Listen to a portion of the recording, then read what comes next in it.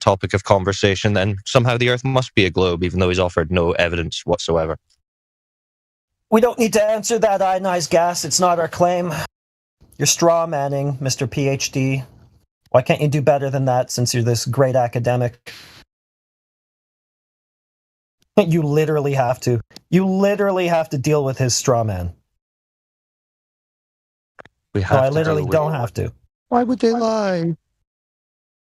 I literally only have to point out that the claim is false.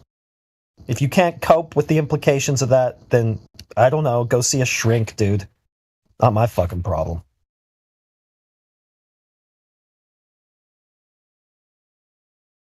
So the Earth measures flat, but if you can't tell him why someone would lie to him, then it's actually curved.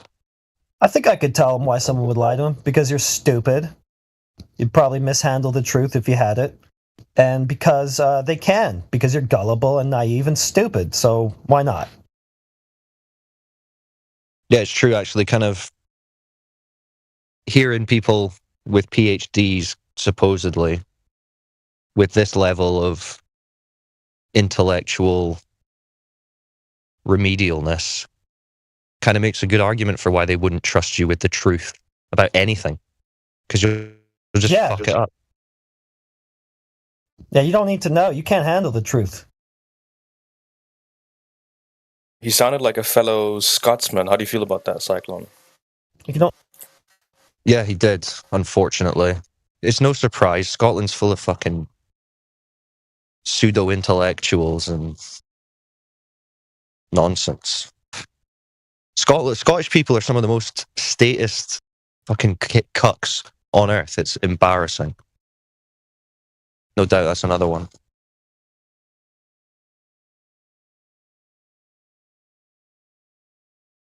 It's a massive irony given the country's history, but the system's done a good job.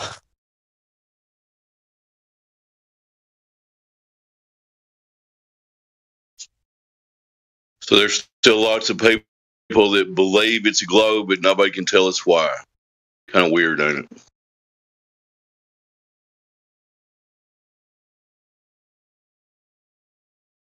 See, this is how he exposed himself as like being more interested in the sociological drama side of it. Like, who's lied to me? How dare they? Like, you need to think bigger, bro. This isn't about you being lied to, specifically. It's about the nature of the Earth and what you can prove it to be. You can deal with who might have lied to you afterwards. You haven't even got to that point. It's a sign of another intellectual immaturity on your part. You're not even thinking logically about how you would answer this question. Appealing to incredulity is a logical fallacy. So,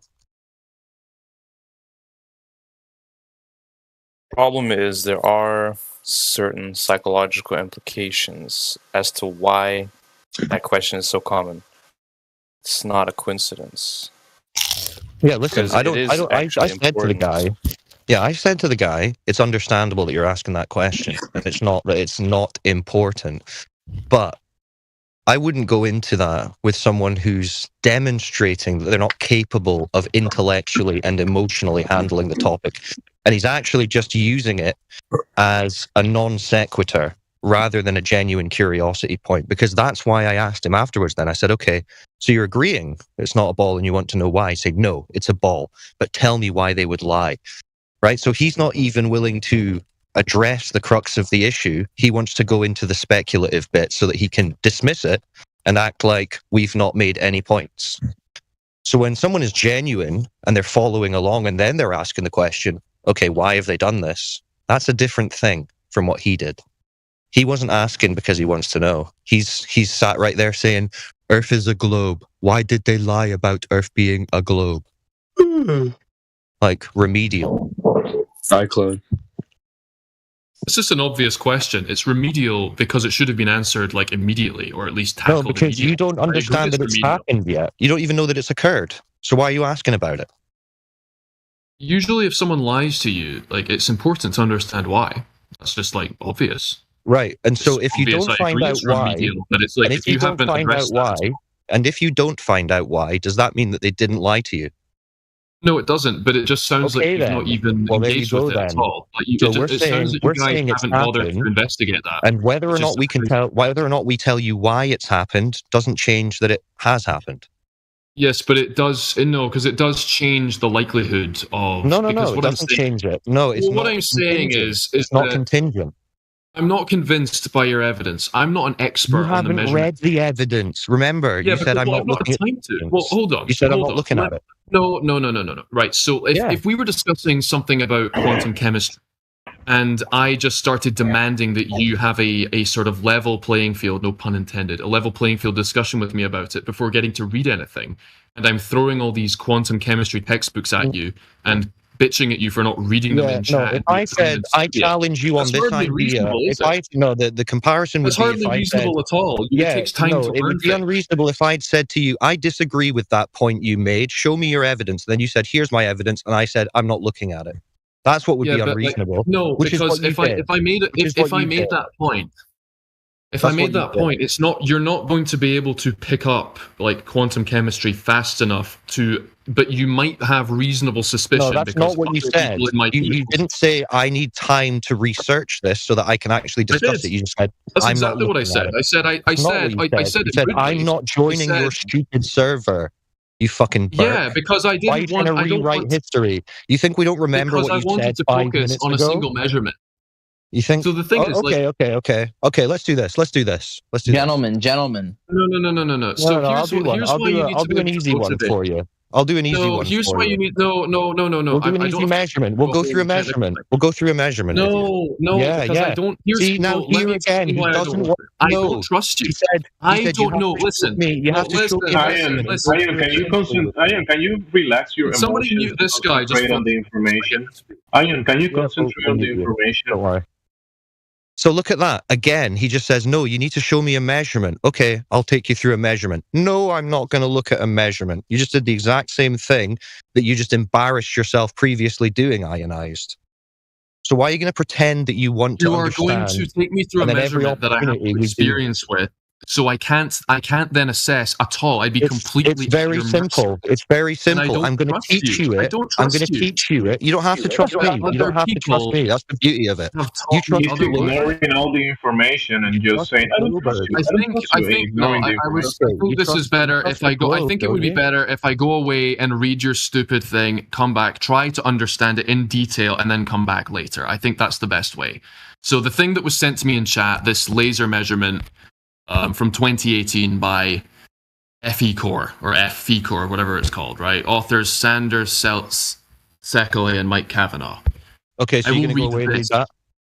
Read this and come back another time. There's no point, because otherwise one of us is going to gish gallop between different measurements. Because I saw we could very simply explain to you the claimed geometric horizon of the globe, and then demonstrate how that's false observably in about 5-10 minutes. But if that's too much for you, you're not ready. It's because I don't trust you. No, I don't trust you. You're a biased source. I wouldn't trust you. Why are you asking us? Because I don't. Because if you take me through it in 5 or 10 minutes, I will only be able to follow what you're saying. I won't have the ability to understand and motivate each thing myself as it goes. And since we're in such a contentious position, that is necessary. This is when you come up with excuses.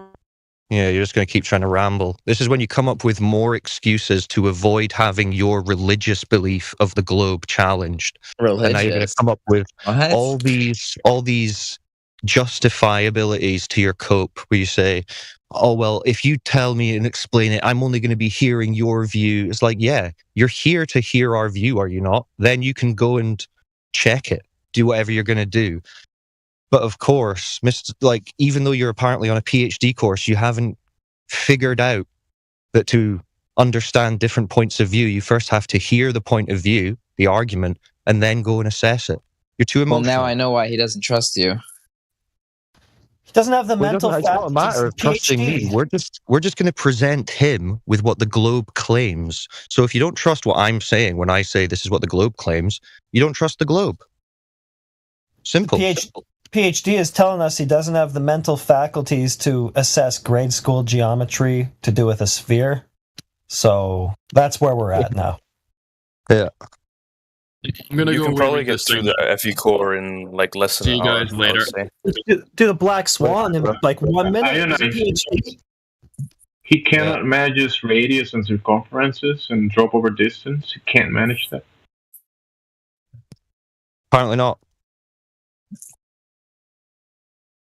So why did you? How could you see that the guy didn't trust me? What did I say that was untrustworthy exactly?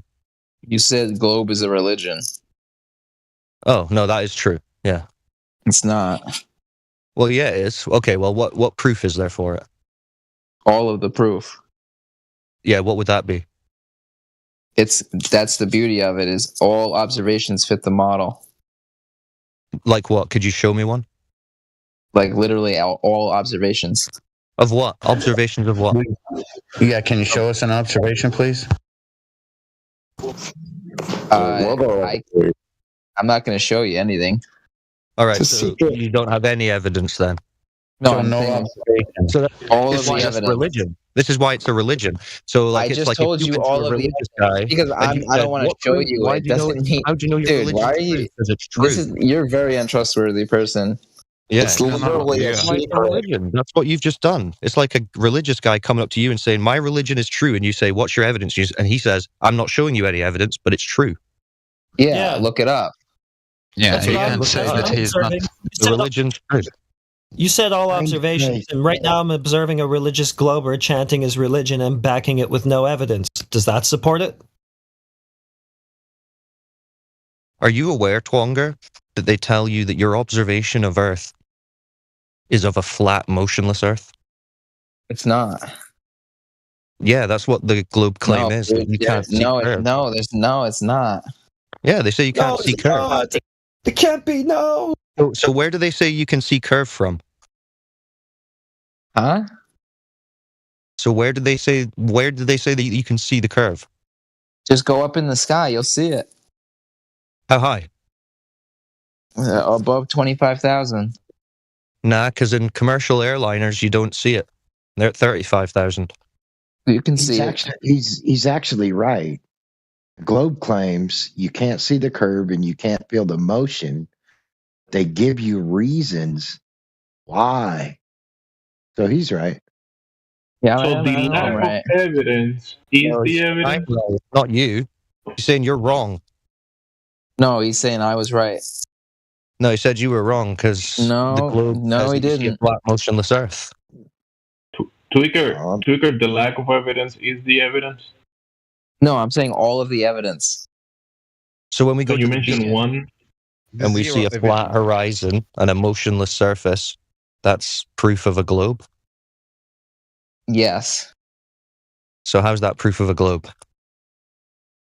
Because it's a big globe. So it's so big that you can't see curve. Right. Right? And it moves in such a way that you don't have any detection of movement. Do you have any detection of movement when you're in a car? Yes. No, you don't. Yes, you do. You don't feel your... No, you don't. So when you're in a car driving, you're not aware that you're in a car. People. You're not, only if you're accelerating or decelerating. Otherwise, you don't feel yourself going 60 on a highway, brother. Sorry, you don't. Have you ever been in a car? You're in a car when you're on a car. Have you ever driven? Do you have a driver's license, Tweaker? Do you have a driver's license? I sure do, buddy. Are you old enough to please don't drive if you don't feel the car moving. Now that I know you have a driver's license, I'm gonna be worried when I'm driving around. Hopefully, you're not around me driving. I'm worried that you feel yourself going 60 miles an hour when you're sitting in an airplane. Do you feel yourself when you're sitting in an airplane? Do you feel yourself going 500 miles an hour? No, you don't. We can tell. No, you don't, buddy. In vehicles. Yeah, you can tell. No, you can't. Sorry. All right, so let me ask you. Let me ask you, hey, Twonga, when you get pulled over for speeding, do you tell the cop you weren't moving? I never said you're not moving. I said, do you feel it, dumbass? Yeah, say, hey, I didn't feel it moving, so I must not have been speeding. That's why you have a speedometer, retard. So you're doing moving. Hold on, guys. When you're going 65 mile an hour, what is that a reference to? Hang on, gentlemen. Hang on, let me get in here. Is that supposed to be a gotcha? Get closer to your mic, Mick. Will do. Gentlemen, there's a very important distinction to be made here. Twonger made a point that we ought to dissect. Okay, when you're accelerating, you feel the motion of accelerating, decelerating, but when you're at a constant speed, you don't feel that because you're fixed. But here's the issue: when you're speaking in linear terms, okay, that's a little bit more palatable for most people. But what he doesn't seem to realize is, on a rotating sphere, okay, that's rotating constantly, technically speaking, that is constant acceleration. It's a constant rotation. No, it's not. Yes, it is, sir. Look no, it it's up. not. No, it's not. Yes, it is. You're just a moron. It is constant linear acceleration. I don't think he's going to get any of this. I mean, I might be wrong. Someone just posted it in the chat. I still think check it out. He's wrong here. Well, let me ask him, Twonger. So you're saying, 65, hold on. When you're going 65 mile an hour, you do feel it, even at a constant 65. Yeah, of course, guys. Let's No, you don't. No, you don't. Hold the car analogy. Twonger doesn't know when he's in a car. That's fine. That's okay. That's just Twonger's experience of life. He doesn't know when he's in a car. Okay, fine. So, Twonger, are you saying that the evidence that the Earth is moving is that we can't detect Earth moving? No, that's not what I said. Okay, so what is the evidence that it's moving?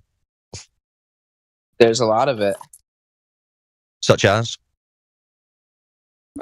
Such as the day and night, buddy. What about it? Get wrecked. Day and night proves it's moving. Shut her down, boys. Hold on. So how does that tell you that the Earth the ground is moving?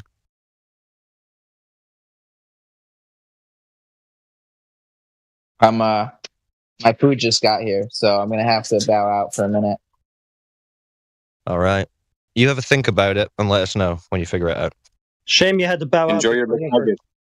No longer. Based on your logic, you made it to the food. The food didn't make it to you. Guys, his McNuggets arrived. It's a shame you had to bow out. He made it. Got around to that globe proof. Let him ponder on it over his McNuggets. Come on. His house made it to the delivery guy. So here's my point. When you're going 60 mile an hour, it's reference to zero, motionless. Their claim is motionless is motion. Right? That's their claim. I don't think they know what their claim is at this point. What road have you ever drove on? You couldn't tell he was in motion. Is there a road that's that smooth? Well, this is what it always comes down to. I mean, the Globers have to delve into absurdity and pretend that they don't know that they're in vehicles to try and make an argument for the globe. You would have to have a perfectly smooth, flat road in order to not be able to tell you're in movement. But there's no such road, so that claim is out the window. Plus, the 65 mile an hour is referenced. Honestly, it's so ridiculous that it doesn't. I mean, trying to compare being on the outside of a spinning ball to being in the inside of a car moving linearly at a constant velocity is just so absurd. It doesn't even merit addressing. You can hear it, you can feel it, you know. So if you're in the car and you don't feel the movement, how is the car feeling the movement and telling you the speed with the speedometer? So if that's the case, when you're in zero, when the speedometer says zero, you're not moving. But when it says more than zero, what does that mean? So you're standing on the road and you watch the car go by 65 mile an hour. Dude standing on the road is motionless. The guy in the car is in motion. Or the guy standing at the side of the road is in motion and the car is still. Big brain. So where is the speedometer for the Earth that tells you that the Earth is going at certain speeds? Because if the car has the speedometer, why doesn't the Earth has a speedometer? Because then you'd be going the 1,047 mile an hour plus 65. Come on, man, that's fucking outrageous. Yeah, I want to get back to Alpaca if he's still here. Alpaca, you still with us? Oh yeah, I'm here. Did you just listen to all of that? I was away for a bit, but so probably not. But I'm here now. Would you be able to point out any of the globe proofs that were presented?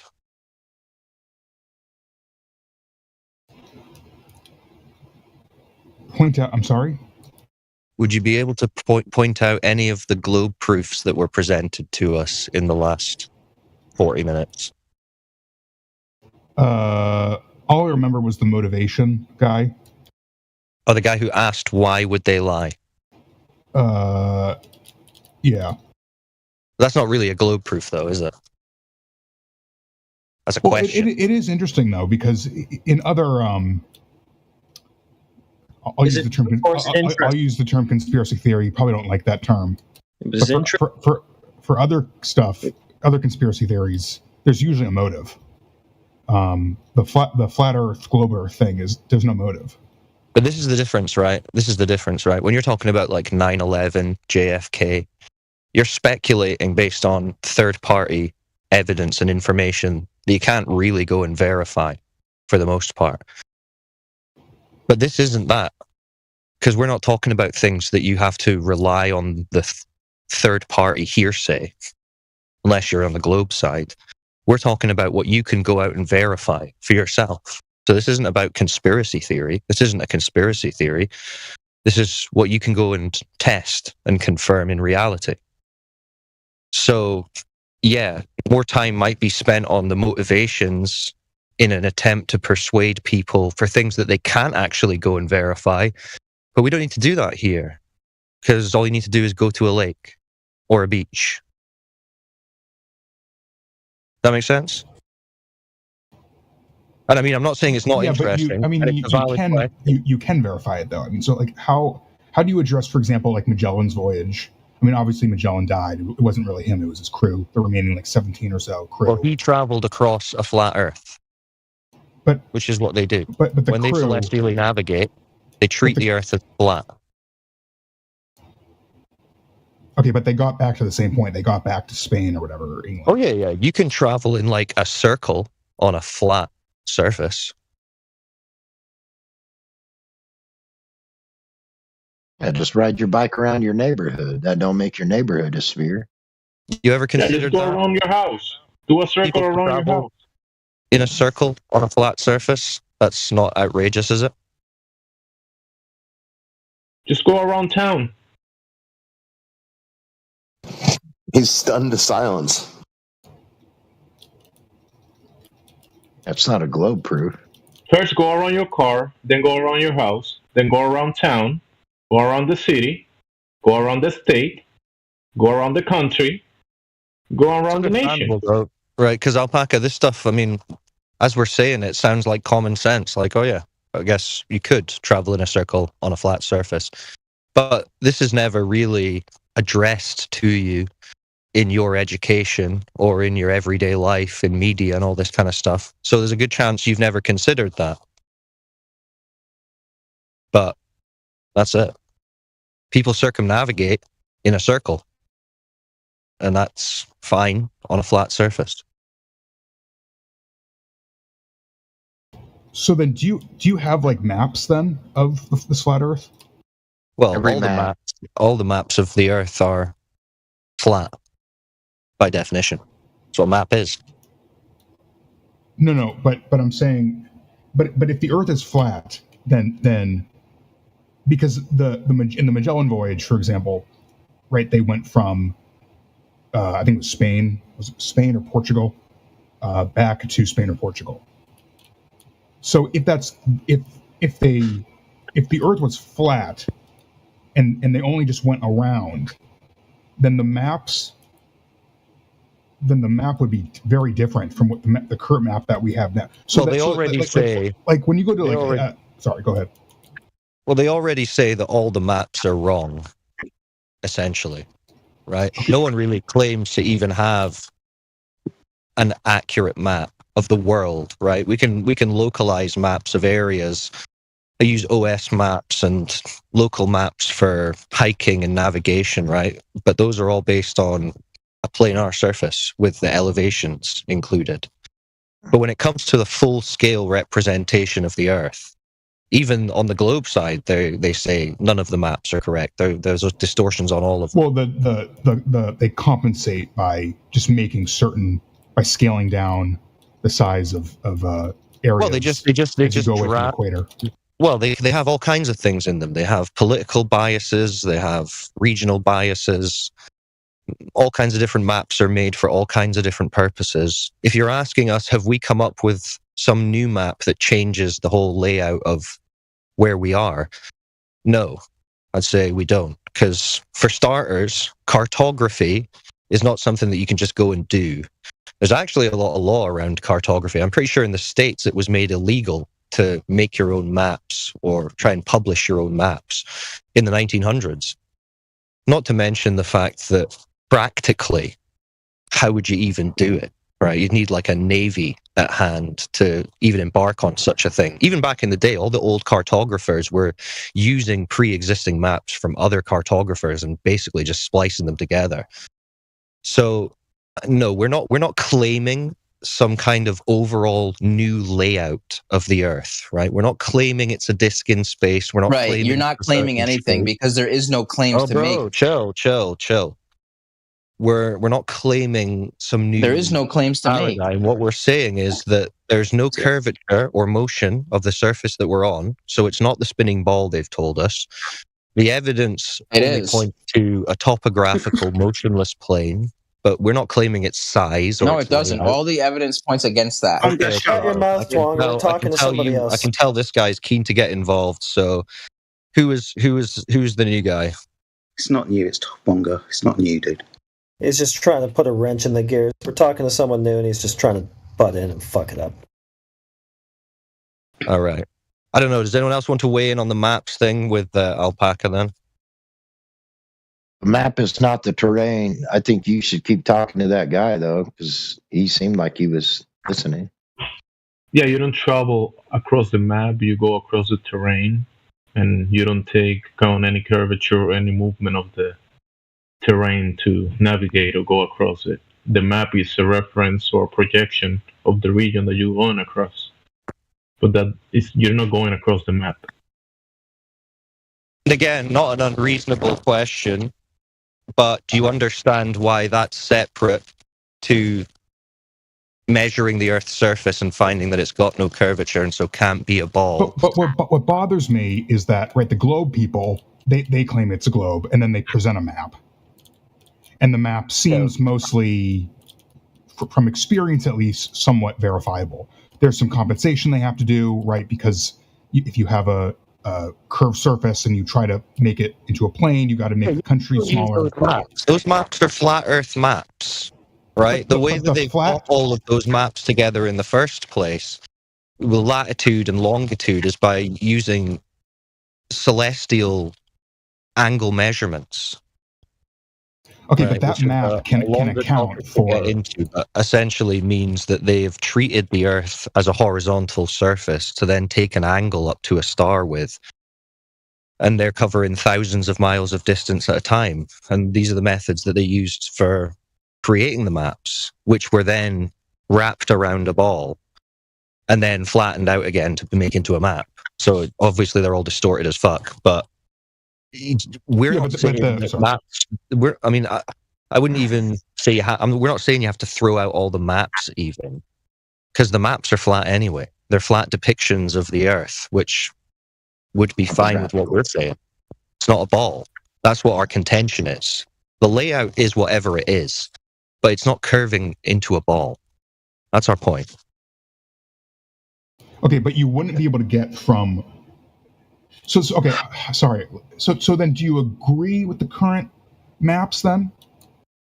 No, they're all not necessarily. Listen, during the operations of the South, the explorers on Operation Deep Freeze, they had to not go by the maps. They have to go by landmarks and the terrain. They said we had to use the simplicity of the terrain because the mapping that they had, it didn't add up. Even though they had the globe, right? But that didn't add it up to the terrain. So they had to go by terrain and landmarks, not by the maps. Because it doesn't add up on the south region. This is the thing you need to adjust your thinking. This is where a lot of people struggle because we're taught to think about the Earth in these model map type concepts. What you need to do is bring yourself back to reality. Start looking at the world through what we actually experience and observe, and not as a concept that's been presented to us. This is an adjustment that you need to make to really understand this whole topic.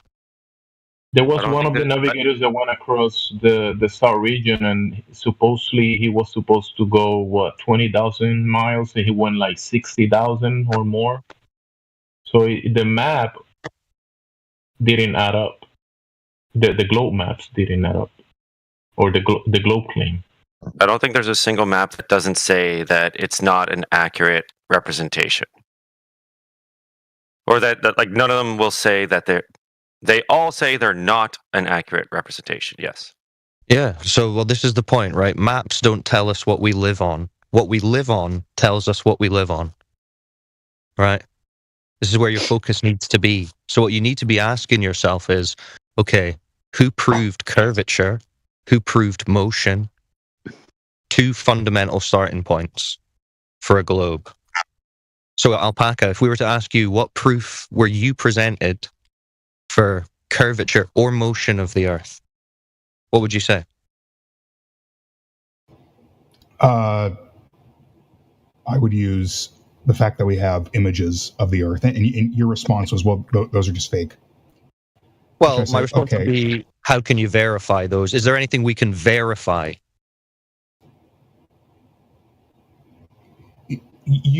So the example that I used was we can verify it by, getting a ship or getting a plane and going from one country or one city, and then going left, keep going, and then getting back to our. Why didn't you listen to the first answer? But then you said that, well, it's like driving around a house. But then if that was the case, you would have a map. You would have something to show that's the case with, say, Portugal. All the charts they use, they're flat charts. So yeah, they would use navigation charts. No curvature in those. And what were you saying before? But you can't even give me any representation. The planes and the ships. The planes and the ships all treat the Earth as flat and motionless. So they can't tell us that the Earth is a ball. That's because they treat it as flat and motionless. No, they don't. So that's actually incorrect. No, because planes when they fly, they take they don't take a straight path. They take a curved path because it's faster. So you hold on. Are they called airplanes or air planets, bro? They travel over a flat plane. No. We're not doing that. Listen, do the planes when they're flying? Are you saying they dip their nose down to account for curvature? No, I'm saying that when they fly, like when you fly, say from New York City to Paris, they don't fly straight. They fly curved because that is a shorter distance and it saves on fuel. No. See, this is what you've been told, and you might have been shown some projections of a curve. How is a curved distance faster than a straight line? Because on a sphere, a curved distance is shorter. They would have to be dipping their nose then, but they don't. You understand that they're traversing curvature, a rate of deviation from horizontal. So what Cyclone's saying is the aircraft would have to negotiate that curvature by putting its nose downwards for the rate of change of the false horizon that is keeping with the original horizon through the gyroscope. The flight of the aircraft would need to negotiate curvature by pitching the nose down, and it doesn't. Aircrafts fly horizontal, maintaining a parallel with the land below. No curvature is negotiated. No curvature is negotiated by any aircraft. If you'd like, I can give you the pitch data from a recent aircraft flight. We can look for it. They actually have their nose pitched up slightly. between 1 and 3 degrees above a horizontal. Yeah, I think you guys are misunderstood. Here it is. Okay. Let me. You're without internet service. You're at a gas station. They're selling you a folded up piece of paper that's a map or a globe. Which one do you buy? So in the side chat, I have a map. I think it's a flight from somewhere in Canada to looks like somewhere in Poland. Sorry. And the curve. Before you carry on, is that the real size of Greenland? It's scaled down a little bit. No, that's super huge. That's from a Mercator projection where the north and south above the equator are distorted. It might also help you to understand that aircraft fly through corridors that are announced every morning. They change their path daily depending on different weather conditions. So they fly through corridors. There's 6 between the northern United States and Europe. Now back to the aircraft, it's not negotiating curvature. It flies horizontally. It doesn't pitch down. Yeah, so that's just a cartoon representation wrapped around a ball and then flattened out. So that's not actually telling you what the plane is traversing any curvature. But if it was flat, the shortest path would just be straight from this place in Canada to this place in Poland, right? Because you would want to do that. These companies would be heavily incentivized to do that because it saves on fuel, and fuel's expensive. Yeah, but because it's curved, they on this map, on this square map, it's curved. Yeah, awesome. Well, this is a representation of that. The aircraft, you didn't seem to understand the point. The aircraft doesn't negotiate curvature, a rate of slope from a horizontal. Aircraft don't do that. They fly horizontally, don't they? They fly horizontally. I think we're talking about different dimensions. They fly horizontally. Yes. But they're moving So the Z, I guess, the Z position is the same, but they're moving X and Y, not just X. Does that make sense? Yeah, I understand, but there's no negotiation for a curvature, a deviation from horizontal with distance. So what I'm saying, the aircraft has got to be flying over a ball, which if you were to project a horizontal line out from the aircraft, you notice that the surface of the Earth would increase with distance because it's curving. The aircraft doesn't negotiate that curvature, doesn't fly over or around a ball. If it did so, it'd have to change its pitch. It doesn't. Yeah, according to the data, these things would be flying off into space if they were on a globe, because they're not pitching down.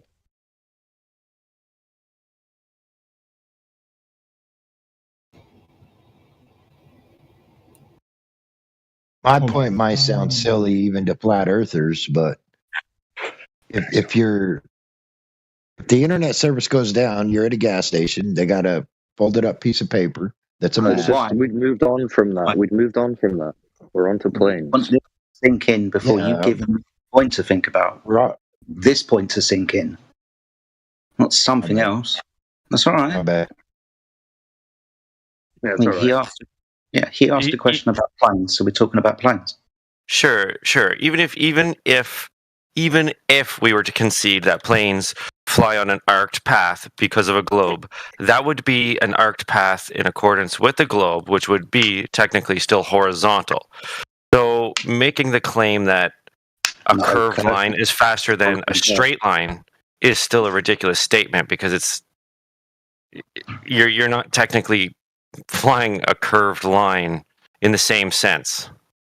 Well, you can't be flying a horizontal and a curved line. That's just a contradiction. So I just it's just not fair to say that a curved line would be, say, shorter than a straight line going to the same location from A to B. Well, it would have to be longer. This is why I said that when you start trying to get into it on a conceptual, entire level that you can't perceive, or a model or a map, you're not going to be dealing with reality. We're trying to deal with reality, empirical, what we can observe, measure, test. That's where we need to stick. Sorry, I just got hung up on it. My bad. No, it's all right. It's all right. But the question was what we can verify to show that we live on this ball. And the gentleman brought up planes. But you can verify that though, right? You can have two planes. One plane goes in a straight line. The other plane goes in a curved path, right? No, but you can't verify the curvature, which is what we verified. Can't go a curved path. That's what Jedi was saying. So the pitch of the nose, but if a person going, hold on, pitch of the nose of the plane is anywhere from 1 to 3 degrees pitched up from horizontal. Once the nose pitches down from horizontal, you no longer have lift. You're starting to fall. The reason why you'd have to claim that the aircraft are tidally locked. No, and either way, what we said in the beginning that we're trying to verify is the curvature of the Earth. And we've already established that pilots are not treating the Earth as curved. So that's not a verification of it. I did check that. They do. They do. They have to adjust their altitude. I just looked this up. They have to adjust who did you check this with? Who did you check this with? I found one article from USA Today, and they talk to pilots, and the pilots have to adjust. Okay, let's see it. I'll tell you what, I'll post the pitch data, and you can circle where it adjusts. Give me a second. Show us here's the article, and they talk to pilots. Did you say USA Today? This is from the FAA. This is regarding a crashed aeroplane, so the pitch data over a 2-hour flight. It's like 2,000 miles of distance. 1,000 miles of distance. So you see the pitch data there. The aircraft isn't changing its pitch to negotiate curvature, which will be displayed in the constant movement of the false horizon, the 3 that's in the cockpit, which is controlled by the gyroscope.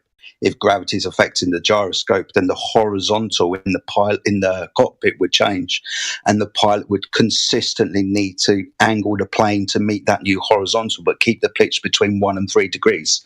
That pitch change is not recorded, so there's no negotiation for the rate of curvature over distance. You'd have to negotiate that faster if you were traveling a faster airplane, say traveling Mach 1, 2, or 3.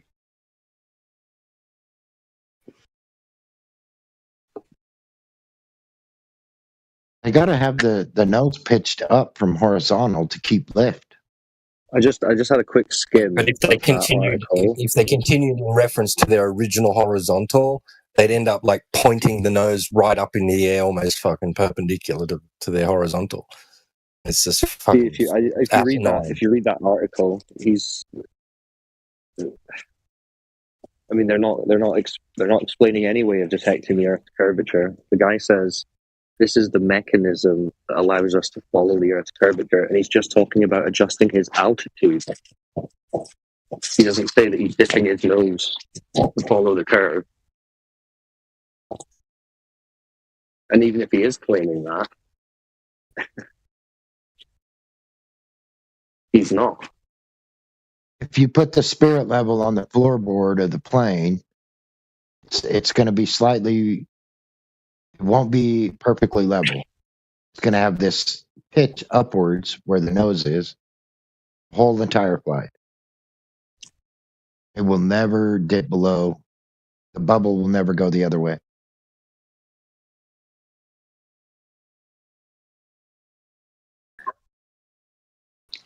Have you got anything from a flight that's how they manual lift that says they do this?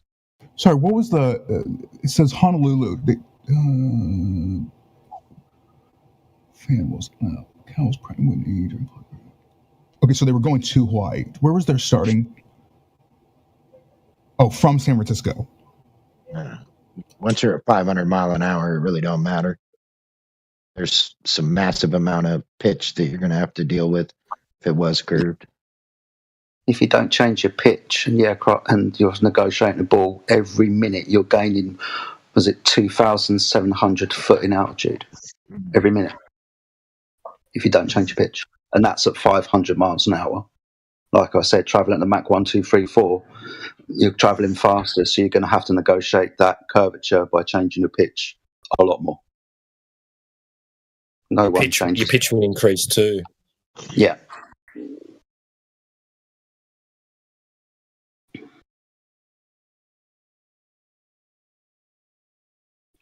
You have to remember how aircrafts fly as well. So, like we're talking about, the pitch of the aircraft is up by 1, 2, 3 degrees. Now, what are we saying? Are we going to say that gravity is going to sort that out? Well, gravity will have to push the nose down and lift the back of it up. That's not happening. Aircraft fly horizontally, maintaining a parallel with the sea level below at altitude. Flight simulators and pilots are all trained to treat the Earth as if it's flat and motionless. So I'm looking at this flight log, and they do adjust their pitch. What's the purpose of the blue area? Is that just to show that the pitch is constant? Because after that blue area, it goes down. There's a jump down, and then it's probably crash. Kind of flat, and then they have to go up for some reason. It's a crashed and then it's back down. Yeah, it's a crashed aeroplane. So this was a report into an aircraft that crashed or went missing. Oh, okay. That makes sense. All right. So where's the curve? The age-old question. It'll shut us all up. We'll all go home. Show us the curve. Give us the measurements. We'll all go home.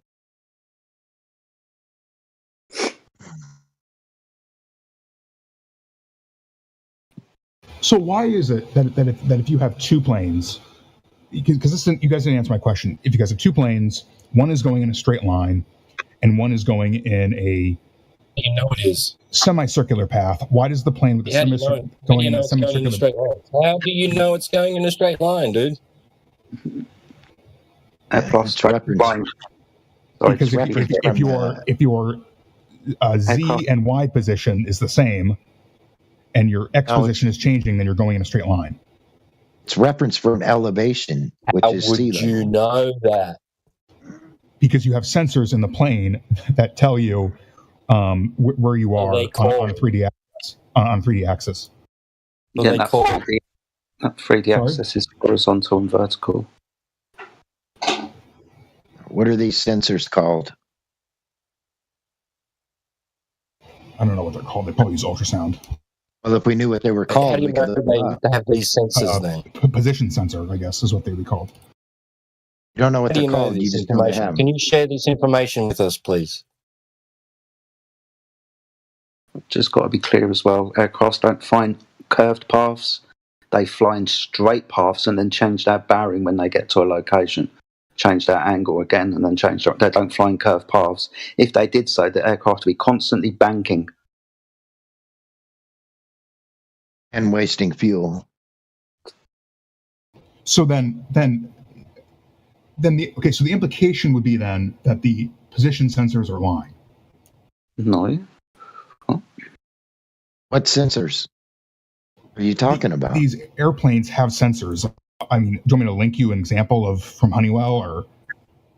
Yes, no, please. No. Please do. As long as they show curvature, yeah.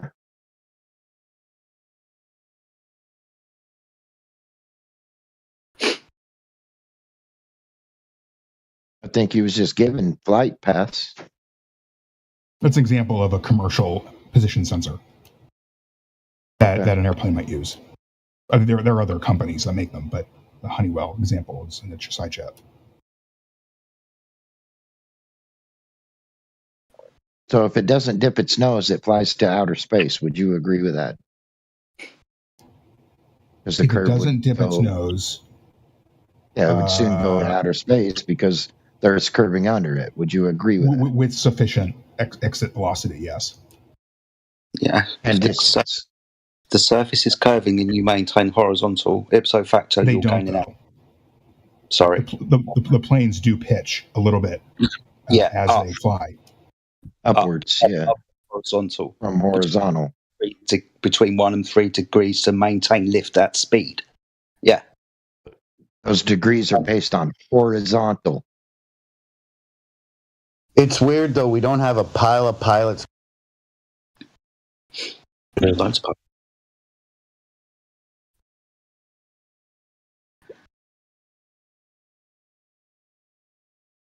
Well, you might get a biased pilot, even if so, that comes in and says, yeah, we negotiate the curve even though they don't.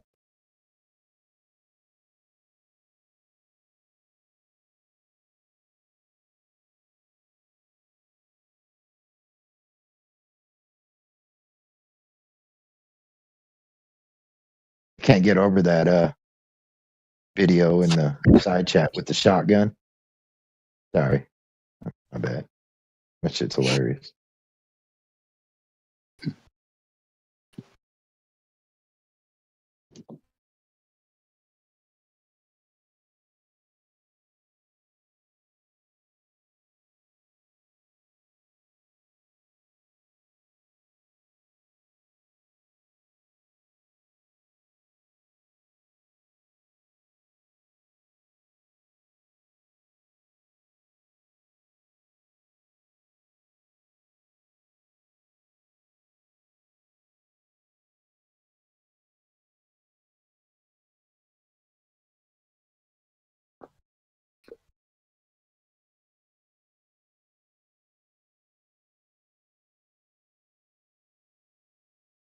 Plane can get in serious trouble if it starts dipping its nose below horizontal.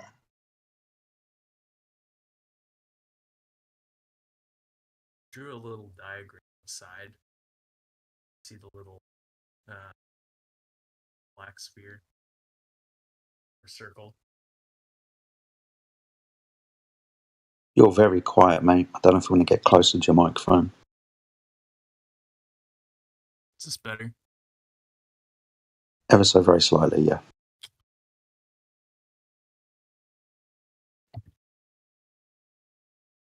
Okay, is this... You guys able to hear me? 100% better, thank you. Okay.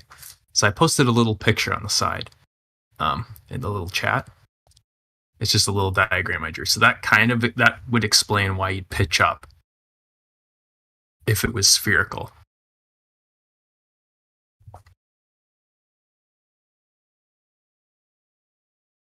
If it was spherical and you pitch up, you're going to fly into outer space.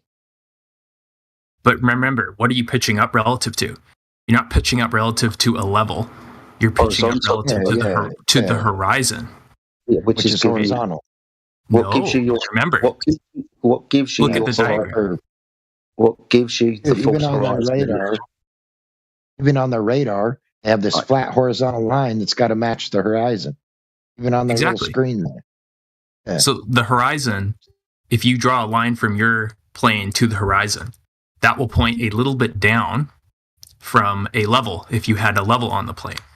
You do. That's what the gyroscope's for. It gives you false horizon. So you're saying that even at 35,000 feet, the horizon is still horizontal. That's what you're admitting that, right? It's not curved. There's no curve left or right, nor in front of you. No. It's not left or right. It's horizontal. Or in front of you. They're treating it as it's horizontal. The three gyroscopes in the IRS system. The three gyroscopes in the IRS system are spun up and started when the aircraft is on the floor. So it's maintaining that's how it gets its horizontal reference. It then uses that horizontal reference to fly horizontally. If we're going to say that the false horizon changes because of the gyroscope affected by gravity, then the aircraft pilot would have to change the pitch of the aircraft to meet that new horizontal constantly. If the aircraft's flying on a tangent. And we're just talking about commercial planes. We're not even talking about like Mach 4. Problems get worse when you're traveling faster than the speed of sound.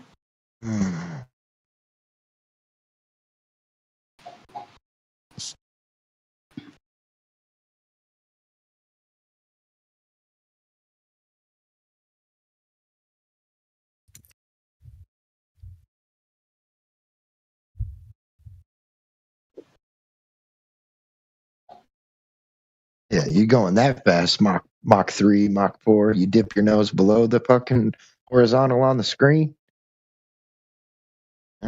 Better be a good fucking pilot. But did you look at the diagram though? Yeah. They do it. Blue Angels and shit, they do it. But according to the diagram, in order to not fly, like basically, you will point the aircraft below level as if you had one of those little air bubble levels on the plane. Yeah. But you'll point it above the horizon. It'll constantly be on one side of the level above. It'll never go to the other side. Yeah. The nose side. It'll never go to the nose side. But that's the question, right? Their instrumentation doesn't have a little bubble level. That's a gyroscope. The gyroscope maintains rigidity in space. It's what gives you your IRS horizontal reference, the false horizon in the cockpit. The gyroscope. Yeah. I would admit they fly. I would admit they fly better with the gyroscope, but they also flew before the gyroscope.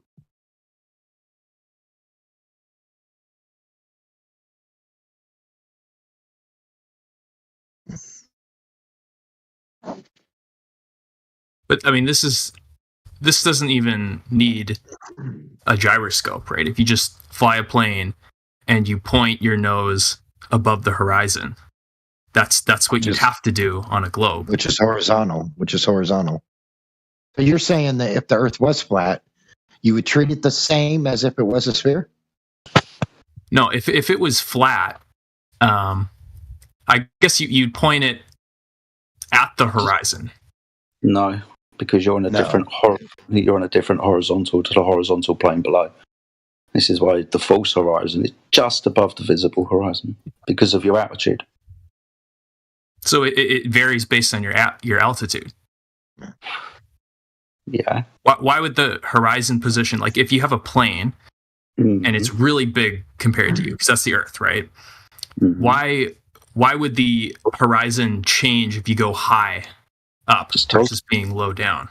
If you changed your angle, you can see further across the surface, so your horizon extends. It's just the angle that you're at. Horizontal don't change. Just the amount that you can see changes.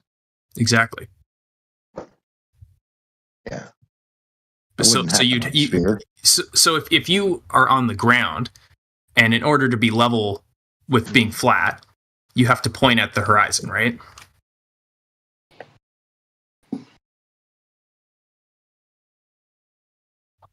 Just answer me this and I'll mute. If the Earth was flat, would you fly across it the same as if it was a sphere? Do you mean like pointing my aircraft, or do you mean like planning my route? Do you think it would consist of two different ways of flying across it? Well, certainly I'd plan the route differently. Fly this way. If the Earth was a sphere, you'd fly this way. Or are you saying that it wouldn't matter? You'd fly the same way? No, you'd have to fly differently. Okay, thank you. But you wouldn't point below the horizon on a globe. You'd have to point above the horizon. Oh, no, you would always point the horizon, because if we're going to take your scenario that the Earth is a ball, the false horizon in the cockpit is controlled by the gyroscope, and gravity affects the gyroscope, that means that the horizon indicator is always going to constantly be changing. You wouldn't have to dip below the horizon. You'd have to correct continually to be 1, 2, 3 degrees above that horizontal, because that horizontal with distance keeps changing. No one's saying you have to point down below the horizon, because your pitch of the aircraft is important, 1 to 2 to 3 degrees above that horizontal. If that horizontal keeps changing, but you don't change your pitch is going to increase. You would have to correct to maintain the pitch of 1, 2, 3 degrees above the horizontal, something a pilot never does. But in that diagram that I drew, the point of that diagram is to show that in order to stay at the same altitude, you would have to point a little bit above the horizon and not change it. So you wouldn't change your pitch as you're flying. You just point it a couple degrees above. I don't know exactly how much. I think you're failing to realize that the anywhere from 1 to 3 degrees above horizontal is for lift. That's to keep lift under the plane, so it stays lifted. That's not entirely true.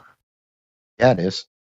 Well, so you could you just design your wings so that you get lift when you point the nose straight, right? You're not looking at the angle of the wings, right? The wings are angled a little bit up. The angle of your wings is what creates the lift. Of course. So you're pushing against the air, right? You get lift. But the wings are not.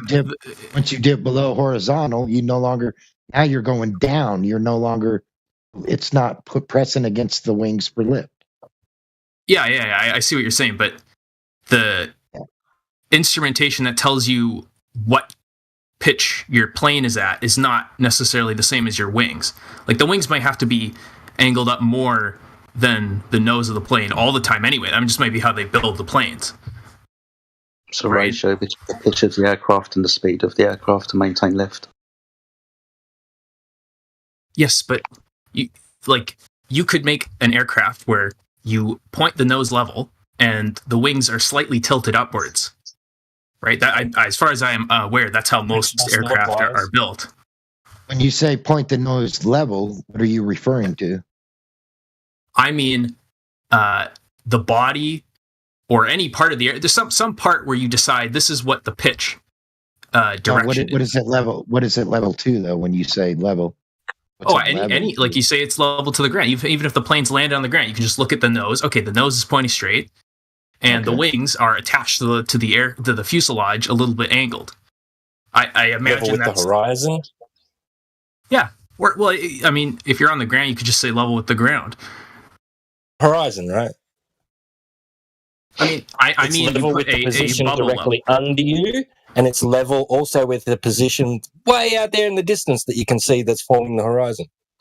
I mean, yeah, if you're like a few meters above the ground, the horizon will be you won't be able to really tell the difference between the level if you have one of those bubble levels. Yeah, it'd be parallel with the horizon, right? Yeah, sure. But you see what I mean, where the wings can be angled up even when you're landed on the ground and the plane is flat. Still, same principle as what Jedi's been talking about still applies. I'm not following. You'd still have to. So if they design an aircraft where the wings accounted for the pitch needed in order to maintain lift, right? Your nose was just pointed horizontally, right? The fuselage, the whole plane's basically just pointed horizontally while it's flying. Is it like it's moving into the distance, right? It's now going to have pitch, new horizontal that it's going to have to adjust for. While you're trying to defend that the plane's going over a curve, even you are using terms of level and flat. So when I say level, I mean one of those bubble levelers where you are basically pointing a line straight down to the center of the earth or just straight down to the ground, where if you went to the ground and you put one of those like right angle meters, you'll just point directly from the ground up to the plane. Right? That's what the level shows you. Right. But so the horizon, when you're traversing over a spherical Earth, you're going to use terms that are consistent of level and flat. Was the last few words he said? That's what you said. You said the plane, even on a curve, would be level. The plane would be flat. So defending the curve, you're using terms level and flat. I'm just, it might sound silly, but I don't get why you would use such terms. Well, if it's going over a curve. If you're on a sphere, if you take so if you're on a sphere and you take a point that goes from your location to the center of the sphere, that would be, you could call down, right? That's straight down. Right. And then what's the reference of straight down? To the center of the sphere, between you and the center of the sphere. The center of the sphere? You're looking for a nosedive down to the ground? No, I'm saying that's what straight down is, right? Yep. And then level would be the tangent to that, right? So right angle, right? Okay, so right angle consists of what? 90 degrees.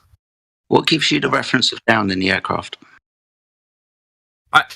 So I'm just defining the terms. I'm saying if you pointed from the center of the aircraft to the center of a sphere, if the Earth was a sphere, that would be down. And then level would be 90 degrees up from that. Yes. That's not what I'm saying. Where do you get the 90 if it's sphere? I'm saying, no, I mean, you know what, like, being tangent to a sphere is, right? Not 90 degrees. Well, it's 90 degrees from the normal of the sphere. From the tangent, if you imagine it's a tangent, yeah. But this is why I brought up the gyroscope.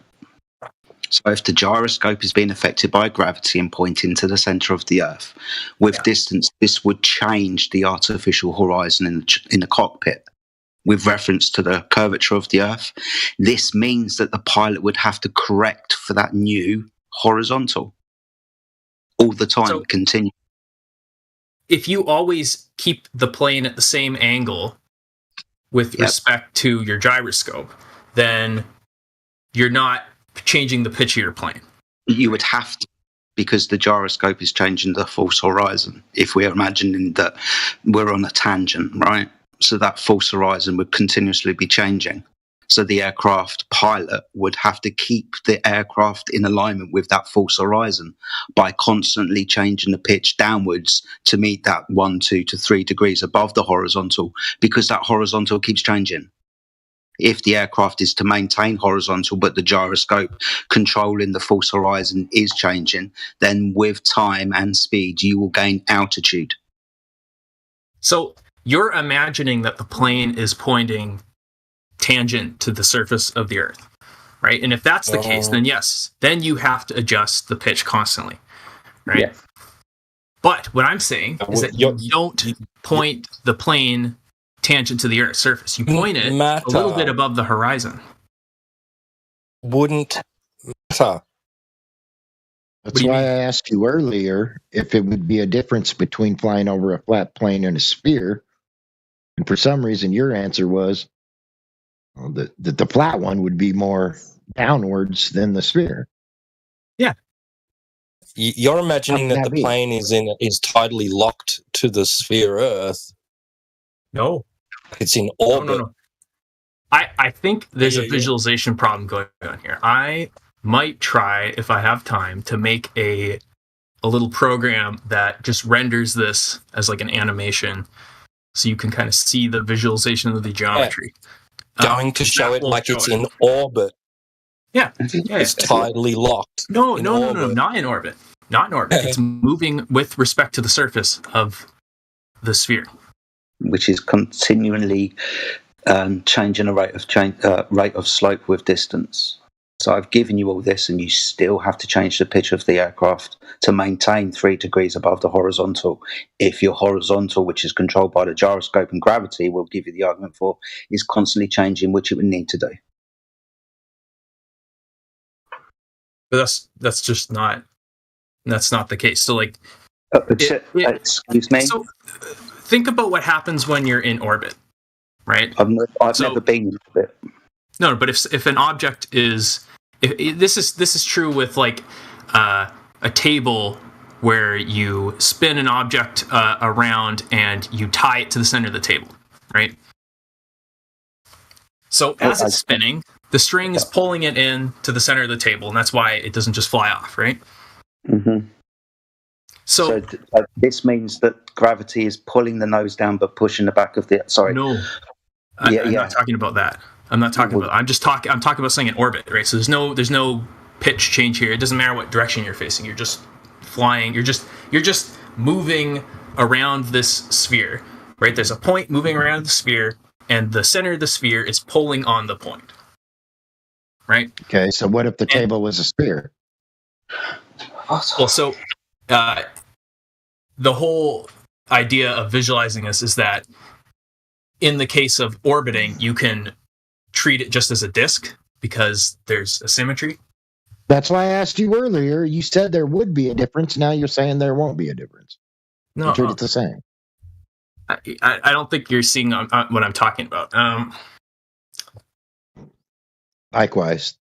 Okay, I'm going to come back maybe in a few weeks if you're still here, and I'll try to have made. We'll be here. A visualization of. Okay, cool. Unless all you globers give up, we'll be here. Yeah, bring a proof of your curvature, please. Well, it's not going to be a proof of curvature. It's going to be a visualization of this geometry that I'm talking about. Well, no, it needs to be proof of curvature or motion, one of the two. Visualization as in imaginary, or? I mean, like, I think you're misunderstanding the geometry here. Well, we can visualize things imaginary. I'm just making sure it wouldn't be imaginary. Yeah, no, it'll be a visual thing, but it's not like measurements of the Earth. There's nothing like that. It's just showing how an object would move around a sphere. Yeah, we've seen it, man. But go ahead. Like, we love a good cartoon. It's not going to be a cartoon. It'll be accurate if you plugged in the right numbers, right? Like just tell me, right? Just tell me. When an aircraft is flying level, right? It's pitched up a little bit, right? But it's flying. Sure. It's not changing altitude. Just flying along. Its orientation to horizontal changing. So the key is when you say orientation towards horizontal, are you talking about to the tangent of the surface? Or are you talking about what horizontal is? I'm just talking about what horizontal is. In relation to horizontal, how about this? In relation to horizontal and vertical, is the plane's orientation changing? No. Welcome to Flat Earth. But it's not. Because, like, if you look at a sphere, the horizon point is not. It's not at the same angle. Okay. So horizontal changes constantly on your sphere? No. Is changing or it isn't changing? It's exactly the same, but what I'm saying is that you've got the same horizontal as when you first started before you took off. It's still the same horizontal, or it's a different horizontal now? If you go higher, the higher you go up, the further. I'm talking about the further you go. The further you go. The distance. No, the further you go, you could just keep going around and around and around. It would be exactly the same. Right. It's the same horizontal that you used as reference to begin with before you took off. Now the same horizontal, or parallel with that horizontal, 1,000 miles into the distance. Is it? So, on a globe, do you think that the tangent to the surface is the same at the same angle? So as it changes then. So it changes. If you go higher, of course. Like if you look at that diagram. So the orientation. You're saying the orientation has changed. Well, if you change altitude, of course. To your original horizontal, right? You're saying your position relative to your original horizontal is now different. So relative to a new horizontal and a new vertical. So if you're on a sphere and you go really far away from the sphere, like really, really ridiculously far away, eventually to the point where it's just a little dot, and you can barely see it. I'm just talking about this, right? Okay, it, right? You've got 2 points on your sphere. Both have a tangent plane. You're going to have to draw this out. What so you've got a circle, and you've got 2 dots at different points at different locations on the edge of the circle, and they're both. You're going to draw a tangent plane on to both of them. So you're going to have 2 tangent planes. Are they parallel to one another? So if you look at that diagram, if they're not perfectly at the top and the bottom, if they're not perfectly opposite each other, they're going to be parallel. I'm not entirely sure what the arrangement is. So like if you look at the diagram that I drew, that's I guess kind of far back now. But if you look at that, are you talking? I can't look at whiteboards. I can't access it. With the I'm using. I can't. So do you mean if you're just a point on the surface of the sphere and then a point above that? Oh, somewhere else on the surface of the sphere or the circle, see. Okay, right? I see. And then not opposite each other. Each has a tangent plane drawn to them. Mm-hmm. Those tangent planes parallel, or will they intersect? Well, of course they intersect. Yeah. Right. You're saying that horizontal has changed. You move above or along the surface. Don't feel it, right? It feels like it's still the same, right? It feels like you're still just the same horizontal as you were from your original, I see from what your you're saying. departure point. I see what you're saying. So I guess the point of this is that you're talking about, in the case of, okay, does the plane change its pitch? What you're asking is two different questions. You're asking, one, does it change its pitch relative to the horizon at any given point? And then the other question is, does it have some torque applied to it, right? That rotates it around. Be asking, what's changing it? What's changing it for? What is correcting the plane's orientation relative to horizontal and vertical? Given that as it moves over the surface, it's constantly developing new horizontal and vertical reference planes. So I guess you could do a test with this. If you know somebody who has a hobby plane, you can tell them, I'm going to bring a level with us on the plane, and you can say fly exactly level with this level, and just fly for a while and see if your altitude changes. And if your altitude changes with respect to sea level, then you'll know, oh, we have to be on a sphere. And if it remains exactly the same, then you say, well, it must be flat. What is your level going to do for you? It tells you what the tangent is, right? The level will tell you that you're flying at the tangent. You're saying it's going to naturally just maintain its orientation continuously. But he's going to have to adjust for it, right? Yeah, so what I'm saying is that in order to keep that level flat, you'll find that the pilot, this would be my expectation, you'll find that the pilot has to pitch down a little bit to keep the level flat. But if he wants to just point he would just maintain the same altitude. So, but that's an experiment, right? You'd say don't touch the throttle or somehow fix it so that the you're not changing any direction of any of the aerofoils on the thing. And then if you just fly for like an hour, the level should be exactly the same. But if it's changed and you've gone up in altitude, that would let you distinguish between a sphere and a flat Earth. What would the pilot be doing? Would he just be flying? How would he be flying? He wouldn't be touching the joystick. He'd just lock it in, put it on autopilot. Well, so I don't know how the plane. I don't actually know how the controls work if you just let go. I imagine you'd have to correct it slightly because if there's turbulence or whatever, you don't want to just like fly out of control. But you'd want it to be in a way where you are not changing the rotation of your plane in the up and down. I don't know how you could. I don't know if there's an easy way to lock that in. Right. But. Okay. So you're talking about. Okay. So the pilot, he's got his job to keep the aircraft. Right, he's got to control the aircraft relative to your spirit level. Is the spirit level the little bubble level? Try and keep that. So you got to try and keep that spirit level the whole way, right? My spirit doesn't have a level. It's just all combined. Oh, it's so loud. And cringe.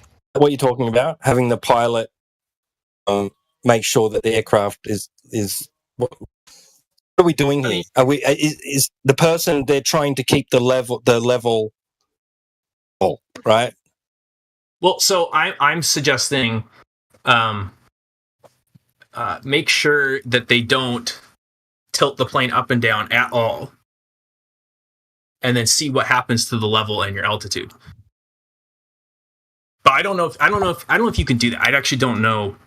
Like in terms of flying, I haven't flown a plane. I have a cousin that flies planes, but I have cousins too. Congratulations. But this, so that could be an experiment. Doesn't seem like experiments too. Too hard to do. But anyway, this is the idea anyway. I guess you could verify. This would be the idea of why you'd have to pitch up on a sphere, right? Relative to the horizon, not relative to your spirit level, but relative to the horizon. Isn't the spirit level kind of based on the horizon?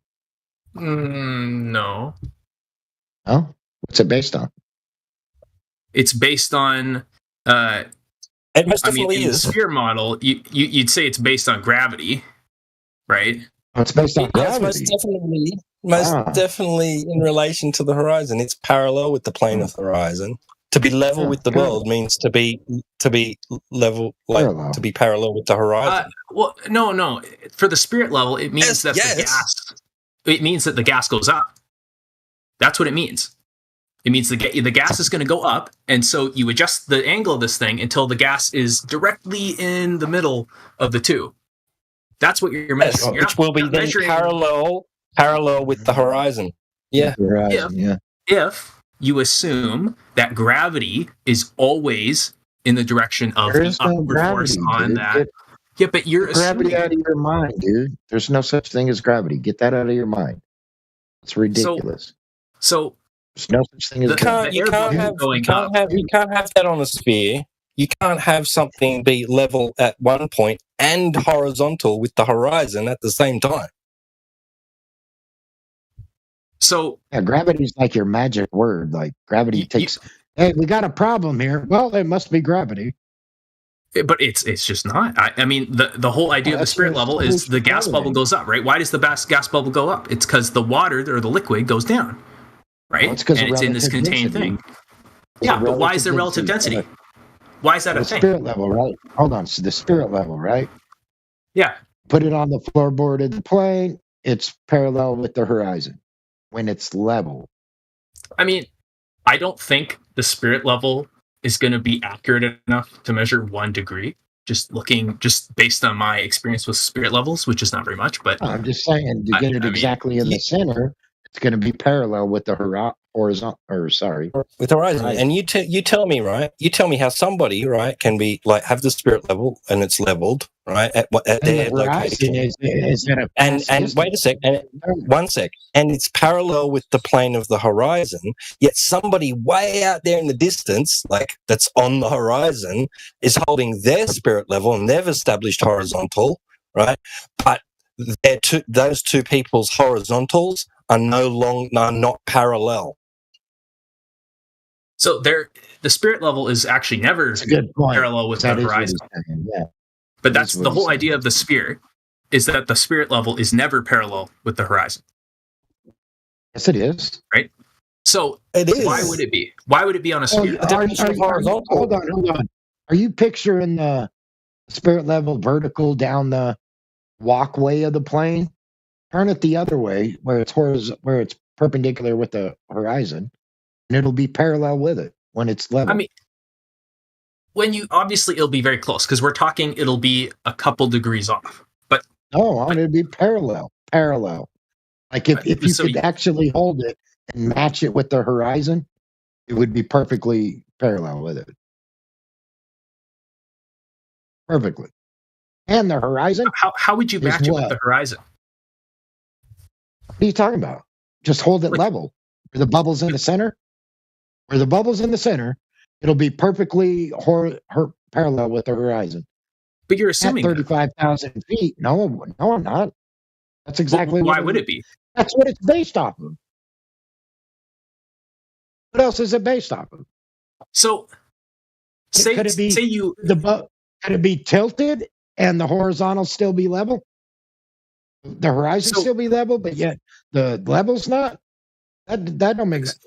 No. Okay, so as like an abstract horizon, in an abstract horizon, the horizon is just a tangent. So you're correct. Like if one of the wings tilted one way to turn, right? Yeah. Of course. Now, and the spirit level strapped to the floor horizontally across the floor, right? It's going to have a different pitch than the horizon. But when the bubble's level and in the center, it's going to be parallel with the horizon. It's about at 35,000 feet. It's about what? 100 miles out there, or the horizon? About. I'm not sure the exact amount, but I see what you mean. So there's, I see. Okay, so you mean, so I'm thinking of it not vertically, but straight forward back from the nose to the tail of the plane. Down the walkway. That's down the walkway. Turn it the other way. Yeah, then it'll be perfectly level. Yeah, with the horizon. Yeah.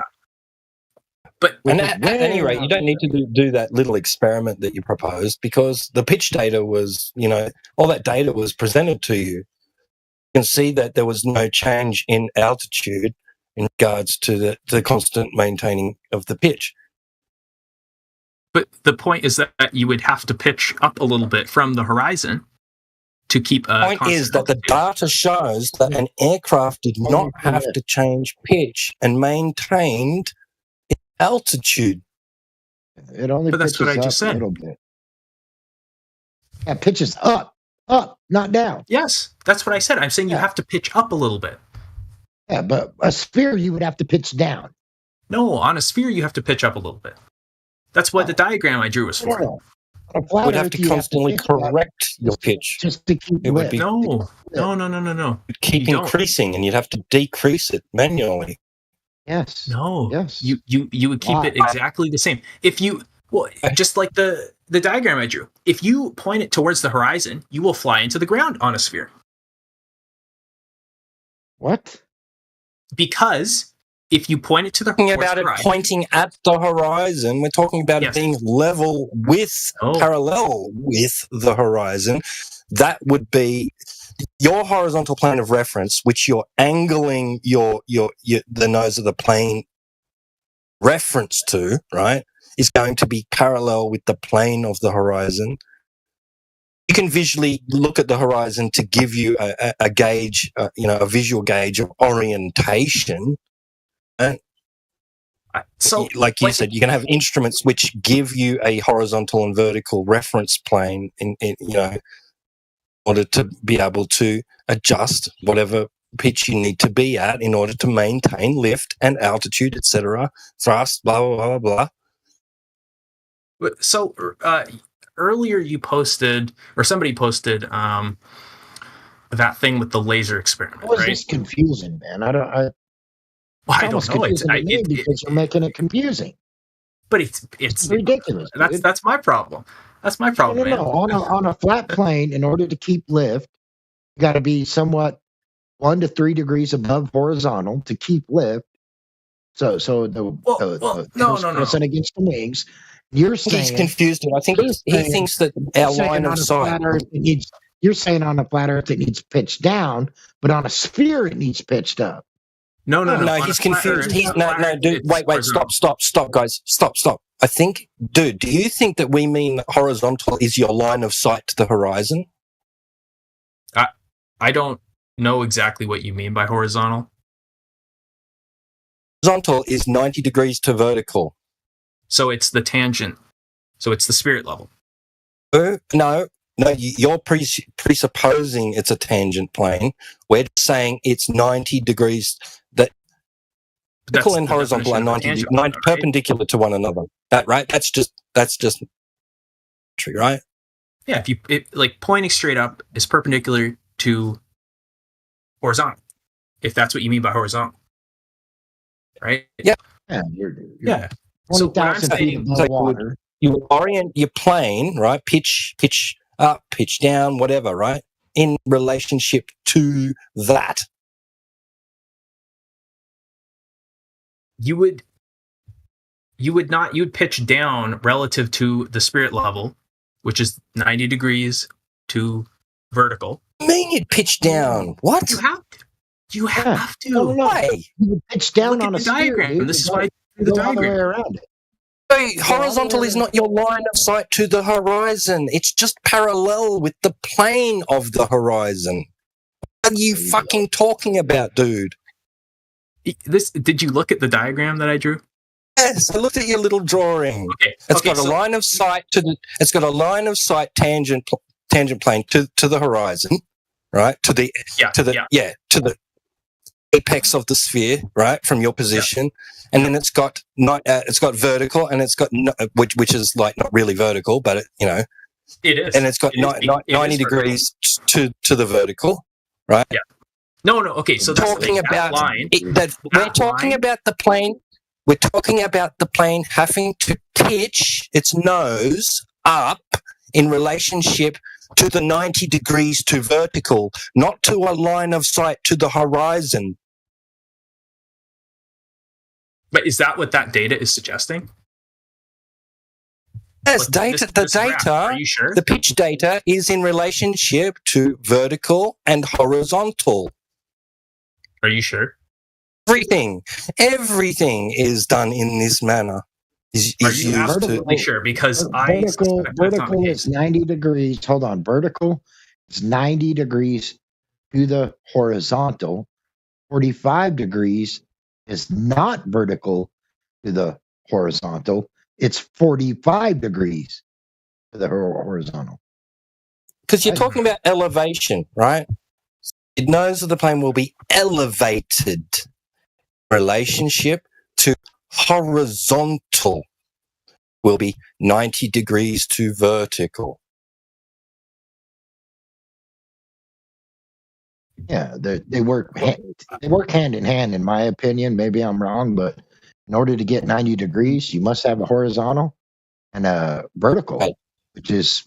Tell me when anything is done, right? When trying to calculate or measure elevation, don't use horizontal and vertical. A lot of people say 45 degrees is vertical because it might be at a slant, but it's going up from the horizontal. Well, that's not true. 90 degrees is vertical, like the plumb bob, from the horizontal. 45 degrees is not vertical. It's 45 degrees from the horizontal.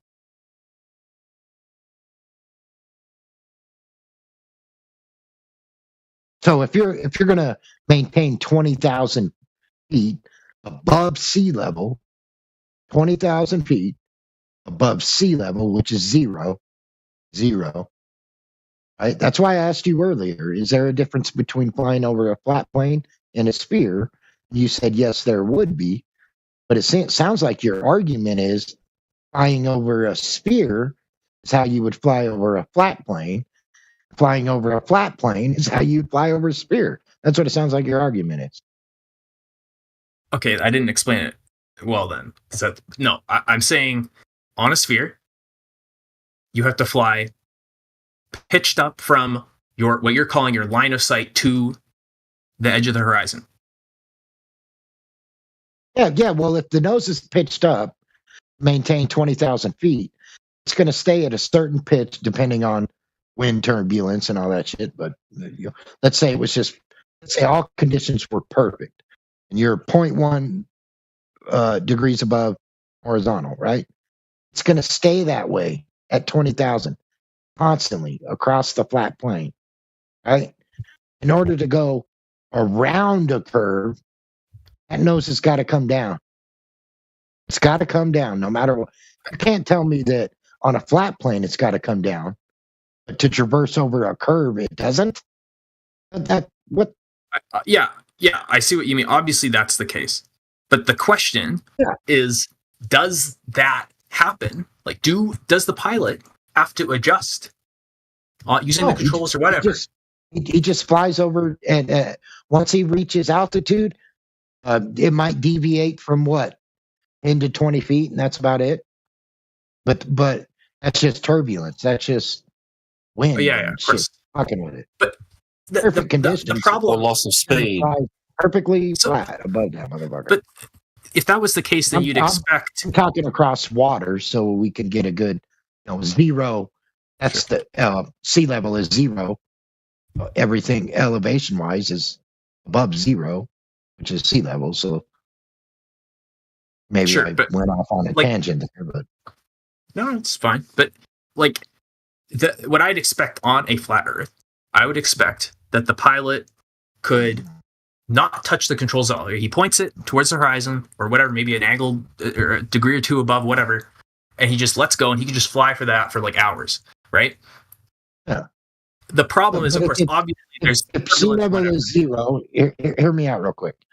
If sea level is zero, and you can just maintain 20,000 feet above it without doing anything, perfect conditions, without doing anything, just 1,000 miles, you just same elevation, everything, just perfect, not changing anything.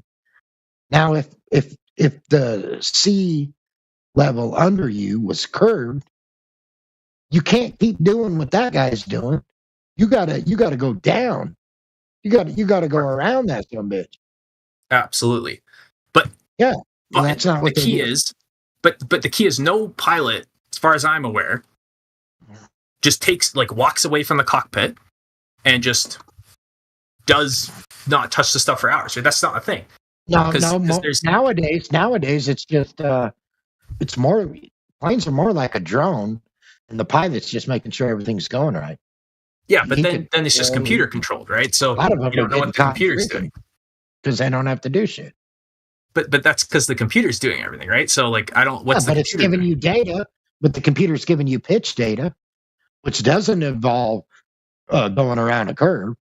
It involves a horizontal plane of reference.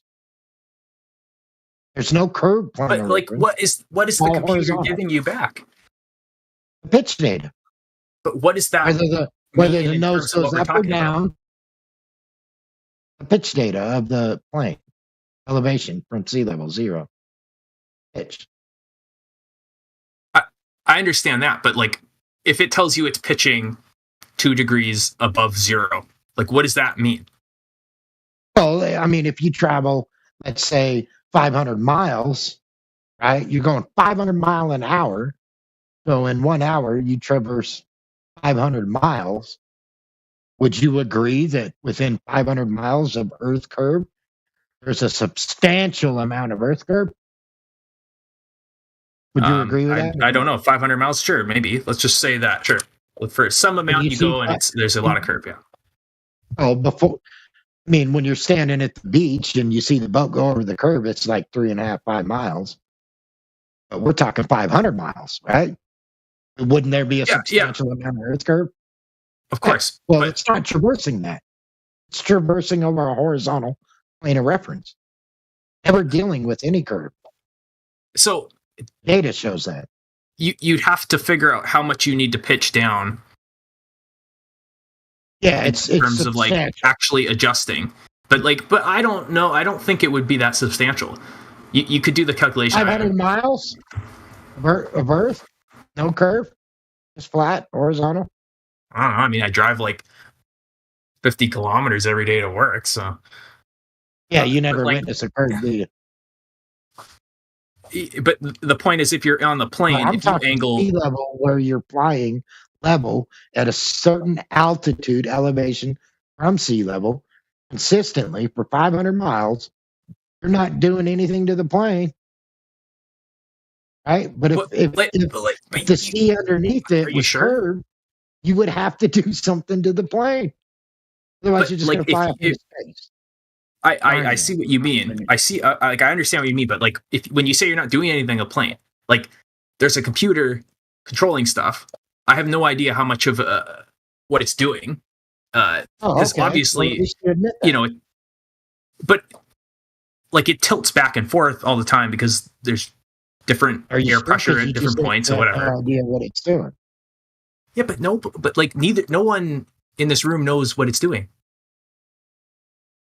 I don't know. Like, I mean, the pitch data shows it's not doing anything but staying at elevation minus, turbulence and, 10, 20, maybe sometimes 50 feet. Sure. But like what I'm asking is, what is this pitch relative to? The horizontal. So it's relative to a spirit level, is what you're saying. Horizontal plane of reference. Which would be a spirit level. Elevation angles, yeah. Elevation angles from sea level, which is 0.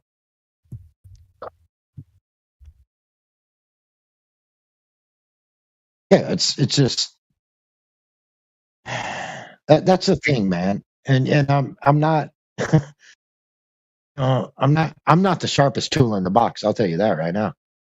But to me, there would be a difference over flying over a flat plane and flying over a sphere at 3,959 radius.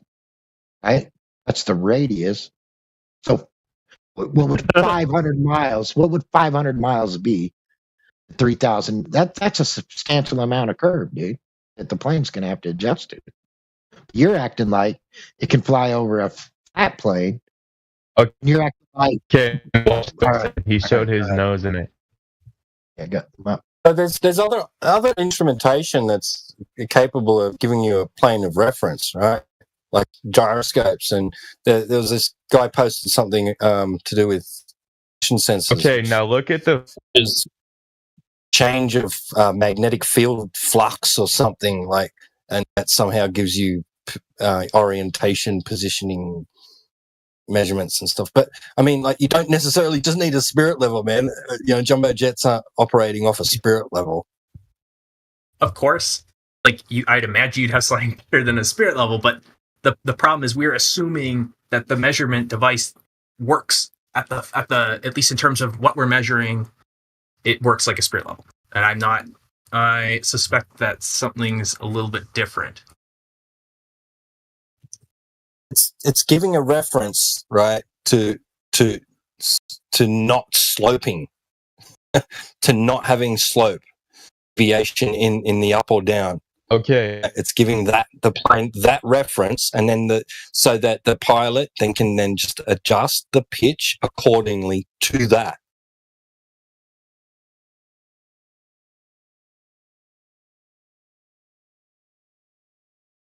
Which is elevation above sea level.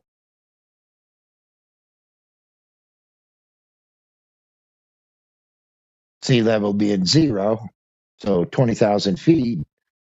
That 20,000 feet in the air is above sea level, a horizontal plane of reference.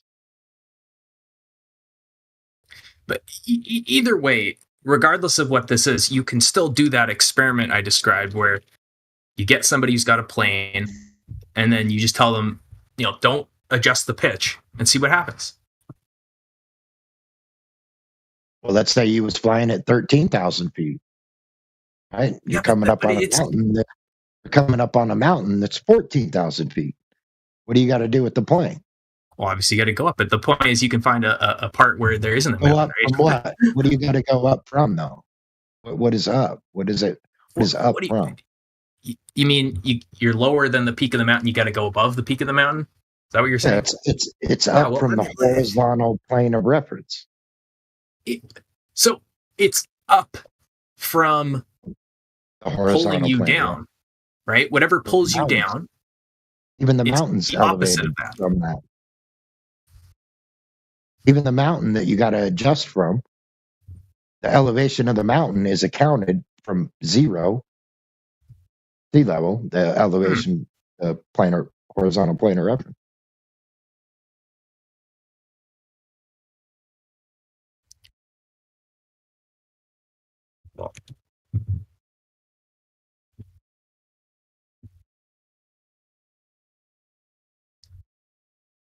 Hell, 500 miles before you get to it, you might see the peak of the mountain. Maybe. I doubt it, but maybe. And it looks like you're going to fly right over it at that point. But once you get to it, you're going to start to realize, shit, I'm about 1,000 feet. I got to go up 1,000 feet. Not down. Not down to go over a curve. Up.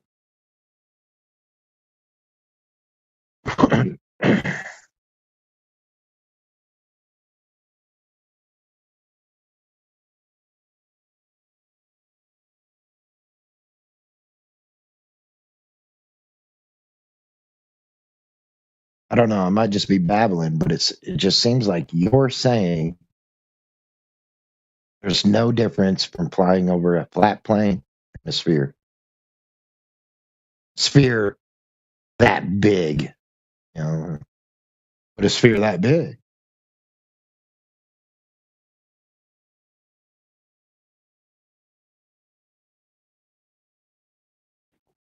Now, there would still be a difference. I don't care what size it is. There would be a difference over a sphere and a flat plane.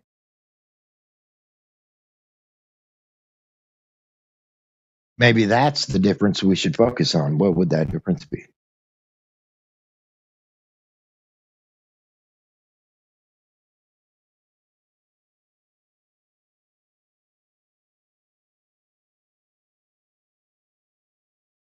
Why ain't they doing it?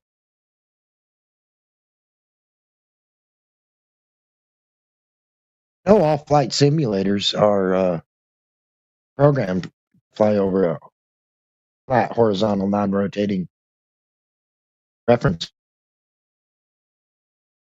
You know that?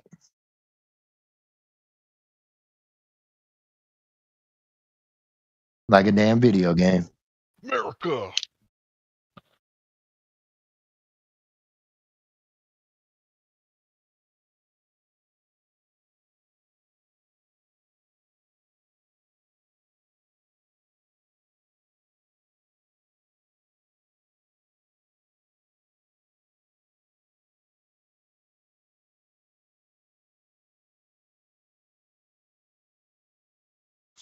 Yeah, they're the people that program them. Their argument is, well, there would be no difference. Treat the Earth as if it's flat because it's so big that there would be no difference.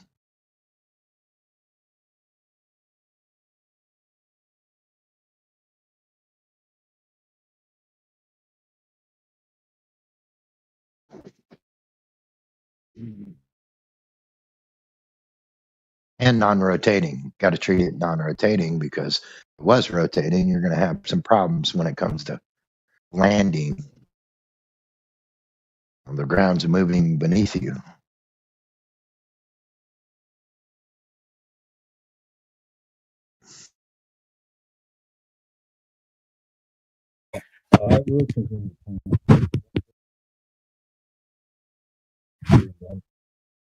Doesn't actually meet the criteria of being horizontal.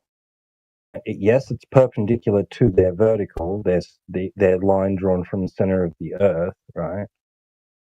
It's perpendicular to that.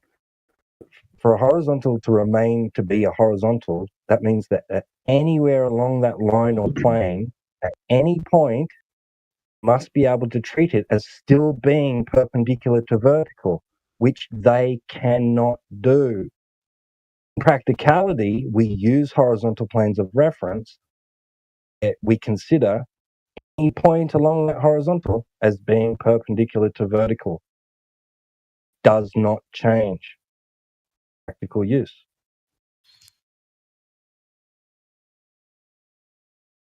Yeah, they also say at the equator, that's where allegedly the Earth is moving the fastest because it's got a wider circumference, the widest circumference. So any airports that are on the equator, they should have to adjust for such problems. But they don't. Treat it like it's motionless. Just land.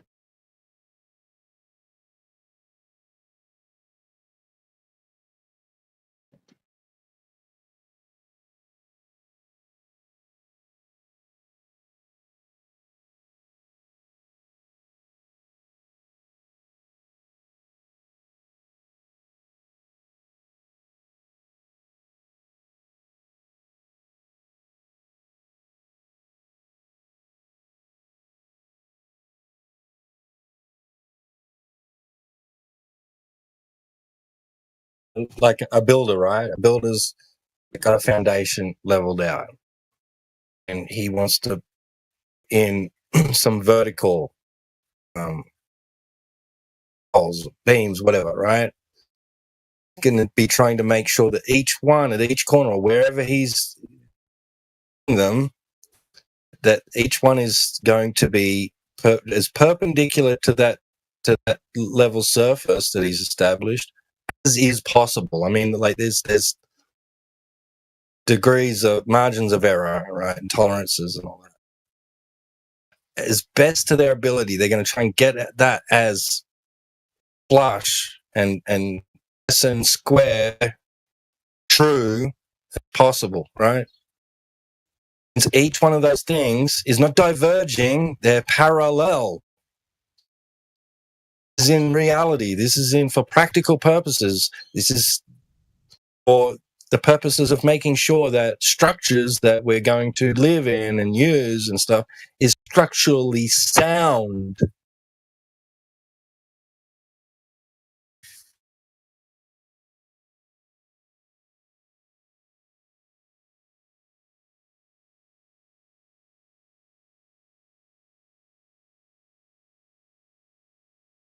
Here's a side note, too, kind of off topic. If the Earth was oblate and had a wobble, what do you think a tire does when it's not balanced?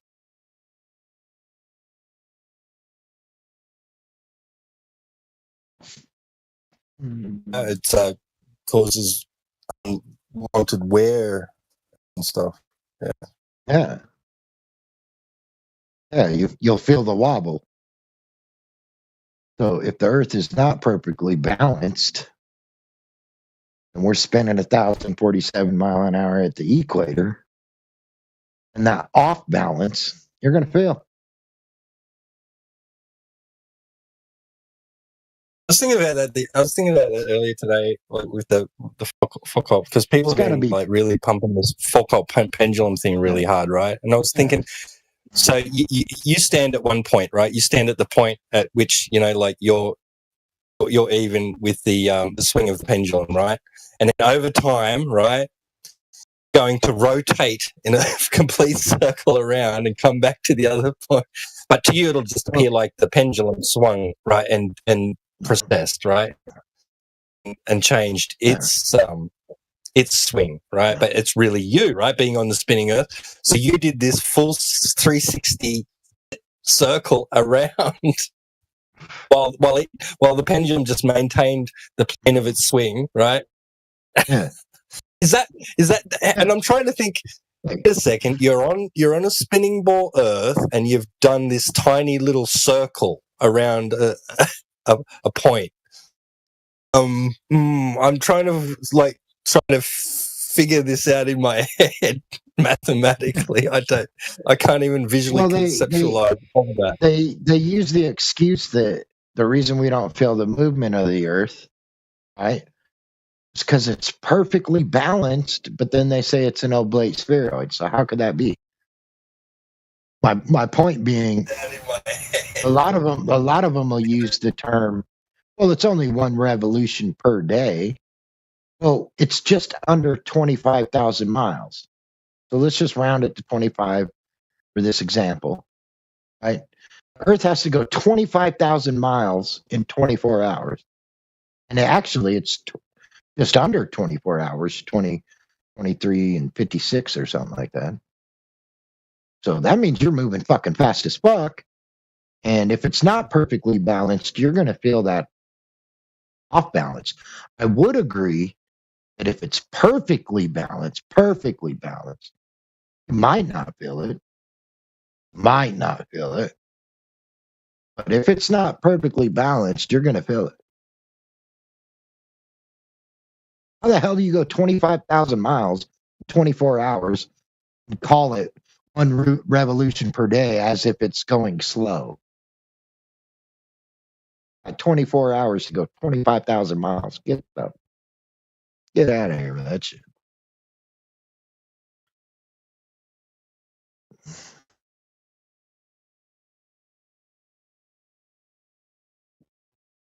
you're over 1,000 miles an hour. Period.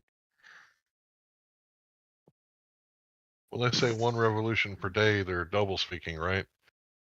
So yeah, like when they're trying to make it act like it's slower than it global seems. warming, and then they found out that actually the Earth is cooling down, and they just changed it to climate change. Like they're basically saying the same thing, just not with the same words to make it look good for their argument. So it's double speak. Right. That sounds like Hank. That is Hank. Apparently the core stopped. Good, brother. How you doing? Good to see you. How you doing, Hank? Good to see you, man. Happy. Doing good. Please continue. Oh, I am Larry now. You're Larry too? I like the Hank, man. Back to Hank, dude. What's up? Oh, you know, it's one of those things. Right. I had to change my name to Hank. I mean to Larry. Right. Yeah, it's all good. Please continue. I'm enjoying it. Good hearing you, man. You too, bro. I've been Good listening. hearing that voice, dude. You sound just like him. Thanks. I am him. Yeah, y'all continue. Please.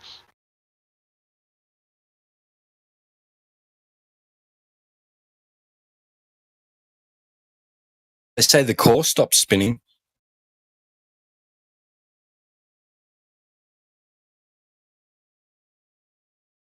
The what? Yeah, they say that the core stopped spinning or slowed down or started going in the other direction or some shit. Like, and considering that they say that it's that revolution of the Earth's core that gives the Earth its magnetic field, then I'm wondering what the heck's going on with the Earth's magnetic field then, right? Yeah, Michikaku said that it slowed down and started spinning the other way, and it's like, oh, it's no big deal. It happens all the time. How could it be magnetic when you're beyond the Curie point? That's one thing I'll never get. What about that movie, The Core, when the Earth stopped and everything, all shit broke loose? Magnetic, the molten iron magnetic core. Yeah. Molten iron magnetic core. That's a contradiction in terms. I don't think they claim that it's just the fact that it has the properties of being iron that causes the magnetic field. I think they're saying that the friction, like its movement, causes. Oh, that's what they started with. Now they're just saying what? Molten what? Just a molten core? Molten what? What's molten? No, well, actually, there's some Australian so-called scientists, right, have determined that their very inner core is solid, right, and that the outer part of it is liquid. And they use the scientific method to determine that? No, I don't think so. So they're not scientists. Okay. So that's why I said so-called. But like, I don't think that they're saying that it's just from it being iron that is generating a magnetic field. I think they're talking about its motion is what matters in regards to the magnetic field. Isn't the deepest hole ever done in Russia? Like 12 miles or something like that? About 12K, yeah. Yeah, they can't get beyond it for some reason. They just can't get beyond it. And the reason they can't get beyond it, that's how they know what is beyond it, right?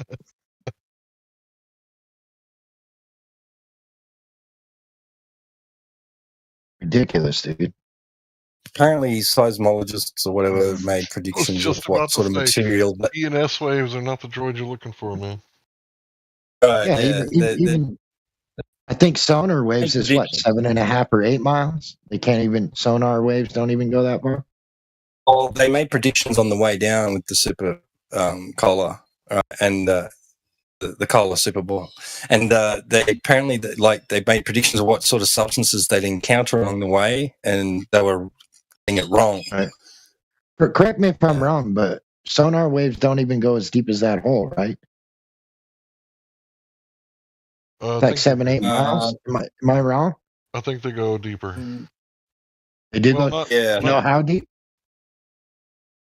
So what they do is they take the data and they map it onto a globe, and they use it as proof. So that's the issue with it, not how deep it goes, because we can't say that it doesn't go deep or it does go deep, because how the hell would we know? What we say is you're mapping it onto a globe and using it as proof. What's that fallacy? The pragmatic fallacy? Is that what it is? Yeah, but what do they claim is my question, because I thought I'm talking like, I don't know, 2013, 2012, maybe 2014. It was like 7-8 miles that sonar waves go before they dissipate to where they won't count anything after that. I don't know. Yes, well, they're not saying sonar waves go all the way from top of the ball to the bottom, are they? They're saying neutrinos can travel from one side of the Earth all the way through to the other side, man. Oh, so it's like digging a hole from here to China. But wouldn't the graph show the curve, and we can all just go home? Like, wouldn't the sonar wave graph show all of it, curve? Does it only do a certain amount of, like a borehole area? Like, if it could go all the way through from one side to the other, it should show that the whole thing, because that's the whole depth. That's the whole. It could do it all. You guys get what I'm saying or not? Yeah, I got you. Yeah, that's the whole depth, all the way from one to the other. Why aren't they top to using bottom. that for communication systems? Yeah, why wouldn't they do that? That's a good point. You wouldn't need undersea cables.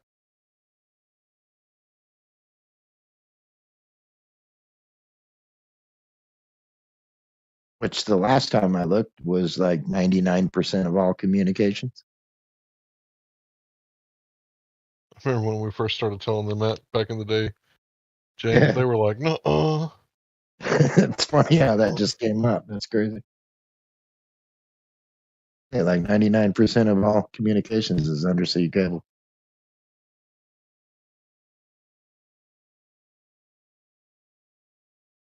Hello? Hello? Hello? How you doing? Good. Larry, what's that about, like, inductive reasoning? You broke up. Yeah, so what is Larry's thing about inductive reasoning? Well, it's good to a point, but that's not science. That's not science? Yeah, inductive reasoning. I don't really care if it's science or not, unfortunately. Kind of is, but it's whatever.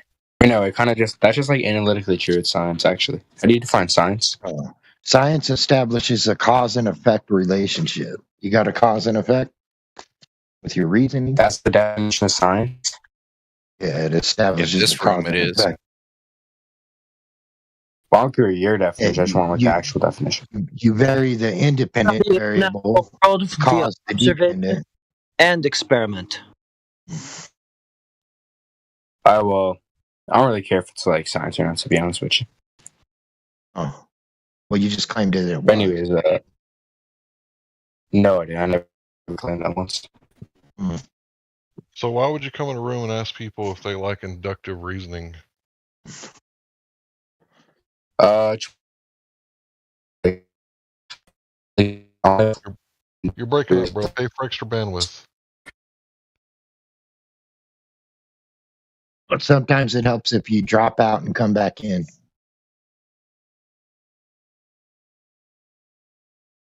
Oh yeah, I said I want to be like a flat earther like you guys, but inductive reasoning is like stopping me. How? What's your inductive reasoning? It's stopping you. Yes, like for example, do you think you would accept like if we have like, let's say there's 10 ducks and then 9 ducks that walk in front of me are white? Do you think it'd be like most probable the 10th duck is also white, or no? Do you think any of these 10 ducks has to do with the shape of the earth? That didn't answer my question. Well, no, it didn't. You're right. It did not. Yeah, it'd be probable that it'd be Oh a my white god. duck. Okay. So now I'm just like a little confused, right? So, you might just like deny this, right? But if we just see like, we'll say like 9 other celestial bodies, they're gonna be like kind of spherical, right? Stop. I'm just wondering. Stop. Wait, hold on. Stop. What if we choose Stop. inductive reasoning to see that the Earth is probably a sphere too? Okay, I'll stop you then. You said other celestial bodies. Confirm that the Earth is a celestial body. No, I'm putting in the question. It might be most probable that the Earth is going to be some like spherical celestial body as well. It's a loaded question. Okay, do you guys mind if I answer this? Can I answer this, guys? I don't care. Go ahead. No, he needs to. Celestial. He's got celestial body baked into his premise. He needs to show that. I'm not going to let him get away from that. I promise. You want me to define celestial body? What I want to do is point out his logic. I'm just going to point out his logic. That's it. So your logic is every object on the pool table is spherical, therefore the pool table is spherical. No. So the objects on the pool table are going to be distinction between the pool table itself. Also, I can just like. So how are you distinguishing? How are you distinguishing the Earth from the celestial bodies? I would say it's like a planet. We know that other things like planets are like. Just Why would you say that? How do you know that? How do you know that? Well, I know how we define a planet. Let me get the definition. How do you know that the sun, moon, and stars are not up there for the Earth, and the Earth is not up there with it? How do you know that? Wait, sorry. I would say like a planet. Apparently, it's just some like celestial body distinguished from the fixed stars by having an apparent motion of its own, especially with a reference to its supposed influence. Okay, that's like what a planet So the is. Earth is going to need to have motion then. Can you demonstrate motion of the Earth then, since that's a key factor in demonstrating it's a planet? Yeah, I'll get some like article for you. I don't know if an article is going to do it. The Earth move? So if it doesn't move, we can Yes, just throw the this Earth whole moves, claim. wow. Yeah, we can just all this stuff you're saying about it being a celestial body and a planet. We can just throw all that in the trash if we can't show that it moves. All right. Well, I it looks think like you could throw it all in the it trash looks like the without- Earth moves. Wow. Let me read the source real quick though.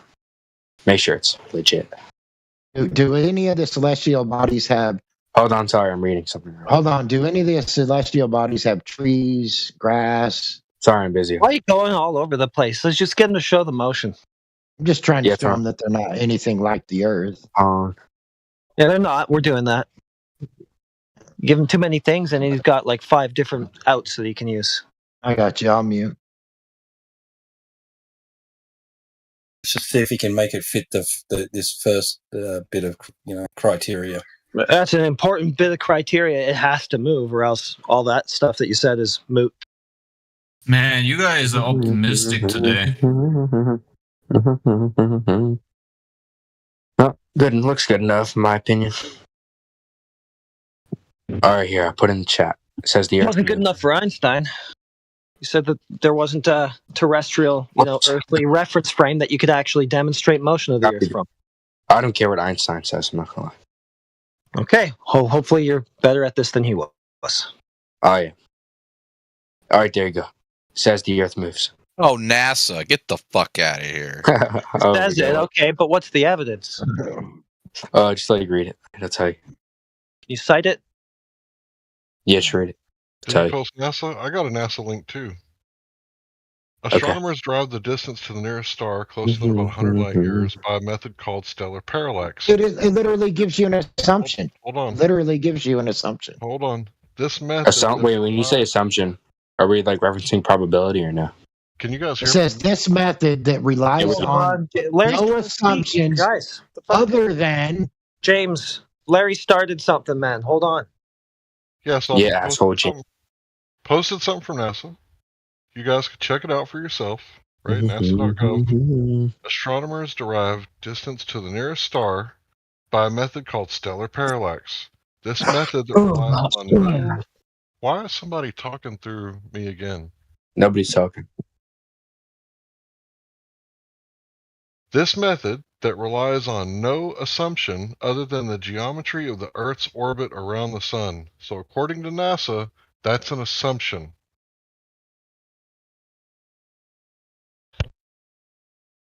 Thanks, Hank. That's what I was pointing out. So then essentially it is just assumed that the Earth is a planet then, if the motion of it around the sun is also assumed, and that's required for it to be a planet.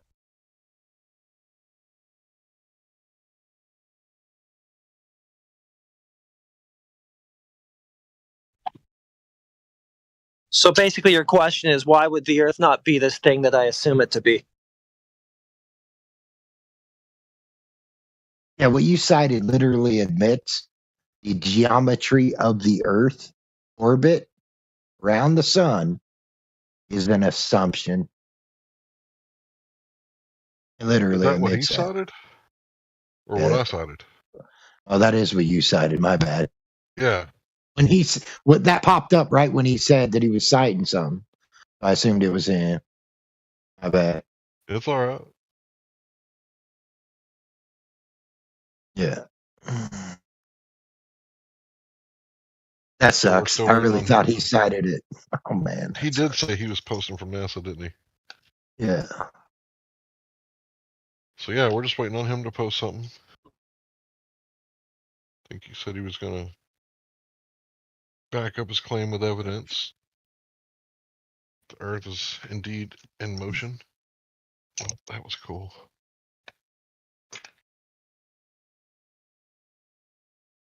That was super, super cool.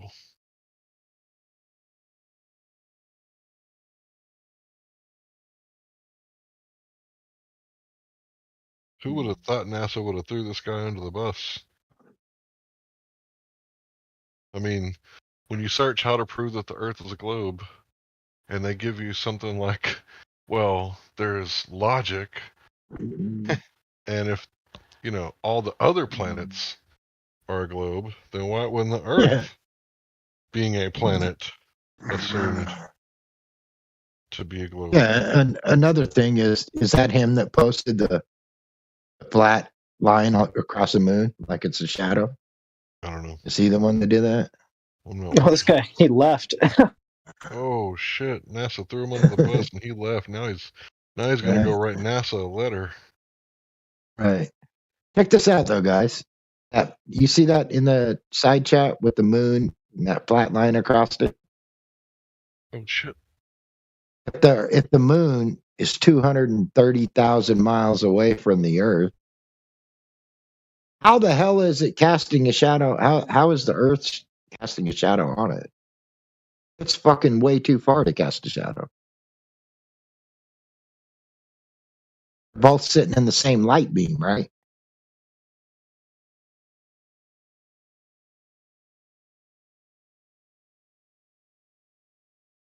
How the hell could it cast a shadow on the moon? 230,000 miles away, when from our reference point, we got to look up to see the sun and the moon. They're both above us. It's between them. How could they both be above us and the Earth between them?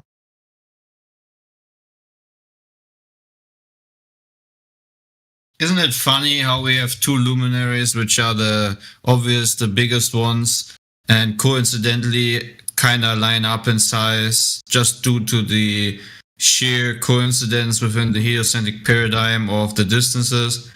But why just simplify it if they would just be the same size and they just do a circuit above, and one light rules the day and one light was made to rule the night? It would perfectly fit and doesn't need any extra explanations or huge leaps of coincidences. Isn't that strange?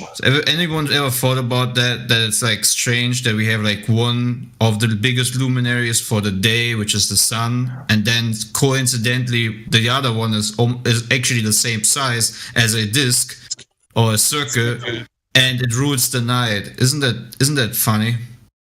Yeah, that's kind of goes with what I'm saying. Like, it's almost like a perfect block, right? It's almost like no matter where you're standing at, no matter where you're standing at on the Earth, because you as the observer, to you, that's the top of the Earth. So anything above you, right, is below you. How the hell could you be between? We both seen the sun and the moon in the daytime. How could you be between them if you're at the top of the Earth looking up at them? How could you be You know- between them? You know, when I Didn't look you at have the to look sky, inside? when I look at the sky, how we map the sky and how it actually doesn't change. If it would change the star constellations, then the whole longitude meridians and latitude lines derived from the sky would be failing us. Therefore, it's good that the sky is fixed, is a fixed reference point. It's almost like as when you look at the sky. I mean, even though what would be much more necessary would be to look at the ground, but let's say you look at the sky, and if you don't realize that the same entity that really had some thoughts behind what it was doing when it made that perfectly working clockwork above your head, do you think that that same entity might have given you the cognitive ability to recognize such intelligence? And if you don't, maybe, just maybe, there's something wrong with you. Well, Clay, you have to remember that after a while, they get the reprobate mind. So you appealing to their, mind, it's not going to work. You have to reach them in language that they're comprehending. So when you're talking about like geometry and science, they can't say, well, you're just a conspiracy theorist, right?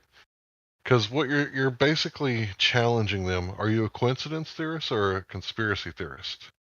And they'll admit all day that they're coincidence theorists. It's just a coincidence that the moon and the sun are exactly the same size. And that's how we saw like the, what are they called? The sun chronomass ejections, where the sun revealed to have a magnetosphere around it, right? Like the moon perfectly reveals that. And it's just a coincidence to them. Like they see nothing special about that. They think it's just a, anomaly, right? No big deal. So that argument isn't going to, really help out the hardcore solipsist atheist. They're just not going to hear it. Well, yeah, but that just shows that they have a mind. I know. Now you're just going to make them mad, though. I agree with you on the reprobate mind, but you're just going to make them mad. Yeah, that's not going to. I totally agree with you, though. Bring up their defense mechanisms. Well, what does that have to do with anything? Like most Christians are Globers. But isn't... Hold on, you got a statistic for that? Is there a statistic that you can give me? Yeah. But is... Sure. Talk to your family members. Talk to their family members. Are you of the opinion that if somebody... evidence is like good evidence? I thought you had like a poll or something you were citing from. Well, I mean, it's kind of easy. If you ever go outside, it's pretty obvious. Most Christians believe in a globe. Hey, we don't need to go there, but I would say this. It sounds like you're saying that somebody that claims they're a Christian, that means they are one? I mean, you're going to do the no true Scotsman fallacy right now? That's what I was trying to tell Clay. Yeah, I didn't want to go there. But... Even just for that sake, even the demons, even the demons. The fuck, dudes? Do you guys hear Larry? Like, I for just the wanted sake to of say, let's just call Christians people that believe Jesus Christ died for your sins. Let's just call all those people Christians. Let's make it simple. This is in the religious chat. Nip it. No, I get it. I'm just saying, just for the sake of this argument, instead of getting down semantics, like all people that believe. Okay, Jesus but it has no meaning. It's not a religious chat. So why did you keep going after you said, "Yeah, I know"? It has no meaning. Because we're asking about like whether or not Christians believe. So you're just gonna keep going. Do you not Don't do it. You'll get muted, dude. It's not even a hint. I'm just telling you outright. We're moving on. Fuck me in the pussy. Yeah, it is meaningless. Which personality? The Earth doesn't need a person for it to be understood. It presents itself to be what it is. If you want to call it a creation, or if you want to just call it Earth, or what you see in life with the senses that you have, it doesn't need you to be presented. Okay, it's very simple. It's just what it is. You can't change it. No matter what words, stories you make up in your mind, the reality is what is being out there. That's it. Doesn't need. Clay, this isn't a religious set, so don't talk about creation. I was not talking anything religious. I was saying that reality is what it is. It doesn't need you or me for interpretation. No matter how great your story is, it won't change reality, okay? And just so you know, demons also declare. I'm just saying we're not talking about creation. We're not talking about creation. Just saying. We don't talk about creation. No, we don't talk about demons either. This isn't a religious chat. Okay. Yeah, we can move on. Yeah. So again, reality is reality, right? It is what it presents itself to be. Do you agree? Yeah. Yeah, the map, the globe, that is not the terrain. Neither one is the terrain. Outside the world. Well, no, there are maps that show topography, which is terrain, so that's not true. So you're saying that if you're standing on a stick, the map will show you what stick you're standing on? No, I'm just saying. I'm saying maps represent terrain. I'm saying there are maps that represent terrain in North Carolina and Tennessee right now. Hold on, guys. Yeah, they got maps right now that are accurate. They got maps right now that are accurate. After the hurricanes happened, they've already made new maps, or are the old maps inaccurate because the terrain is always changing? No, you would need a new topographical map if the terrain changed to be more accurate. But the terrain's constantly changing, so right, yeah, I mean, so the map is not the terrain. Well, I mean, to a level of accuracy, it can be. Yeah, I mean, is it perfect? No, but I mean, there's no such thing as a perfect map. That's just silly. Yeah, so you're in the woods fishing, right? And the map tells you what lake you're at and what side of the lake you're at. Does it tell you about the bear that's getting ready to attack you? I mean, I think there are maps that will probably hunter maps that show where bears hibernate or something like that. I wouldn't be surprised if there's some maps like that.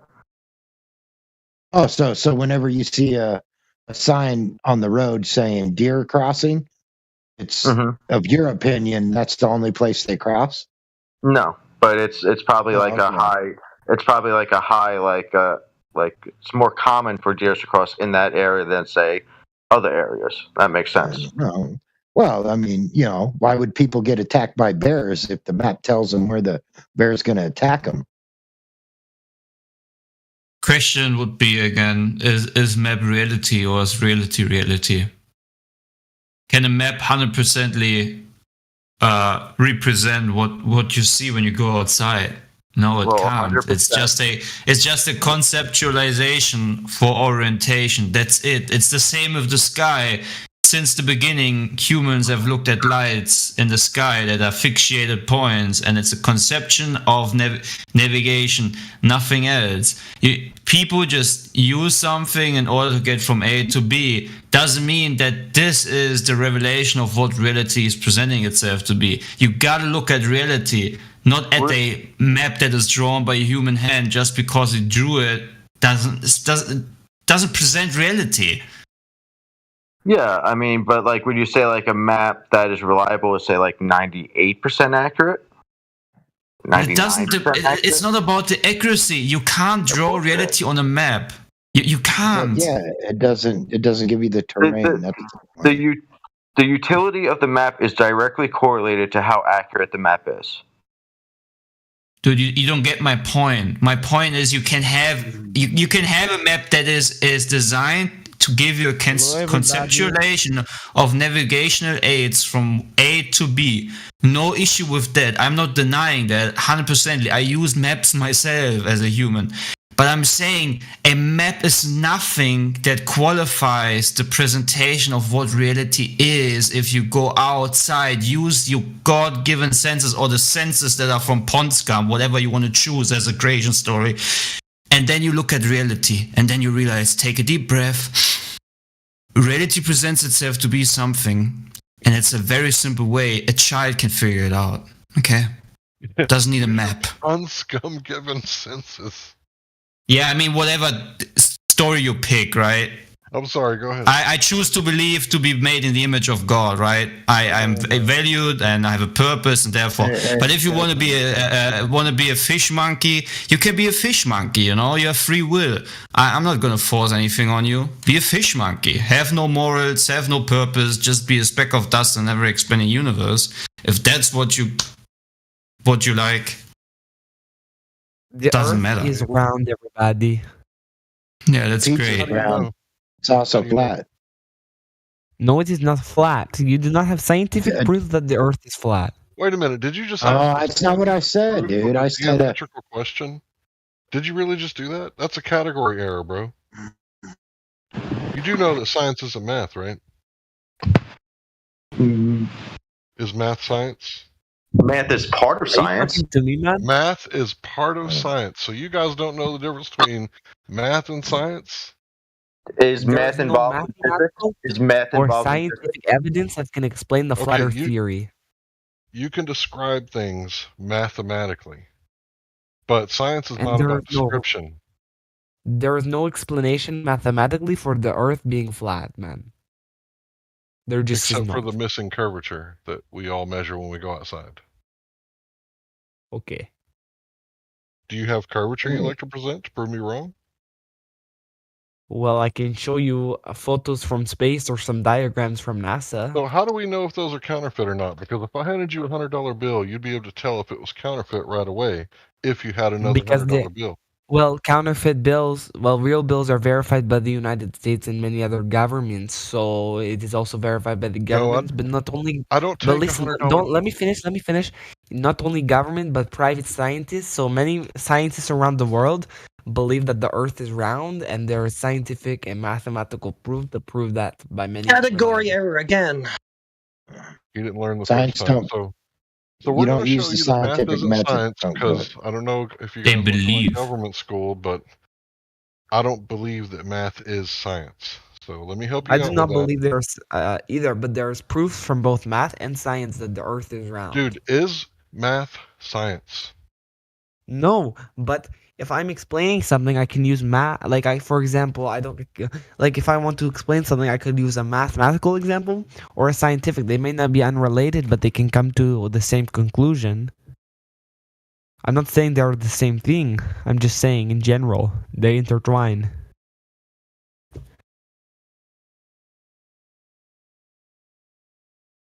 Alright, so I'm going to post something for you guys that are confused. I think you guys said something about math and science. Did that post?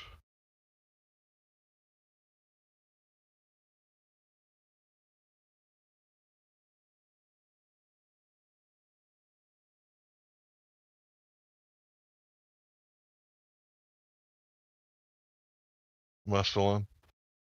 So, yeah. The thing is, Andrew, the Yes? thing is, the thing is that reality is presenting itself to be in a specific way, right? So from the senses you have been given since birth, when you go outside and you look at reality, you experience reality, there's this distinctive characteristic that you will notice, and it's equally shared, right? So if you want to invoke that what you are equally with like every other human being, what you equally share as a observation, if you want to invoke that the total opposite is the truth of that, then it's your burden to first of all prove it to yourself. But if you already just believe that the total opposite is the case, right? So you go outside, just to give an example, right? To make it not as confusing, you go outside and the ground beneath you is standing still. But in your mind, you believe, I was told to believe that you have a spinning and wobbling and accelerating and decelerating, right? So if you just believe this in the first place, then, I mean, it's already just a religion because you believe, right? But if you are going a step further, if you can actually prove that to be the case, that you can go against your senses and say it's the opposite, then it's very much your burden, right? Me as a simple man, right? I'm a very simple man. Me as an intellectual, honest person, I say I cannot prove the opposite. Even though there might have been a time in my life I went to school, I went through the education, and someone told me that the opposite is true. And I figured out that there's no sophisticated evidence to tell me that the opposite of my observation is true. Am I wrong to then just be a simple man and say, you know what? Let's just accept what I sense as a human, right? Reality is what it is presenting itself. That's it. Is that crazy? Is this out of your mind? Is this crazy talk? I don't think so. That's not crazy, but there is proof that debunks that theory. There is scientific proof that Go ahead. Go ahead. Go ahead. Go ahead. Prove it. Saying mathematical proof. Prove it? Okay, give me 1 second. I will send some proof in the chat. So view the chat in a minute. Give me 1 second, please. Amazing. Yeah, I think I got people arguing in the chat that, because scientists use math, that means that math is science. Just to be clear, everybody, math is not science. Sir, I don't know why. Let's concentrate on one thing, right? As far as I know, I talked about motion. Can you prove that the ground beneath you is moving in this very moment? Well, I think that would be great. For proof that the Earth was curving. Well, or that. I mean, even that. Just something that indicates that you live on a spinning rock. Spinning spherical rock. Sorry.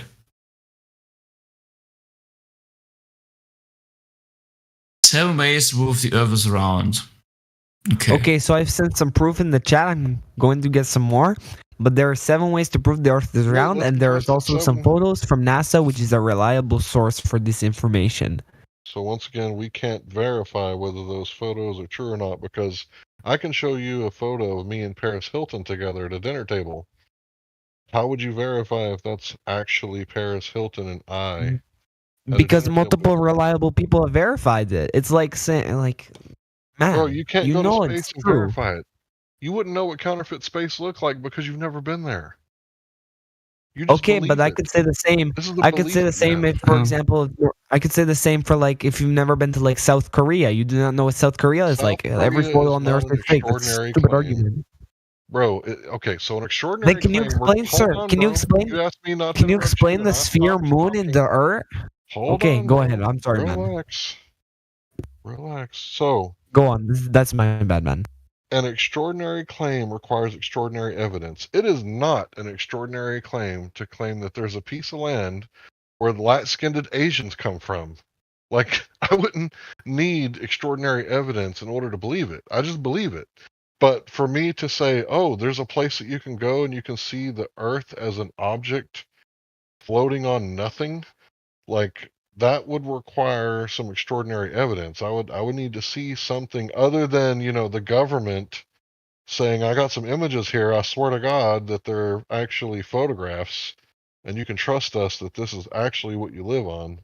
And we'll gladly take your tax dollars and spend it on Nazi rockets. Can you explain, man, can you explain the moon? Can you explain what you see when you see the moon? You see a round sphere. You see the moon. It does appear to be a sphere. I'll give you that. So then why wouldn't the Earth be a sphere too? Oh, well, and I could give you a way to think about it, right? Tennis balls, golf balls, baseballs, they're all spheres. So the American pigskin, it's also a sphere too, right? No, but right, it's not. That is a planet. We live on a planet, so they're both. No, sorry, the moon is not a planet. It is a celestial object. So a planet means wandering star. Have you ever seen dirt wandering in the sky? Have you ever seen?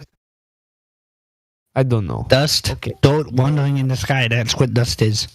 I'm not talking about dust. I'm talking about the Earth as an object wandering. No, you're specifically asked. Can this guy turn his mic down? I'm sorry, but this is very loud mic. Who is it, me? Anyway. No, not you, the other guy. Oh, I turned it off. I did you one better. Go ahead. Okay, go ahead. Can you finish your dirt point? I didn't catch the last So part. the point is that it's a loaded question, right? Like if I asked you, how long have you been beating your wife? No matter how you answer it, you have to accept the premise that you beat your wife, right? So with the same way, I don't have to accept the premise that the Earth is a globe floating in space. So when you say like all the other planets, that's a loaded question. We're asking for proof that the Earth is a planet floating in space, and you can't give question proofs. Okay, I'm going to go look for some more proof, and then I will send it in Well, the you chat. got a list of 7. That was 1. Don't you got like 6 more? I'm gonna go look on the internet, so I'll be right back. Sure. So someone else can talk. Take your time. Come on, Larry. He's already gave you 1 globe proof. How many you want, man? Come on, man. It's not just a loaded question, it's also a category error, which has to be Larry, you understood. got 7 of them. What the hell is wrong with you? I want to know why it's a category error. Let the other guy speak. It's a category error because he's asking the question, if the moon's a sphere, why is the Earth not a sphere, from within a presumed paradigm. Well, that's the loaded question part, right? Yeah, I said it's not only a loaded question, it's also a category error. Okay. So you just said it's an assumption in a different way. Is that correct? Yeah. Thank you. Shout out to Dave. How you doing, brother? Good to hear your voice. What's up, Larry? I still exist in whatever this is. Shout that back to you. I knew that you did. I knew you're out there somewhere hustling.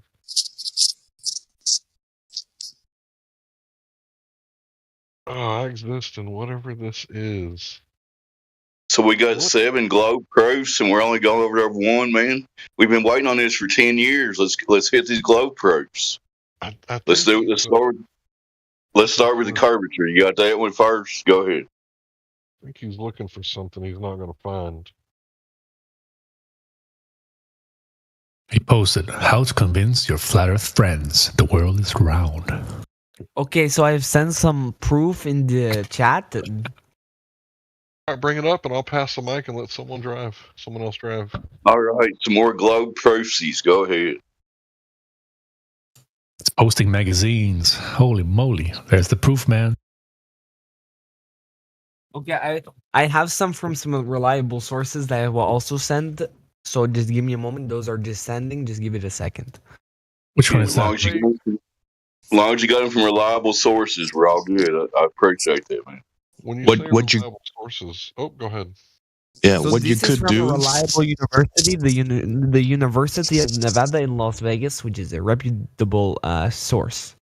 And I will continue to find reputable sources for this claim. What you could do instead of posting 10 sources is pick one of the points from the source and go through it. Okay, Right. let me get this one.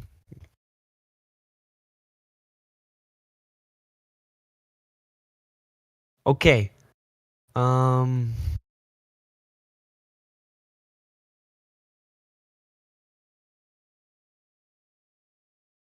Okay, so I can give an example of when you climb a hill or a mountain.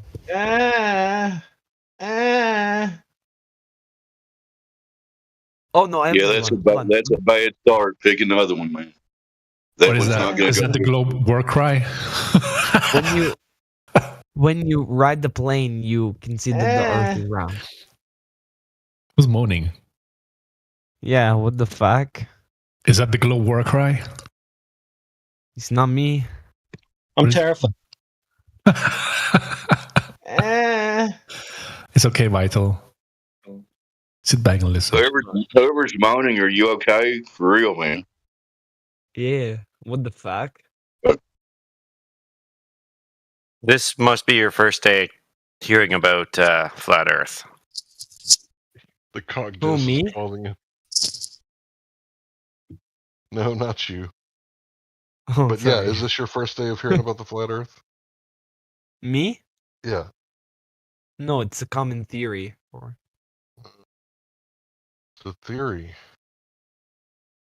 Let me guess, it was debunked. Are you the one saying you can see it from planes and stuff? I think was the he quote. said that. He said that. Yes. Yeah. All right. Okay, so hold on. so day one or what?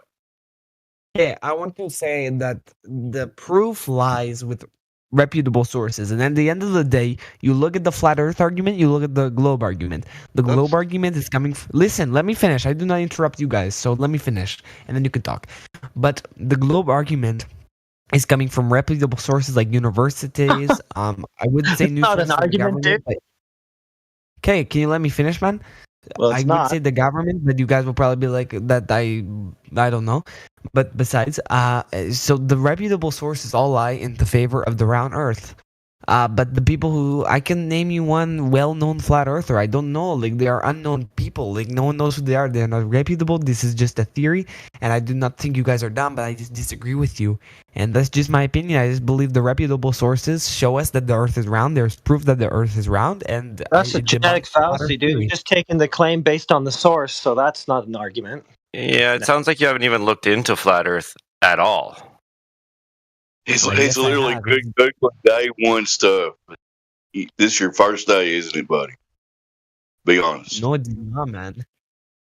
It should be the way you're talking. You guys go ahead. Yeah, I mean, you said that you had arguments for the globe and that the flat Earth, it lost to the great globe arguments, and then you just went straight into some textbook fallacies for the globe. Yeah, but I want to hear. Okay, I haven't heard a definitive argument of why the Earth is flat, other than I can prove it. But how can you prove it? Tell me right now, man. Well, I can one word real quick. Water. Go ahead, Herc. Well, that's it. Did you say water? Well, that water seeks and finds its level, right? You've seen it do that. Oh yeah, hit him with the water. You know about water, right? Yes. You know how it finds its level? Yes. It's the benchmark for leveling things. Super level, right? Okay, so... Oh, here comes droplets. Yeah. Yeah, I know. Okay, hold on. I have a good question water is level and covers the majority of Earth's surface. The Earth, therefore, is level plane. Hold on. I have a question for the flat earthers. If the Earth is flat, then what happens on like the edge of the Earth? Like, do you just Hold fall on, off dude. the That Earth? was an argument.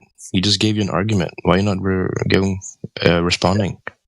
Yeah. He said Earth is covered in water and it's level. Yes. Therefore, Yes, it is. Earth is level or plane. Well, there you go. Okay, but now can you answer my question? So if I'm in a ship You're in okay water, with that? You're good to go? You're like, all right, you're right, it's flat. Yes. Okay, I don't know. I just don't know. Look, I'm not going, problem. I'm Go not going ahead. to debate something I have little knowledge on, so I'm going to move on. But you have the knowledge. You already said, yeah. I And know. yet, here we are. And there you go. Okay, I so want it's just simple deductive reasoning from there that, okay, it covers a majority of the Earth's surface, therefore the Earth itself is a level planar thing. I will agree to disagree, but I want to say something. What? Can you don't disagree? You agreed to the fucking premise. Yeah, no, man. Can you just answer my question? If the Earth is flat, then is there like a drop off? Like, do you fall off the edge of the Earth or something like thing? Like, I've never heard of that, man. It's not addressing anything I said, dude. Okay, but you're not answering my question either. Exactly what you're doing is not addressing what I said. Okay, I don't know. I don't really know what you mean. I'm confused on why you're trying to say. So Literally, dude, if that's your next question, that means you think that the Earth is a disk in space or something like that. Nobody claims that here. We don't think it's a space disk. We don't know how far it goes because we're not allowed to explore that far. Go ahead, somebody else. I have a question. So you just think the Earth never ends? What the fuck? Did I say that? I said we're not allowed to explore to find out what the fuck it is. What do you mean we're not allowed to explore? Well, you think space is infinite, right? Yes, space is infinite. Never ending. Okay, where's the edge of your universe? I don't know. I don't know. So where's what about the edge of the globe? The globe edge, the leading edge. There is no edge of a globe. You just keep going around. Yeah. So you've got the edge. You got the edge issue here, mate, not us.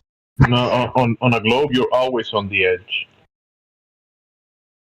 Okay, yeah, but the gravitational force is keeping us on here.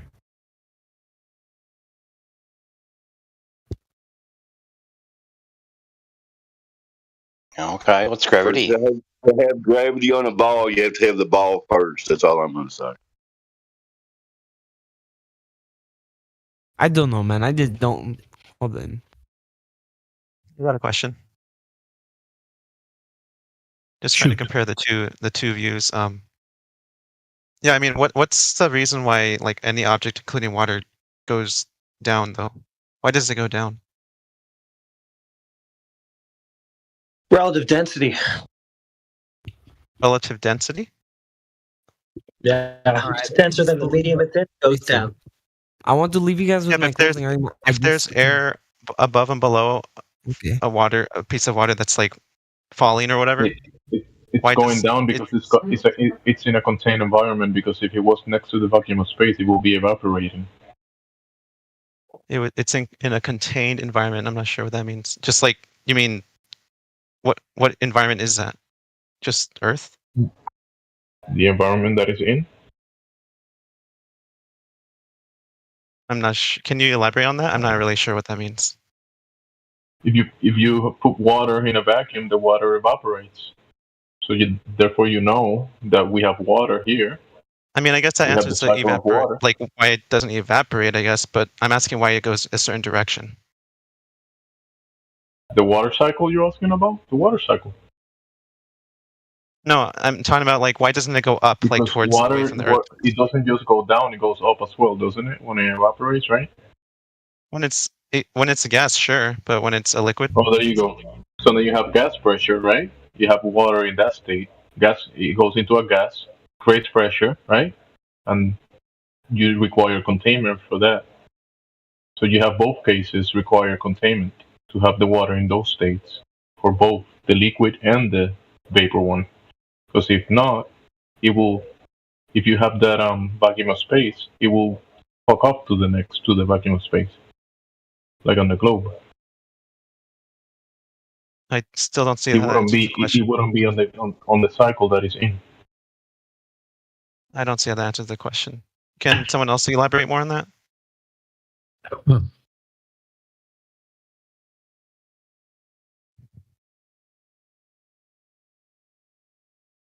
Because I get gas, like that would go, it could go in another, it doesn't have to always go up when it's gas, it can be blown by the wind or something, but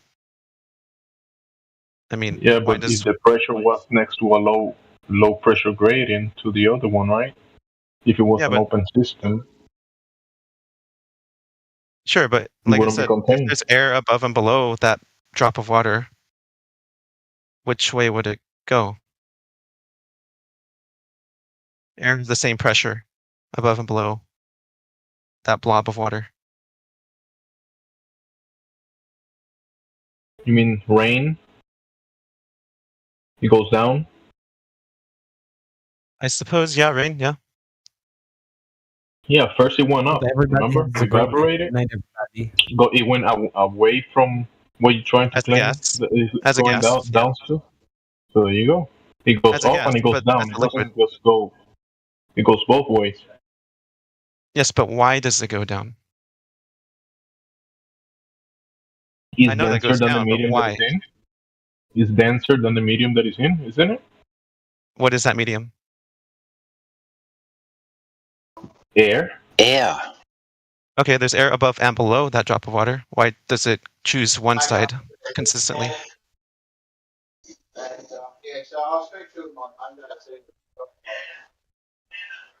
Denser. Denser air? Yeah, yes. He got fixed last night, so I couldn't talk to him again today. I wouldn't think it's that much denser, so I would think it would fall much slower if it's just slightly denser air. It falls pretty fast, I would say.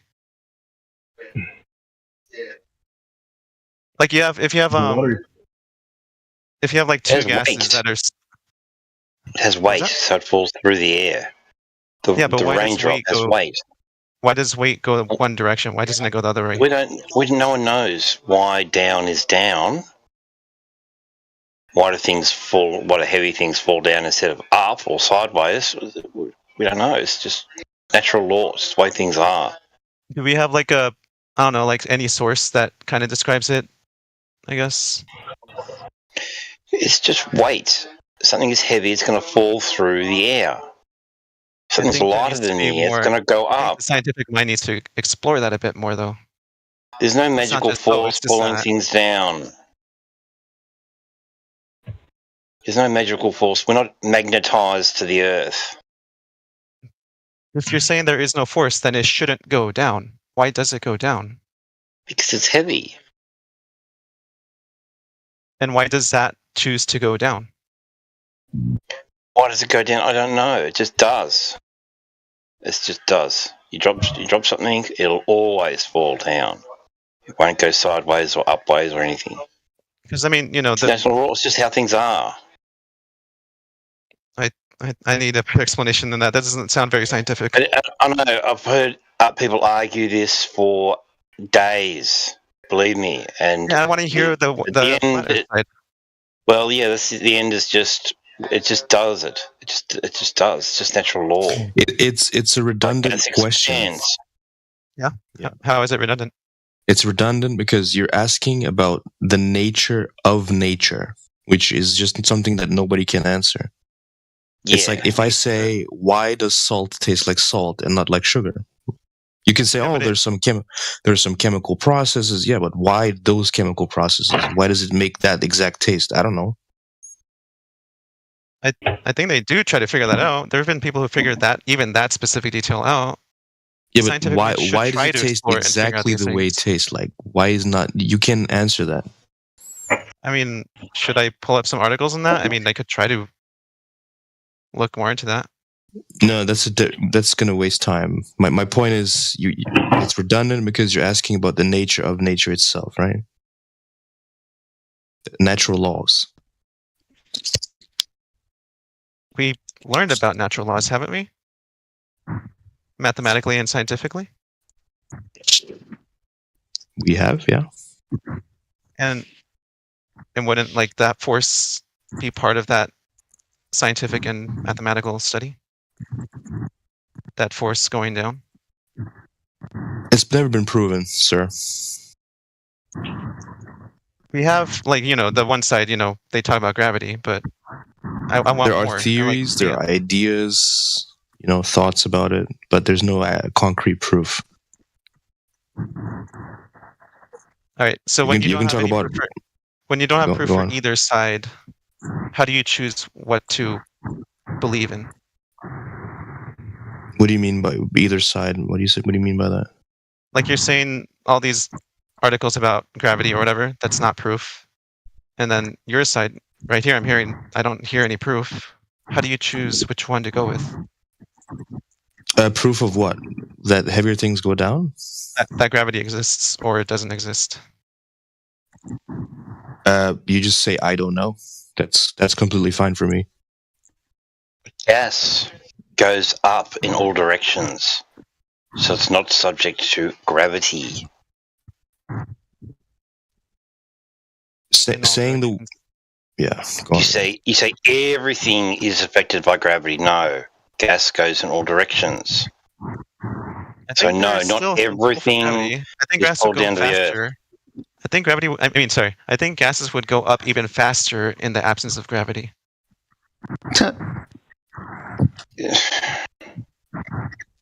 See, that's just an assumption. You've got no evidence that mass attracts mass. No scientific evidence whatsoever.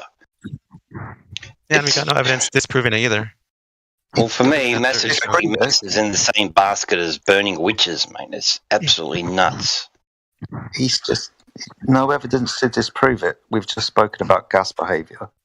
Gas expands, mass doesn't. Yeah, I was attract trying to talk mass. about liquids. You have to prove it, don't you? Yeah, but okay. What kind of proof? Like, what is proof to you? Scientific experiment based on a hypothesis. Yes, and we've seen that online, but that's not accepted as proof to you. Okay, so give me the hypothesis that we don't accept. In relation to gravity? Yeah. Gravity is a natural force. I guess you can treat it like a black. You can treat it like a black box. Like we don't know every single thing about it, but we run with it. Just give me the hypothesis. I don't want an explanation. I don't want a story. Just give me the hypothesis. Gravity is a force that pulls things towards the center of an object. Okay, you don't know what a hypothesis is, do you? The hypothesis is an if this then that statement, a prediction into a cause and effect relationship based on a phenomena you observe in the natural world and your prediction of cause. Dependent variable will be the phenomena, the independent variable will be the cause. You would then actuate this hypothesis in an experiment. So just give me the hypothesis. Okay, hypothesis always needs to have an if and then. Yes, a prediction. It's a prediction of a cause and effect relationship. You observe something happening in the natural world, and you predict what causes that. You can then test that prediction in an experiment to see if it does or Let me doesn't cause that. rephrase. I'll rephrase my statement with the if and then. Thank you. If gravity exists, no, all objects will be put. What? I said if and then. That's what you said. No, dude. If this caused, then that phenomena. So you have to give me the phenomena first, the dependent variable, to then predict what causes that phenomena. A phenomena, just to be clear, is something happening. So what is happening? Can you write it down so I could keep it as a reference? If, what was it? If phenomena and what? If predicted cause, then that phenomena will happen. If this cause, then that phenomena. Phenomena is going to be your dependent variable. Predicted cause is going to be your independent variable. You start the scientific method with the observation of the phenomena. So what's the phenomena you want to produce a cause for? Let me help you out. What did Newton observe? I guess lots of things, including that apple, I guess. Bingo. Ooh, is that a phenomenon? The apple fell from the tree. There you go. That There's is a a phenomenon, phenomenon, right? Yeah, that's something happening. So what caused that? Gravity. Okay, what's gravity? At the moment, it's just a word. Right, what is it? It is a force that pulls objects towards the center of another object. Awesome stuff. So now you've got a force that pulls things downwards. You now need to actualize that, where you need to make an apple fall from a tree by manipulating gravity, turning it on and off again. We turn gravity off? Yeah, you've got to turn it on and off again. It's like if I've got a scientific experiment and I observe the phenomena that water evaporates, and my prediction for the cause of water evaporation is heat, I then add heat to water to see if it evaporates or not, right?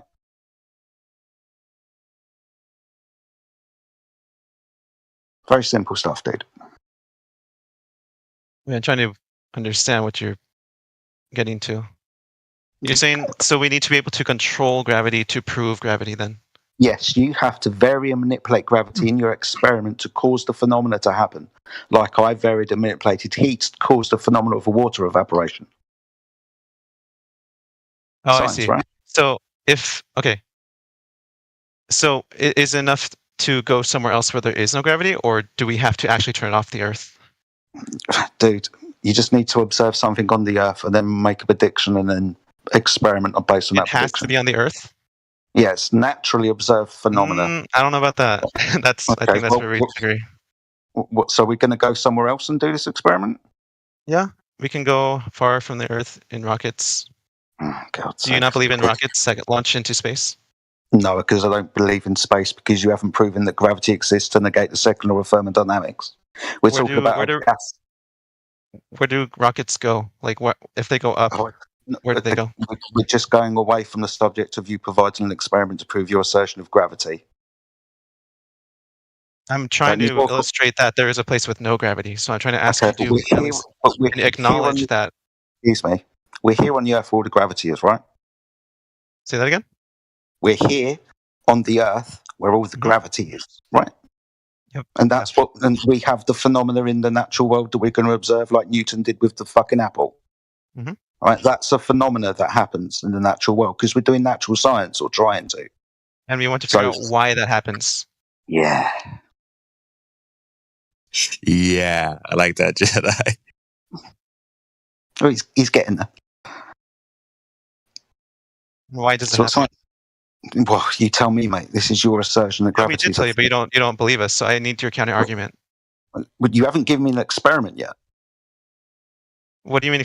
Like something you physically see with your eyes? I don't know what kind of proof, level of proof you need. Experiment is an experiment. Should I go to your house and show you? Something. Is that what I need to do? Excuse me. Why are you being belligerent? I'm actually trying to help you. But if you don't want me to help you, I'll shut up. If you're going to be a cunt about it. Oh, yeah. I'll need to calm down. Okay, go ahead. Yeah, you do. So natural science based on hypothesis.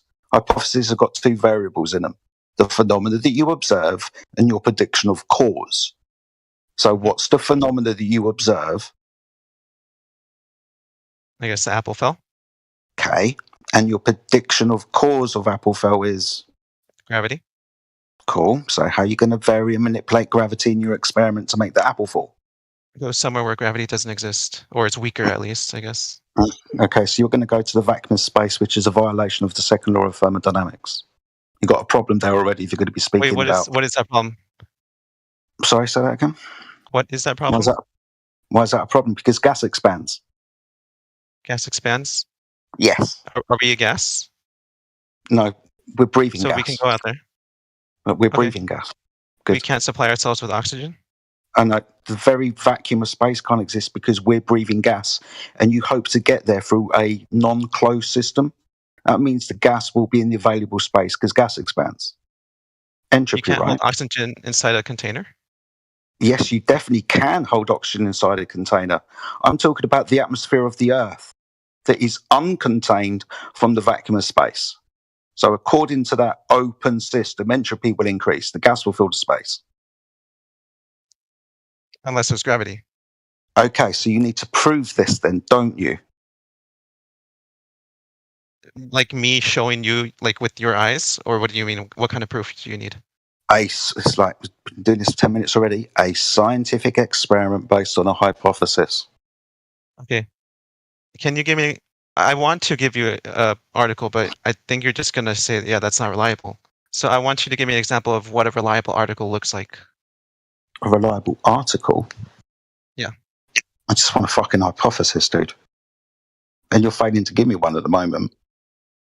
Maybe you should go and try and find... But you just said you wanted proof. Yes, an experiment. Science. An experiment. And what does that mean? Seeing with your eyes or... No. I'm confused. An experiment is where you vary, based on your hypothesis, where you, the researcher, varies and manipulate what you think the cause is to make the phenomena happen, like I did with heat and water evaporation. Okay, so you want me to like conduct a lab experiment with this? No, I want you to go and get the lab experiment that you believe prove gravity, if you think there is not one that exists. Where, on the internet? Any fucking where, sunshine. You believe in this stuff, so you must have a belief based on an experiment. I can, but you will disregard it. Why? Don't tell me what I'm going to do. Don't try to understand what might happen in the future. I just want you to, because you believe this, right? Then there should be an experiment that proved it to you, I would have hoped. Yes, but I've seen it happen here again and again. People have given articles, and every time... I don't want an article. I want an experiment based on a hypothesis.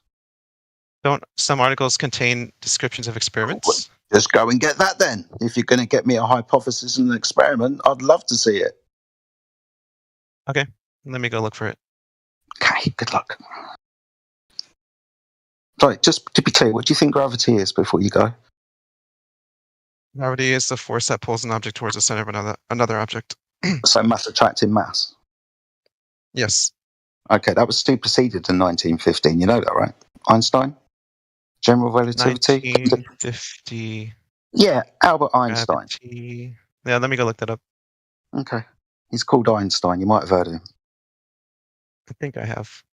Cool. Well, he superseded mass attracting mass for his bending and warping space-time fabric.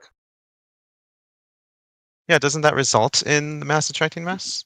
No, mass does not attract mass in Einstein's idea. Mass displaces space-time. Do you believe in that whole space-time thing? Well, no, it's a concept, dude. It's mathematical. It's not scientific. Then why are you bringing it up if it's not scientific? Because neither's the one that you're talking about. That's why they supersede it for a mathematical construct. Oh, the end of this road is you won't find anything to back your claim about gravity. Not a scientific experiment, anyway.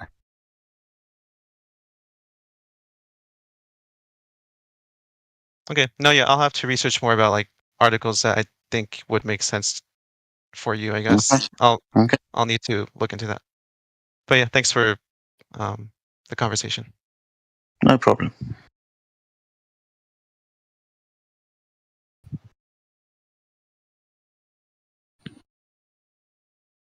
Oh, but in the meantime, would you be able to find any experiment that, shows why objects go down? Do all objects go down? Yeah. No, gas expands. Okay. Okay, like liquid. Let's stick with liquid water then. Why does Why? it go down? I don't know, because it's denser than the medium of the atmosphere, I guess. Shouldn't you research that then? Why? All I can do is change the relationship between the medium and the object. That's all I can do. That's all any scientist can do. You can't manipulate gravity to make things go up and down.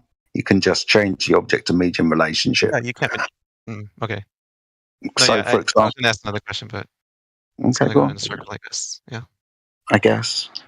That's up to you, though. All right. Thanks. Okay.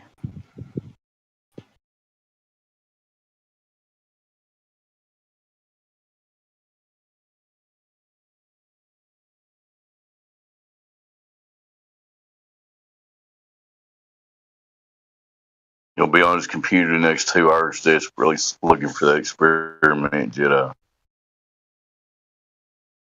I might come back next week, actually. I'm going to go do something else soon. Well, good luck finding that experiment. We'll be looking forward to it.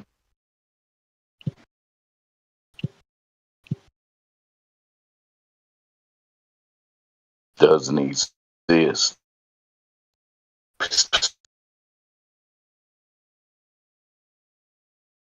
Spoiler alert.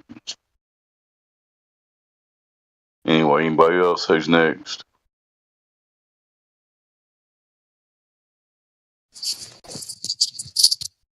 Jay Reezy is next.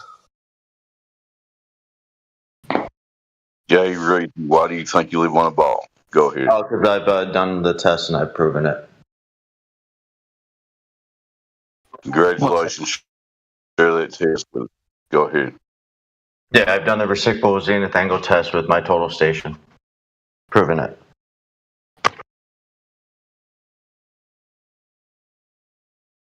Who wants this, guys? I can't do it. I mean, you asked me. I mean, that's the. I mean, have you? Which experiment have you done? I don't have time. I'm babysitting. What experiment did you do to prove the Earth is flat?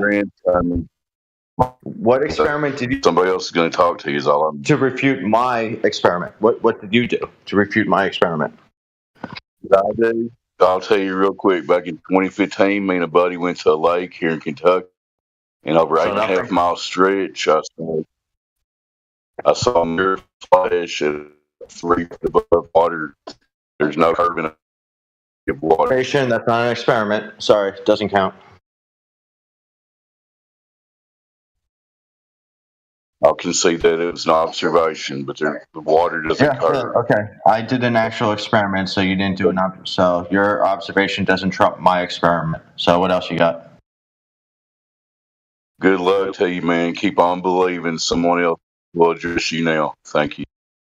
You did an experiment, Jay Reese? Yeah, I've talked about this countless times. Like you know which experiment I'm talking about. What was the hypothesis for it? Went over all this with you countless times. What was the hypothesis? I just don't recall. The hypothesis is that as you increase the distance between 2 points, the reciprocal zenith angle will increase from 180 degrees and continue to increase. That's the hypothesis. Yeah, okay. Observed phenomenon, increase of angle, suppose cause, distance from angle. No, I mean, the cause is the shape of the Earth, not the distance. Wait, so you manipulated the shape of the Earth then? No. You manipulate the distance, and because the Earth is spherical, as you increase the distance. No, you're adding too many things there. So you varied and manipulated what? Was it the Earth or the distance?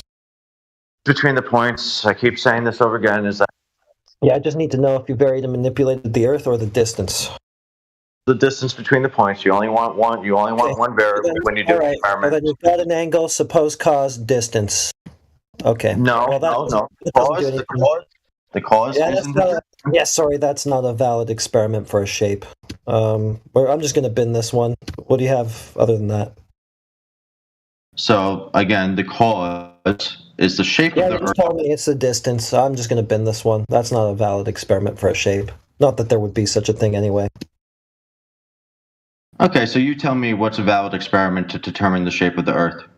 Well, it's a category error, you dummy. That was the point of those leading questions, was to demonstrate that. So you don't have any experiments? You can't think of any? It's a category error, so the answer would be What's the category error in a question? What's the category error in a question? For testing cause and effect relationships to what shape is this? That's what. I'll be right back. I got to do something.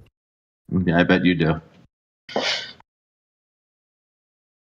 So, what experiments can we do to determine the shape that we live on? I mean, it should be possible. Does any flat earthers got anything? You can't science a shape. You can't Why don't you science a guys come shape. up with something? What do you guys got? I've got something that's not an actual experiment, but you and a buddy could go and find an island like 10 miles off the coast and do a mirror flash sequence. And do a what? Use whatever equipment you I'm sorry, I want. couldn't quite hear you. You said do a what? Well, you can't really use a mirror. You need to clearly show the 66-foot drop in elevation between point A and point B, between you and the buddy on the island. There should be 66-foot drop over distance. So that should be easy to show. Go ahead and do that. Experiment to show the flat Earth is to show a 66-foot drop in between 2 points? I'm just, at this point, I'm just anybody that has any way of showing that minimal amount of the curvature that should be there. And it should be easy to show. None of us would exist 10 years later if that was actually there. So good do you luck accept finding that, okay?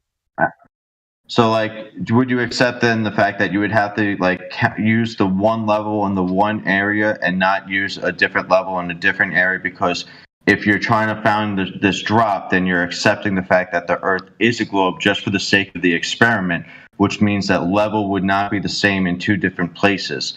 So, like, do you accept that? Because if you're going to do an internal critique of the shape of the Earth, you can't just pick and choose which things that you want to keep, meaning that, like, if you're saying, like, okay, if the Earth is curved, then level in one area is not level in the other area, right? It's not. They're not parallel with each other. You're saying anything. Well, You're that's adding a lot of stuff to what I simply said. Yeah, you want to do an internal critique of the Earth shape of the Earth. So if you're doing an internal critique, you have to take you have to accept some certain facts of reality. So, like, because of the shape of the Earth, if you're doing an internal critique, you have to accept the fact that level is not parallel with level in two different locations. You have to accept that. I don't. No, sir. All you just said makes no sense. Does anybody else want to engage this guy? I understand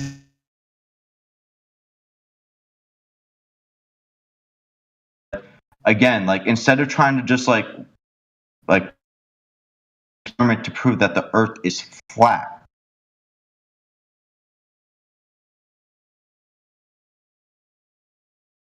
Only thing I was talking about was doing an observation to prove that the curvature that has to be there actually, in reality, is not there. Well, what if we're wrong? Okay, what if we're wrong about the size of the Earth? What if we're wrong about the size of the Earth, and in fact is much bigger than we say? Then everything else is wrong. And then everything else is wrong. Great. So, like, let's throw out the whole globe Earth thing or whatever. And what is your experiment? Orbital mechanics, everything. It's all gone, man. Kaput in the bin. So look what is inside your chat for an experiment. There's an experiment inside chat. There's an experiment inside chat? Yes, posted in the image. Posted an image. I'm not seeing an experiment. It has to do with the geometric horizon and being able to see farther than what would be included by that horizon. I'm sorry, I'm not seeing an experiment. I'm seeing an observation, not an experiment. You want, by experiment, you mean you want all the steps laid out for you? I mean, I want the basically I want the scientific method that you're doing, the independent variable, the dependent variable, everything that you guys like complain about, like my experiment or any of the like Glober's experiments. Yeah. I want you to use that same level of critique against your experiment. All right. So the hypothesis was that if the Earth was curved, then you wouldn't be able to see past the geometric horizon. No. The hypothesis doesn't have to do with the curve of the Earth. We're trying to prove the flat Earth. So there's a category error here, boys. So we're trying to prove the flat Earth. So what's your experiment to prove the flat Earth? So I don't want to hear anything about it.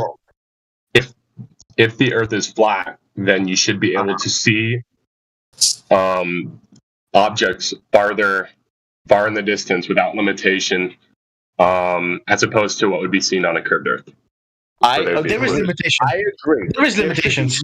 I agree. See, I agree with you. There should be no limitation except for except for actual atmosphere and there shouldn't be any limitation to how far we can see if the Earth was flat, except for the actual haze of the atmosphere. I agree with you. So why can't we do that? Is the question then? We can. Because the Earth is curved. No, we can't. In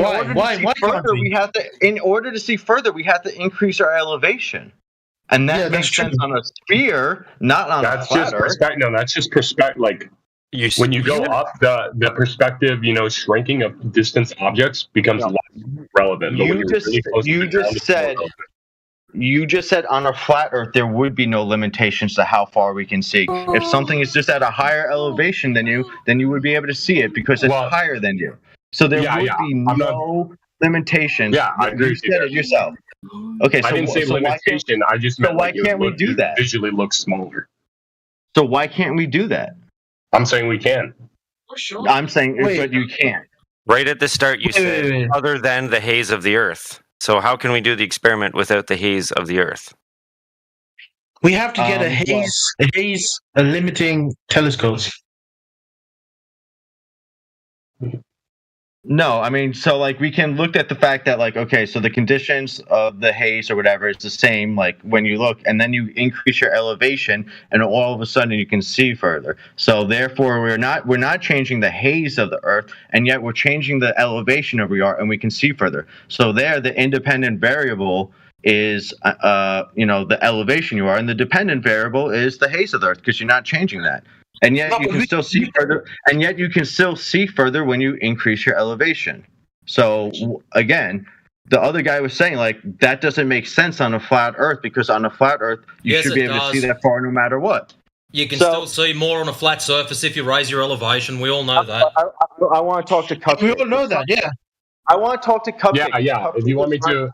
Cupcake was onto something. He's saying there should be no limitation to how far. Okay. Let me define no limitation. As in, if you were to zoom in enough, you would still be able to see it. But the problem is, if you don't have zooming in technology, then things far away will appear smaller. Okay, so are you saying that we don't have telescopes or advanced telescopes that can be really far? No, I just wanted to make sure I was categorizing my point correctly.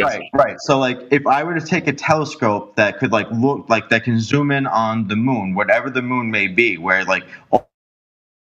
really, really, really big under my telescope, I should be able to use that same telescope to see as far as possible on the Earth also. I should be able to zoom assuming no fog or haze. Yeah, assuming no occluding particles. Yeah. Except that doesn't happen. Why? I think it does. No, it doesn't. Literally, the large, the furthest photograph ever taken had to be taken at an extremely high elevation, and also another object at an extremely high elevation. It had it's bumpy, not flat. It's bumpy. So what was the picture taken on? And how far was the distance? I think it was done in France or something. It was some mountain. 60,000 miles, or I don't know. It was something crazy. It was a crazy far distance. But the only thing that he could see was another mountain at an extremely high elevation. Not and that just doesn't make sense. as Cupcake said, there should be no limitation to how far we can see. So on Mount Everest, if we had the Yeah, but we have an strongest atmosphere. telescope on the strongest if we had the strongest telescope on Mount Everest, we should be able to see the entirety of the Earth, as long as we had a strong enough telescope. And based on the globe, you should be able to see the back of your own head. No.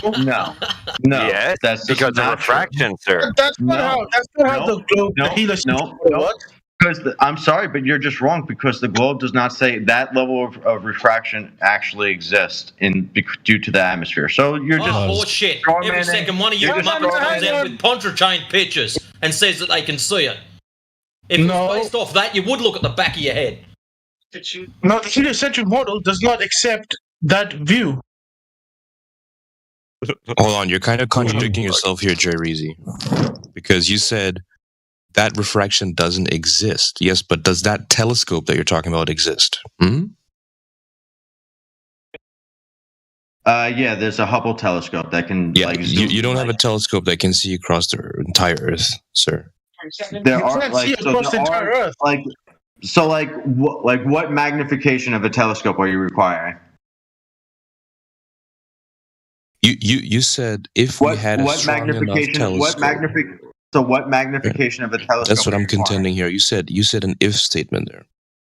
Yeah. So do you want me to look up like different telescopes that you can buy? What's your price range? What can you work with? What can you afford? You prefaced with then if. I'll find you a telescope and I'll tell you the zoom on it. Just give me your price range because I don't want to make it impossible. I don't want to make it impossible for you. It's a redundant No, point. I'm not trying to make fun of how much money you have. I'm honestly just saying around what price range. $1,000. I gave you the price. $1,000. $1,000? Okay, so let me look up some $1,000 telescopes and give you the magnification on them, and then we can figure this out because we can use that magnification to say how far you could see, and we can do this. It's not a hard experiment. So I'll be right back. Yeah, but G Reese, do you know that the flat is not a shape? So whatever the shape the globe is, it could be a flat globe, if that makes sense. Oh my God, you seriously don't want to do that because I'm just going to ask you, okay, flat's not a shape, so what shape do you think the Earth is? Yeah, they don't know. Dumbass. What do you mean? Yes, we do. Are you just trying to change topics? I feel like you're just trying to change topics to get away from this thing. So I don't know if I'm going to even I'm just trying to there's some miscommunication going on here. I feel like you're just trying to change topics to get away from this whole conundrum that Cupcake put himself in. Because now I'm going to find him a telescope. I'm going to tell him to zoom, and then if the zoom is like this or whatever, then we can see okay. So if you can see a couple miles, so you're just going to remove all of the air? That can see 10,000 times. You should be able to see 30,000 miles away from you. Yeah, assuming there's no air. I'm not going to fall for your bait right now. I'm just going to look at this telescope within a price range. What about the haze that you mentioned? What about the haze you mentioned? You can breathe for a second. That'd be awesome. Now, one thing I was listening to earlier when I think it was Cupcake said something about he'd be able to see a long way. I think there was something on the end of that, something to do with particulates and shit in the air. Probably missed that bit, Jay Reezy. You might want to listen a bit more. Yeah, it's pretty important. Yeah, you can see forever as long as you can see through moisture and dust and other shit floating around. It's all great. Yeah, if it's a foggy day, we better pack her up and try the next day. Yeah, world's greatest telescope, fog. Oh dear. Anyways, how we all been? I'm good. Why don't you just have breakfast in bed? Good, Matrix. Wait, does fog appear in the ocean? Not in the ocean. On the ocean. You know what I mean? Of course. Yeah. Is there a reason? That's news to me. You never been outside? I've never been in the middle of the ocean. You don't have to be in the middle of the fucking ocean to see that. Yes, you do. Otherwise, how are you going to see it? The coastline? Nah, that's too scary, bro. I ain't going to the coastline. You never been to the beach? Nah, no way. I'm not going to drown to death. Oh, so you've never been outside then? You can't swim? You have to touch grass. I mean, saltwater, you're like buoyant, right?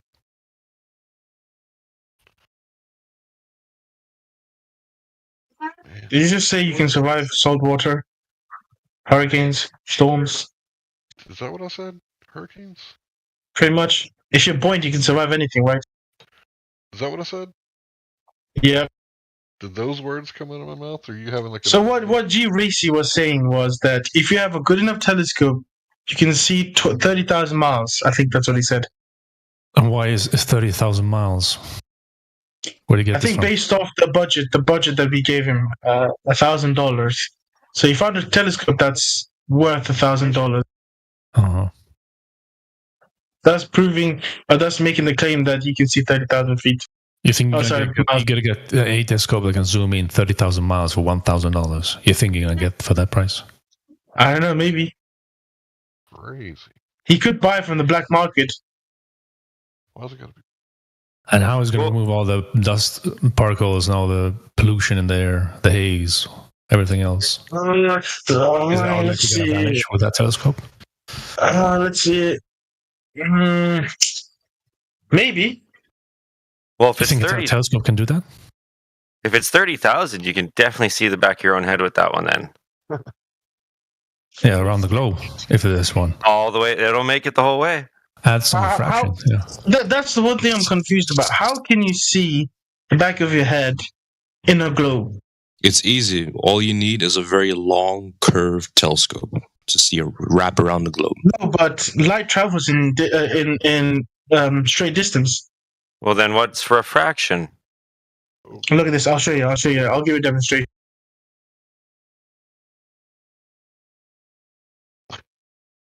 Shit came automatically. Well, then what's refraction? You see that? Do you see that? Do you see that? Do you see that picture that I posted? You didn't post anything. Yeah, I did.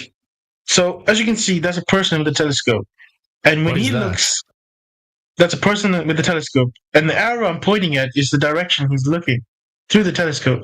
How can it curve? How can it curve all the way around the globe? Refraction. On your model, your type of refraction will do that, yeah. No, it doesn't. Yeah, that's what they say. Yeah. That's how we can see beyond the physical horizon. No, but a refraction wouldn't allow for the visibility to go all the way around in a circular Well, what do you mean? motion. What's the endpoint number for refraction? What's the limit on it? Do you know? No, I don't know. Well, then how can you say that? You have to tell us what the maximum limit of refraction is. Well, I can tell you for sure that it doesn't go in a circle. That's all I can tell you.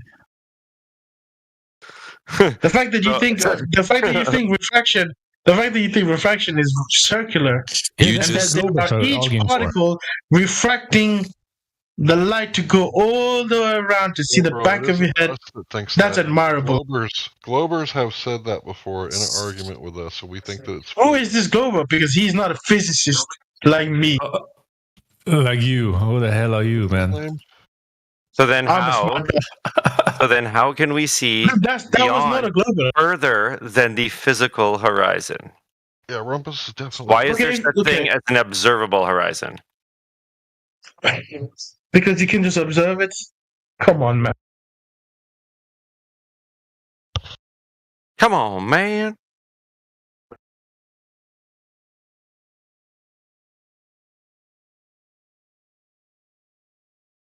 So what about the Chicago skyline from across Lake Michigan, 50 miles?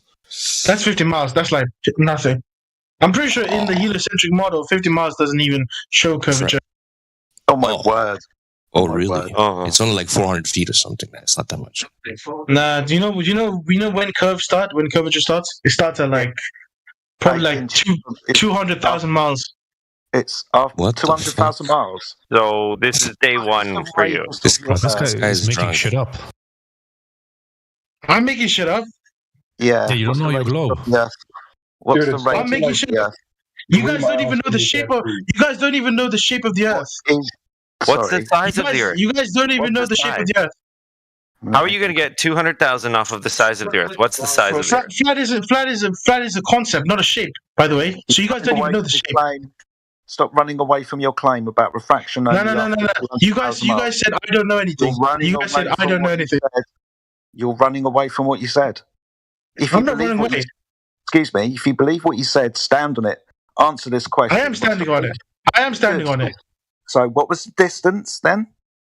No. 200,000 I miles? said yeah, 200,000 miles, yeah. Good. What's the radius of the Earth? No, answer my question. You guys said I don't know anything. No. I'll answer your question. I'll answer your question. No, I answered your question. I answered your question. Man and stand on your fucking claim. Answer my fucking claim. You said I don't know anything, but you guys don't even know the shape of the Earth. So how can you tell me that I don't know anything when you guys don't know anything? Excuse me, you made a claim. Okay, Jedi. Okay, I'll answer your question. I'll answer all your questions, Jedi. I'll answer all your questions, Jedi. Answer this first. Now. Do you know the shape of the Earth? No. You'll start by answering my questions now. You said curvature doesn't affect after 200,000 miles, which is a problem if you have a circumference of 24,000 miles. That's a rate of curvature. You did. That's a rate of curvature at 8 inches per mile squared. Dude, why do you know this? Because it's your claim. You're bald. I never made that claim. It's the heliocentric claim of the radius of the Earth. You fool. I didn't say that. Oh, so you think the Earth's bigger? Possibly. Possibly. Yeah. The Earth could be bigger, yeah. That's going to fuck up every single piece of mathematics that you've got to do with the ball and the solar system and gravity and everything else. If you say the ball that we're on is bigger. Yeah, it could be bigger. Do you know that it's bigger? No, I know that it lays horizontally, not curving. Yeah, you know it lays horizontally, but you don't know the shape. Do you understand that if it's bigger than what you are saying, or if that's what we're thinking, if it's bigger, then every other number and calculation and test is wrong. Yeah. Everything else is wrong. Yeah. And you got a problem with that? Oh, what? NASA is lying to you. NASA comes up with this calculation, so you actually believe what they say. The Earth could be as big as you. No, we test what they say. Exactly, you test it. Yes. What? Where'd you come to the conclusion? You test it, and you say they're wrong, right? Yes, because the water on the Earth lays Exactly. Excuse me. Can you not interrupt what I'm talking, please? Thank you. Now you interrupted me. Shut up. So we test what they say, and when we measure the surface of the Earth, it lays horizontally. No curvature. The Earth could be bigger, that's what I'm trying to say. You can't believe the mathematics that the NASA has. Excuse me, with no curvature? Yeah, there is curvature, but it's like hundreds of thousands of miles until you see the curvature. Okay, so this is your own cosmology. You're just making this shit up. Have you got a measurement? No, but I'm not believing what NASA says. Okay, so have you got a measurement of this curvature over hundreds of thousands of miles? No, I don't. No, because you're just making shit up. No, I'm not. How am I making shit up? Oh, sorry, you're not making shit up. Okay, give me the measurements that you've taken then, if you're not making it up. No, I'm not making it up. It's 100,000 miles. That's why the concept. That's why the concept of measurements that you've taken. Sorry, weak man. Can you give me the measurements that you've taken, please? I'm basing this measurement of you, Jedi, of your flat model. Okay, you said there was curvature. Where? And what measurements have you taken? Have you done measurements? Have you done measurements to prove that the Earth is flat? Me a question. You seem to be the type of weak man that doesn't want to stand on his claim for the third time in 10 minutes. I am standing on my claim. To prove my claim, I have to answer I have to ask you questions. I ain't your fucking friend. You've died on your own. I never said I was your friend. I never said friend. This is what I mean. You need to listen, Jedi. You need to listen. Excuse me. You've died on your own claim 3 times. This guy is intoxicated. I did not. Listen. You guys think that the Earth is flat. Xanthan, are you drunk? I'm not drunk, Jedi. Are you drunk? Okay, fair enough. No problem. Jedi, are you drunk? No, dude, I'm just about to go. Prove it. The Prove it. 200,000 claim was based on how far refraction could go. But if No, now I never said that. That's your claim. I never mentioned refraction at all. that's what it originated from. Where is the end point of refraction? How far can refraction go? You said about 200,000. I never said that. I just said about the curvature. That you haven't got a measurement for. Yeah. So? Yeah. So you're just making shit up and pulling it out your ass. No, I'm not. Yes, you are. Or if you're not, give me the measurements then. I don't have the measurement. So you're making it up then based on no measurement. But you guys make a lot of things up too. Excuse me, just answer the question. You're just making this up because you've got no measurements? No, just because I don't have measurement does not mean I'm wrong. Not wrong. Have you got anything to back your claim? Listen, just because my measurement... Just answer the question. Why are you interrupting? This guy is interrupting me. Just not letting me finish. Yeah, I know, because you're not answering the question. You're trying to deflect and run away from your own claim. It's like, seriously, dude. I just said I don't have the measurement. Dude, how many times do I have to answer your question? So, Xanthan, if you don't have the measurement, how can you make a claim of any number? It doesn't mean my claim is wrong just because I don't have measurements. A measurement, how can you make a claim of any number? See, we I don't need to have measurement to make a claim. No number. I don't need a measurement to have a claim. So you're pulling shit out of your ass, like Jedi said. No. You guys are pulling shit out of your ass for saying the Earth is flat. You guys. Oh, but we've got measurement. That's Oh, wow.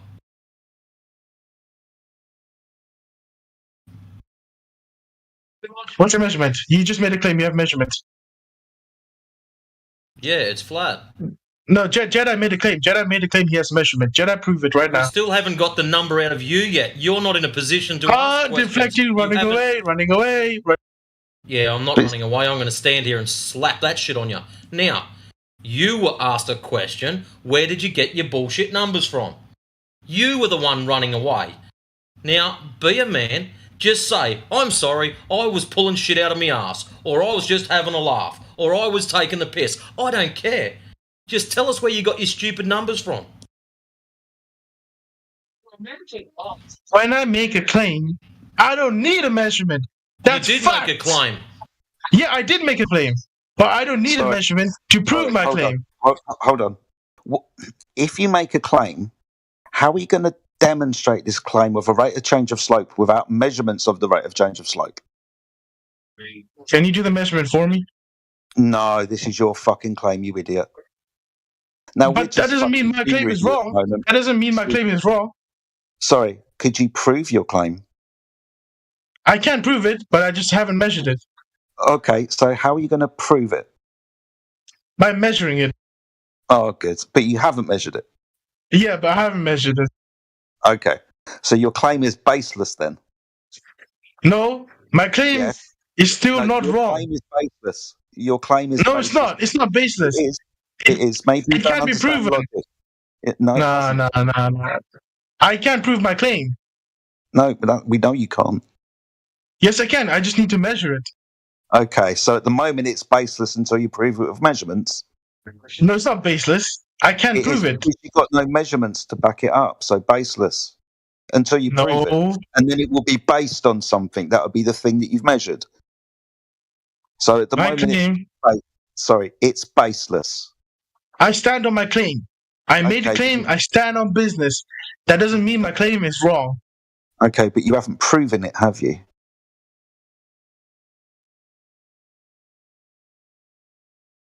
Just to be clear, you haven't proven it, have you?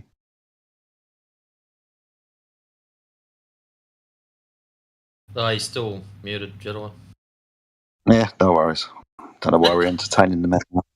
Oh man, crazy.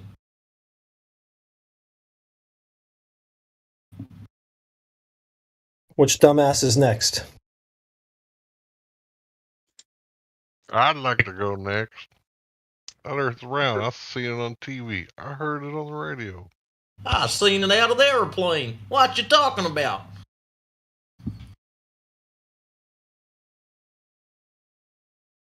Well, flat isn't a shape. Well, is round.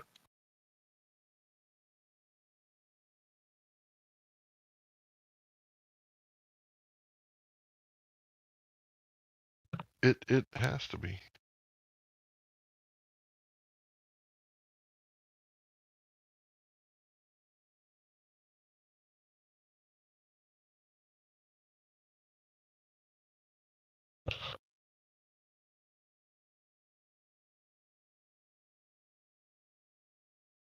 Why so quiet?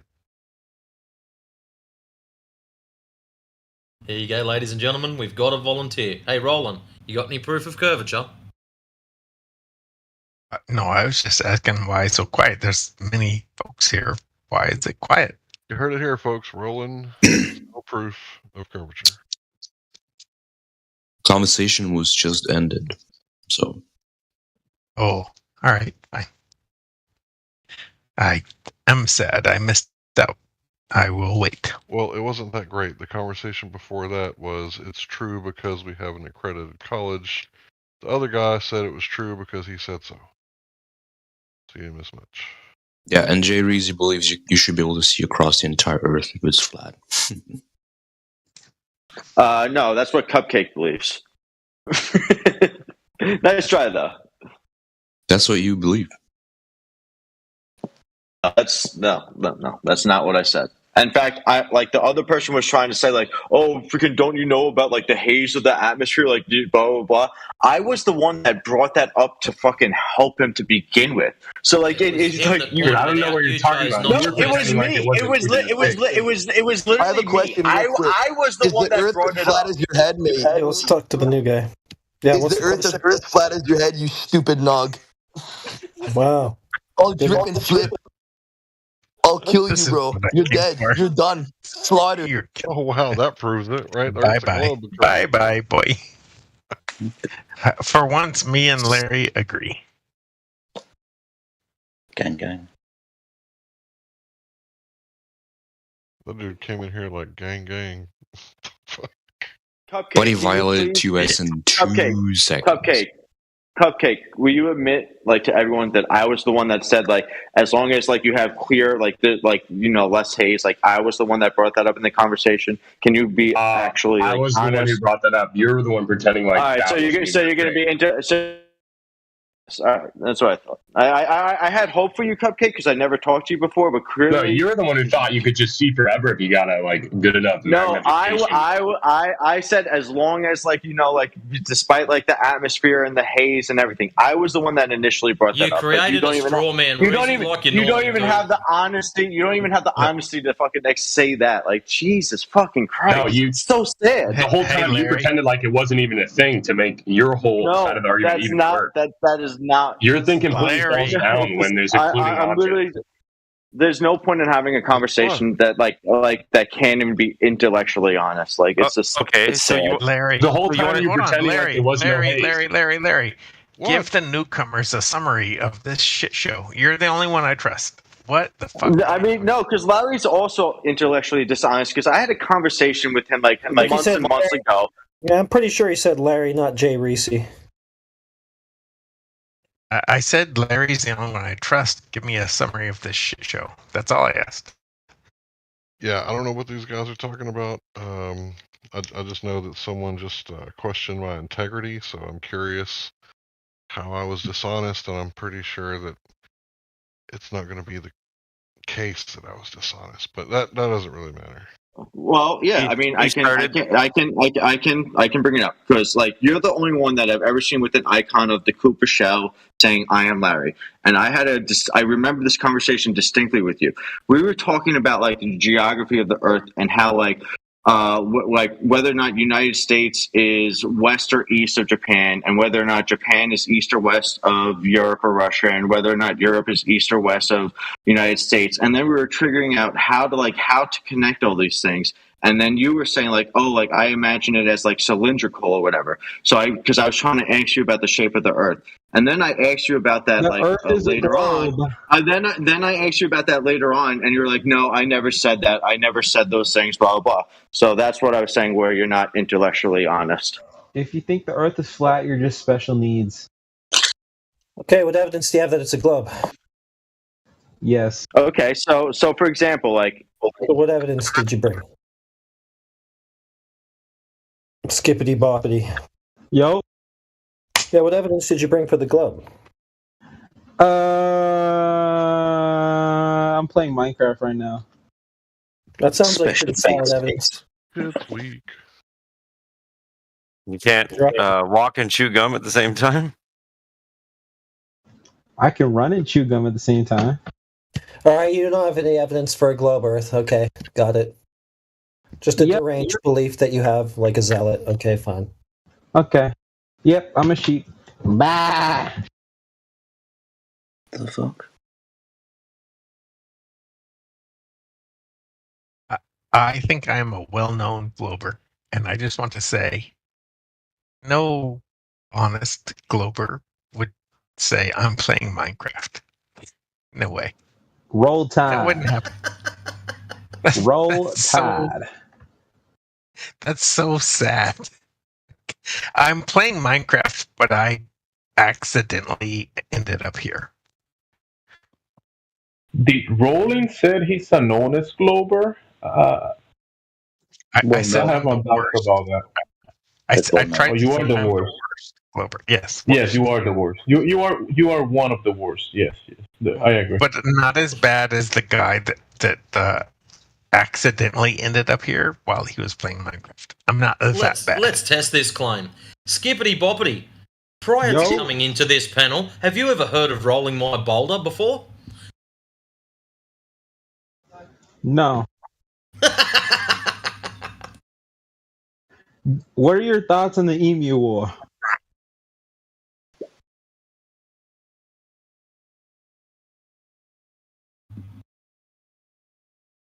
Oh, I don't really care. Are you sure? I have a Pretty question sure. for what's his name? Skibbity Poppy? Can you read? I don't know. No, it's too many consonants. It's awkward. But I do have a question. Okay. So you're gonna have to answer quick so that nobody thinks you Googled it.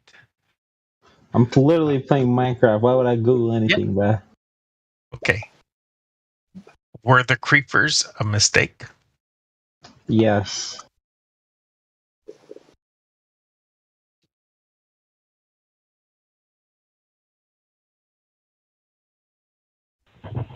How can the creepers be a mistake if they were coded into the game? The makers of the game made a code, and that code played. It was for an intent, a purpose. How can it be a mistake? Because it was. God, So the coder of the game made a mistake, and creepers came about. Yep. Jimsy, half these people in here were a freaking mistake.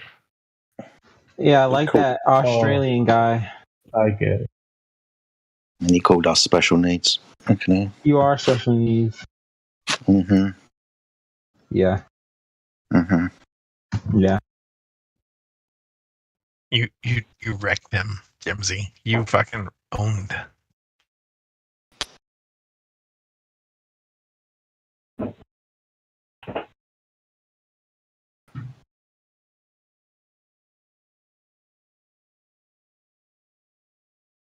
Jimsy nailed it. I mean, why would the mistake have been coded in if for any other reason than on purpose?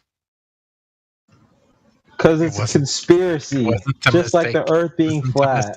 You said it was a mistake, but it was not a mistake. Yes, it was.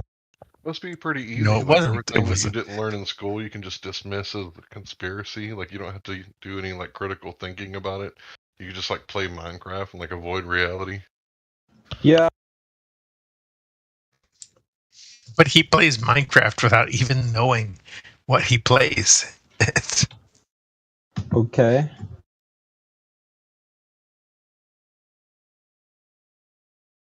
No, it's not okay.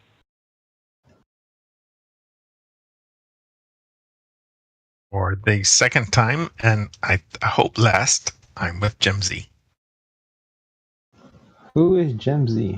Minecraft is a globe landscape, right? It curves. I've never played it. Or is it flat? Huh? I didn't hear you. Wasn't I paying think it attention. started out flat, but I think they added curvature later on with one of the updates. Yeah. Well, how big is the Minecraft map? Like 200,000 squares or so? What about I'm not playing regular Minecraft. So Can I you don't know. can you see to the other side? Oh, dude, he's playing not regular Minecraft. It's modded. No, I'm playing Hypixel. It's modded to be flat. Oh my god.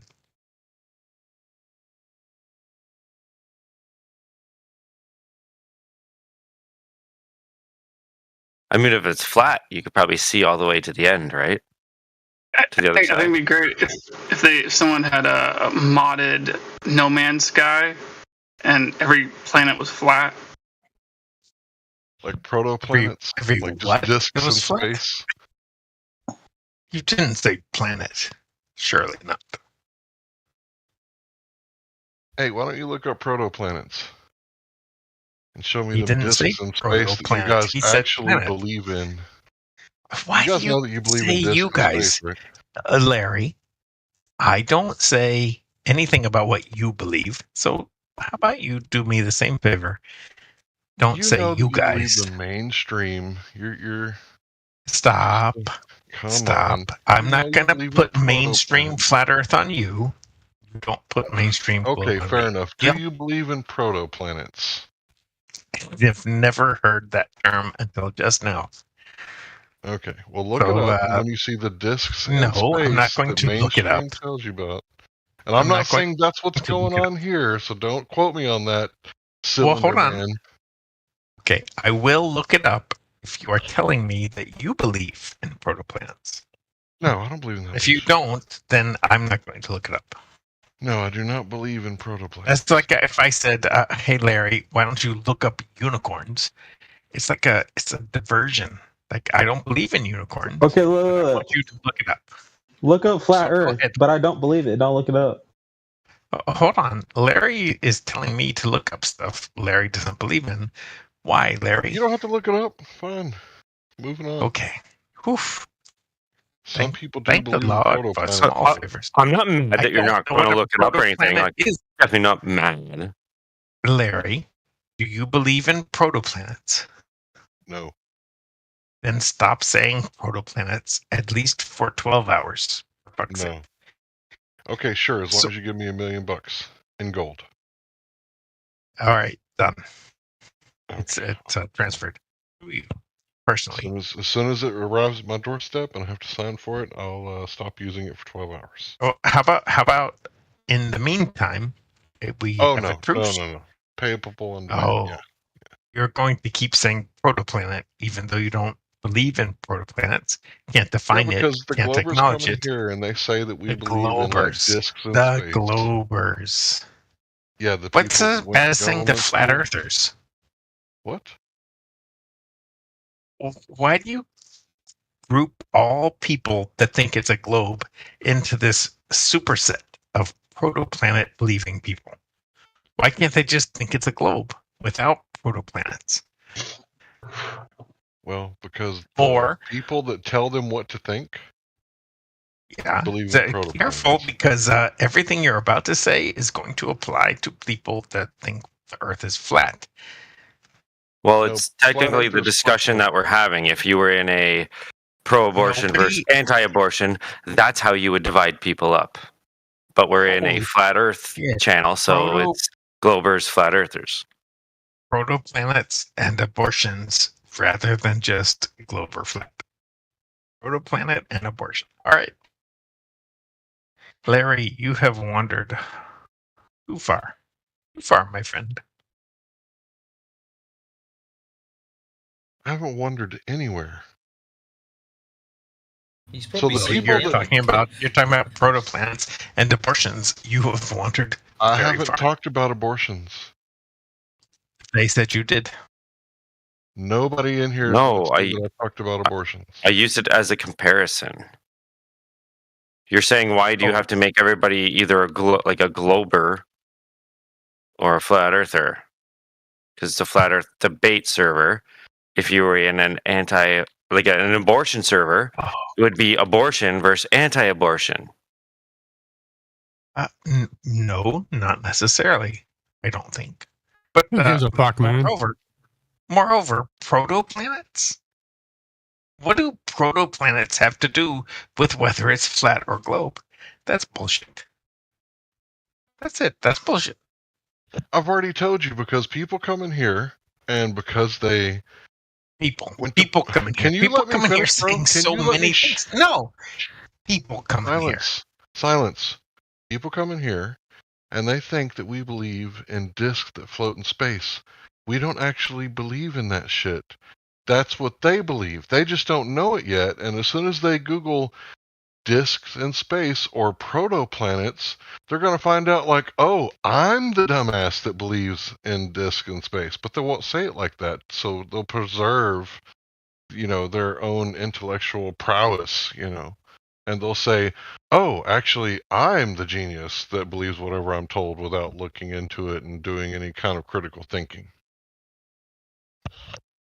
Okay, I humored you. I shut up. I listened. You said we. And I just want to know, who is the we you speak for? Which subset of the flat Earth folks do you say? Which do you mean by we? You said we. None of us believe in discs in space. I didn't ask that. I asked, which do you speak for? You said we. I'm speaking Which for do you all speak flat for? earthers. If there's any flat All earthers, flat under earthers. my So voice, tell me anyone now that if you thinks believe in discs in space. so, you speak for anyone that thinks the Earth is flat. Yeah. Because none of them are going to fair be enough. dumb enough to just Google something. No, and fair go, enough. You speak yeah, for them that's all. what I believe. On that subject, I'm going yeah. to. Oh, wait. On that subject, so you don't speak for them. You speak for them on a Anybody else, man? subject. Well, hold on. What was that on He's that talking about subject? anything but the subject, isn't he? Well, what did you mean? I speak for them on that subject. Somebody else start arguing. These dudes are boring. Right? That was so cute. What a nice out. It's okay, Larry. It's not an out. It was Nobody, a total nobody believes in embarrassing discs in space for except you. Globers. We all heard it. It was embarrassing for you. Carry Yo, on with somebody Boulder. else. No, Why carry do on you with somebody sound like the Joker, bro? You sound like the Jonkler. Wait. Say why so serious? Say why so serious? Why so serious?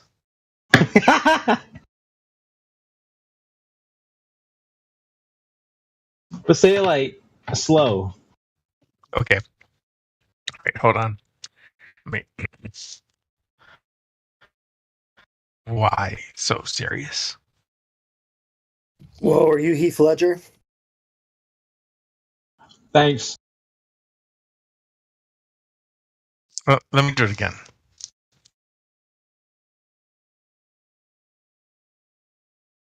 Why so serious? Dude, you suck. Okay, now you're dragging it. Oh, all right. Hold on. Why so serious? You're dragging it. Can we get back on topic? Still? You've been in this conversation for a while, Boulder. You got any evidence of curvature other than what your grandpappy heard on the radio back in 1969? I do, but we were talking about why so serious.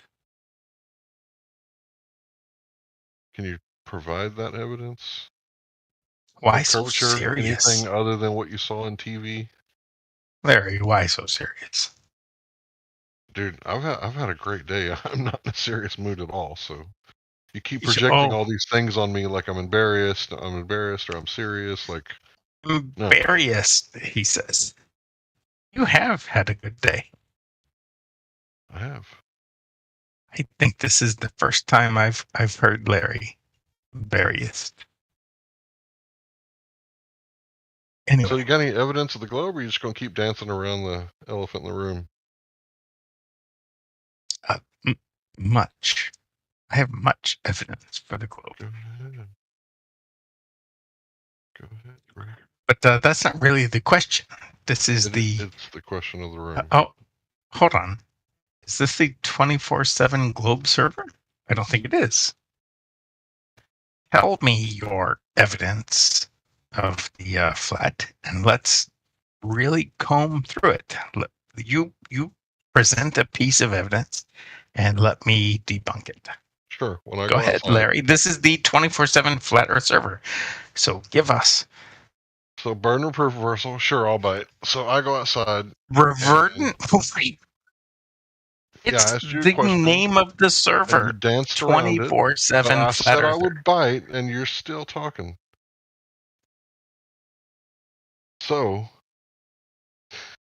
you go outside, and you cannot witness or experience any curvature, axial rotation. The only thing that you experience, your senses are telling you that you live on a flat stationary plane. It's topographical plane, but it's a plane nonetheless. Incorrect. That's difficult for some people. You're speaking from my senses, so I have to interrupt. I dispute that. Okay, If you you speak for experience your own curvature? senses. Speak Now for go your ahead. own senses. Okay, Don't speak for mine. Go ahead and tell us, why did you interrupt? Sure. I go outside, and I do not see flat Earth. I see trees, hills, roads, buildings, houses. Hills. Are you but no talking flat about Earth. topography? All I'm telling you spoke for me. You said I go outside and experience flat Earth, and I don't. I see hills, trees, buildings, but nothing flat. Do you experience Nothing the looks globe flat. then? I don't experience flat. This is the 24/7 flat Earth server. We're not really talking about. You're going to globe. We're talking avoid about what flat. you really believe, like for the rest of the night. Like you're not going to talk about it at all. I'm just saying it doesn't look flat. Not flat. The flat claim is. I'm sure we spoke about this before, Roland. It's easier to say flat than topographically stationary planar fucking realm. Does it feel stationary, Roland? I don't see what. Hold on, Matrix. I didn't catch all those words, but I don't Exactly. see those. We when I know walk there's outside hills and either. stuff, Roland. There's hills, Okay. there's trees, So I there's don't- valleys, so- and rivers and shit across them. But guess what? We call it flat doesn't because it's look planar flat. in nature. But So it you're doesn't going look to the flat. extreme. Roland, you are just like the typical Bevites. Oh my god, there's a hill over there. That's not flat. Hold on. We hold know. on. I was just refuting the Yeah, claim you're that I being a dick. That's what experience you're it as being. flat. Stop Well, it. yeah. I don't experience it as flat. Do you experience it as I don't- stationary? Stationary, yeah. A stationary globe. Okay, so you experience it as a globe. Can you tell us how? Looks like one. Does it? In your backyard? What kind Yeah. of backyard do you got? No, Because my pictures. backyard, pictures. I've been given pictures of the globe, but no pictures of flat. So So, what if I looks give like you a globe. picture of me and Paris Hilton sitting down having dinner together? Would you just believe it if I said that it came from the government? I would actually rather you stayed on topic and gave a picture of the flat Earth. Well, I'm just That would saying, be how do you awesome. know a picture is like actually I real just or not. want you to because- stay on topic and give a picture. Did you say pictures or did I of- just make that shit up in my head? Yeah. Did you say the word Do you pictures? have a picture of the flat Earth? Did you say the Do word you pictures, have a picture? Roland? Bro, I'm not Do a you cop. have a I'm not picture of the interrogating you flat because The I'm Earth is flat. I'm not gonna. So say it. arrest Say, you. I have no picture of the flat Earth. Just say it. It's easy. I have no picture of the flat Earth. Easy to say. Bro, we've taken lots of pictures with no curvature. Okay, lay the pictures on me. Because the globe has. So you just have to have pictures control of that the can be flat. conversation, don't you? Did you make a claim Oh, that you you take got it away. pictures of curvature? Did you say that? No, you're controlling the No, you conversation. didn't say So that. lay the pictures on us, bro. Dude, you're such You a have whiny no person. pictures. No pictures of the flat This Earth. dude is a clown dancing all over the place, like obviously not addressing the elephant in the room. Which You is that there fucking are no trolls. flat Earth pictures. Every picture's of a flat Earth. There are no pictures of the globe. You can't reproduce them. Not even Jeff Bezos or Richard Branson or any of those rich fuckers like Elon Musk can reproduce them. I'm an astronaut. The Earth is round. Prove it. I just did. Oh, did you? Yeah. You just said it, and that's proof, huh? Yep. That's what you Globers think proof is? Like, that's why you're in the place that you're in. What? A place of just believing everything that you're told. You don't know how to question authority. You don't know how to think. Okay, but I'm D1. I don't care if you're D2. Like, I don't give a fuck, bro. Yeah, I'm better. That means the Earth is not flat. Done. Prove it. Didn't you say you were playing Minecraft? Yep. Isn't Minecraft like flat? No. Yes. Oh. No. If you go up high, there's curvature. I think they changed it. But what does Minecraft have to do with anything? It's a game. Yeah, we know that. It's like a model of reality, right? No. So they don't model Minecraft after reality. He just told you it's not a game. It's a model of his reality. His reality. He might be schizophrenic. He just told you it's a model of his reality. Do you see things, Larry? Like, Yeah. you hear voices? What reason do I have to doubt that the Earth is flat? Oh, they saw it on TV. They think it's a globe. And they think I'm crazy because I believe my eyes and not what I see on TV, whereas they believe what they see on TV and not their eyes. So that makes me a crazy person. Yeah, you're crazy. Right, because I believe my eyes. You know how crazy that sounds? Yeah, you're crazy. Right, because I believe what I see and what my senses tell me. Yep. Whereas you deny your senses and reality and accept what another man has given you on a tell-lie vision. Yep. And then you proudly say yup, like, Mm-hmm. I don't Oh, wait, I just figured it out. Are you married, Larry? Yes. I figured out you're muted. What does that have to do with anything?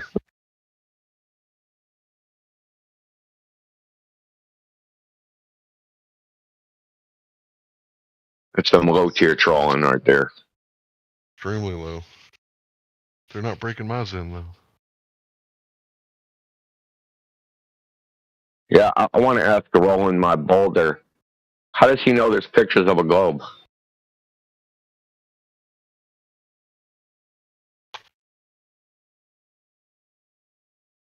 And this is where he does the okey doke and avoids your question.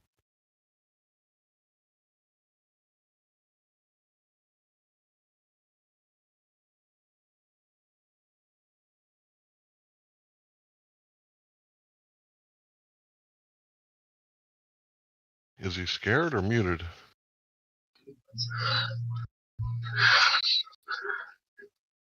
He's going for another beer, probably. He could have fell asleep. Oop, almost spilled it. Me? I didn't fall asleep. Hey, Roland. Yeah, dude. So asking for- I got Oh, go India. Well, I did. I got a question for you. Okay. So, how do you know there's pictures of a globe?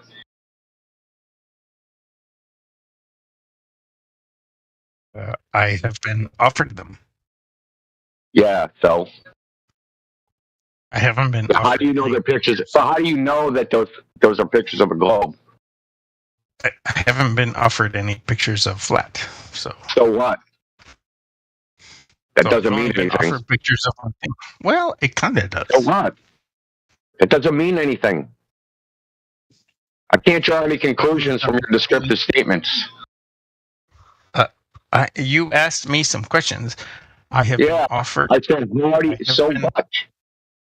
I've been offered pictures of a globe. I have not been offered any pictures of a flat. Okay, so what if I offered you pictures of Bigfoot, but I don't offer you pictures of a snow leopard? What does that mean? Nothing, because we're talking. Does that mean snow leopards don't exist, but Bigfoot does? Can you offer me a picture? Well, no, listen. Yeah, every picture's of a flat Earth. So yeah, every picture. Yeah, so no. We're not just talking about flat Earth. So I'm running through your shit logic, right? So if I offer you pictures of Bigfoot, shit logic, don't offer you pictures of snow. Stop over talking me.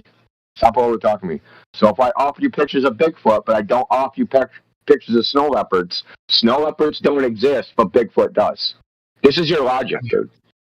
I'm not talking about. This is your logic. This is fucking bad. I'm not talking about that with you. I'm talking about Earth. Yeah, but no, we're talking about your logic. We're not. We're talking about your logic, Stop bro. overtalking me. I didn't overtalk you. Stop overtalking me. I'm not. Yeah, you're trying to make a red herring argument. Talk about Earth. Don't make weak analogies that are red herring. No, it's an exact analogy. It isn't a weak analogy. It's exact. Okay, what's the difference? So how is my analogy? How is my analogy different, Owen? How is my analogy different than yours? How is it not analogous? So how is it not analogous? How is it not analogous? Speak to the topic. Don't use an analogy. I am. Don't use an analogy. I'm speaking to your sophistry. You don't use one. I don't care. No. You don't get to make the rules, bro. So we're not talking about Bigfoot anymore. Yeah, no, we're talking about your logic. Bigfoot was an example. I could use any example, right? So I showed you a picture of a woman, but I didn't show you a picture of your mother, therefore your mother doesn't exist. Yeah, you can use anything except flat Earth, because no flat Earth. No, we have pictures of a flat Earth. You can go take one yourself. Go outside with a camera. Take a picture. No, share your picture. You said we have them. Share it. I did. Yeah, you have them. Have you ever taken a picture of the outdoors? Reification. Any picture taken is a picture. No, you're using that word. Reification is making an abstract idea real. Okay, so you're using that wrong. You just said any picture taken is a picture of the flat Earth, right? That's what you said. Yeah, any picture of the Earth. Yeah. And that is reification, my bro. No. I'm sorry you don't like it. Define what reification is. You are making sort of a circular thing. The Earth is flat, therefore any picture of the Earth is a picture of the flat Earth. It's not a reification. That does sound circular, not gonna lie. Well, you could say that it wasn't my argument. First of all, that wasn't around the argument is crazy. Yes, that's a circular argument, but he said it's a reification fallacy, which is something completely different. It's also known as the fallacy of misplaced concretism, taking abstract things and giving them physicality. Reification. The map isn't the land, for example.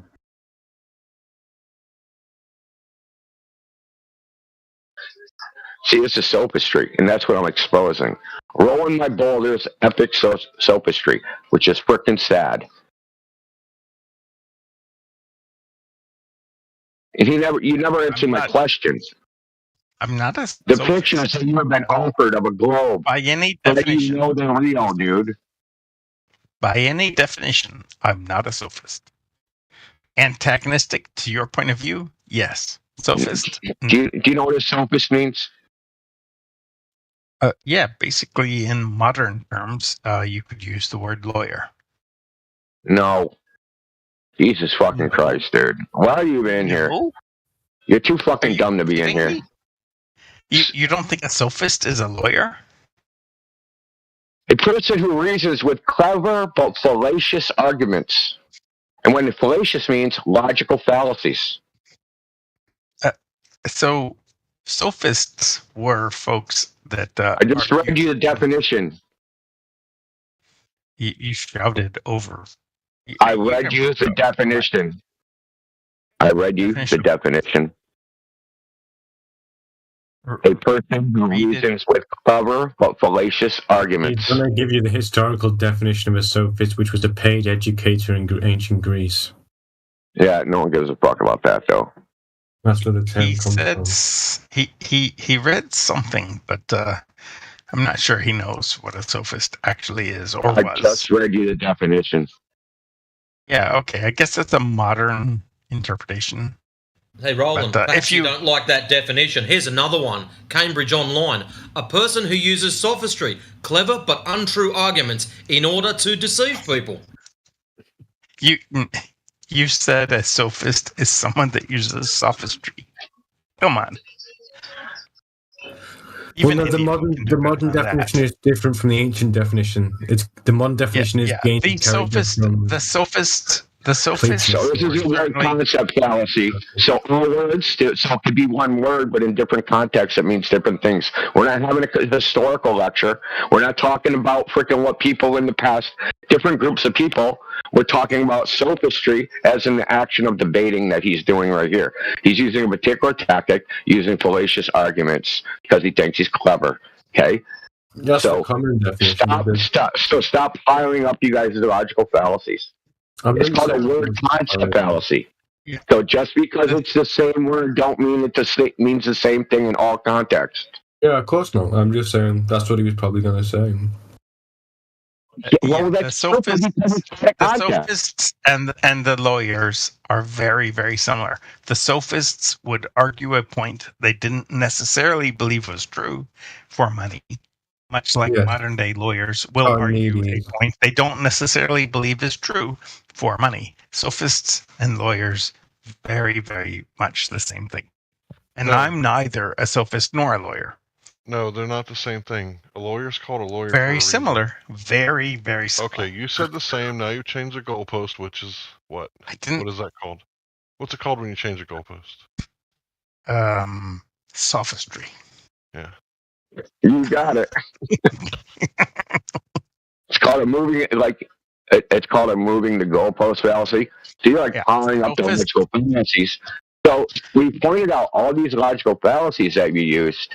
So when I called you a sophist, because you're using fallacious arguments, you are proving me correct the more you talk. Wait, sophists didn't use fallacious arguments. They just used arguments they didn't necessarily believe. You're doing a word concept fallacy. Sophist has more than one definition. In the definition I am using, the one that's relevant to what we're doing, debating, a person who reasons with clever but fallacious arguments. I'm not talking about a sophist in the historical sense, as in a group of people from ancient Greece. Obviously not, because we're not having a historical conversation about a historical topic, are we? No, we're not. Give me a citation. Give me a citation. Give me a citation about this quote. Okay, I'll give you from the Oxford Dictionary. You've nothing. You have no word concept fallacy. Oh, the words upset you. That's the fallacy. What? Are you a butterfly word concept fallacy? He said word concept fallacy. A word concept fallacy is when you take a word, right, out of the concept and apply that word to mean one definition in all contexts. Okay? Oh, like Sophist has multiple definitions depending on the context that it's used in. And the context I'm using is in the style of debate, not in historical reference. You're using it as a historical reference. So that is a word concept fallacy. So most flat earthers are doing a word. Now you're going to talk about us. They say level.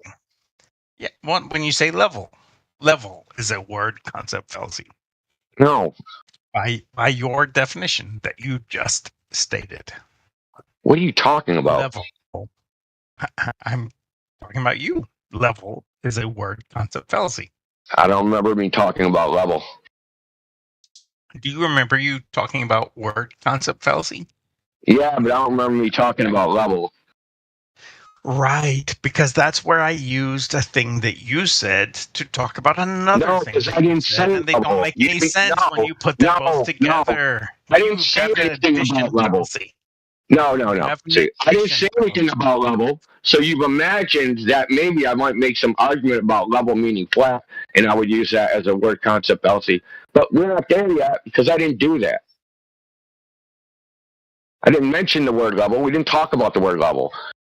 We're basically camouflage sorting through your fucking fallacious bullshit.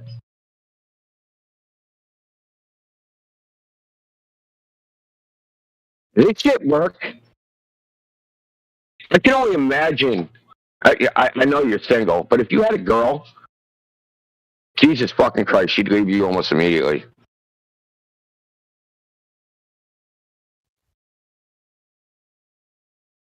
Good job, I killed her then. This is like arguing with a woman. For real.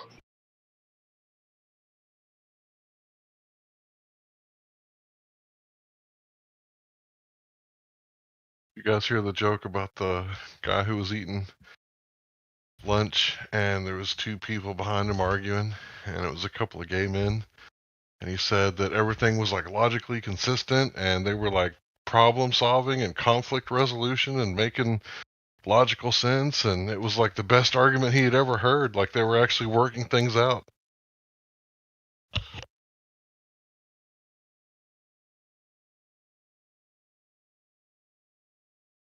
Sorry, I had to step away. I had to pee.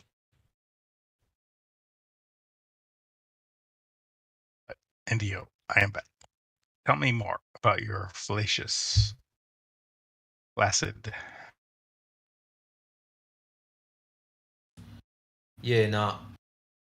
Sorry, guys. I've had enough of that one. I'd rather have silence for 5 minutes.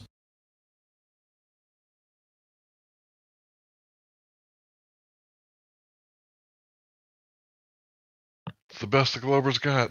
Sophistry. All they've ever had. Since day one.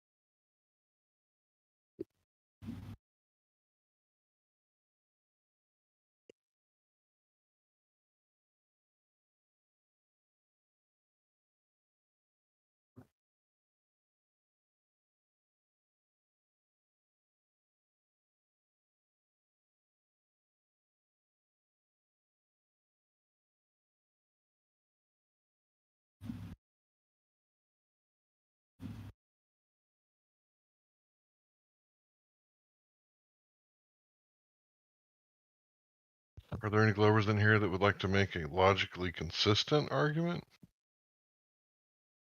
If you dare.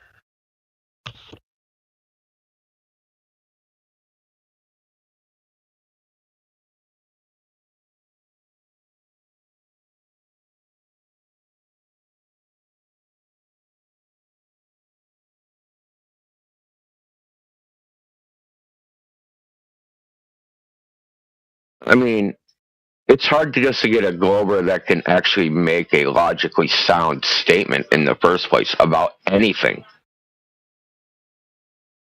It's like almost a requirement that they're irrational. At least when it comes to talking about this topic.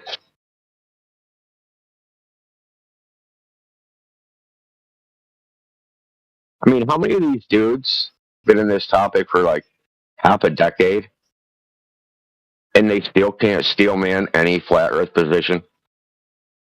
Not even one. That's just that tells me either they don't understand what we're talking about, or they haven't been paying attention the whole time. So, like, they're talking, and they're just waiting for their turn to talk. Well, give them credit. Like, if all your shit was based on logical fallacies, you know, they only got so much brain processing power. So when people like this know that they're being dishonest in their arguments, they have to focus on saying the right thing and posturing and peacocking and all that other stuff. They couldn't possibly focus on, like, being logically consistent. It's impossible. How could you be logically consistent when lying about something that isn't true?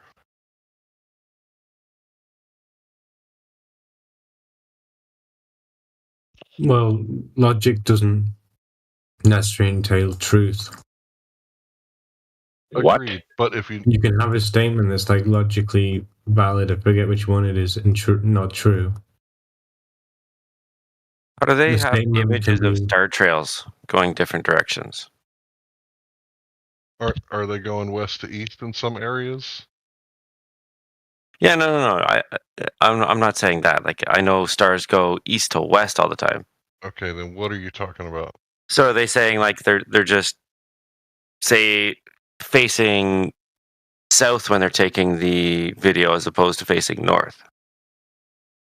So they turned around, and the stars are actually going in the same direction, but you came in here and said that they go in opposite directions. No, I'm saying, how do they have the images showing it? Because the guy turned around. That's what you just said, facing north and facing south. It's that simple? There's nothing else to it? That's it. You're on the equator. Yeah. It's north. You changed directions. That's the only thing that changed direction. They have to. There's got to be more to it. It's not just that retarded, right? It's that retarded. Globers have these arguments out there for other Globers to bring to us. Like, it's going to be like, oh, okay, everybody, shut it down. The stars go in opposite directions. They're so right. No more 24/7 flat Earth. We're going back to the globe. Back to I Love NASA. Everybody order your I Love NASA t-shirts. So, like, that's all there is to it. Yeah, the stars are all going east to west. And I've even heard Globers say, well, what about below the 33 degrees? Because I live in Texas on 33rd parallel. So Polaris is not directly overhead. Obviously, it's not at the equator either. It's about halfway in between. They say that the stars below it are actually going west to east. And I'm like, okay, well, if I'm standing in Siberia, like right now, looking up at those stars, are they going east or west? So I've had Globers say the stupidest shit about those stars going in opposite directions. And every time they say it, I'm like, this is so simple. How do y'all not understand this?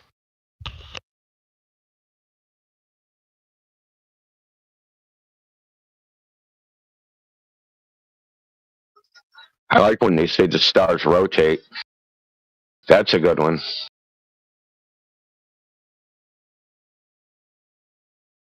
I've never seen a star rotate. The correct word would be revolve around a center axis, right? Well, I mean, technically, you'd have to do a 24-hour time lapse to see a star do it like a circle. Allegedly, if somebody actually did that, assuming that's what would happen. But like when you like the time lapses, what ends up happening is the star trail of a star overlaps the star trail of another star, and it looks like a circle, right? So you don't actually see circles in reality.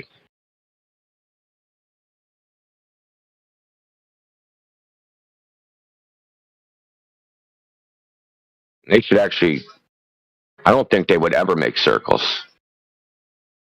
Because they say, right, so the constellations precess, so there's no way they would ever line up exactly into their own trail.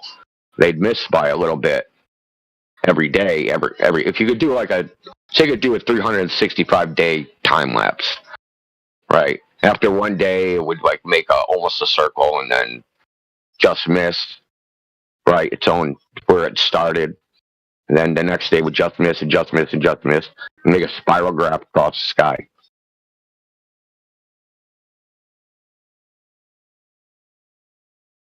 Should. If. It's a pretty big if, as they say.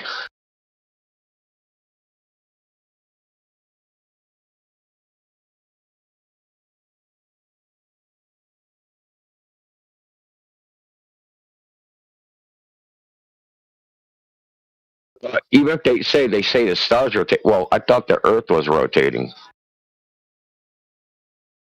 They forget that part. It's the Freudian slip. You know, they've been told that all motion is relative, and that explains away the nature of this Earth being geocentric. Because they can say, well, actually, we don't know because all motion is relative. But sometimes, every once in a while, you get some people coming here and, you know, they think that there's absolute space in like the mainstream model, and they're in here quoting Newton because that's what the government told them.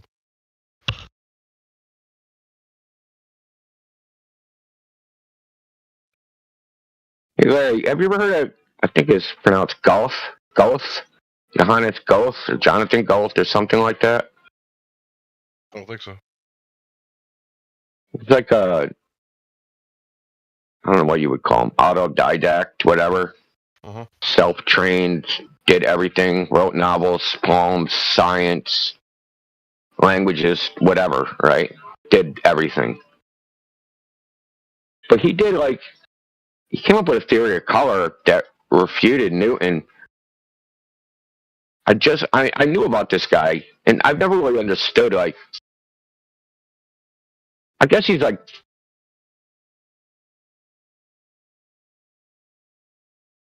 almost like Tesla, except for Tesla has actually gotten more publicity.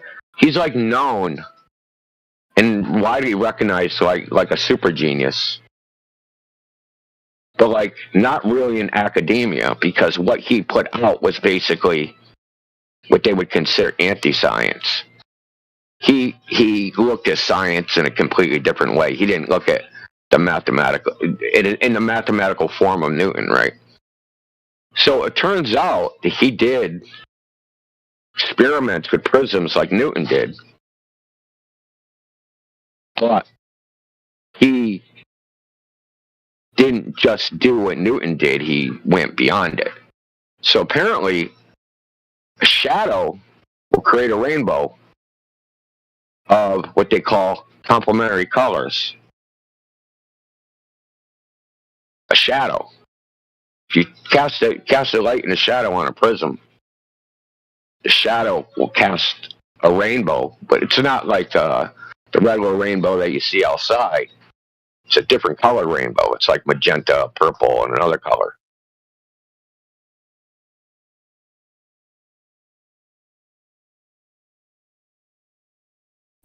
You know that fire can have a shadow. A flame can have a shadow. Can it? All it needs is a light source near it that's brighter than the flame itself. Here, I'll post a diagram.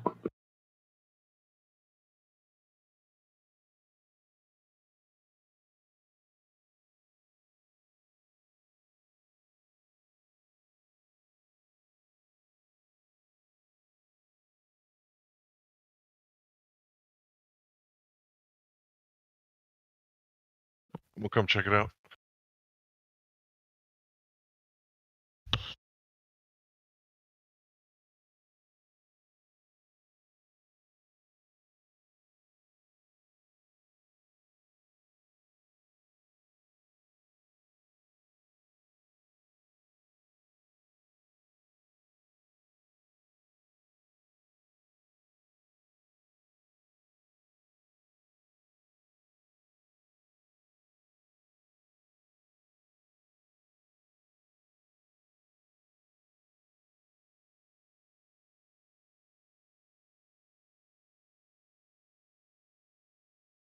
So one of the reasons I bring it up, so I was watching this podcast and they brought this up, and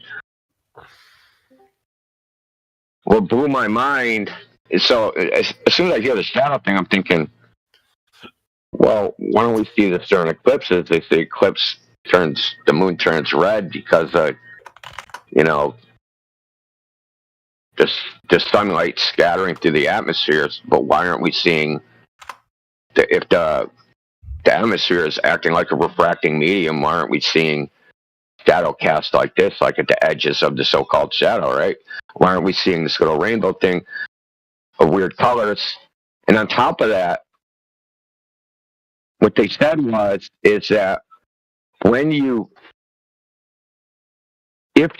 so in infrared, right? So if you take a prism and you shine white light on it, at the end of the spectrum, this is how infrared wavelength was discovered.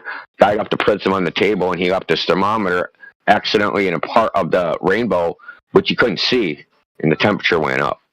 That's how they figured out infrared radiation generated heat. But apparently, if you use the opposite spectrum and you use this technique, it'll actually cool it off, which made me think of the people that say moonlight is colder. Moonlight cools stuff off and sunlight warms things up. So that's very strange. Because this is accepted in science. They just don't accept it because there's no mathematics behind it. So you're not going to see it in a textbook, right? You're not going to see it. So they say that the purple doesn't actually exist as a color, that your brain creates a color purple, that it doesn't actually exist in nature, even though. So this is like the inverse colors of a rainbow, right? This orange, yellow, purple. It's the inverse colors of a rainbow, what they call complementary colors. And this is how they actually use this. These are the colors they use to actually.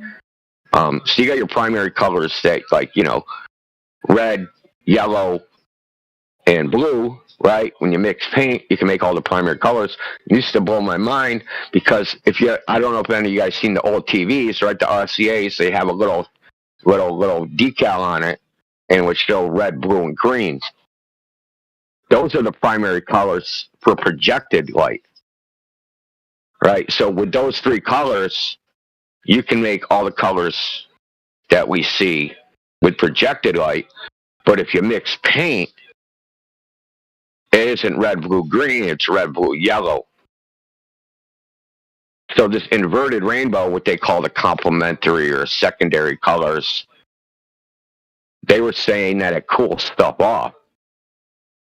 This is just I'm just babbling. So,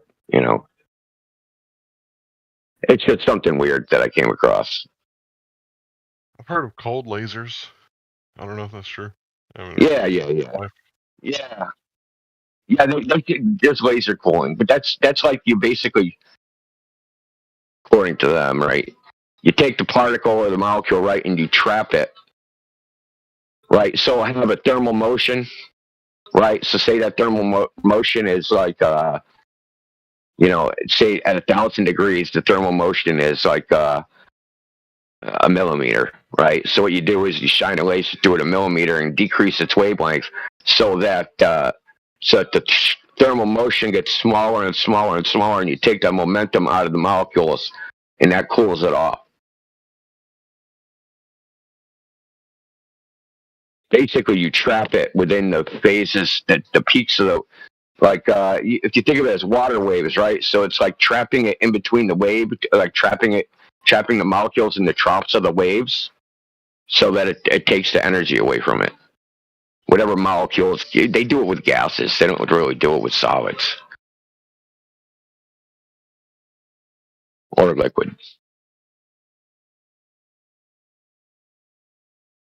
I seen this thing not too long ago, and these two guys were talking, and they were saying in science, when everything gets all mathematic, is because they have no other way to describe it, and they can't do it scientifically, so they just use math to describe sketchy things. That I was hearing this, and I was like, man, this is good. I'm gonna see if I can find that video and post it for you guys.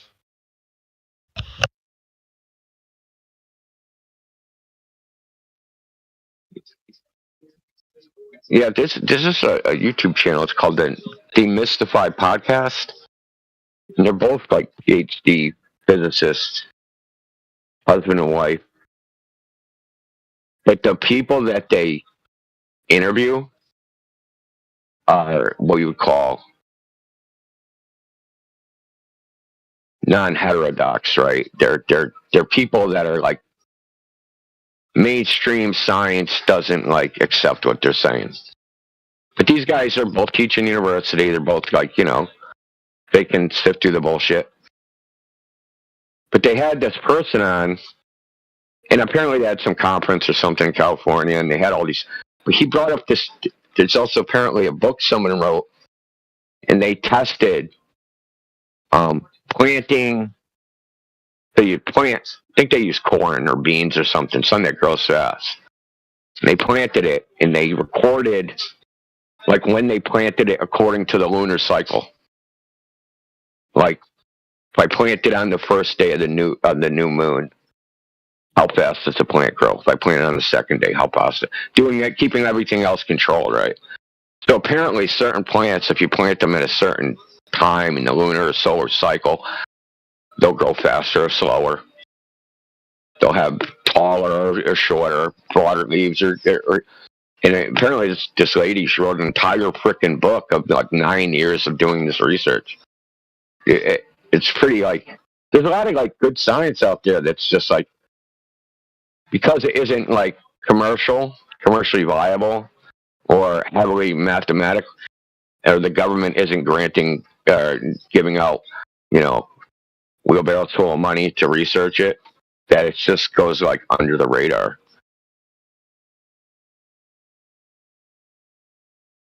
That's really interesting. I did not know that.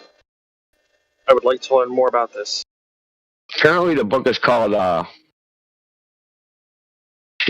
on. What did they say the name of the book was?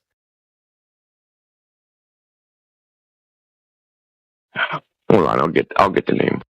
It's okay. Take your time.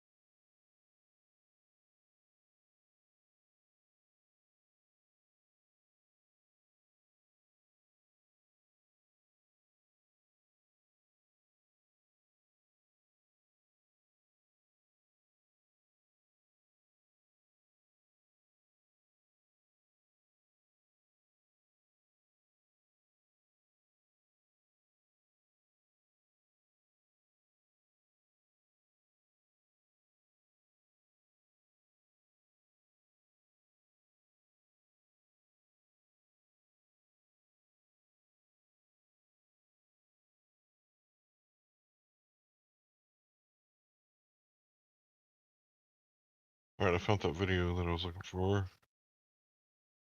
There's the clip.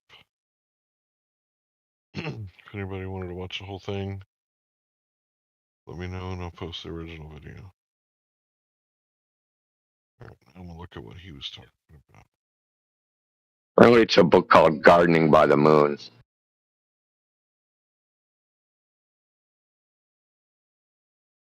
Published by Karen Cottrell about 30 years ago.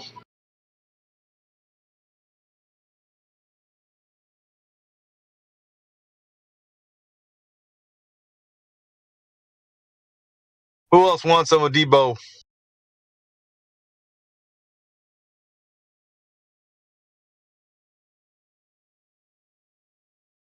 Isn't that from Friday? Was that movie? Fuck, I forgot. Yeah. No, what's that movie with Chris Tucker and Ice Cube?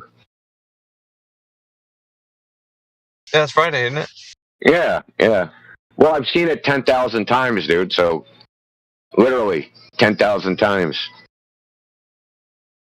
I stayed at my friend's house for like 3 weeks, and he had one of those boxes that was unlocked, right? So you get pay-per-view for nothing, and like that shit was on loop.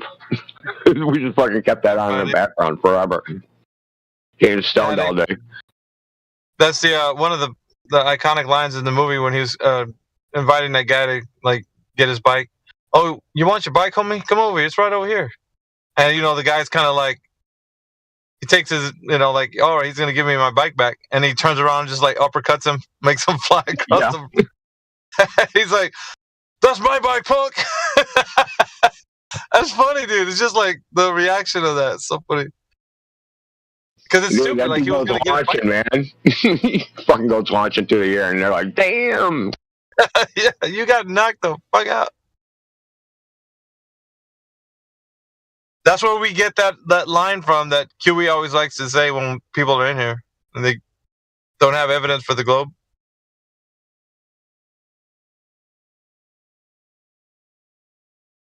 Shit, man, were you busy or what? I haven't seen you in like a week. Yeah. Yeah, man. I was wondering what's up with you, man. I thought you were tired.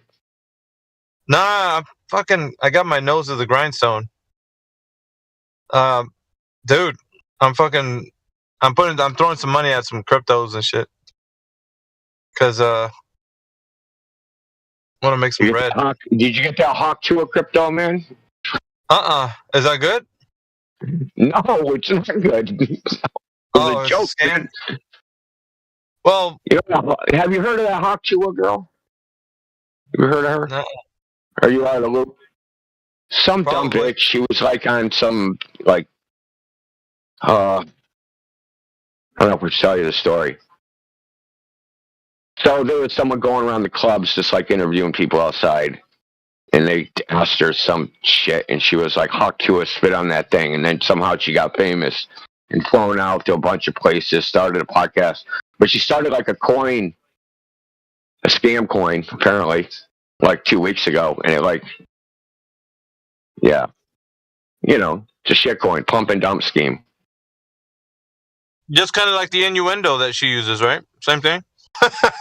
Yeah, exactly. Freaking. It's just funny. I can't believe people are still falling for pump and dump crypto scams. Like, how is that even possible at this point?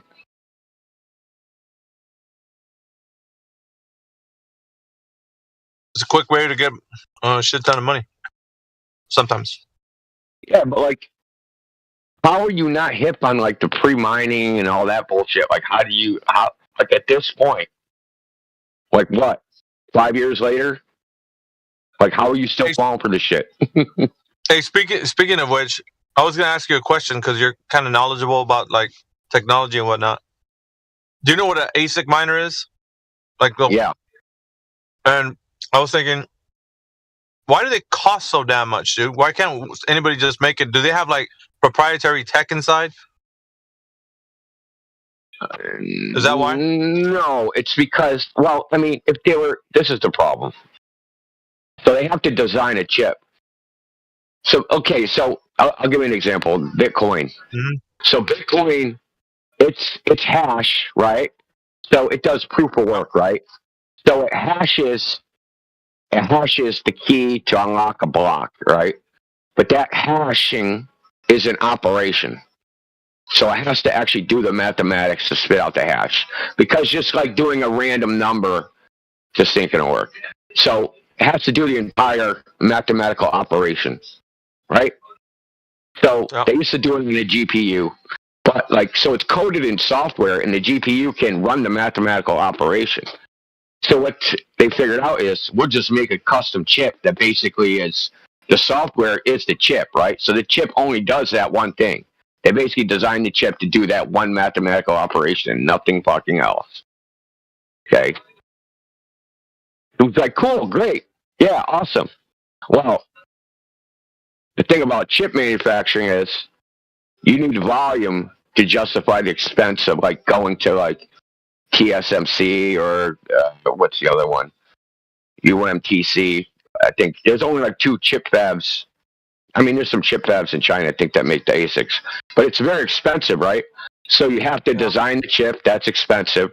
So you need a freaking hardware guy to freaking make it. And then you make it on what's called an FPGA, which is basically a... I'm not going to get into it. But it's basically... Yeah. It's basically, you can design the chip in real time on a thing, in Verilog, and then run it, see if it works. And you go, okay, fine, it works. Our design works. Boom. Now we're going to tape it out. Boom. Now we take it, and then we actually make the blueprint for actually designing the chip. We send that to the chip manufacturer. You have to make the mask, the sheet, the lithograph, then they have to run the process. And they're like, okay, we made 1,000 freaking chips. How many chips do we get per wafer? What's our defect rate? Blah, blah, blah. And we're like, oh, we're fucking $50 million in the fucking hole. We haven't sold a single fucking chip yet. Okay, that's why they're so expensive.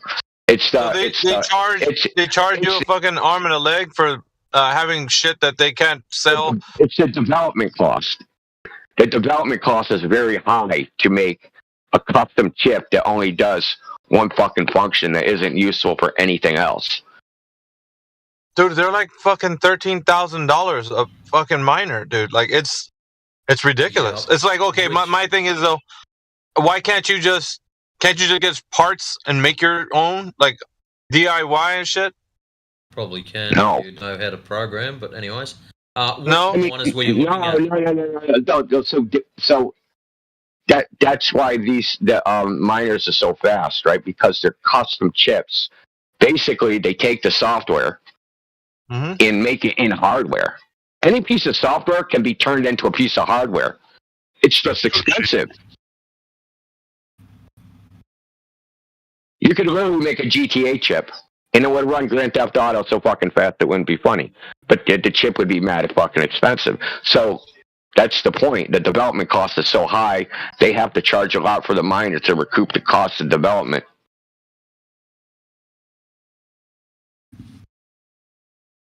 We're talking multiple millions of dollars. It isn't cheap. I know, but somebody that knows how to build circuits, why can't they just build a fucking ASIC miner specifically? The chip itself. So because here's why, chip, dude. Oh, good. The first chip costs $40 million. The second chip costs 12 cents, and the third one costs 12 cents, and the fourth one. So how do you sell something like that? And the answer is they have to guess at how many people are going to buy it and sort of spread out that $40 million on all the chips, even though the first one was the one that cost $40 million. What market are they basing it off of? Because like the mining market it's very niche. Yeah, I mean, they have to guess at how many people are going to buy it. At that preposterous, well, I mean, you got to take a look at like crypto and how people are aping in these days. Okay. But and then you got this problem with Bitcoin. Let me tell you what. So one of the problems with making ASICs for Bitcoin, I don't know if it's still a problem now, but back in the day when they first started making ASICs, was everybody jumps off of GPUs and they go to ASICs, so it's custom chip. Well, now the difficulty, because the difficulty adjusts itself, right? So a block is only solved once per every 10 minutes. Right, everybody starts mining ASICs, and the first people in, they're mining Bitcoin super fast. They're like, yay, right? And everybody else, look how fast these guys are mining. I'm going to buy one too. But now, by the time they get theirs, the difficulty's gone up, and their miner ain't worth the shit. Right? So it's always playing this catch-up thing where you're trying to catch up. It's like buying a fucking iPhone 12, and they got the iPhone 16 right now. You're like, dude, I got outdated tech. The shit that I bought my iPhone 12 for was like $1,000. Now you get them for like $100, dude. What you were saying? You know what I'm saying? And it wasn't It's within the span of like what, a few years? That's why you don't buy them brand new. Or the other side of it with Butterfly Labs, what they did when the ASICs miners first come out, because I used to mine Bitcoin, they manufactured the miners, they set them up in their own labs to test them for a short while. And by the time I got sent my 5 gig miner, the what are they up to? 1200s were getting released before I even got my 5 gig. And my 5 gig miner cost me 30 Bitcoin. You didn't pay 30 Bitcoin, dude. I'll tell you something now. I did pay 30 Bitcoin because I had 38 of them at the time. I gave the other 8 away because by the time they got it to me, so that just shows how cheap they were at the time. Yeah, I started like real early into it. I'm kicking myself now that I didn't just say fuck it and keep the lot. But yeah, Butterfly Labs were ripping people off. They'd get the money for the miners. They'd use the miners first because everything has to be tested, of course. And then they'd send the products out. And it took them 6 months to get the miner to me. Yeah, I remember that, Matrix. He ain't lying. That's what they were doing. Like, so they basically had people. Like a scam, though. Yeah, it was a scam. They had people pre-order the miners. They took the money, made the ASICs, mined themselves, made it until the difficulty went up and the miners were useless, and then they gave people the pre-order. They're fucking assholes, dude. Damn. Yeah, damn. No, but all right. I'm still trying to figure out. Like, say all this shit, like, it's correct the way it is now. Why can't we just fucking like get the actual chip, put the housing together, put the electrical part components? Like, the only thing that's expensive is the actual chip, right? That's the thing you're paying for, not the chip that houses the chip. They do have. I think it's called Matt can correct you. Is it FPGA? Is that what it's called, Matt? I don't remember either. Sorry. It's basically like a programmable chip, right? So you can basically design the chip, and it only runs at something like 25 megahertz or something.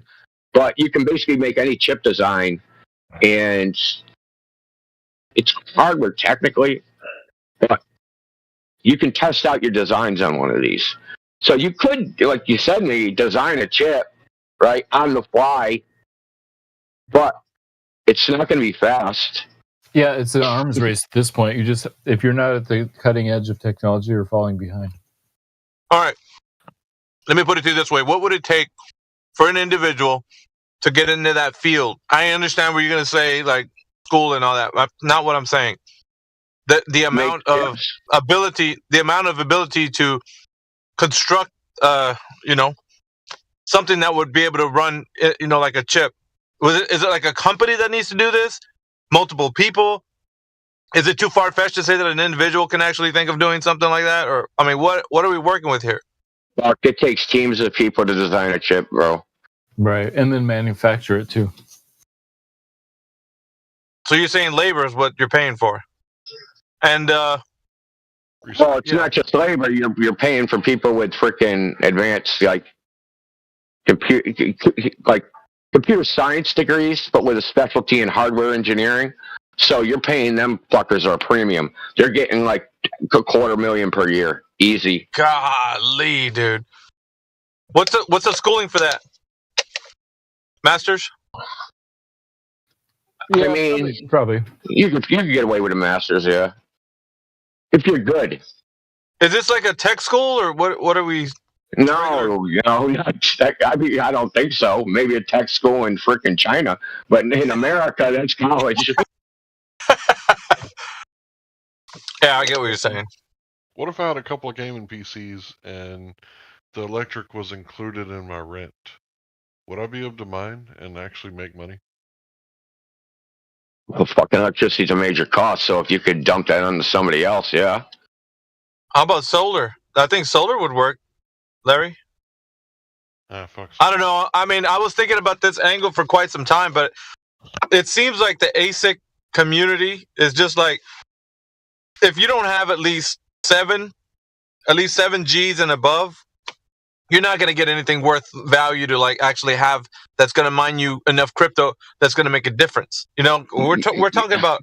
You don't want to fucking mine $1 a day. Like you could fucking. You can go fucking do anything for that. You know that's. Help, you ever been to casino? Yeah. You've been to casino, right?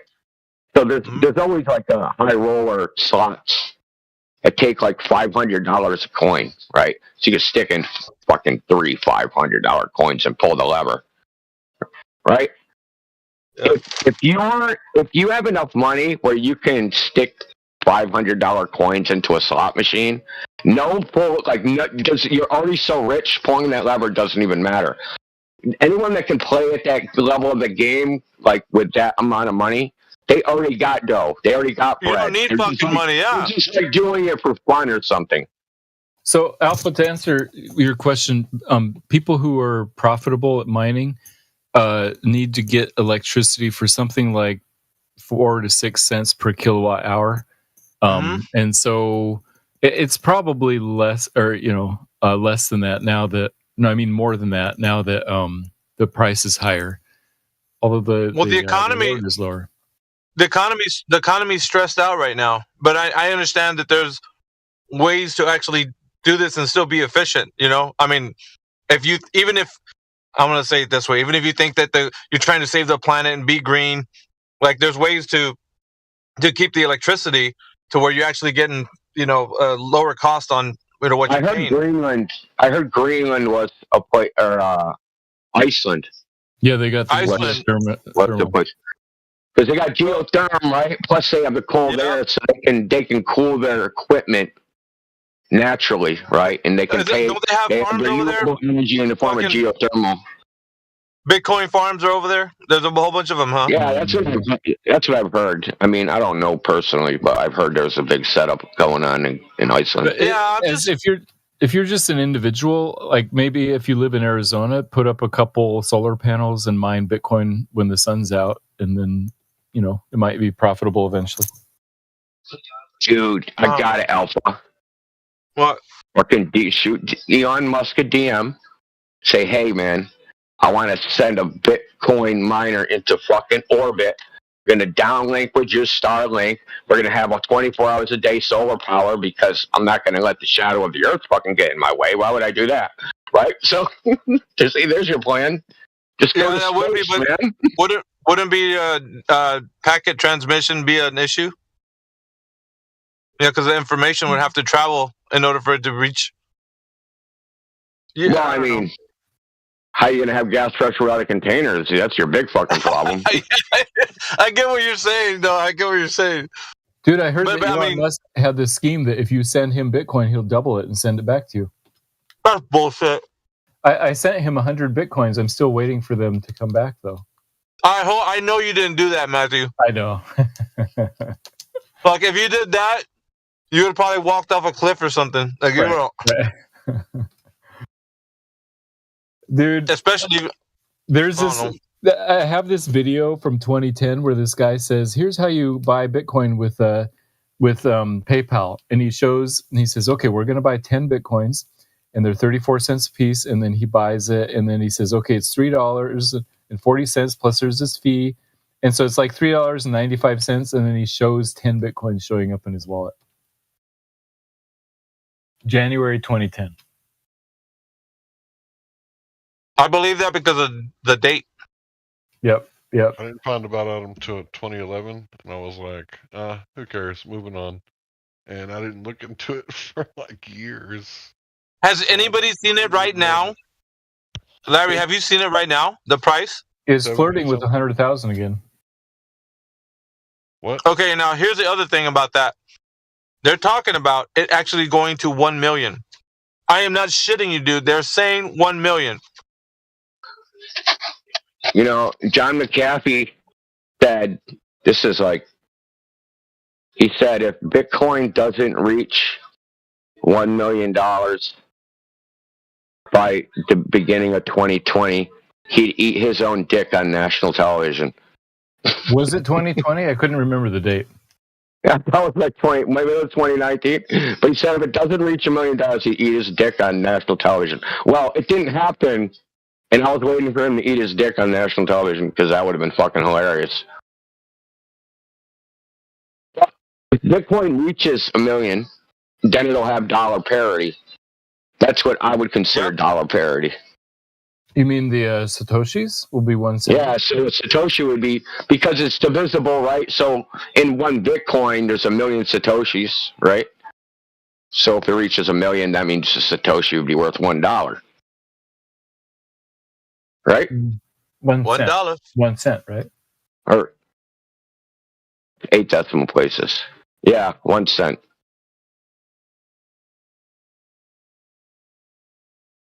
So Satoshi cent parity may be coming. That'd be great. No, you guys need to buy more Doge.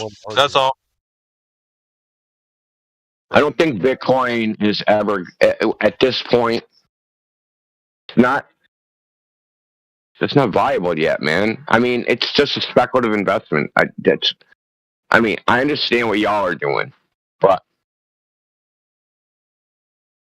dude, you still, like, if you can't buy toilet paper with it, then, like, what the fuck?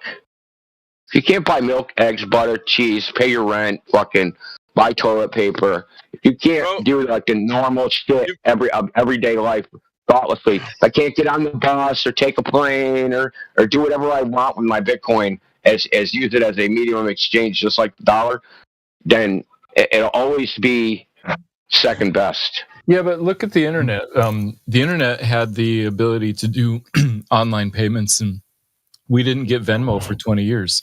So it might be, 20 years since the invention of Bitcoin before you can start paying it like that. The unique thing about Bitcoin is that it's a currency for every single country. That's the unique part about it.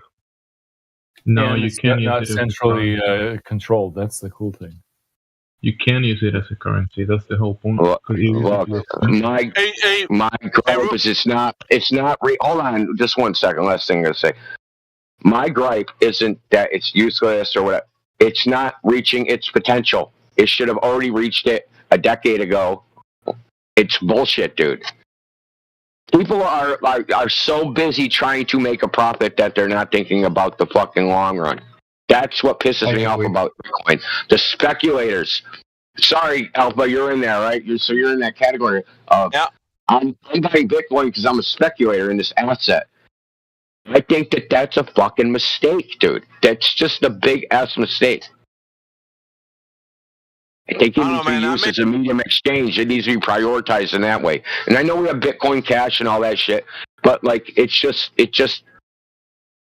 feel like it's right there to grasp. We can get all these stupid government fiat currencies. It's right there. But dude, it's like we can't take that fucking next step, dude. It pisses me off. I've been watching this since 2011.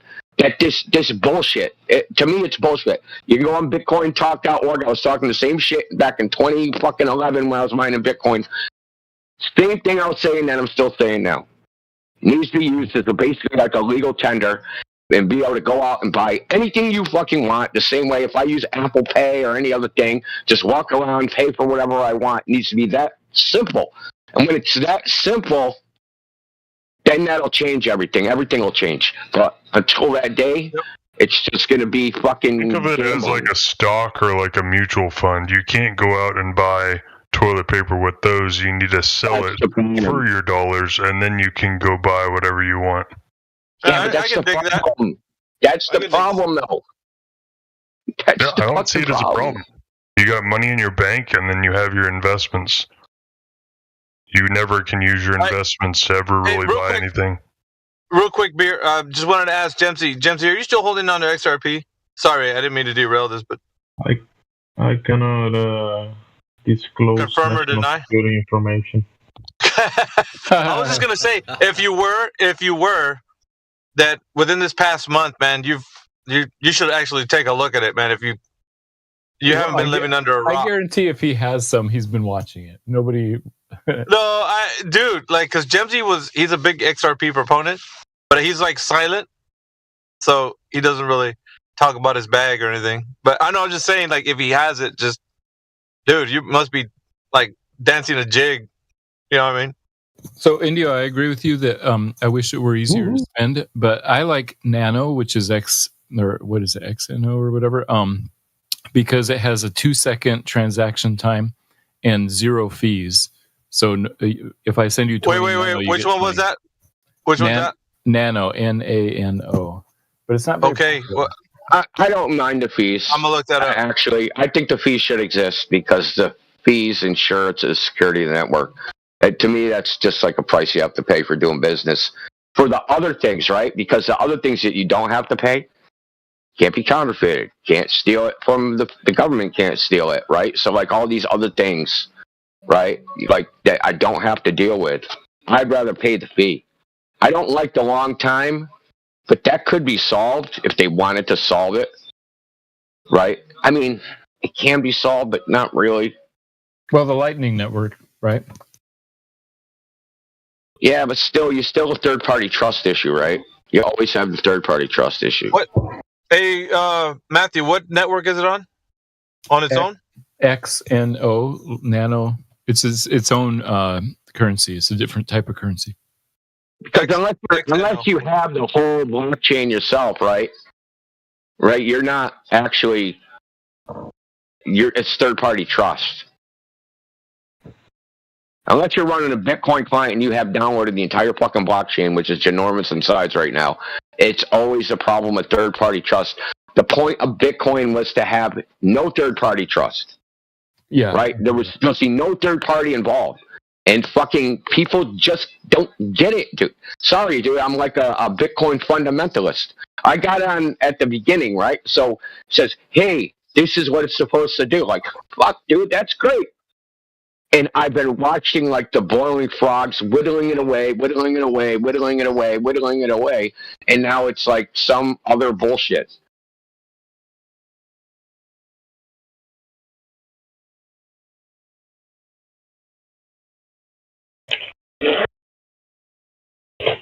Yeah, I hope you guys know what I mean by third-party trust, right?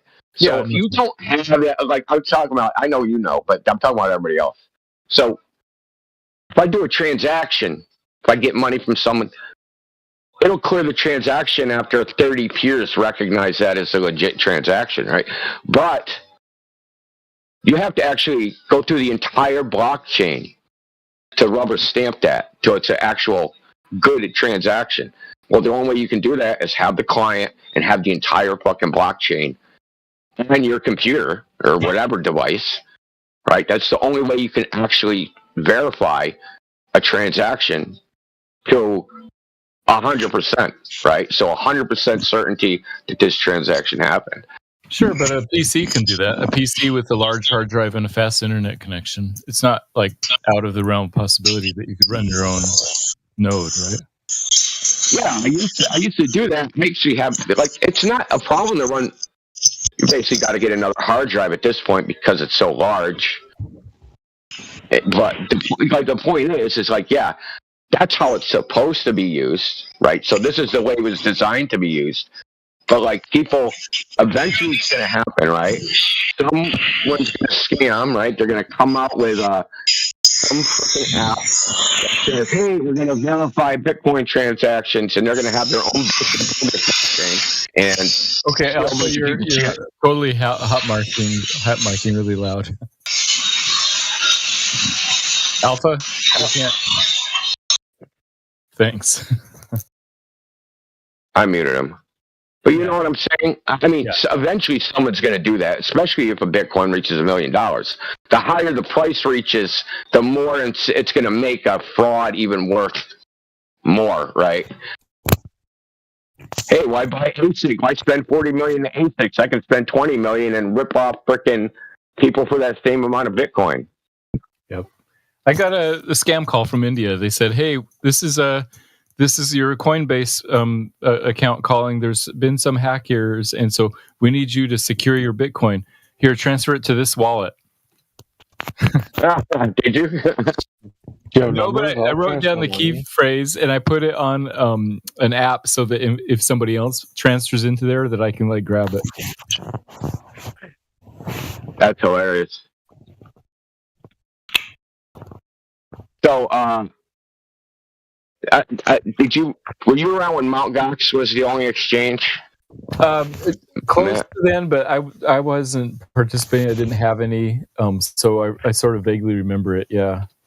Yeah. So the way they scammed Mt. Gox got basically hacked. They basically ran a duplicate because Mt. Gox was running like their own internal blockchain, right? And what the hackers did was they made a duplicate of it.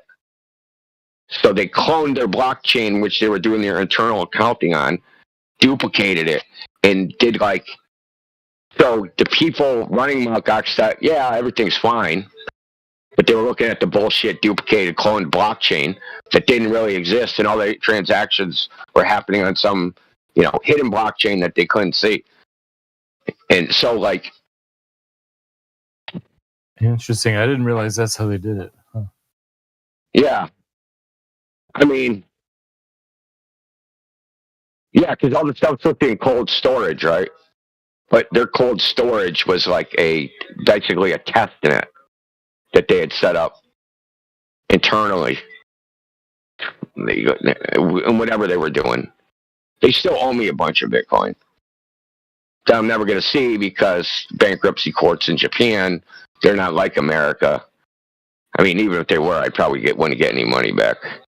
Here's the thing: if in the end of 2012, if you were going to put your money somewhere in Coinbase or Mt. Gox or whatever, if you put it in Coinbase, you would be okay because Coinbase has been fine since it was founded in the middle of 2012. Coinbase didn't exist.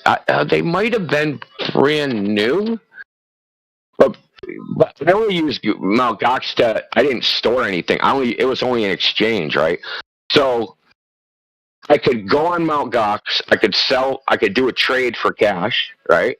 Sell my Bitcoin for money. And then Mt. Gox had a thing. There was a Chilean bank called Dwolla. So basically, you had to do it like this because it was illegal in the United States. You couldn't get the money. You couldn't get the cash into the United States out of Japan. So what you had to do is take a Bitcoin, sell it on Mt. Gox, transfer it to Dwolla, do an international wire transfer from Dwolla to a U.S. bank. That's how you had to do it in those days. It wasn't integrated into the banking system. In fact, if you did anything like on PayPal, they'd seize the money if you did, because they have a clause where, like, even though they selectively enforce this, they have a clause for no virtual currencies, right? So if you pay for something with PayPal, you buy a quote unquote virtual currency, and this didn't include just Bitcoin. It was also like shit in EverQuest, right? I'm going to buy a sword in EverQuest, right? Or, virtual products. Or I want to buy some Roblox or some other thing. So any virtual currency, virtual items, anything in the virtual world that you paid for with PayPal or you sold with PayPal, they would just seize the frickin' money and take it from themselves. Bitcoin was included in on this. If you sold some Bitcoin over PayPal and they caught wind of it, they would frickin' just take the money. So, PayPal is a shitty ass company.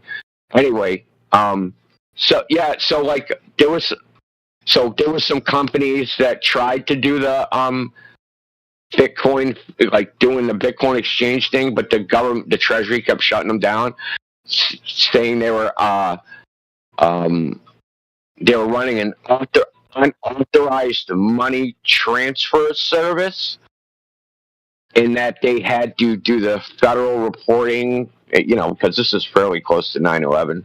It was within 10 years of 9/11. So they had to do all the Banking Secrecy Act bullshit. And they didn't want to do that because a lot of people that started Bitcoin, they were libertarians, and they didn't want to play along with that. That didn't work out because the government's got more guns than you got. So, point is that it was way different in the beginning. The government didn't approve. Yeah, that's why nobody bought stuff back then. I mean, everybody says, "Oh, I wish I had bought Bitcoins in 2010 or 2011." I'm like, "Oh yeah, would you have walked through all those hoops and set up all these accounts?" Most people just gave up even if they were serious about it and thinking about it. Dude, I'll tell you right now, I sold an Asian lady a Bitcoin for $50.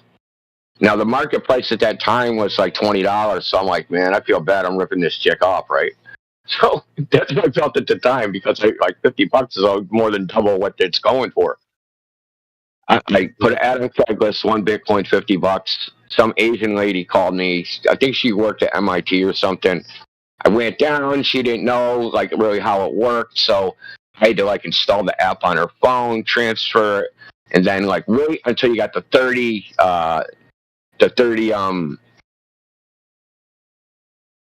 confirmations, and then boom, 30. It was good. How about? Yeah, it was something like. Yeah, it was like 30 back then. You need like 30 confirmations. Yeah, but was it still 10 minutes? So that'd be like 3. Well, no, very in time. Like it didn't take that long. I think I was there like maybe 3 minutes, 4 minutes until it was done. I can't remember. She might have used Coinbase, as a matter of fact. You might have used Coinbase. On Coinbase, you could just buy it straight on Coinbase at some point. Yeah, but this is back then. This is like in 2012, maybe. Got it. Yeah. It was an app on her Android. It could have been Coinbase. It could have been the Bitcoin client because they had an Android app. I can't remember. All I know is transferred it and I had to sit there a couple minutes until we got the confirmations, and boom. Because when you do it, if you have the client, right? I'm talking about the client. So if you have the Bitcoin client and you transfer Bitcoin, it will not, like, it'll be grayed out, the transfer in the client, like the actual, it'll show, yeah, Bitcoin sent this address to that address. But it'll be grayed out until you get 30 confirmations. Okay, got it, yeah. So you won't be able to spend it within the client. Now, all the other apps, like that's all the other third-party stuff, I don't know about that. Because I never used it other than the way it was designed to be used, right? I used it the way it was supposed to be used. You get the client, you're your own bank, you're your own banker. No third-party trust, none of that crap. If you don't want your Bitcoin to be stolen, freaking put it on the fucking USC and freaking, fucking NSA scrub the hard drive. So I posted the classic video from 13 years ago of this guy buying 10 Bitcoins for $4. I posted it. Nice. The question is, does he still have them? He probably does, because this is actually the CEO of this company called CoinPal that he was making a little instructional video about how to like use his new system that he made. Huh. Michael Hendricks, yeah, he's I mean, I haven't looked him up since, but I imagine he's because he was an early adopter in all this. Dude, I did so much. So on Bitcoin Talk, there was there's a lot of people trying to make like different types of startup businesses with Bitcoin. So I was an investor in something called the Islamic Bank of Bitcoin. So it doesn't charge interest. There's other ways to like get fees. But the problem with that is that it's trust-based credit. So someone say, hey, I want to borrow 2 Bitcoin. Okay, here's your 2 Bitcoin. And you trust them to pay back. I think I lent out about 15 Bitcoin total and fucking didn't get paid back. I mean, some people paid me back, other people didn't. I couldn't say everybody didn't pay me back. But me and a few other people were. There was a whole bunch of different types of investment stuff that I started. There was a guy that I invested in. It was called Bitcoin Stickers. And I actually got some of them. And I was actually like putting them around MIT and shit. Putting them on fucking street signs and, light posts. And this is like back in 2012 or whatever. There was like, I was getting all sorts of like, I mean, I still got all the emails and shit. People wanting to start like ATM machines, ATM Bitcoins. Hey, I'm making an ATM, a Bitcoin ATM. I need investors to help me start it up. And, just a bunch of crap. It was like, I would call it the Wild West, but it was like, people were trying to do stuff. But to me, they're like so people are trying to start businesses, right? So someone basically tried to start like an Amazon, but it only sold stuff denominated in Bitcoin. You couldn't buy stuff in dollars or euros or pounds or anything. You only buy it in Bitcoin. And it sold like regular products, T-shirts, pants, shoes, things like that. I don't know if this still exists or not. I doubt it. But like people are trying to do this, right? They're trying to make it into a currency. That's what people were trying to do in the beginning. But then speculators took over. And not that speculation is bad, but to me, like I said, it's a missed opportunity, man. Like, fuck. Because if you have to rely on dollars, you have to go through that. You have to do that transition, Bitcoin to dollars. The government can always stick its hand in there. They can completely control the banking system. They can always snatch that away from you. That's the problem, man. The third-party trust. I don't want to trust anybody. So I would say don't despair. I think that there's still a chance for this kind of cryptographic transaction of value to kind of filter its way into society, just because it's such a novel idea. So to put it in perspective, single entry accounting was invented with the invention of writing like 4,000 years ago. Double entry accounting was in the 1400s with the Medici family in Italy and in the Renaissance. And then this is triple entry accounting. And, it's only since 2008. So, give it a couple decades. I think it really will change some way we do monetary value fundamentally. I mean, it's kind of like the internet in 1998. Nobody knew what it would be. And everybody's like, oh, how do I make money? But give it some time, and I think we'll see some interesting things. Isn't the value of Bitcoin actually based on USDT, which is not the US dollar? And what will stop? Like any other like crypto to replace Bitcoin? Like there's many others that do the job better. No, 10 times. So there are markets of exchange if people are willing to exchange Bitcoins for US dollars or USDT or euros or pesos or whatever, but Bitcoin is sort of its own thing. Yeah, that's the problem I have is like the whole, how much is Bitcoin worth? $3. Like, fuck, dude. No. No. It's not worth $3, dude. No. It's like, how much is that car worth? It's worth 5 Bitcoin. Fuck the dollar thing, dude. Like, why are you bringing the dollar into this? If I say, how much is Bitcoin worth? We don't say, 25 rupees, right? People just say, that's like the hold that the world, quote unquote, world's reserve currency has on everybody's brain. Everything is valued in dollars. Like, that's the problem.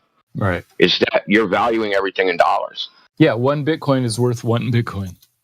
Yes, exactly. And whatever someone is willing to give me for that 1 Bitcoin, they might give me nothing. They might give me a 747. It's worth whatever someone's willing to trade for it. And right now, people are willing to trade about $100,000 for 1 Bitcoin. Oh, that's a lot of paper. You tell me.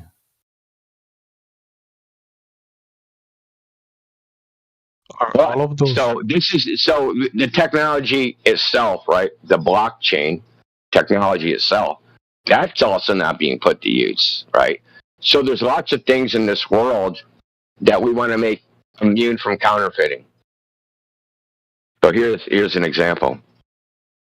Everything in the registry of deeds, all the titles to people's houses, all the mortgages, right? So those documents that have to be notarized, assigned, right? So a mortgage can only pass by assignment. That means you have to formally write out a bunch of shit and you have to do it in front of notary. And why do we do this? Because it has to be authentic. It has to be authenticated, right? This system, right, the registry and register of land, real estate, that shit should be on blockchain, period. 100%. That should be the first thing that should have been put on there. It should be there already. We shouldn't even be having this conversation right now. Right. We could do it today. And that's the whole point, is that documents concerning real property, counterfeiting has always been a problem. Going back, so it goes back to something called the Statute of Anne, right? It was real property fraud was so bad they had to pass a statute that you can't transfer. Like real estate, real property is treated in the legal system completely different than any other piece of property. It's not like, hey, I'm selling a television set, or hey, I'm selling a car. If you sell a piece of land, it's completely freaking different than everything else. It can only pass by what they call assignment. So you have to, like, you can't go, oh, you can have this land signed John Doe. No, that don't work. It has to be a formalized assignment, either witnessed by two people or witnessed by a notary, which is basically a state-sanctioned freaking professional witness. And that's the only way you can transfer property from one human being to another. You're not really transferring the property, you're transferring really the use of the property. But the point is that the reason they have this is because of the counterfeiting problem. Blockchain solves counterfeiting. It's a done deal. There's no counterfeiting problem with a blockchain. Basically, the proof of work, it secures it from counterfeiting. And they should just... It all should be freaking, and like you can go on like all the registry of deeds, right? They already have everything scanned, right? So like all that stuff should be on a blockchain, dude. It should all be there. Yep. Insurance documents, wills and deeds, right? Like any like legal document, any like actual. And I'm not talking like court records. Yeah, why not? Anything that you don't want counterfeited or manipulated. Or fraudulent government records, all that shit should be on a blockchain somewhere. Then a lot of scammers from other countries will own property in different countries, scamming the owners. Nope. This is why it's the blockchain, because you cannot fraudulently move the title. That's the whole point of what Indio is saying. Yeah. I know in the XRP ledger they done something like properties. There's some utility on that. But people have transferred the tokens to wallets that are, like a mistake wallet or that kind of stuff. So I imagine there will be a human error variable there. That's true. Well, you don't have to code it the exact same way. It doesn't have to work the exact same way. The only thing that's underlying that you need is the proof of work, meaning it's too economically expensive to hack it. It's more expensive to hack it than whatever profit you would actually make from hacking it. That's really the only solution. Yeah. That makes sense.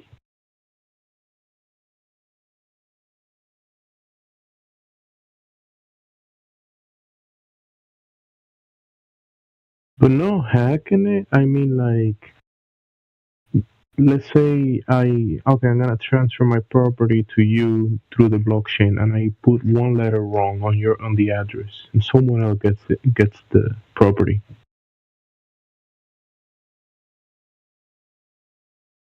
A different address. Or someone convinced me to send mine to their address. Bro, if you put in the wrong address, then no one will get it. Either you won't send it or no one will get it, but you will lose it. But it won't, like a random person won't just get a deposit. That's not how it works.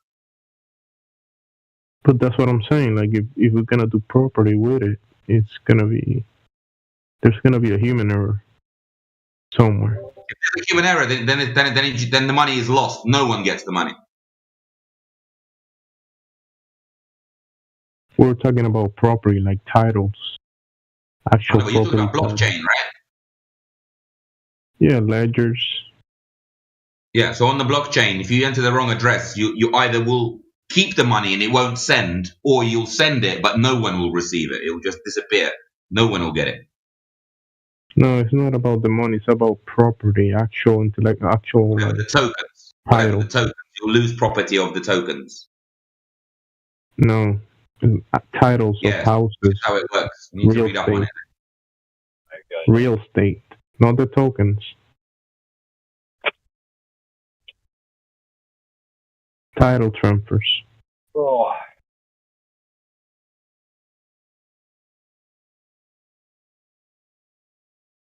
So Gemsy, you don't. It's not going to be identical to Bitcoin. The only thing that's identical is the blockchain, right? So say you do this, right? So say you integrate it into a scanner app. So you scan a document. That document, it takes the scan of the document to JPEG or whatever, and it puts it in the blockchain as a transaction, the same way as a regular Bitcoin transaction. And that's it. It's just in the blockchain as it is.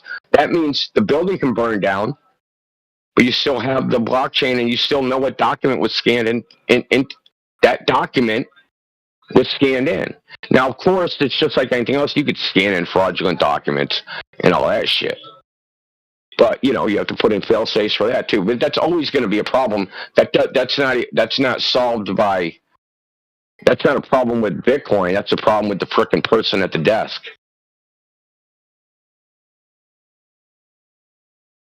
Yeah, makes sense. Basically, I think this is the way I think of the blockchain, is that is an incorruptible memory, right? It can't be edited, corrupted, counterfeited, or anything. So it's basically a secure memory. So you can use it just for that purpose. Just as like a piece of memory, right? Now, someone's going to probably steal this idea. I had this idea a long time ago. You could probably just integrate this in the hardware, right? So you could integrate this type of thing into like your computer memory, so that your computer memory uses a blockchain type system, so that no one can actually hack your computer, right? So you can't do like a memory injection, right? So say I get like one of the major fucking ways to hack somebody, right, is to do a memory overflow, right? So you freaking write into the memory that's in another program and have it execute in that program, right? So this would be impossible. This would basically make a computer hack proof. Now, this is an oversimplification to like how to technically do this. But you could use the same principle, right? An incorruptible memory that can't be counterfeited, hacked, or changed, unless it has basically a hash. Now, it would be less efficient. It would be more secure.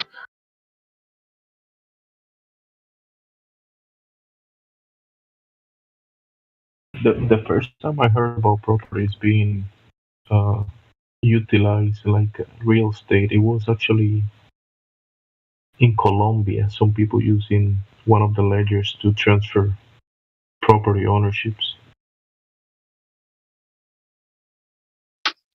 Well, yeah. So here's another. So when you send a Bitcoin or a Satoshi or any amount on the blockchain, you can insert a message. I've heard there's like marriage proposals in there and a bunch of other shit. So Gemsy, if I say, "Hey Gemsy, happy birthday, happy 21st birthday," it's going to be in the blockchain forever, ever and ever and forever. But think about it. No one can get rid of it. Nobody can delete it. Nobody can do anything to it. It's in there forever.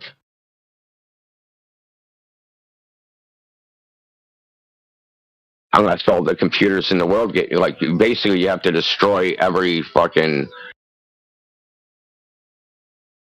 You have to destroy every freaking peer running the blockchain in the world to get rid of that message.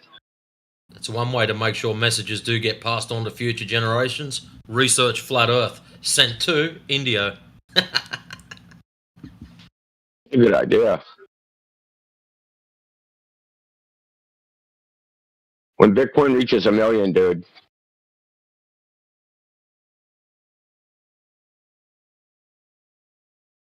It'll cost me 1 penny to say research flat Earth, dude. I would just spam random frickin' Bitcoin addresses with 1 Satoshi. Funny part is, with the Bitcoins, for anyone who was into it, there used to be Bitcoin faucets you could drop into random websites, and they were giving the bastards away. You could drop in there and basically just, will I get one today? Yes, you get a free one. Yeah, I remember those. Remember they had like the mixers that would like mix up the Bitcoin and would transfer it through like shitloads of fucking addresses. Kind of like what would you call it? Hide your footprint, but it doesn't actually hide anything. It just makes it harder to trace. I don't know if it's still a feature, but you could send Bitcoin by MAC address. I don't know if I told you this before. If you can run the client in a so the Bitcoin client at first didn't have a GUI. There was no user interface. It was command line. So you could send Bitcoin through the command line to a MAC address. I know because I did it. I tested it out. Now, you can only send over a MAC address over a local network, right? But you could actually you could use that feature to actually do anonymous transfers, right? So you connect to some random public fucking Wi-Fi at the public library and do a MAC address transfer to some other Bitcoin client that's on there and then frickin' send it onto the regular network. There's ways that you could actually hide your Bitcoin transactions because no one's ever going to figure out. They might get you the IP address of somewhere, but they're never going to figure out what computer it came off of. Because you could spoof MAC addresses all day.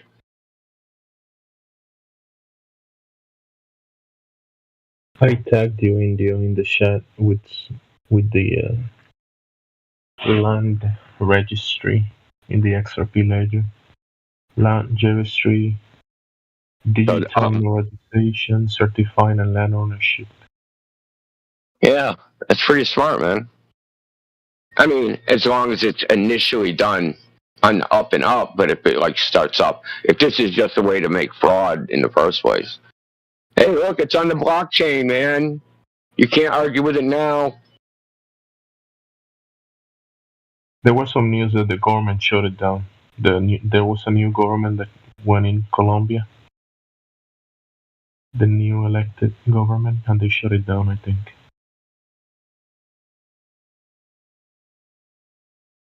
Let me tell you how to do this. You go on a fucking public network, do ARP-A, get all the MAC addresses to all the computers. Go into your, depending on what you run, change your own MAC address to one of the other MAC addresses. Wait for that frickin' MAC address to go away, for that person to leave, whatever. Then you send Bitcoin using this MAC address. Some other MAC address, then you transfer that, and then it looks like it came from some other fucking computer. But what idiot wouldn't transfer crypto over a VPN of sorts?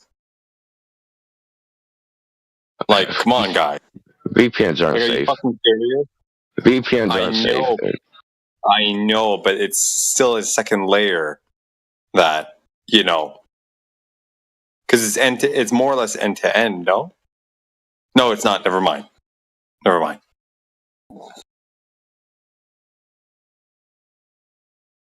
But I mean, the optimal way would be to fucking hack a Cisco router and let it pass MAC addresses.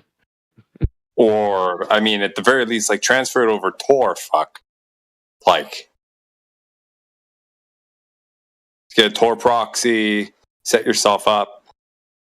Like, guys, come on. If you're going to try and get sophisticated with crypto, you might as well get sophisticated with the tech that goes with it. Well, I mean, if I want to do it, I would just go to a fucking McDonald's and send it from McDonald's. Or that. You But then if they trace it back to if they trace it back to the McDonald's, then the McDonald's may have a record of your device name. Exactly. So, dude, use a fucking library, backtracker. What is it, Kali Linux now? Just fucking put that shit in. Yeah, rent a computer, fucking use that shit. Yeah, I mean, Mac now has a way to spoof the MAC addresses on public Wi-Fi's and shit. Or even Android. Like when you connect to a router, you can set a random MAC address to be like every time that you connect to it, you set a random one for the first log into it, so you maintain it, shit like that. You know, it was an app for Windows XP that did that you could do it. Called like Wi-Fi radar or something like that. Every time you connected to a network, it would. I know a lot about this because So do you have Xfinity? So Comcast, their internet is called Xfinity, and they have a bunch of like hotspots all over the place. Now they're open. You can connect to them. To use the internet through them, you need their password and shit. But they'll give you like a temporary, like 1-day pass, right? So you can go anywhere and just connect it. They're everywhere. No matter where you go, you turn on your Wi-Fi, you'll see a freaking Xfinity Wi-Fi hotspot. So what someone was doing was they named their hotspot Xfinity Wi-Fi and were spoofing one of the MAC addresses. But the thing is, they were using so much power that the actual Xfinity Wi-Fi that had that MAC address, that hotspot, it was getting blown out, right? Because it didn't have enough transmit power. So this other fake one was blowing it out. So what would happen is if you tried to log into this Xfinity Wi-Fi, it would let you log in and like, hey, look, I got fucking free internet, blah, blah, blah. The only thing it changed was it routed you to a separate DNS server. So the DNS, it had a fake DNS server. So, when you log on, you get the DHCP. So you'll download the DNS server for that particular fucking gateway, right? That they want you to have. So their DNS server was a bullshit DNS server that changed the freaking, sent you to a fake Amazon page and a fake PayPal page. So if you typed in and logged into your credentials, basically they would steal your fucking username and password. And people don't check the certificates and shit. Well, there is no certificate. It's an open network. There's no certificate. No, but if you go to Amazon.com, for example, and it happens to be a spoofed Amazon.com, if it's over TLS, like the domain might match, but the certificate wouldn't. No, so when you type in Amazon.com, right, you do the domain name lookup, and that'll give you an IP address. But the DNS server you're using is listing this bullshit IP address as Amazon.com. So then it routes you to that IP address, and it's just a bullshit Amazon. Yeah, but when your computer would try and do the SSL handshake, it would get a certificate back that could not be signed, that was not properly signed. Yeah, I know what you're saying. I don't know if they were using SSL. This is back in 2011. Oh. Yeah, when everything was in plain text, like all your passwords and shit. Yeah, they did have SSL back then. Yeah, it was probably only like a 1 or 2% of the network was using it. Yeah. Shit. You know what pisses me off? Homie?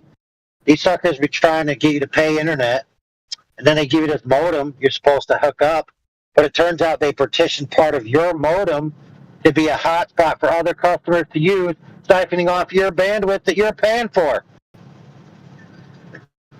Yep, that's Xfinity. That's why I don't use any of their modems anymore. I get my own because they perform way better, and you don't have to worry about other people hotspotting your stuff. What do you mean, like actual hotspot? Xfinity has dual radios. So you get their customer equipment, right, and you plug it in, their cable modem. It's got a dual radio. There's your radio, but they also use the other radio to serve everybody else in the fucking neighborhood their fucking hotspot. Killing your bandwidth. Like over wireless? Or cable internet, shared bandwidth. like Adriel just said, they got hotspots everywhere, right? A lot of those hotspots are in somebody's house, which is the modem they're using, and they're apportioning part of that to serve other people. Yeah, but when I think of a modem or a hotspot, I'm thinking wireless access. Because me, I have a modem and a router attached to it. The router is what breaks everything up. Well, yeah, when they give you that equipment, it's an all-in-one. It's a modem and the router all in one device. Okay, so there's like an open wireless hotspot for everybody else? Yes. Which is costing you money. It's costing you money to pay for them to enjoy a free hotspot that they get to have as a customer of the business. Okay. Yeah. Okay.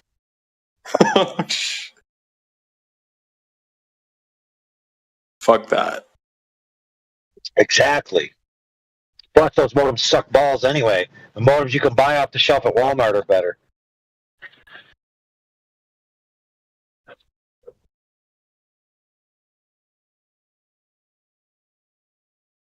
That thing was a Motorola 5200. You could freaking uncap it.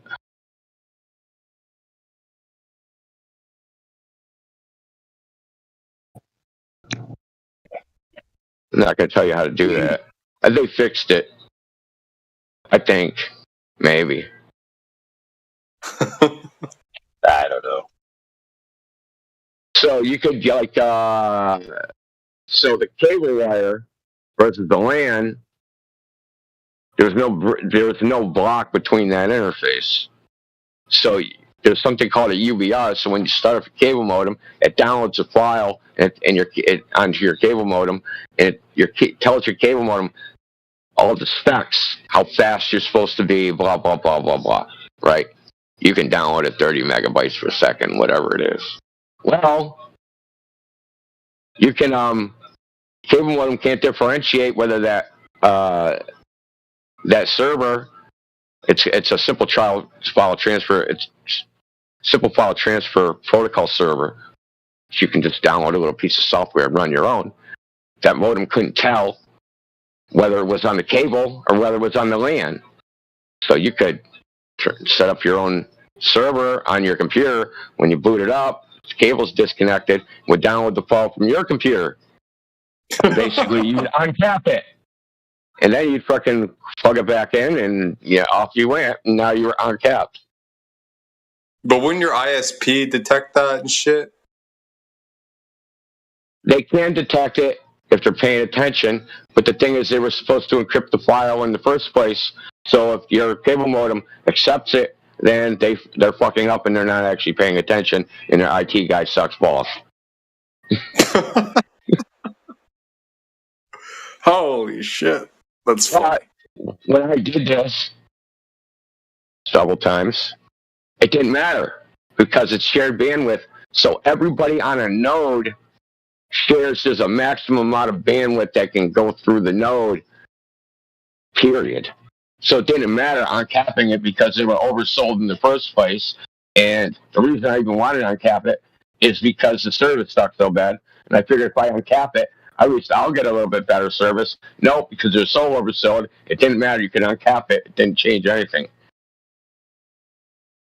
Because say you have a node, right? And that node will transfer 100, let's say 5 gigabytes per second for 100 houses. But everybody's maxing this shit out, right? And your personal download is 10 megabytes. You can uncap it. It doesn't matter because you're sharing that bandwidth with everybody. Cable internet is shared bandwidth. You gotta remember, shared bandwidth. And by node, you're talking about like a local router to a region type thing?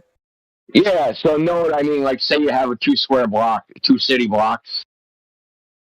On the cable line, still have like so I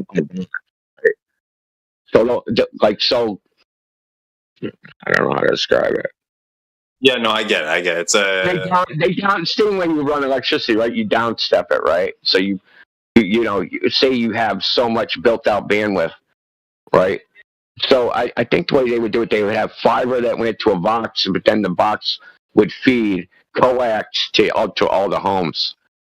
Yeah. But that means they don't have to run fiber to every house, right? Because that's crazy expensive. They want to run fiber to every house. And their technology is coaxial cable, right?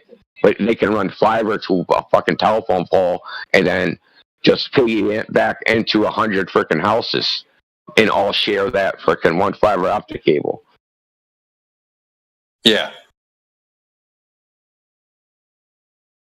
Okay, gotcha. Well, I don't think that's how they did it where I was doing it, but I couldn't say for certain. But the point is that they were so oversold that uncapping it did nothing. Occasionally, like if I was using it like in the middle of the night, yeah, it would be blazing fucking fast. But like if it was during like any type of peak hours, forget about it. It was fucking like on dial-up.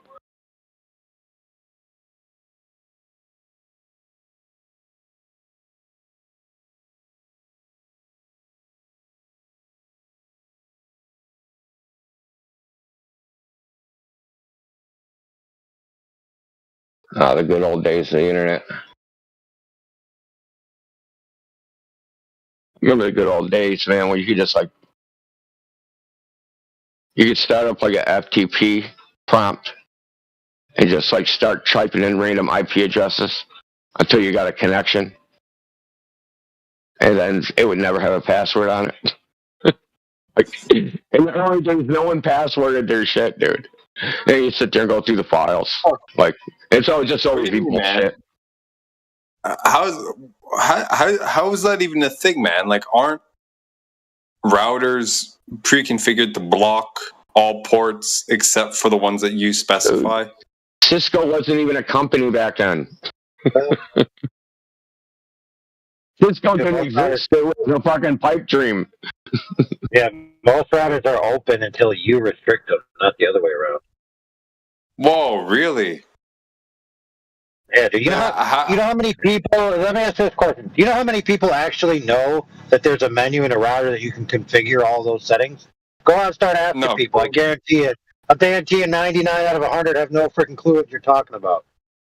Of course, but I would have. But how is it that if you have a router and you have 4, 5, 6 machines on it, how is it that if you go, from the outside, you ping IP address X port to 1234, how does it know which machine to actually hit on your local? They're dynamic. They constantly change.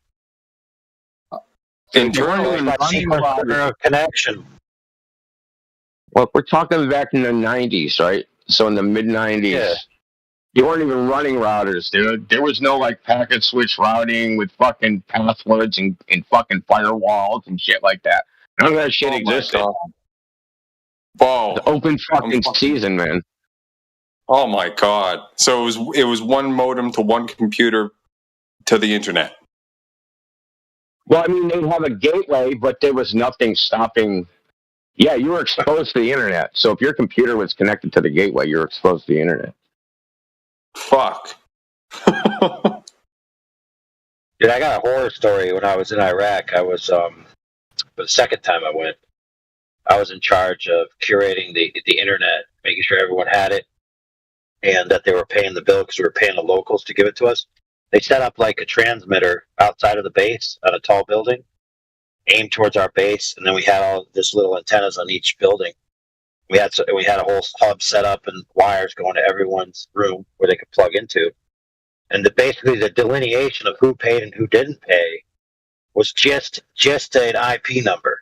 And basically just a standard IP that as the end user IP, like I can't remember what it is, but it's like 96941, whatever it is, the standard numbers that you all get. Then you have like 1 through 100 or whatever to give to each person. So I give the first person 1, I give the next person 2, I give the next person 3, and so they each have those, right? But you could change them in your settings. So some of them were changing it, and the other guys were getting screwed, because when the other guy connected, the other guy couldn't connect, even though the other guy didn't pay. And so I had to go around and constantly manage everyone's stupid numbers, and it was like herding cats, dude. It was horrible. That's funny. So they would override each other, like on the fly. Yeah, it'd be like, my internet isn't working, so I'm just going to type in 17. Who gives a frick what happens? Oh, my internet's working now. So the real number 17 is like, coming knocking on my door, being like, hey, my internet don't work. Not like, oh, some jackanapes typed in 17 on their computer. Let me type in 45 on yours. Let's see what happens. Oh my god, that's pretty funny. That's so old school, though. That's awesome. That's so old school. Exactly. Fuck.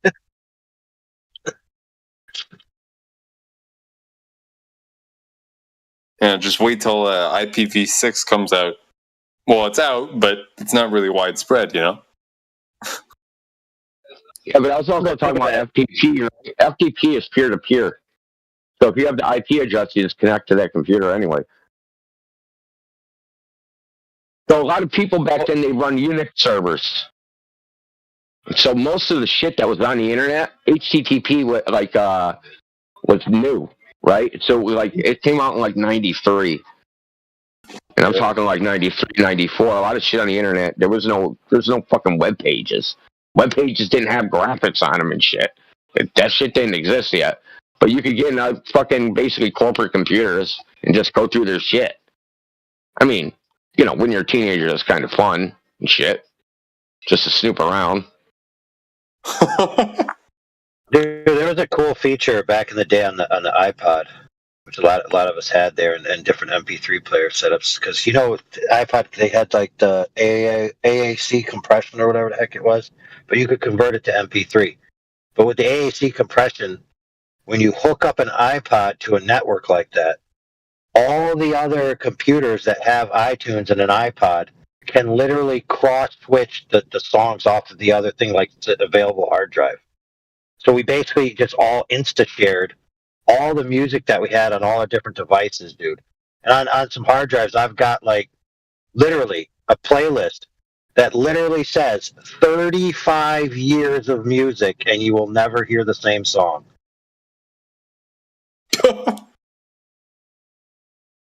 Yeah, the iPods were actually like a little mini hard drive, dude. Yeah.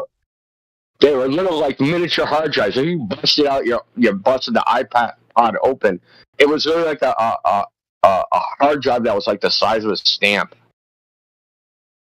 And that's all it was. Basically a hard drive with some electronics and shit. So if you click, like he was saying, if you connected it to a network, it would basically detect it as a fucking network drive. Huh.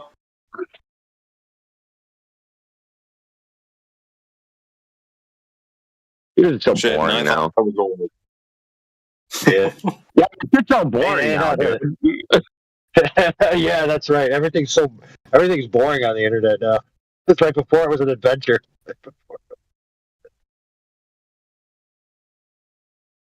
Yeah, everything's standardized. There's, security that, proxy this, proxy that. You can't really. It's not really easy to hack.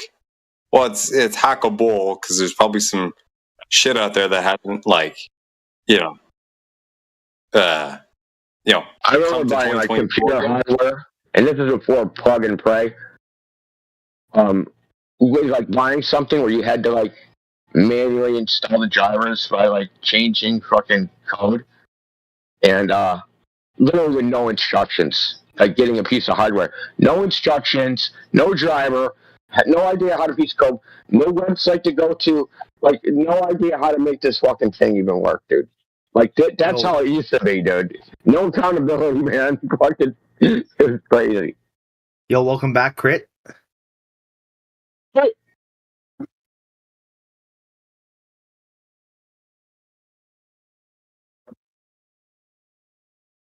Bought a fucking flight stick, right? For a helicopter game.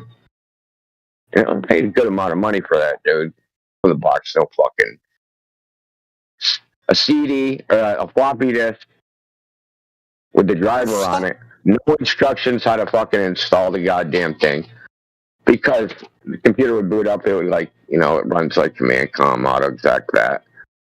So it boots through DOS before it gets to Windows, and you have to insert the lines to load the driver and fucking that.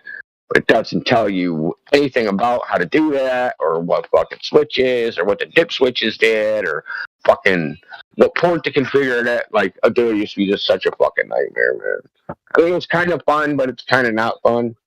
And nowadays, you just go, oh, I'll just buy a joystick, plug it in, and it just automatically works, dude.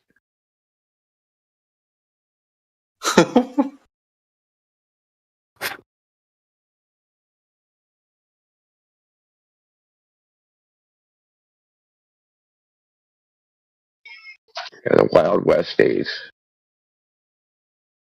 Sorry. I think now, if you want to reintroduce yourself back into that Wild Westness of the internet, you actually have to start tinkering with your own server.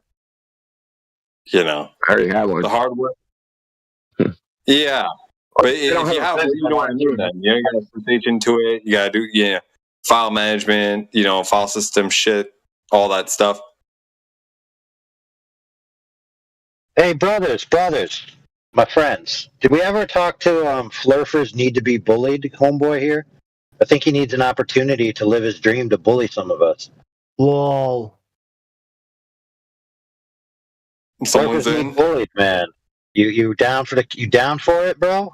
We're here. We're easy targets. We're soft. We're squishy. Our fifis get hurt quite easily. I'm sure you could accomplish bullying us if you tried. Yeah, I'm a dumb flat earther. Come on, talk to me. Yeah. You talking about the Shroud of Turin guy? No, the guy that's name is Flurfers Need Bullied. Like I said, sucker. Oh, I'm already under the impression that you guys were bullied. That's why you think what you think. Sure. What? So we got bullied. Conclusion. You think the Earth is flat?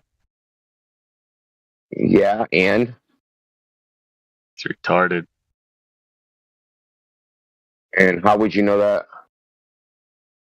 I don't know. Gravity. What's that? What's gravity? It's like this invisible force that pulls me towards the Earth. Really? Yeah. Is that what it is? It's an invisible force that pulls each other Earth. Okay, so let me get this right. Gravity pulls me toward the Earth, and therefore Earth's a ball. You're a fucking genius. So let me get this right.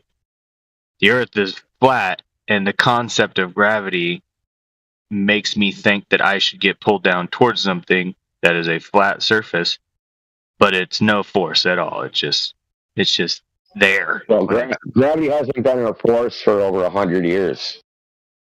Well, what pulls you towards your flat Earth, bud? How do you? There is no pull. There is no pull. Well, then why don't you just float around everywhere? Why would you float around? What? Either you get pulled or you float around. How do you know it's not a push? How do you jump up and come back down? So tell me, why do you come back down if there's no force? What does modern science say?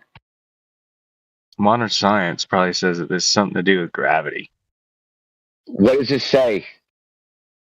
Does it say it's a force? I don't fucking know, bro. I didn't write the book. It says it's not a force. You don't fall because of a force. There's no pull of gravity.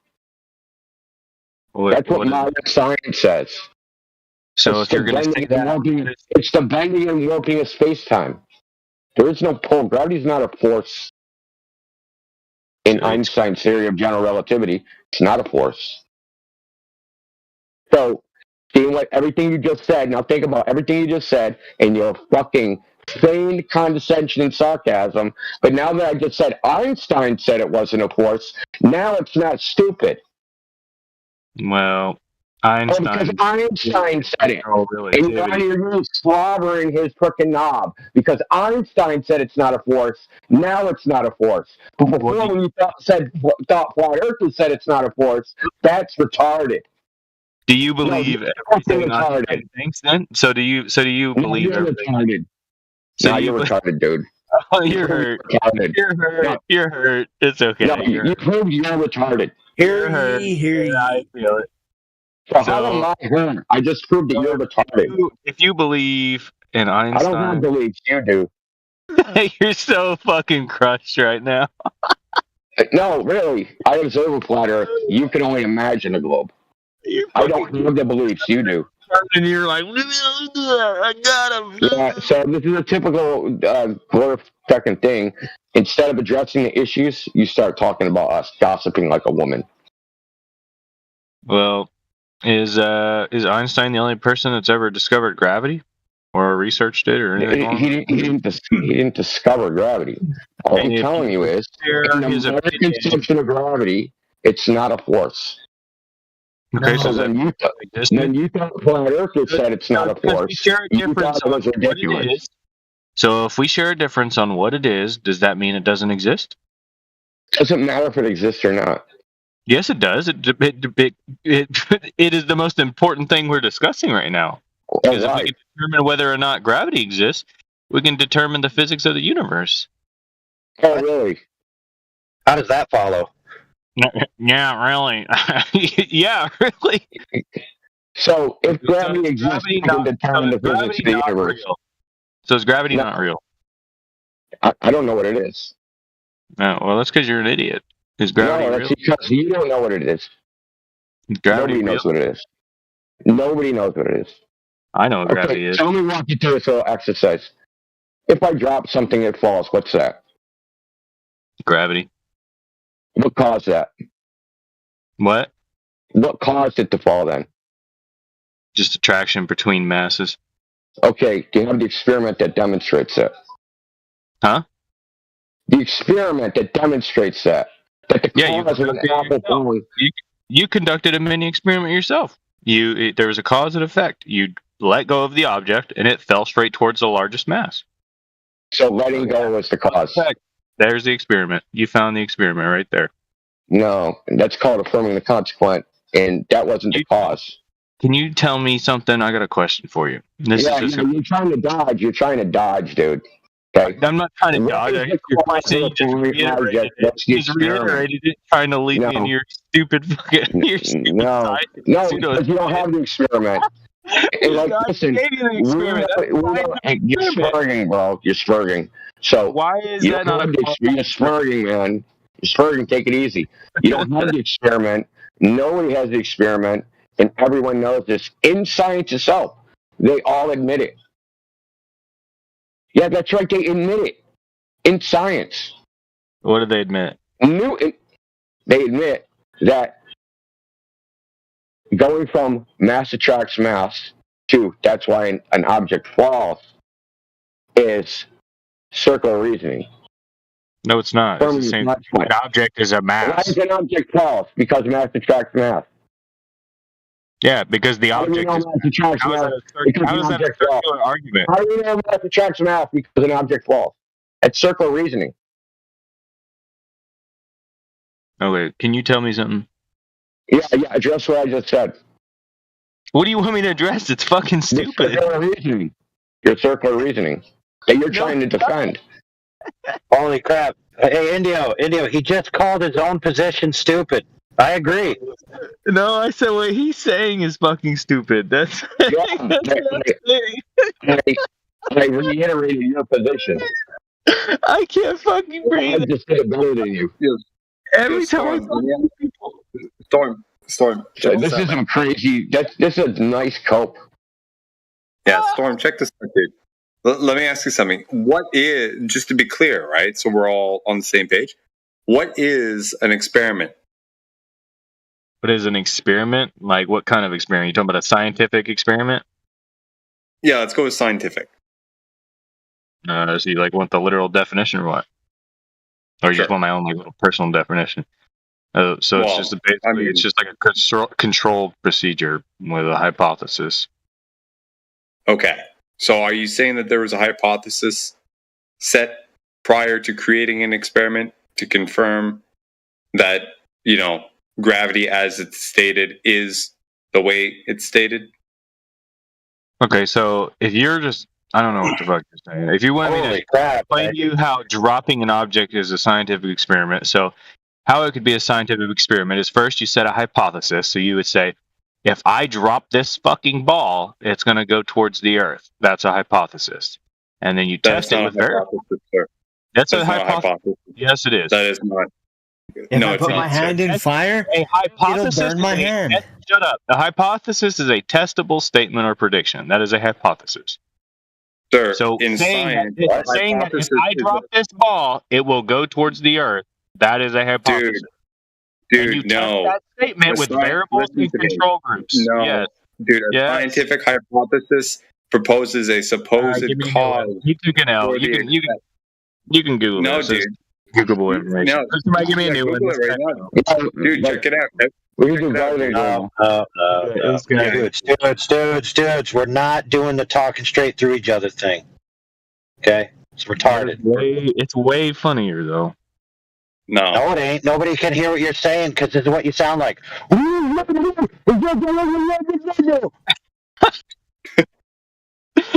Oh, God. Okay, Florf needs bullied. I'd love to see you make an example of Mick and bully him into a bloody pulp, but I can't enjoy it if I don't understand the points you're making, Flurf. Need bullied, dude, okay? So for goodness sake, let him finish a sentence and then reply. All right. Yeah, dude. A scientific experiment or scientific hypothesis proposes a supposed cause for the phenomena. So the phenomena is the thing falling. So the question would be, why is that thing falling? What is causing it? Correct or not? Okay, so this mysterious thing you're going to call gravity, what is it that is causing, what causes the thing to fall? You're saying gravity. Well, what is gravity? What is gravity? Is it mass attracting mass? Is it bendy, warpy space-time? Is it fucking invisible leprechauns and unicorns? Like what? What is it? I think it's a fundamental force of the universe that basically pulls objects with mass toward each other. And the larger the mass, the more its effect is on space-time, allowing things to be pulled in by Yeah, cool. Well, that's interesting. All right, let me seize on that opportunity. Here we go, friend. So when you drop something, what direction does it fall? Towards a larger mass object. No. When you drop something, what direction does it fall? The opposite of Australia? What are you asking me? What? No, dude, it's not a trick question. Everybody knows the answer. Watch, I'll ask somebody else. Mick, if you drop something... Oh, hold on. Hail Christ, if you drop something, what direction does it fall? Down. Oh, down. There you go, down. Down on a vertical axis, perpendicular to the horizontal axis. Okay, so what we got here? We got down, we got horizontal. I go over there, it's down and horizontal. So what you're trying to tell me, friend, is that gravity proves the Earth is flat. Okay, perfect. So we got things falling down, perpendicular to a horizontal plane in which the Earth is oriented horizontal, because horizontal means parallel to the plane of the horizon, and the horizon is the apparent junction between the Earth and sky. Therefore, the Earth's flat. There you go. Thanks for playing. No, does not what that word means. Yeah, that is how that works, dude. Are you denying horizontal is horizontal? What's up? You crazy? If we had this, it's funny because I always listen to you guys do this play on words, and you play with the definitions that were created by another human being who may or may not have gotten things wrong. Okay, there's so let's do nuance in the English language. I understand. If we had this conversation in Italian, we wouldn't be having the conversation. You literally said you were going to use your personal definition. This is why we have to be fucking hard on definitions, because you'll just make shit up, which you already did. You try to mix together freaking bendy space-time with gravitational masses, with forces. You're just making shit up as you go along. I'm not making shit up. This has been the accepted... If you're using personal definitions, you're making shit up.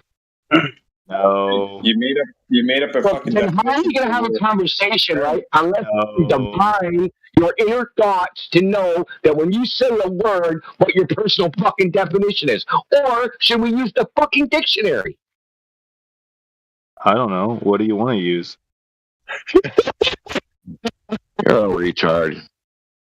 Holy moly, dude. That was the best I've heard in a while. You're retarded as fuck. Really? Yeah, dude, you sound let me ask this question. Dude. see if you can. Let's see, and that's going to be a fair question. Don't get me wrong. So I build things for a living, and I have these things that I own that I use as a tool. They're rectangular in shape, and they're kind of long. They're bright blue, and they're called a level. And when I hold that thing level, the synonym for that is horizontal, perpendicular to plumb, which is a plumb line dropped in the vertical axis. So when I build, I use plumb, vertical, level, horizontal. And everywhere I go, plumb is always plumb, and level is always level. And horizontal means what it means, which is parallel to the plane of the horizon. The horizon means the apparent junction between the earth and sky. So if everything's parallel on the horizontal axis to the apparent junction of the earth and sky, ipso facto the earth flat. What say you? I think that's wrong. Okay, can you please describe to me how horizontal isn't level? Go ahead. I think that because the horizon is at such a large scale, it only appears flat.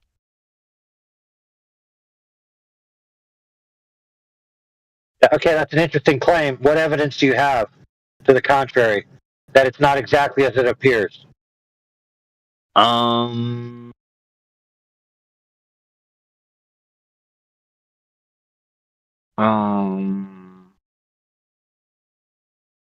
on, man. Chop, chop. We're waiting. So I think it's flat, or I think it's curved because it's gravity. Okay, so you failed to prove that gravity curves things anytime in this discussion. So far we just have two unfounded claims that don't necessarily correlate or conclude anything. So if your claim is that the horizon is horizontal, but it's actually curved because of gravity, you then have to parse out any kind of evidence that you have to prove that it's actually curving. So what evidence do you have that the horizon is curving in the manner in which you need it to for your claims? Well, so you're really big on the fact that horizon is what indicates that it's curved, right? Curves flat, I mean. Is that what you're... No, horizontal, brother, horizontal. Horizontal is an attitude in free space, which is correlated with the surface of the earth. Also synonymous with the word level, and in fact, water itself has been the gold standard for the definition of level throughout antiquity of human society. And here's where you'll lose me. Just because they're a similar word, what is the correlation between horizontal and horizon? Because it's funny because you guys always just say that it's flat because horizon mean horizontal in Spanish. No. Horizontal means parallel to the plane, which a plane is an extended flat surface of the horizon. So the horizon and horizontal are directly linked to being parallel with a plane. And now, whenever I lay something out when I build horizontal and I level it, I'm leveling it parallel to the surface of the earth and the horizon. And so if I extend those out, everywhere I go it's the same, then I'm on a horizontal plane. So you told me no, but because it's actually curved, so then I asked you, where's the evidence of your claim that it's curved? So that's what I need to have. Do you have any of that? Yeah, I think it's curved because it's literally called a horizon. Okay, so what about horizons mean they're curved? Oh, great. I'm glad you asked. So it comes from the Greek word, I don't know how to pronounce that, but it basically means bounding circle. Yeah, perfect. Okay, I'll agree with that. So when you look out at the horizon and you turn yourself around 360 degrees and the line arrives back where you started, you have a circle. Now, that circle that you just traced is arranged horizontally. Okay, so if you were... The curvature... Oh, just hold on, friend. The curvature that you're explaining is on a singular axis. The axis you need curvature on is on the y-axis. Okay? Because let me make it simpler. If you take a quarter, before I go on, bro, I'll just make it simple so I'm not misinterpreted. No, it's not the y-axis. Hold on, bro. If you take a coin and you lay it on your table, that coin has a curvature around the edge, but it's flat across the surface. Okay, but you could have that same deal on a basketball. Like if you're an ant on a basketball and you spin in a circle, it's still gonna look like a flat plane in a circle. Okay, but you see, but that's fine. That's fine. I know you can comprehend a three-dimensional object. I understand that because your reality is three-dimensional. Yes. So what we have here is if this, then that. So what we'd like you to do is prove the first if. So go ahead. What's the first if? If the Earth was a giant ball, can you prove that?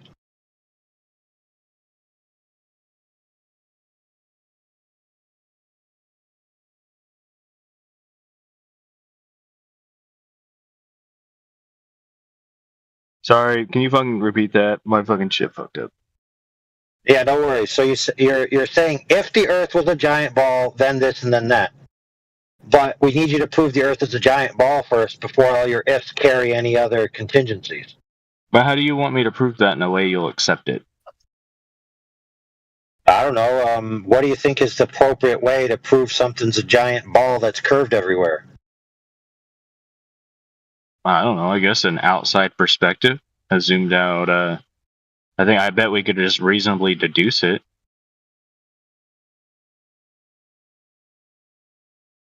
Well, you believe that it's true, correct? Yeah. Okay, so what led you to that belief? This is a lot of things. I guess indoctrination. Really, pictures from space, scientists. I don't know. I guess I don't know. Okay, that's fair. So you have three things. One is indoctrination. One is scientists. You have no qualifiable metric, it seems, to judge whether the scientists are actually giving you accurate information or not. Indoctrination is obviously just indoctrination. So the only other thing you have. While you're talking about that, though, I also have no qualifiable information that basically disproves what the scientists are saying, and that's kind of another reason too. Well, yeah, you do. It's the fact that everywhere you go, the Earth is flat. Because it's at such a large scale that it appears flat.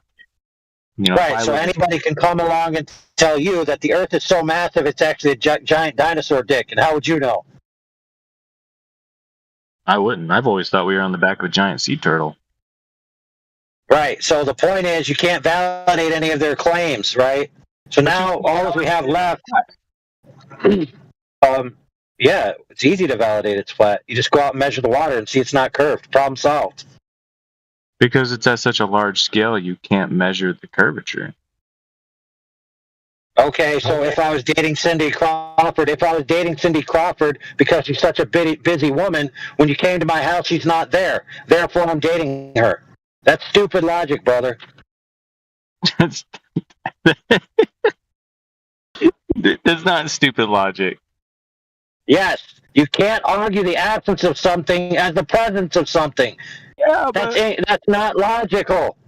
But you don't have pictures of Sidney Crawford and you together. You don't have like other. I do. You see, you're wrong. You're wrong. I actually do, and they're photoshopped because they have to be. Well, that's not. I get where you're getting at. No, they're. Right, so that brings us to the only thing. Hold on, Billy boy. Hold on. Dude, I know. I just want to get to the end where the only thing you have on the table is these alleged pictures of Cindy Crawford and me together that prove the Earth is a globe. Okay, well. You see where I'm going with this yet? Yeah, you're losing it. I know. I'm losing you. I'm trying to bring you to the light, but I can't quite get you to understand. No, dude. So there's nothing to understand. You don't have anything conclusive. Well, why do you? Okay, so then how do you explain the fact that the Earth is not a globe, but the moon and the sun are. Oh, that's easy. That's easy. So I have a weenie and girls don't. I wouldn't think that just because I'm human and she's human that everybody has the same parts, because that would be a fallacy. Just because something has similarities doesn't mean that they share all similarities across all categories. So you can't just point at something else and say it informs something else. That's not necessarily logical. So let me put it simple. The Earth is the Earth. It's logical in a globe theory, though. That's why it's fun. No, it isn't. No, it's not. It's logical in nothing. Saying because other things are something, therefore the Earth must be something, is not logical. It is when we look at the other 32 points we discuss. That's what you fail to realize is by the time we move point to point, and you're like, well, you can't prove it. Well, you can't prove it. Well, you can't prove it. And when we deduce the 32 different things we describe, and it's like, well, you can't prove it. Things? You gave 3 things, dude. You gave 3 things, and they all sucked. We could spend all day talking about all the reasons why the Earth is curved, but the fact is we forget them when we move point to point, when we reasonably deduce, because No. Indoctrination. Hey, bro. Indoctrination is not. You can't prove that, and it's like, how the fuck could I prove that? Like we've already discussed. It's simple. It's simple, dude. It's simple, dude. It's simple. It's simple. Check it out. It's very easy. What you keep appealing to this large scale. So let's go to the brass tacks. What is the scale relative to you of the Earth's curvature? Do you know? No. That's claimed in the globe paradigm. Do you know the answer? Yes or no? It's a good, simple answer. What are you asking me? Like, okay, you're 6 feet tall. Let's assume, just for sake of argument, pretty basic. Mm-hmm. Okay, so relative to you, okay, how much curvature drop is there supposed to be 3 miles out from you? If you're standing on the Earth, how much curvature within 3 miles? Do you know the answer? No, not without doing some math. Okay, so how about you do the math and then come back and tell us whether the Earth is so big that it's impossible to figure out whether it's curved or not. Because until you know the math, you have no idea what you're talking about. So, for example, I build things, and if I go into a room and I'm supposed to have made the floor flat and level, and my instrumentation tells me that one side of the floor is 5 inches lower than the other side, and the floor is slanted, then I'm not getting paid for that job. Right? I don't know. Of course I'm not. I'm not getting paid if I make a customer's floor 5 inches off on one side than the other, dude, when it's supposed to be flat and level. I'm not getting paid if the floor is supposed to be flat and level, but they come home and there's this giant hump of a curve in the middle of their kitchen. Yeah, how big is that fucking house to have that curve in it, dude? Like, you can't be serious right now. Exactly what I'm asking you. How big is the Earth relative to the instruments we have, relative to this supposed massive curvature that we can't measure, according to you, to be able to determine anything? Without those brass tacks facts, we have no idea what you're talking about. Well, basically, from 3 miles out at a 6 foot height of the observer, there should be about 6 feet of curvature drop. Okay, do we possess equipment that can measure 6 feet over 3 miles? Maybe lasers. Oh, lasers. I'm glad you asked. What about, okay, let me ask this question. What about 25 miles? Could we use a laser to measure 25 miles of water? I don't know. I don't own a laser. I do know. You want to know why I know? Because it's been done. At Lake Idstill, the Field Engineers Corps took a laser with an accurate laser aiming sled, leveled it on one side, used laser transit methodology. 6 foot tall laser shot a 6 foot tall target 25 miles away. The differentiation between the target and the laser, right, was 6 feet plus or minus the Miller-Rad divergence, about 2 feet, plus or minus any alleged ambient refractive conditions. That's less than 3 feet. So we're still in single digits of less than 10 feet. The differentiation by orders of magnitude of what the globe should have been was 270 feet. Thus, the globe is defeated through laser transit methodology measurement by 2 orders of magnitude. Okay, so that's water between point A and point B. What? Not really, sir. You acknowledged this curvature. You said there were 6 feet of it. No, I didn't say that. That's what you when said. Did I say that, Holmes? You said we were in single digits. Okay, hold on. Let me break it down for you, dude. So, have you ever shot a gun before? Have you ever shot? No, serious. Have you ever shot a gun? Have you ever shot a gun at a target? At a target that records like has little grids or something, so you can see how far you're off. You ever done that? What? Okay, if you shoot a gun at a target, there's a bullseye. Does that make sense? If you hit the bullseye, you're dead on, right? But if you're off a little bit, you might hit above the bullseye a little or below the bullseye a little. However, even though you hit above or below the bullseye, the floor at the range where you're firing, if you're firing at an indoor range, it's flat, right? Mm-hmm. So just because you didn't hit the target dead on doesn't mean the floor is curved, for goodness sakes. Is a laser a beam of energy? Dude. How is a bullet a laser beam? I'm just talking about how it hits the target, dude. That's all I'm trying to say. Yeah. Okay, so if I tell you that a laser... I get it. Listen, let me directly address that before you go on. So there wasn't a specified measurement that bullet was supposed to hit, and if there was and it didn't hit it, it would be a discrepancy in the scope. The laser was, unless the test was done inaccurately, the laser was supposed to hit at a specific bullseye, and it was off from that bullseye had it been flat. Bro, I think you're lying. No, it's just simply the target was 6 feet tall. The laser was 6 feet tall. They're both on the shoreline. They shot a laser 25 miles and hit the target. Now, the laser hit the target. The laser hit the target is the key point. Hey, don't forget the 40-mile long one, too, right? Do you not aim the laser? Yeah, that's it. Oh, hold on, friend. Hold on, Mr. Flurfers. Go ahead and ask your question again so it's clear. Me? I was just saying, don't forget the 40-mile. Not you. You didn't ask a question. So why would you be telling me something that ain't a question when I said ask your question again? I thought you misheard me as, trying to pose a question when I was making a statement. I have a question. Oh, my goodness. Flurfers is asking a question. Flurfers, you get to ask your question. Everyone else, pipe it down. Thanks. Oh, okay, my bad. I forgot what I was asking. Everybody was getting all crazy. It's something about the laser. Maybe something about the laser up and down. I heard.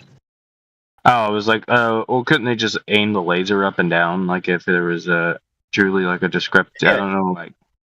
Yeah, sure. So, if you aim the laser down, it hits the ground before it hits the target.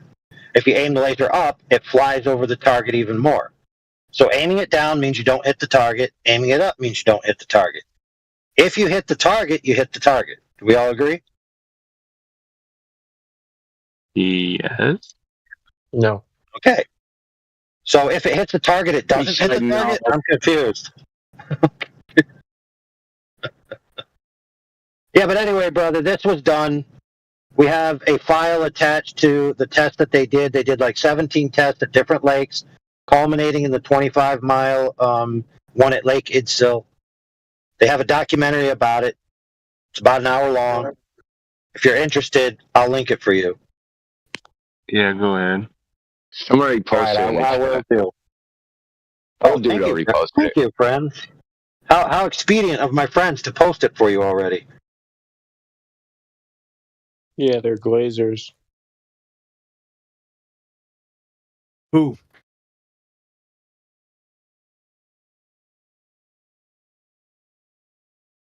So it's real simple, right? So they shine a laser. They should only see the laser from the top of a 44-story building, but they see it at 4 feet. It's pretty simple. It's not complicated. This is a difference from the prediction of 2 orders of magnitude. It's not close. It's not like, oh, maybe there's a measurement error. Maybe fucking didn't do something right.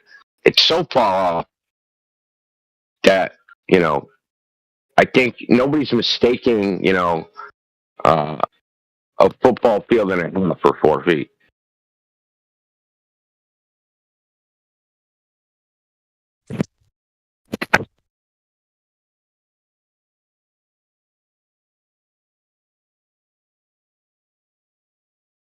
And I'll also say this isn't the only one. There's more. There's many more.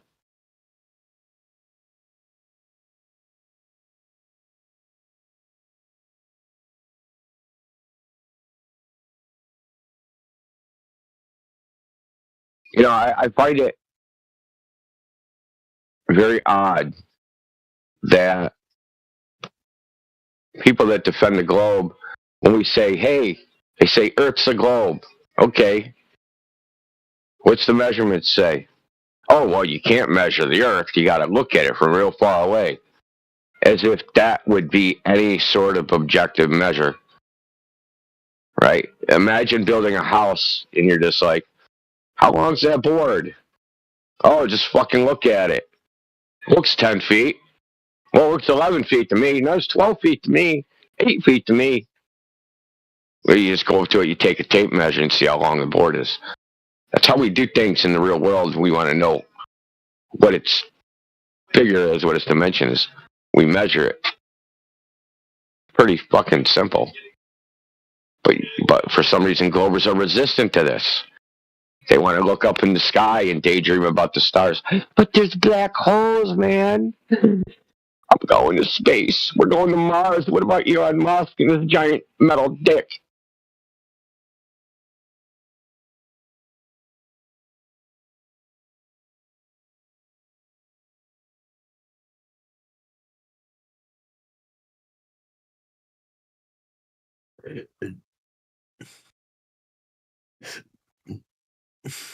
I want to just address something from the chat real quick, if I may, which is someone said you level things in regards to vertical, not horizontal. Okay, let's just explore that. So, a leveling trough is filled with liquid, and the surface lays flat and level and horizontal.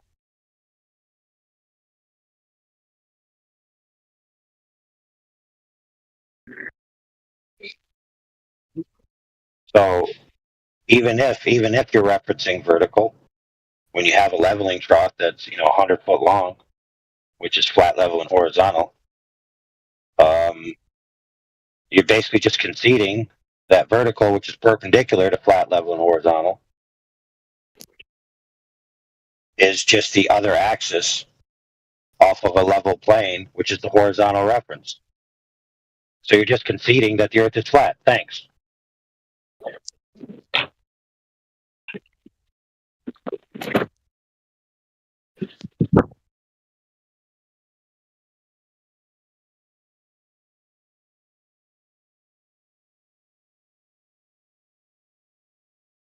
Okay, so all of these terms refer to a horizontal plane and a vertical perpendicular to it.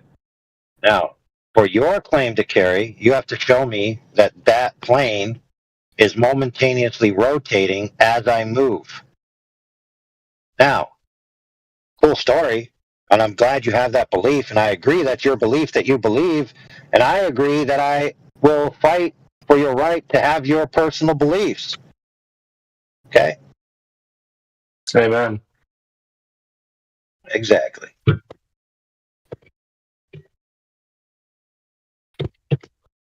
Now, if you want me to concede to your beliefs, you want me to get on board with your belief system, yeah, I mean, why don't you just prove you're momentaneously rotating horizontal or your curved level? That would be great. Prove either one of those two things, then maybe we have something to talk about. I mean, if you want to keep talking about beliefs, I mean, I guess we could, be bothered to listen, but I mean, maybe you want to check the religious sections in the rooms below this room. Maybe you could go talk about your beliefs there.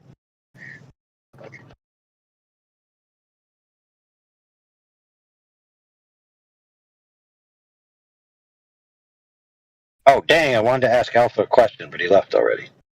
Poop. So, Porper, so check this out. Let's just go back to your original thing, which you came with. Gravity is your evidence for a globe. Now, let's say, so imagine for a second, let's grant gravity exists in the way they say exists. It would predict that the Earth would form into a ball because of this force of gravity. Now, let's say that that is our prediction. Wouldn't you need to go out into the world and test the prediction to see if it was true?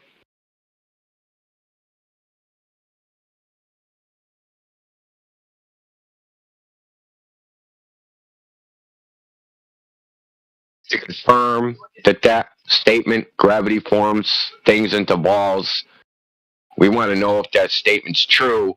We would go and do the observation, the test, the measurement, whatever. We'd have to go out and do that to validate our hypothesis.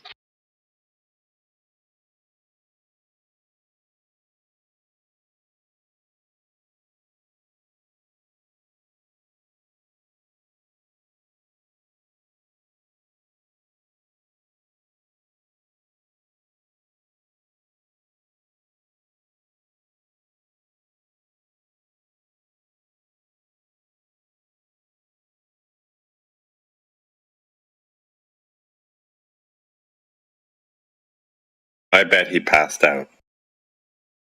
Well, that's why I said gravity don't matter. That the whole idea of gravity, it doesn't matter because there's no evidence of any sort that gravity forms things into balls, even if it does exist. So it's never been observed to form anything into a ball. There's actually no physics model that actually predicts it because the universal law of gravitation is every particle attracts every other particle inversely proportional to the square of the distance. That doesn't necessitate a ball. And if they put it in a simulation, they actually don't get a ball. So there's no experiment showing gravity forms things into balls. There's no observations. An actual observation. We watch gravity form something into a ball. No one's ever seen that. They look in the sky and they see balls. They go, how were those balls formed? Oh, gravity. Well, they don't know that. They're just saying it. So it doesn't matter if gravity exists or not. Way too much time is wasted arguing about gravity when fundamentally the idea itself is logically empty, even according to mainstream science. You can go on NASA's website. There's a thing for kids called Star Child. One of the questions is, what is gravity? And it says, I don't know. We don't know.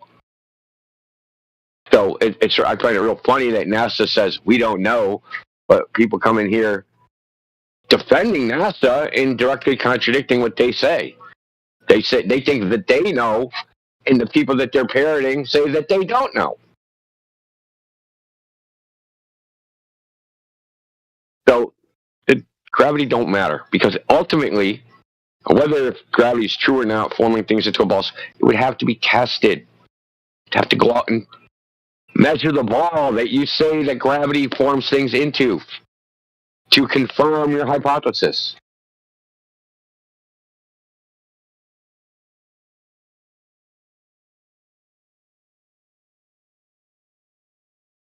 Well, that would only really truly confirm your conclusion that Earth is indeed a ball by measuring it, because even that wouldn't tell you that gravity forms things into balls, because you didn't observe any of that either. So if you said the Earth is a ball, therefore gravity forms things into balls, would actually be a logical fallacy.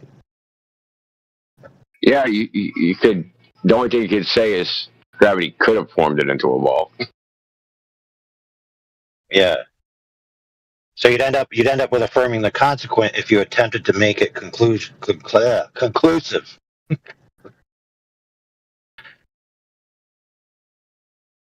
Hey, did you see what I posted in Admin Mods AI? I tagged you. Yeah, I'm gonna watch that when I get in the house. Yeah, it's about like color and shit, and about like this guy Ghost. I was talking about it earlier. Or I don't know if you were in here. Like that, a shadow. Well, if you take like, say you got blinds in a window, right, and the sunlight is coming through the blinds, the shadow of one of the blinds will actually cast a rainbow, which is when it goes through the prism, which is fucked up, dude. That this dude Goethe, he has a completely different theory of light, and I'm sure because you took art classes, you're aware of like the complementary colors or. Yeah. Right. Yeah. So it's about that. It was just mind blowing. Like I knew about the complementary colors, but I didn't know how all this stuff was come out, like the experimental basis of it, which I thought was crazy. Dude, you know what also is crazy is like that one where brown doesn't exist. Yeah, the purple doesn't exist and it's created in the mind or something. And the reason they say this is because of this controversy. Is because when Newton did his experiment, he got one result, and Goethe did the inverse of the experiment, and he got another result. But they say Newton was correct, and what Goethe is seeing, that's just created in the mind, that color doesn't really exist. Well, how do you know that's what exists and what's Newton shows us isn't what's created in the mind? They say that it's just a mental thing, right? That the wavelength itself doesn't exist. Or some shit like that. Yeah. Well, it's even that thing like RGB. You know, where's the Y?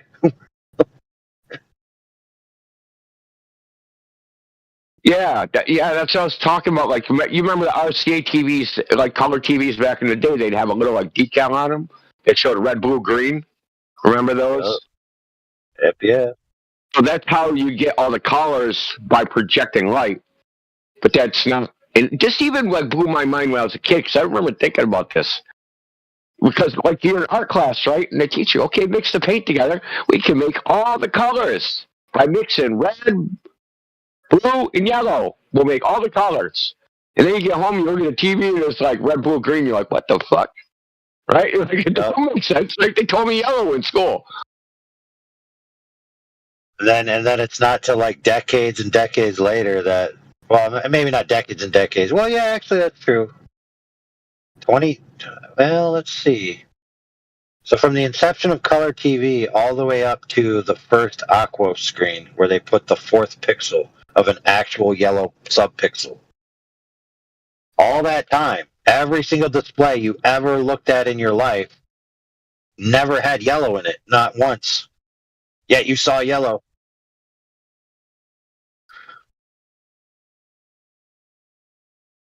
It still blows me away how they project black. Yeah. What really crazy. Hold on, before you go on. What's really crazy is black projector screens. Those are awesome. Wait, the screen is black? Yeah. I don't know if I've ever seen one. So they're matrixed, like they're just crazy. They like have depth to them too. So like they like, I don't know the best word for it, but it's almost like collimating, so that you get reduced glare and side lights. So lights from the sides can't overwash your colors. They're pretty high tech.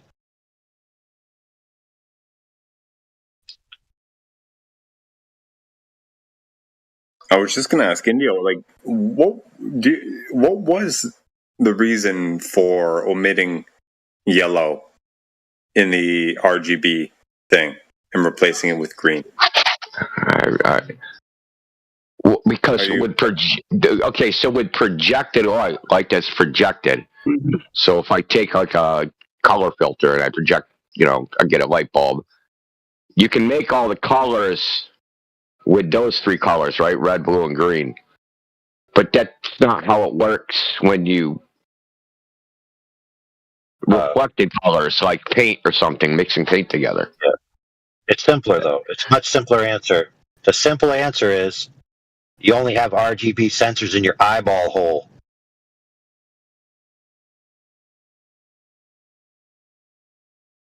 I'm pretty sure that was the rationale. Huh. Plus TVs were... So, I know this old guy. So he said when he was a kid, all they had was black and white TVs, and his dad paid like a shitload of money, and it was like a film that you could put in front of the black and white TV, and it would add color to the black and white. Though it wasn't like the true color of whatever was happening. It would be colored, but it was just basically like a fucking rainbow film or some shit.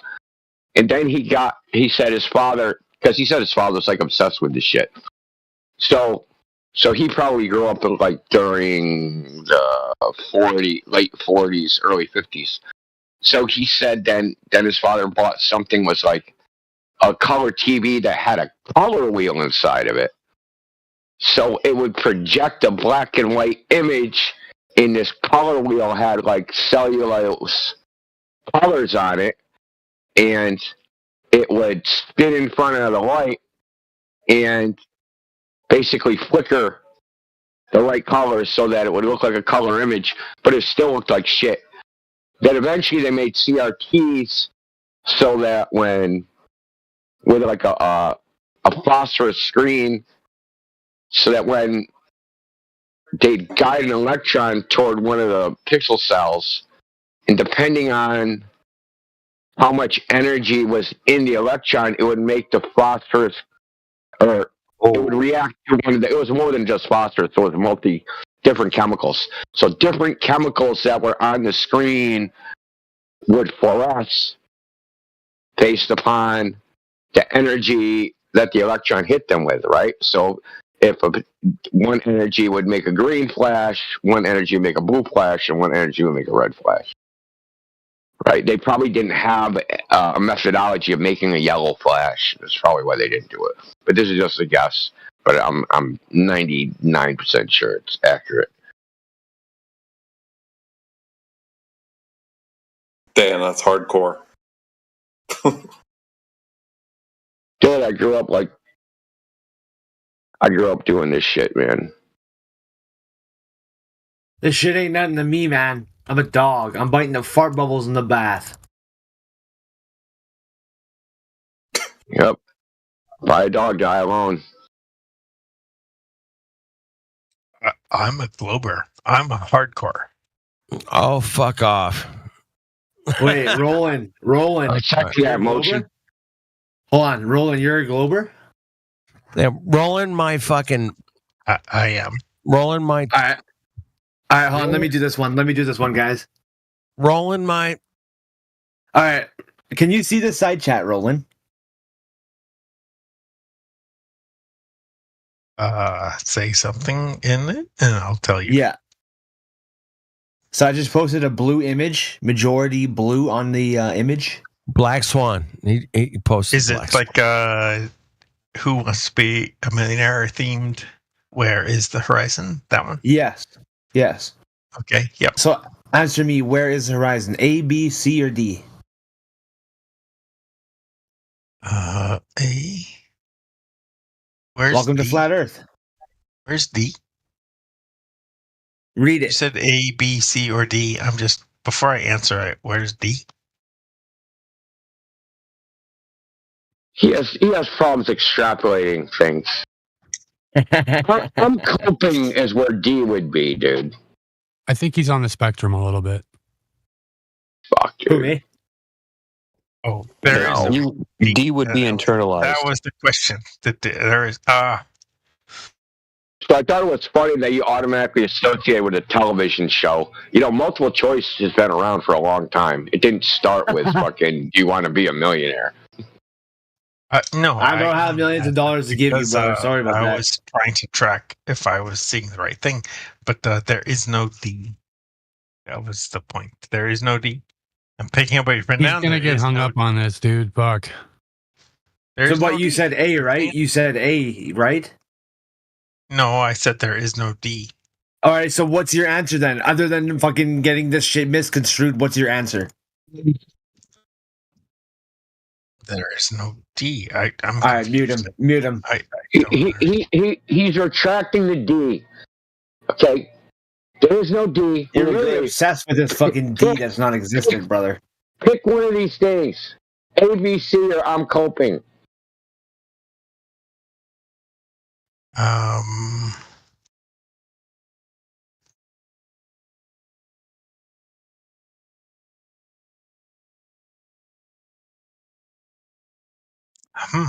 that is difficult between A, B, and C. I can see arguments for any of them or neither of them. It seems like based on the You know what the horizon is. based on the distortion of the crane on the left-hand side, I'm not sure I trust much about this picture. What is the horizon, dude? Is this a normal globe? What's the horizon? Is this a normal globe? Dude, picture? Are you listening? You listening? Yeah, listening. I don't think you understand the question, so it's clarified. Make sure you understand the question. It says, where is the horizon? What is the horizon? We got to make sure you know what that word means. So what is the horizon? Are we talking about what globers say? No, just the standard definition of horizon that appears in every fucking dictionary on Earth. I guess give me that definition and let me read it. I will say. So you were going to answer a question about a word, but you don't know what the meaning of that word is. I feel like I am in the presence of hostility, and I want to make sure I am. Yeah, don't talk about me. I'm asking a question. So you were answering a question about a word, and you don't know what the meaning of the word is. Please give me the definition. No, you might just answer the question, right? You don't know what the word means. No, just answer the question. Just answer the question without knowing what the word means.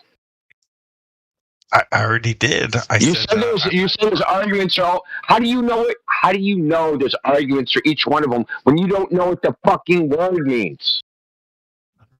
Exactly. Exactly. I couldn't pick between one of those things because I don't know what the word means. Exactly. The parent boundary where the earth meets the sky. So what does the word mean? The parent boundary where the earth meets the sky. Then I would say... Where does the water end and the sky start?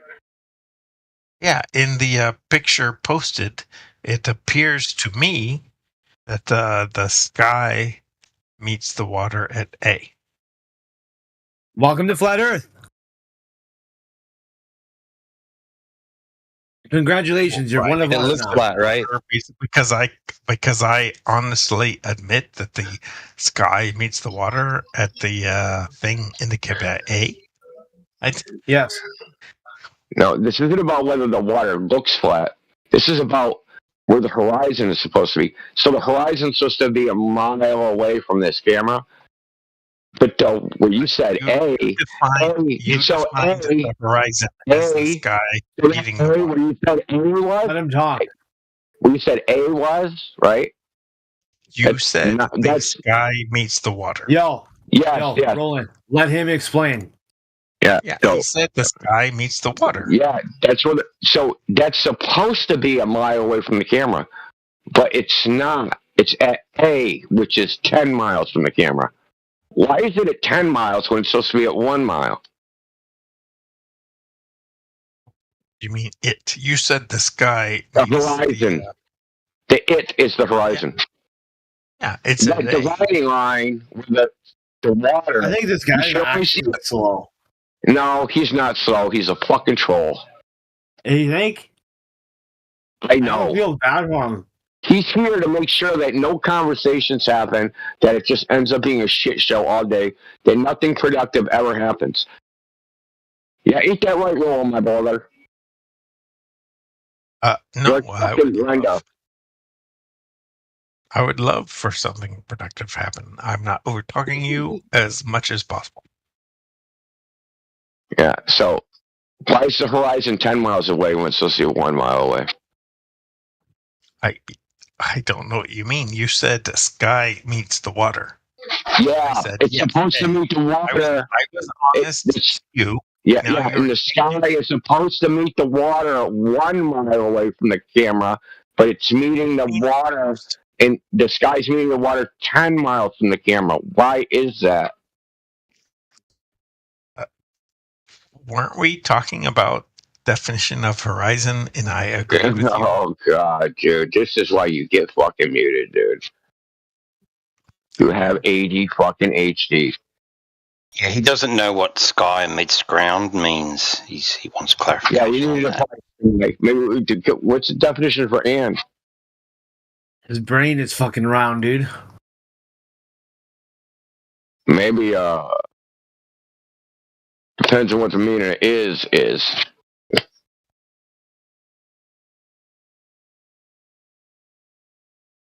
Are you fucking for real? You know that the globe model predicts it should be 10 miles away. Oh, shit. Who's that? No, it doesn't. Brenda predicts it's Yes, it does. 1.1 times the square root of the observer's height in feet. That's what it predicts it is. Incorrect. Incorrect. Correct. Globe model. You are incorrect. No, you're wrong. Yes, You're just you're wrong. parroting- Did you see the picture? You're just saying what Nathan Oakley says. That's all. That's all you're doing. Okay, Brenda, so tell us, Brenda. what's the prediction? Yo, Brendan. Tell us the globe model that predicts the horizon is right there, 10 miles away. It's because of refraction, dude. Okay, so what was the weather conditions this day? Tell us the temperature, humidity, barometric pressure, all those factors that go in. Yeah. So you said it's predicting, so you must know the variables that encompass that prediction. So tell us. Yeah. At 1 foot above the ocean, yes, the conditions would be such that Rich, light specific. would be Quantify bent. them. You would get bendy light. Yeah, quantify them. Yeah, that's right. Shut the fuck up. You can't quantify them. You're making shit up. Did BSLM, whatever his name is, 69, give us the conditions? He didn't record the temperature. No, I'm asking you. You said this is what the globe predicts. Absolutely. Yeah. Okay, so give us the variables that would make this prediction. Yeah. Quantify them. Yeah, the variables we don't know because he didn't record. Write down the temperatures. We don't know. You said it predicts it. Now you don't know. It's entirely within the globe model that refraction can bend light. So that's a different claim. It's not a prediction. That means that you can make a prediction and fiddle around with your refraction sliders until you make it fit something, making the globe unfalsifiable. So let me ask you this, Brenda, a real simple question. Is there any observation that you can do, no matter how far you can see, that would falsify the globe? That can't be explained away by refraction. Any observation, even one. If you could bring back the sun after the sunset. Okay, no. Talk about, what if I could see like 1,000 miles across the surface of the ocean? What if is there a refractive condition which you could explain that away? That could happen on a globe? That would be possible. Yes. Oh, fuck. Okay, I'm done. Anybody else want to play with this retard? Go for it. It is. It is. Mods. Lobotomize them. Ducting can happen. It's part of our model. You can have ducting. Yeah. Light is carried a very long distance. Can you see your own ass too? Mods. Lobotomize him. It's conceivable. It's very unlikely, but yes. Conceivable, right? Yeah. So you can imagine it, but there's no evidence it could ever happen. It's physically possible. What's not possible is for you to bring back the sun after it's gone down over the horizon. Do that. Bro, you're not. Yo, India, you're not gonna get through to Brenda. I am well aware. I've talked to Brenda many times. Because it's a logical impossibility for you to bring back the sun after sunset. Go ahead and do it. Brenda. Were you here for the multiple choice question? I was not. All right. Check the side chat. Where is the horizon? Is it A, B, C, or D?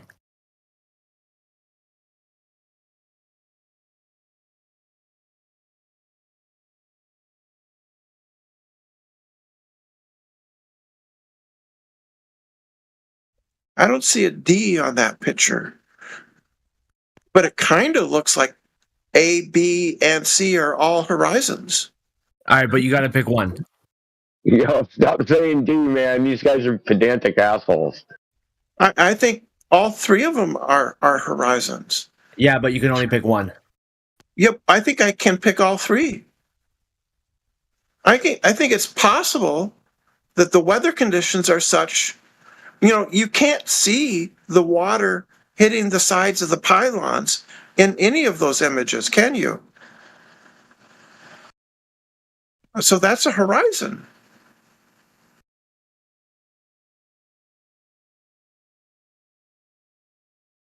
Mods, lobotomize him. Where the sky meets the ocean, not where the ocean meets another bit of ocean. It's not the definition of horizon. A horizon is just a limit to your vision. That's all. You can't see beyond it, right? It's and on the earth, there's different types of horizons. There's a celestial horizon. There's a local horizon, right? There's a geographic.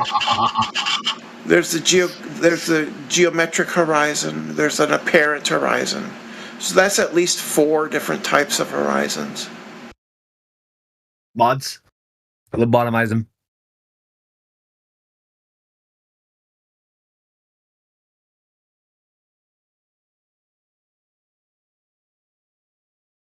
Dude, why do you keep saying that? Can you just let the conversation happen? You're not going to get through to Brenda. I'm telling you right now, you're not going to get through to Brenda. I'm very well aware of that.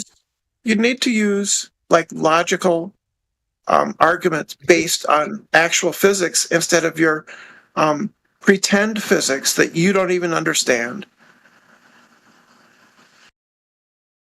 Pretend physics that you don't understand. Can you? Yeah, Brenda, do you trust NASA? You think that water seeks its own level, and it doesn't. Okay, so Merriam-Webster is wrong. She shouldn't have used that as the example for level. Level means conforming to the curved portions of the earth. That's what level means. So you've indicted them. They should not have used that phraseology. What do you suggest they use? Level means conforming to the curve of the earth. How about you just show me curved water? Yeah, every time the sun sets over the ocean, that's curved water. Wait, that doesn't make any sense because if the sun is reflecting off of a curved surface, shouldn't the light rays on the surface of the water only reach a certain distance instead of across the entire water? No, that's just something you've been told, right? We have waves, so there's nothing inconsistent with that. That's just something. That's something observable. Check the side chat.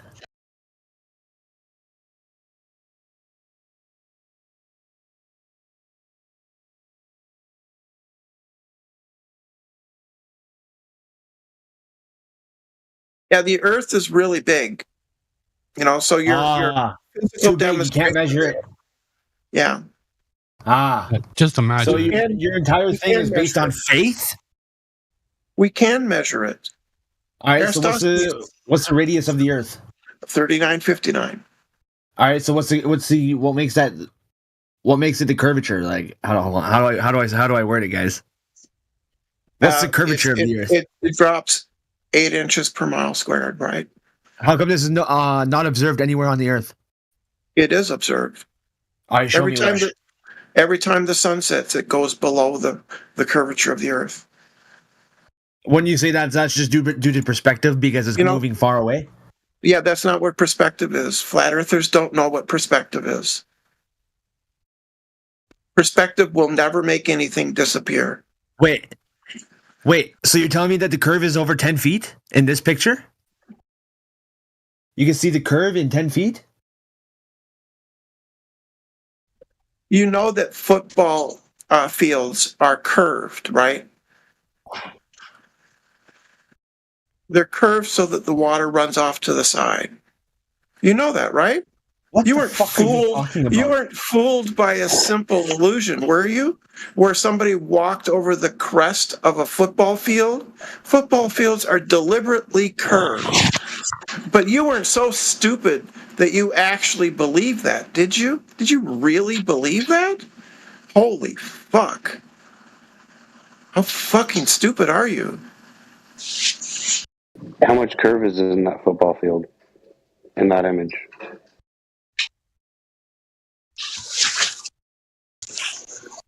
you actually fell for that? That's an old lie. You gotta lie to be a flat earther. Gotta lie to flirt. Well, how much curve is Wait, it? hold on. The person Convex surfaces don't give off a mirrored reflection. Yeah, they do. And if they do, they become mega distorted. You ever seen like a steel ball? Have you ever seen Bolivian salt flats? Yeah, 4,000 square miles of pure flatness. It's a perfect mirror. They call it God's mirror. Yeah, it's not perfect though. Then why is it a perfect mirror? Observable. There's no distortion in the reflection. It curves. It's been measured to curve. People have gone there and measured how much it curves. How's it been measured to curve? Those are the Bolivian salt flats, right? Right. It's known to curve. It's been measured. You just don't know it. How has it been measured? You go out there with surveying equipment and you measure how much it drops. What do you use for surveying equipment? Theodolites. Satellites? Hang on, I have a question.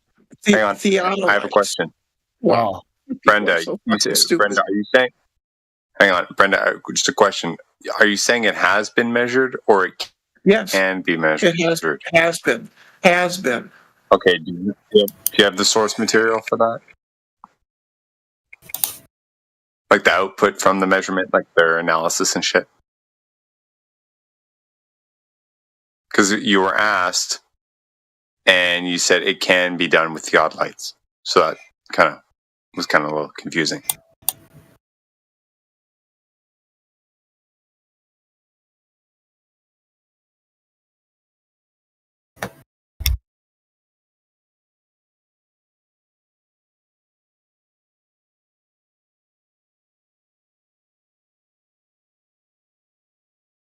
So I'll take that as a no. Oh, I was looking it up. Oh, okay.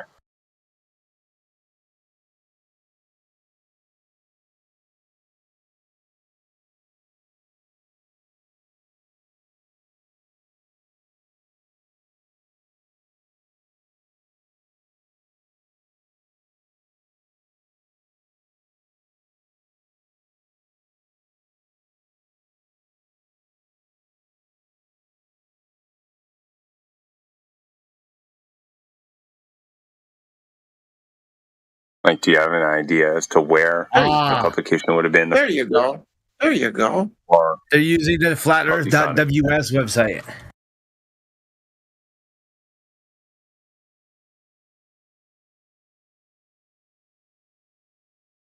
All right.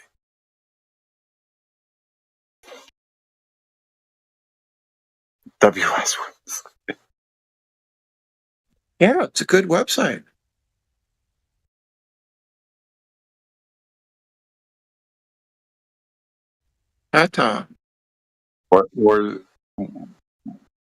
What's the source material? What equipment did they use? Or the specs? All these, details are kind of important. Where are they?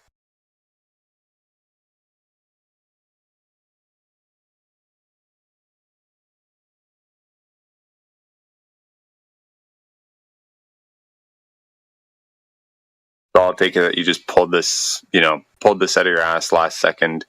First thing that popped up on Google. You hadn't actually read through anything prior to this. You were just saying that because you needed some sort of retort in the moment. But you have, not actually researched stuff beforehand. Wait, did Brenda leave? Brenda left. What a piece of shit. Fucking coward. Dishonest. I mean, was I asking anything unreasonable? I was about to. What? It's fucking pathetic. Good. Their name is Brenda Debates, and they ran. Don't say they, man. He's not 5 people at once, And yeah. I mean what I said. Proof of otherwise. Okay. Well, but that's the topic you know for what a I different mean. That channel. sounds off topic. Yeah, that's a topic for Yeah. another channel. Yeah. To say the least. But yeah, so my query was quite straightforward, Like these are just images. And even from them, the 40 kilometer, the 59 kilometer, like they all actually look quite similar. Like I don't.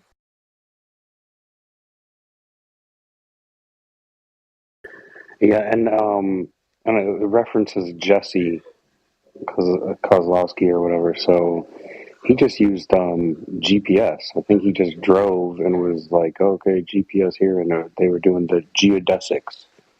That was the surveying. So it wasn't no measuring. It was just, what the coordinates spit out, what the curve would be. Okay. Oh, I do see on the side there the mountains are a little bit smaller. But that's it. They're smaller. Are they cut off? I don't know. It's hard to see. But yeah, there's no specs behind that anyway. So I actually Not found really. a really good video here on my Telegram chat. I'm going to post it in the side chat. Feel free to download it and do whatever you got to do with it. But this video is another solid proof for flat Earth. I know y'all motherfuckers be hating on me for my rainbow talk, but just listen to what this guy says. This guy goes even more in depth. And here, actually, I'll post the main part from it here. Let's go over this real quick. If you look at the rainbow, from top to bottom, you get what colors? Roy G. Biv, right? Red, orange, yellow, green, blue, indigo, violet. Are you talking about the inversion of the gradient? Well, yeah. If you look at the water, it goes backwards, right? Hold on. Yeah. And then I see it. And then the second one above it. Yeah. That means there's a reflection, like a mirror. What's it reflecting off of? Yeah, interesting. Interesting. That I find quite interesting too. Yeah, I've seen that one. VIBGYOR. So that'd be backwards. Sky.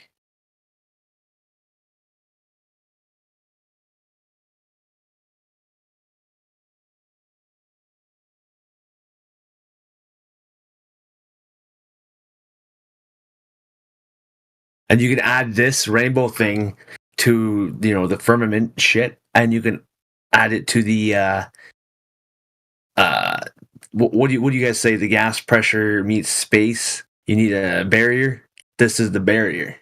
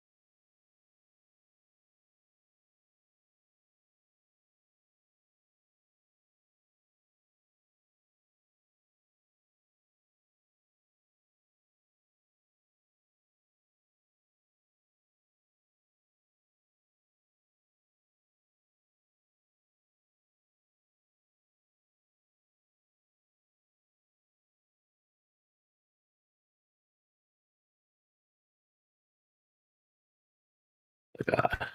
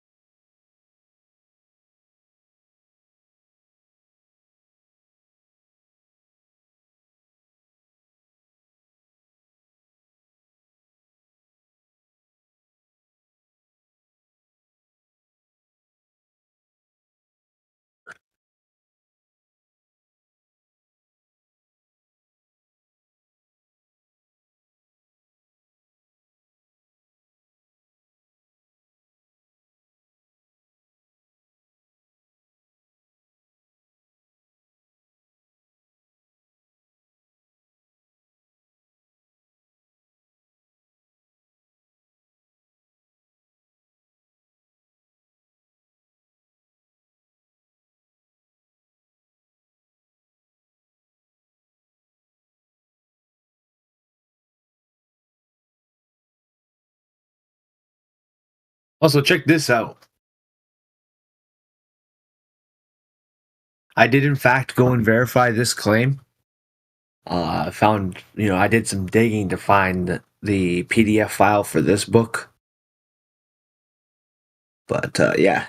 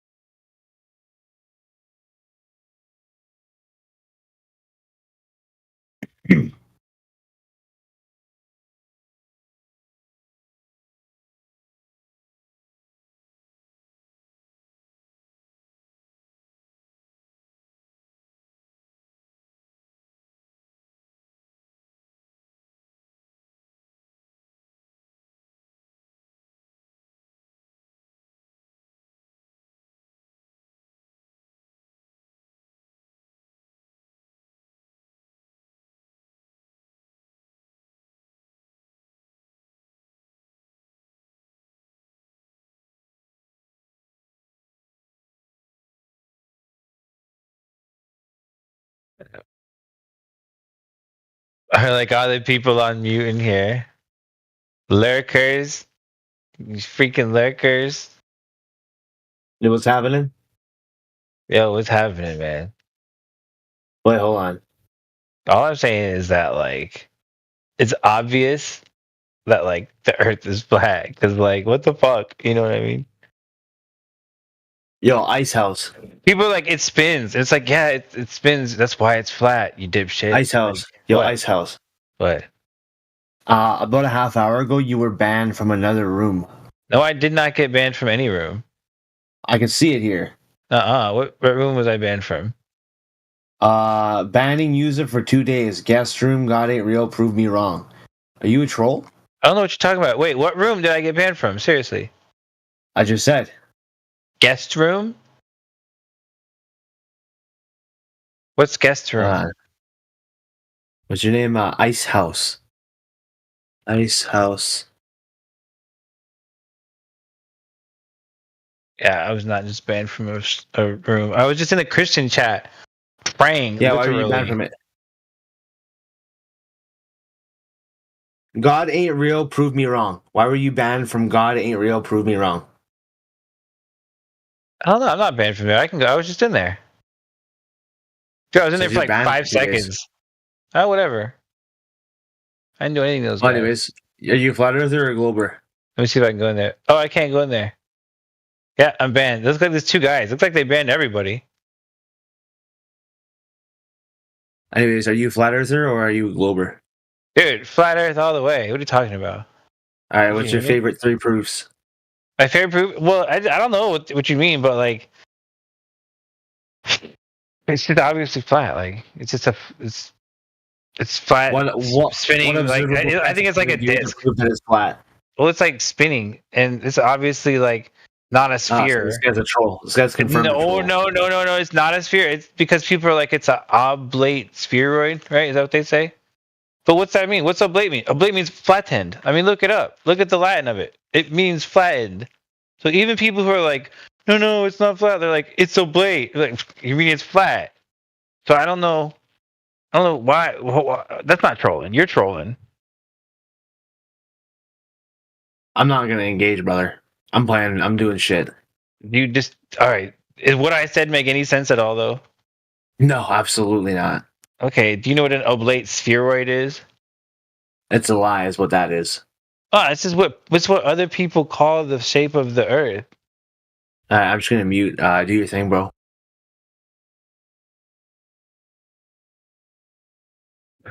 Just go off, bro. No, I'm good, dude.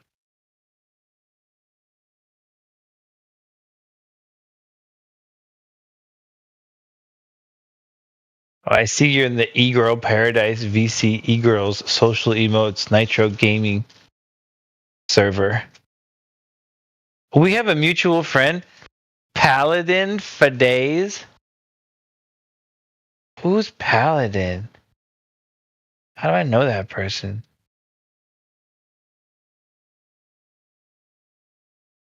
Whoa, I've been their friend since 2016? Well, this chat's fucking boring. Everyone's just sitting in here muted, all lurking. This is awful. You're drunk or high on your grandma's pills or something. Is that what you do? Nah, bro, he's trolling. He's Is been that banned what from you other do? chats. He's just trying to get banned from here. Dude, I haven't been banned from any chats. I don't know what you're talking about. You're just making shit up. You know what I mean? You're not anything. You know what I mean? So I don't know what your deal is. Act like you're some big like admin or something. Check the side chat, guys. But you're like not. You're just a troll. See? He's reversing it back on me. Look at that. You are, dude. You're just a troll. Like that's all you are. That's your entire life. That's pretty pathetic too. Think about it. Ice House. Like that's really Listen, sad. I troll. I'll tell you right now, I troll, but I'm way better than you, brother. No, you're not. You're not. Right click. I'm just gonna mute you. You can go fuck yourself, dude. Loser. Loser. I mute you. And now I'm gonna sit here and talk shit about you. What's your name?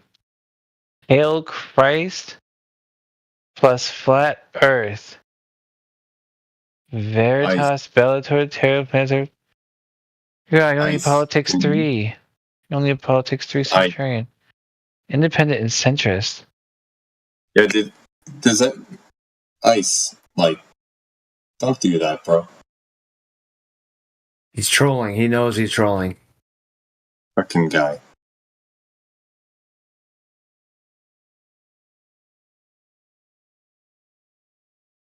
Did you ban him?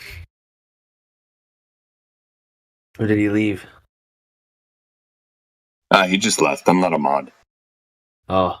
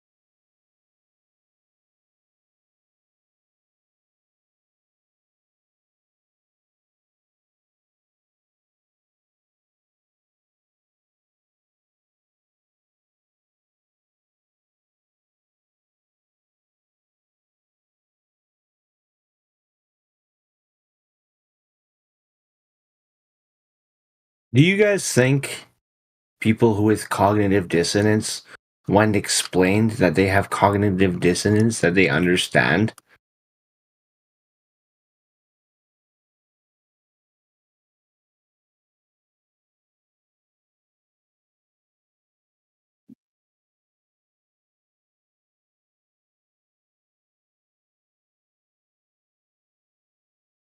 What does dissonance mean?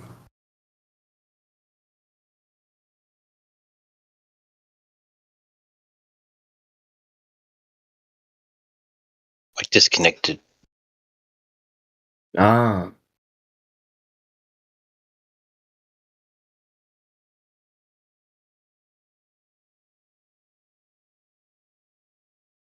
We kind of don't know that it's cognitive dissonance. It just comes out in other ways, like in some sort of spurg out or something. Yeah. You guys ever experienced someone going through the full 5 stages of grief? Oh, well, we all have, haven't we, at some stage?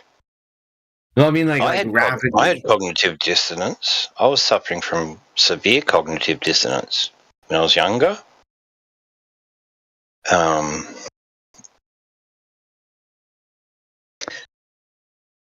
Let's just say when you're young, you ignore red flags. And then when you're older, you start to you pay attention to the red flags. You go, oh, no. And you're kind of cruising along with this red flag, thinking everything's cool, but it really isn't. True. And you sort of spurg out.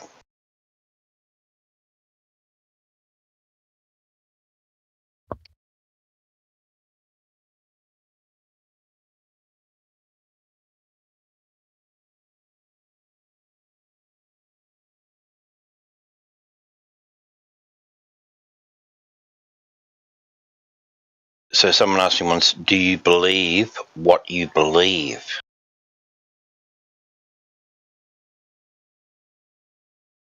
Like some people go, oh, I go to church, but I don't really believe. I just go along with it, you know. Bit half-assed. I couldn't imagine, like, I never ever thought about that. Like, people that just do it just for, like, it's not even for show, it's like NPC. Just like fucking floating along in life like a leaf. But we were all Globers once, and we just went along with it, you know. It isn't until someone really stops and says, hey, do you actually believe this? And you go, well, I don't know why I should. I've got no reason to. It's like, right.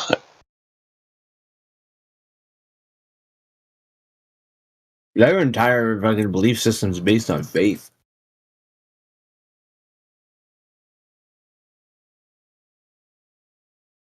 I found that out from when it's always sunny in Philadelphia, when the main character there does God versus the other side character's evolution. You ever seen that clip? No. It's quite powerful. And like one of the parts is like, so you just took it on faith that all these scientists that you've never met wrote down a bunch of words that you've never read. Something like that, right?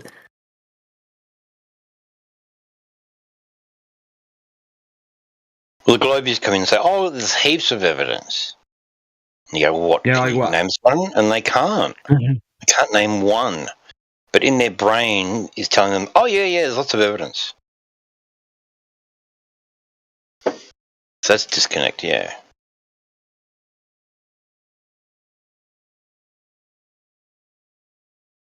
Scientism is a religion.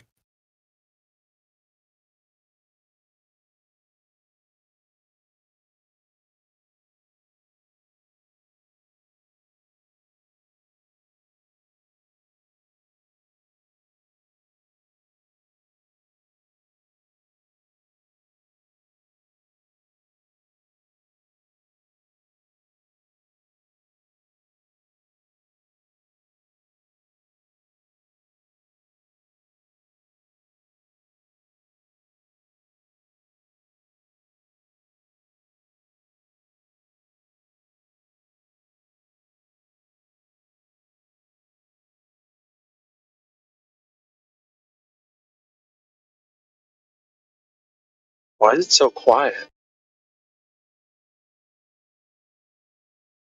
We're just chilling.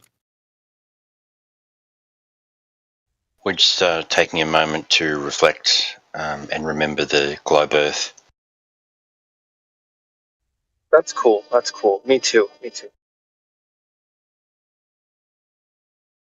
People are in mourning, okay? Show some respect. Huh? We're just waiting for you, man.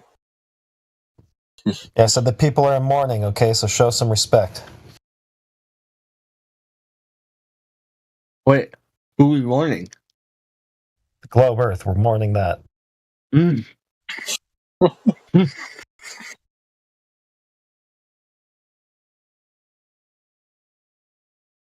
We've got Scuffed in the house. Haven't seen you around before. I'm just glad to know you guys finally respect the globe Earth theory. You guys are really wised up. Who said that? It's, you know, it's not respectful to throw shade at the dead.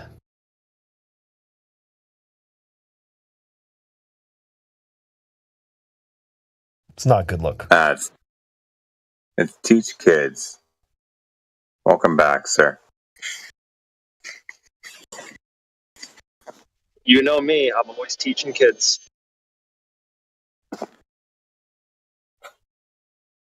Poor kids. Look, sometimes you gotta eat your broccoli, alright? Like, it doesn't taste good, but it's good for you.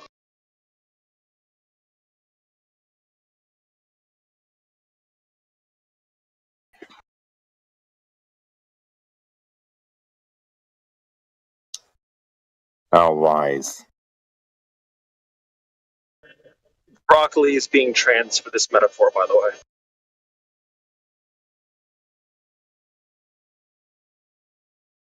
Right.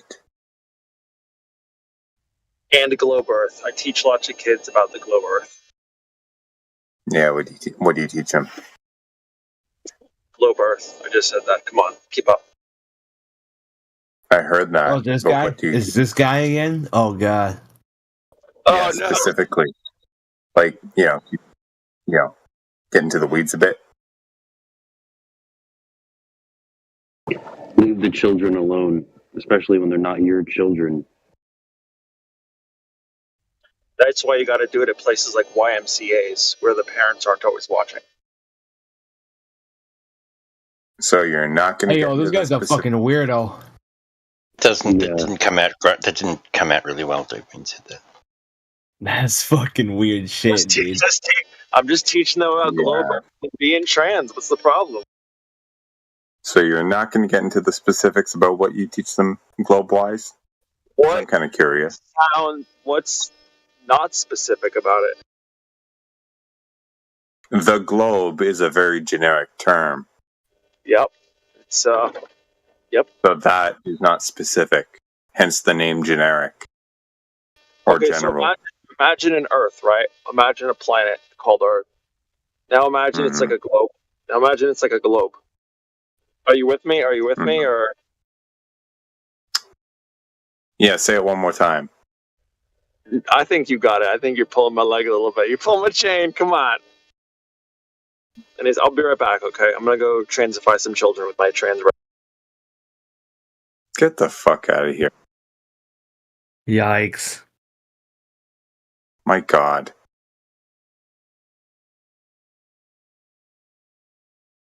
Well, that made my decision to homeschool that much easier.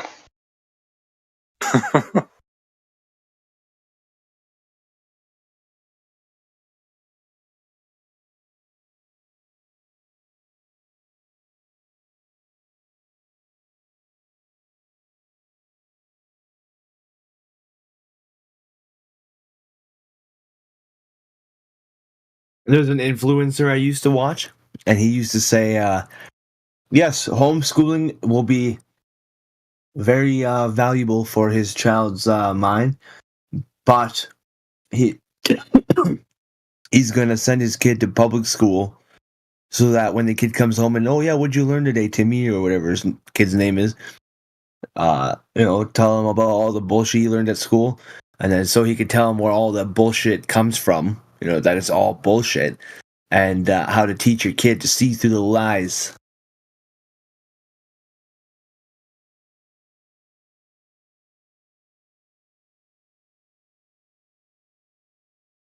Also, it's good for a kid's immune system.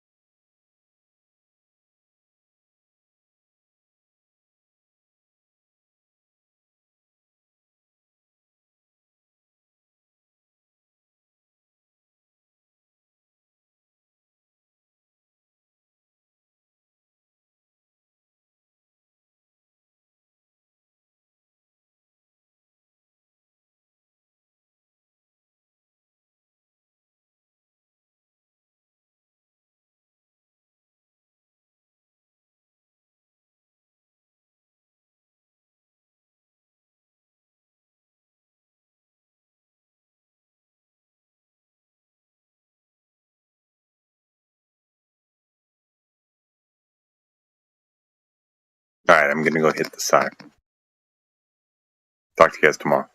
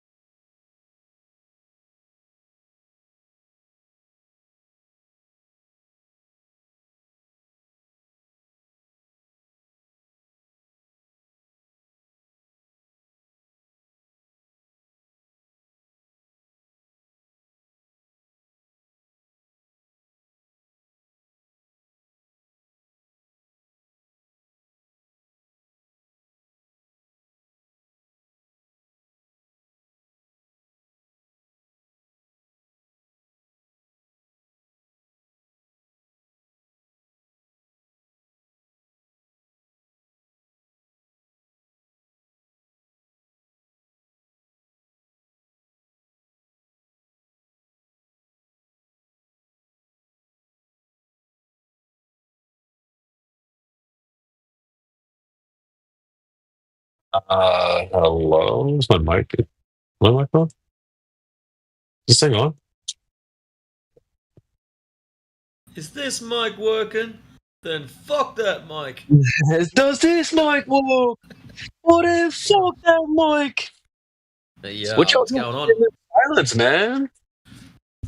What are you up to? Me? I'm just finishing up some work over here. Bit of that going on lately? Yeah. What the hell are you guys doing sitting in silence for, bro? Globies aren't stupid enough to pipe up anymore. Or are they? I don't know. Nice, Matrix. How you been, bro? You been good? Yeah, pretty good. Went over to Mum and Dad's this weekend. We had our the local gun club had their Christmas party and nice. their general meeting, so went to that. Had a few beers and listened to a meeting, which was not that exciting, but yeah, You get that. was drinking that VB long neck or what? No, actually, oh, it was 4X for sure. No, I don't know 4X. You know why they call it 4X? 1 second. 1 second, Matrix. Yeah, all good.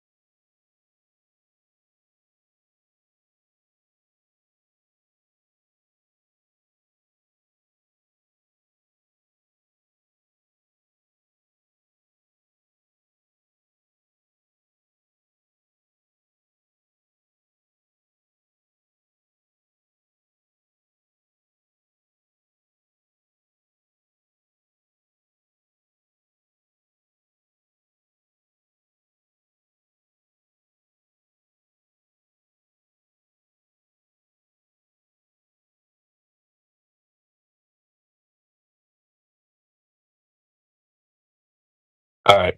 I've got to step off for just a few minutes and I will be back on the mic. Yeah, cool. Be right back.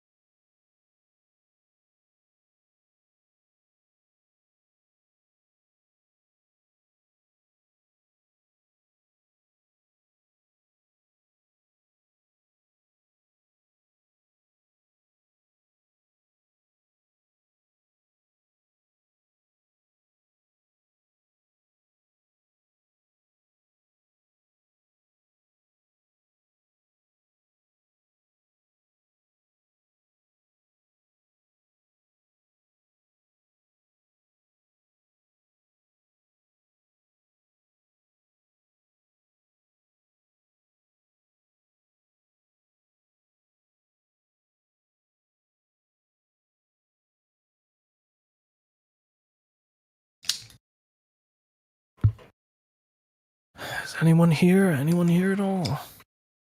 No, we're all hiding. Okay, that makes sense. Just in case the Earth starts curving, you need to make sure you get out of here. I can't see it curving in a hurry.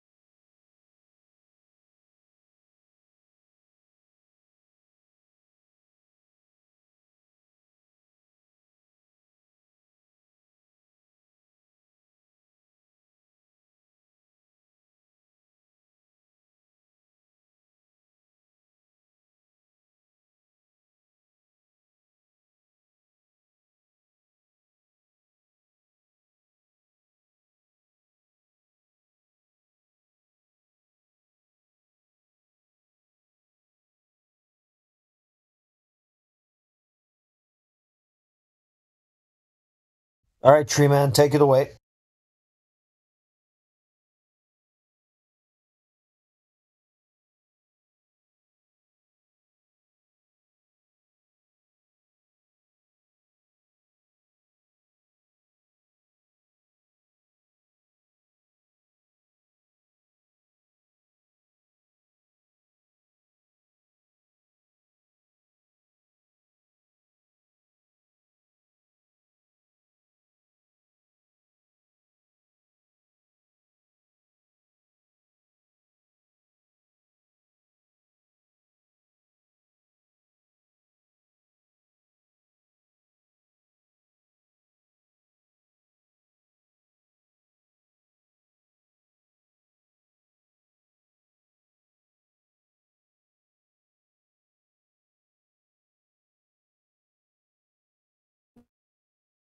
I don't want to take anything away, bro.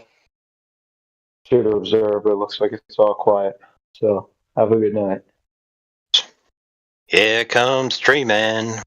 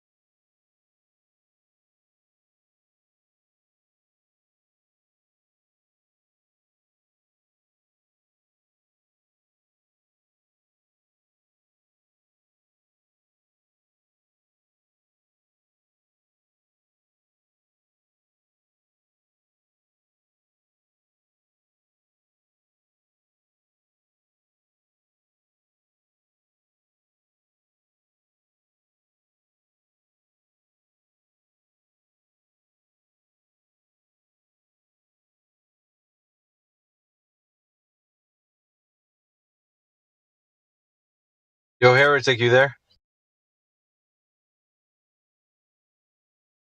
Yeah, man, I'm here. What's up? I'm gonna shoot you a DM. Sweet.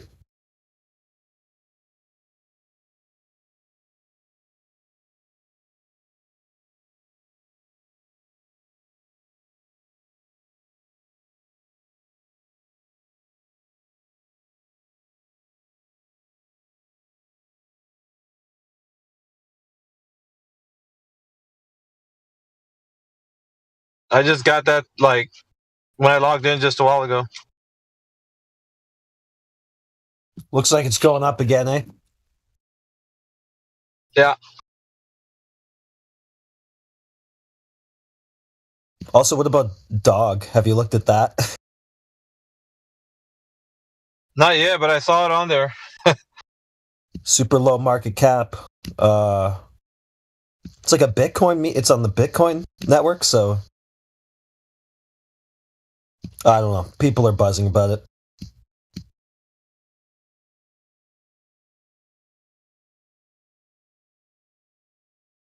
Yeah, I'm really excited about this next year coming up. 2025 is going to be pretty exciting. I think so. Hopefully, yeah.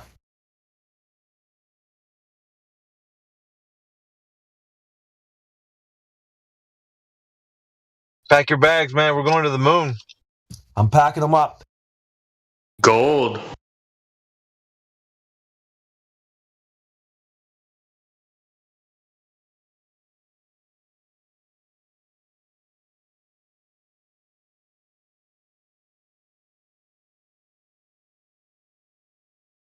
Except this moon isn't a second law of thermodynamics violation.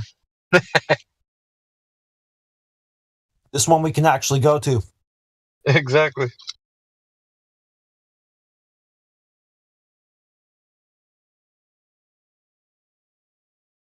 Looks like the room went pretty quiet. Yeah. I don't know who else is in here. The usual, but everybody's just kind of chilling.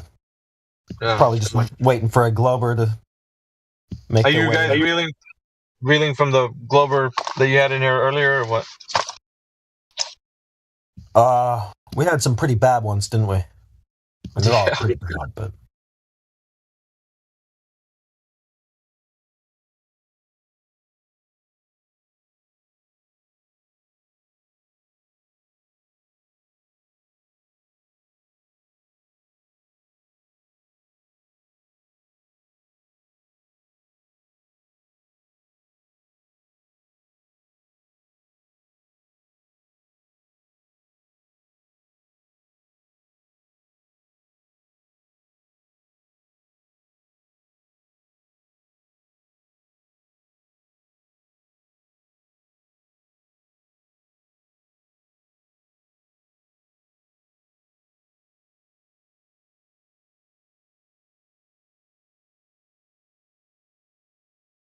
I'll be back in a few hours.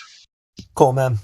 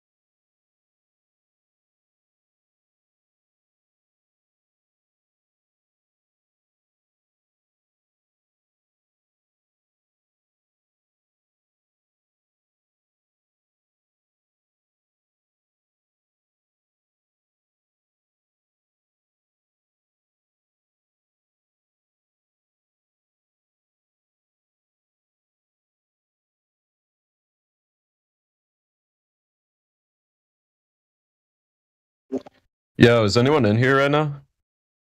We are in here. Oh, sick. Okay. I don't know. I just had like hopped in a couple times and everyone was just like dead silent. So I was like wondering like what's going on, you know? They're just taking a break, waiting for the next baller. All right. Waiting it out. Respectable. Yeah. Just taking a breather.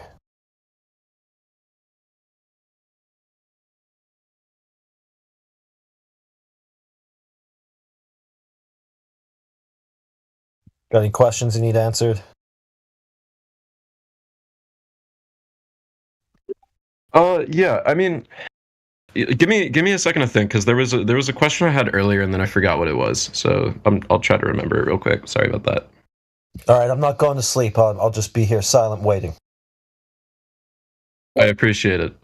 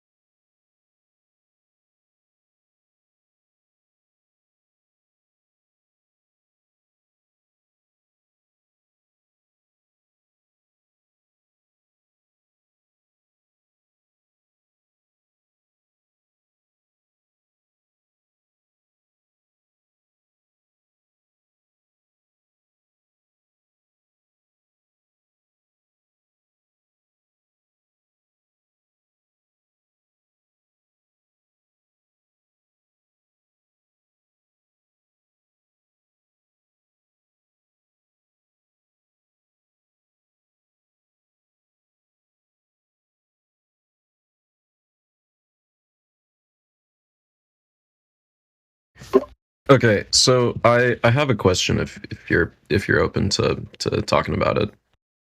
I'm ready for it. All right, so I've been in this room a couple times before, and generally speaking, I think the attitude I've gotten from you guys is just generally like, you know, in order to prove something, you basically have to like, you know, kind of be able to see it and be able to like really like measure it in and of yourself, right? I mean, so sort of. I mean, is that I mean, you and feel free to correct me if I'm wrong, right? Well, there should be some way of verifying it. I mean, and you don't necessarily have to do everything yourself, but there should be something you can appeal to. Somebody who's done it or whatever. Something that you could practically do. Okay, so I guess my question would mostly just be like, what kind of is like the standard of proof that like you would accept? I guess, and not just saying that for like specifically like saying that whether or not the Earth is like round or flat, but I mean just like in general, like say for example, if I was to claim that like the atom existed, like what would be the standard of proof? I don't know. Just direct empirical evidence. Okay. I guess the. By the way, and I'm not like super familiar with like the rules here. Am I allowed to like discuss things like atoms, or is it just like flat Earth only? Yeah, I mean, I guess it can go. I mean, a little bit into some sort of side tangent at times, but we try to like always bring it back to the home topic at least. Okay. I don't know. I don't talk about atoms. I don't know. I don't entertain that subject at all. Okay, fair enough. Just don't have anything to say about it. Okay, so like basically, from everything that like I've ever personally, so I guess the best thing I can say. Okay, hold up. It's all good. In my personal experience, I tend to generally lean on the side of believing what scientific institutions have to say. And like I don't want to get into like, say for example, like why or why not like one might believe scientific institutions, but I tend to lean on that side. And I guess I was just wondering, like, what do you think that I could just go out and do right now, like right here, right now, that would show me that the Earth is flat, basically? Like over and over like the evidence that like has been presented to me from like scientific institutions. Do you have a body of water handy? A lake? I live on the coast, so yes. Okay, so you got an ocean handy.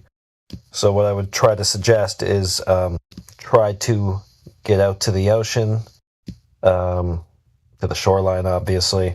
You'll want to use an object or some sort of landmark of known distance, so you can get the distances from your location to whatever landmark you're going to try to use, right? From Google.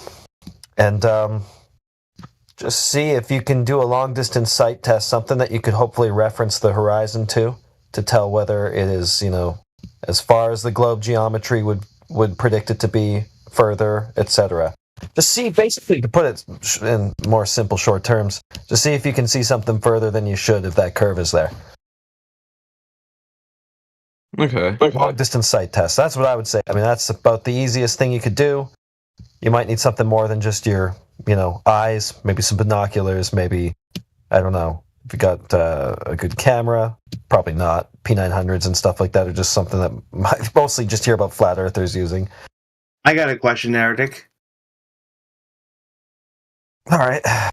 About the P900, did they take that shit off the market? Like, you can't buy that off retail anymore? I think so. That's what I heard. I heard it was like due to NASA. I don't know. I just heard that, and I don't know. Somebody said it in the VC one time. Interesting. They took the P1000 off the market and they released the P950. Okay. Interesting. So lung cancer went away just like that, damn it. Well, maybe that's a good thing. Who wants lung cancer anyway? I just got back from a smoke.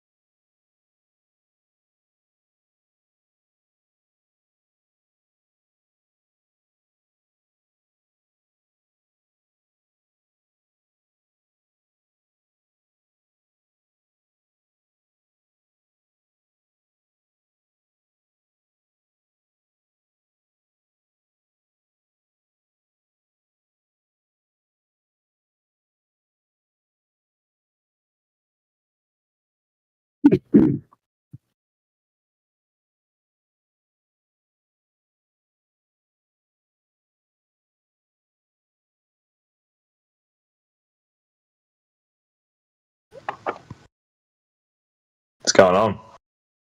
Yo, who dat? Ebenezer Scrooge. Just got a quick question for you. Anyone here an actual flat earther? I've got a quick question. All of us. All of you? Can I ask a question? Yeah. If I get a telescope and look into the stars, I can see like planets. What's that about? Those aren't planets. Oh The yeah. closest thing that we can replicate with that is was it cybatics? Is that the right word? Well, they're planets. There's. It's just that the Earth isn't a planet. What's the moon then? That's the moon. Oh, so the moon is the moon a circular? Is the moon a circular round sphere? Well, No, the moon is flat. Do we believe in circular? Do we believe in gravitational pulls, or are we just gonna not believe in that either? No, I don't believe that at all. Einstein didn't, so I mean that would be the cosmology that you should probably be going with if you think that you're in a solar system and all that. So I don't know why you would or expect us to. Yeah, for real. Now Einstein said that gravitational pull was actually not what it is. It's the curvature of space-time. So the gravitational pull put forth by Newton, that's been out of date for over 100 years. And Einstein got everything right, did he?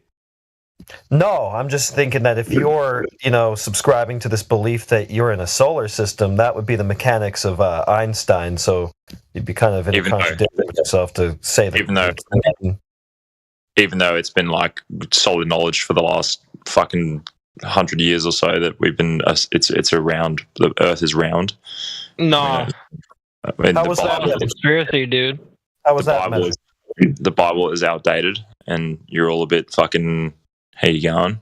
It's measured by it. We've literally been in space, and you can look back on the planet and see that it's fucking a sphere and it's not flat. Have you been in space? No, but people have been in space. Are you taking it based on faith? No, I'm taking it based on the knowledge of videos that people have taken from space and sending things into space and looking back at the planet and seeing that the planet is actually a sphere. But we're just going to go and ignore all that, are we? And just go on the grounds that we're all fucking retarded and we shouldn't believe our own eyes and just fucking try and believe this bullshit fucking flat earth theory. Can I do it? I know you're really triggered by this, but what do you see with your own eyes then that shows you a globe Earth? I see every planet in the fucking solar system is a fucking planet. Wait, how do you know they're in a solar system? You observe planets, so those wandering lights. I look through my fucking. Okay. You look through your fucking eyes and you look at the fucking planets in the fucking sky, and you. I have a telescope. Go around the sun or what? Look, the sun's fucking round. Use a telescope. Every planet in the solar system is fucking round. What solar system? Retarded? What solar system? Where do you solar system that we're a part of? The planets orbiting the sun, because I don't even see those two things at the same time. One's out during the day, the other's out during night. So what do you? Yeah, we are fucking thousands of miles away, fucking from any fucking other planet. I think you're fucking confusing this story. I think you're confusing head about the stuff in the sky with the actual stuff in the sky. Wait, hold on. Do you have a family? Do you still talk to your family, or have they all fucking stopped talking to you because you're a fucking idiot? That's irrelevant. You've got a lot of anger about this, huh? No, I know I'm right. They've all gotten rid of you. They all don't talk to you anymore because you're a fucking loser. You're off in the weeds now, dude. So I'm trying to find out what you claim to. Yeah, I'm trying to find out. Can I hit it with a black swan? I'm trying to find out how you know what you claim to know. So what? I've got a telescope, cockhead, and fucking it's been. Yeah, I know. You look at stuff in the science for sky. the last- And you believe stories that you were told about these things that you're sky gazing at. So No, why don't you're we the just one believing stories that you can't. You're believing in you are. stories that you can't even prove. Hey, all right, you triggered Zealot. So I want to ask you, how was the Earth measured to be? I knew he was going to do that. Lol. I wanted to hit him with the fucking Black Swan. He was just triggered with the fucking Black Swan, dude.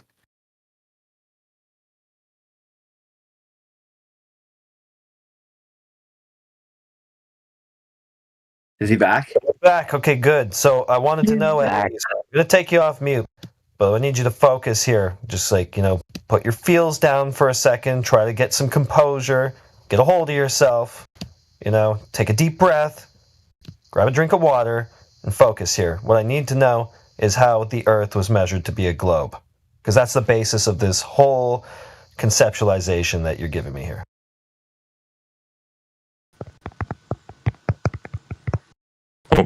Am I unmuted? I am unmuted. Sorry, I left the chat for 2 seconds. I got fucking accidentally disconnected. What was the question?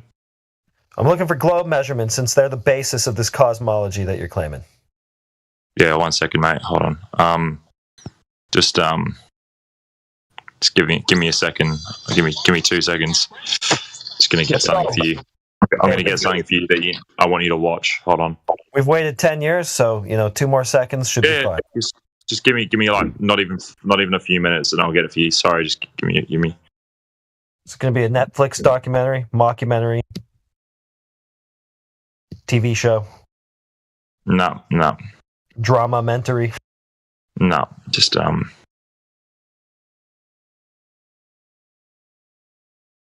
here we go. All right, just here you go, mate. Just check this out for me. What do you think of that? Okay, so Neil deGrasse Tyson spoke about this. Have you heard that? No, I haven't.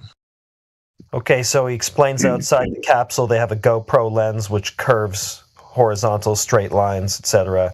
Says that the horizon from that altitude. Now, Neil's obviously a glober, but he's saying with the scale of the globe Earth that we're given from this height of 128,000 feet, the horizon still appears to be horizontal. Yeah. So they have a camera inside the capsule, which is not a wide-angle lens like the GoPro outside. And then they open it up, and they show the horizon looking straight out from the capsule. It's a perfect, flat, straight line, horizontal. So Neil says, at 128,000 feet, he compares it to a classroom beach ball. He says, you are 2 millimeters above this beach ball. You do not see the curvature of the Earth from 2 millimeters above this beach ball. You just don't. That stuff is flat.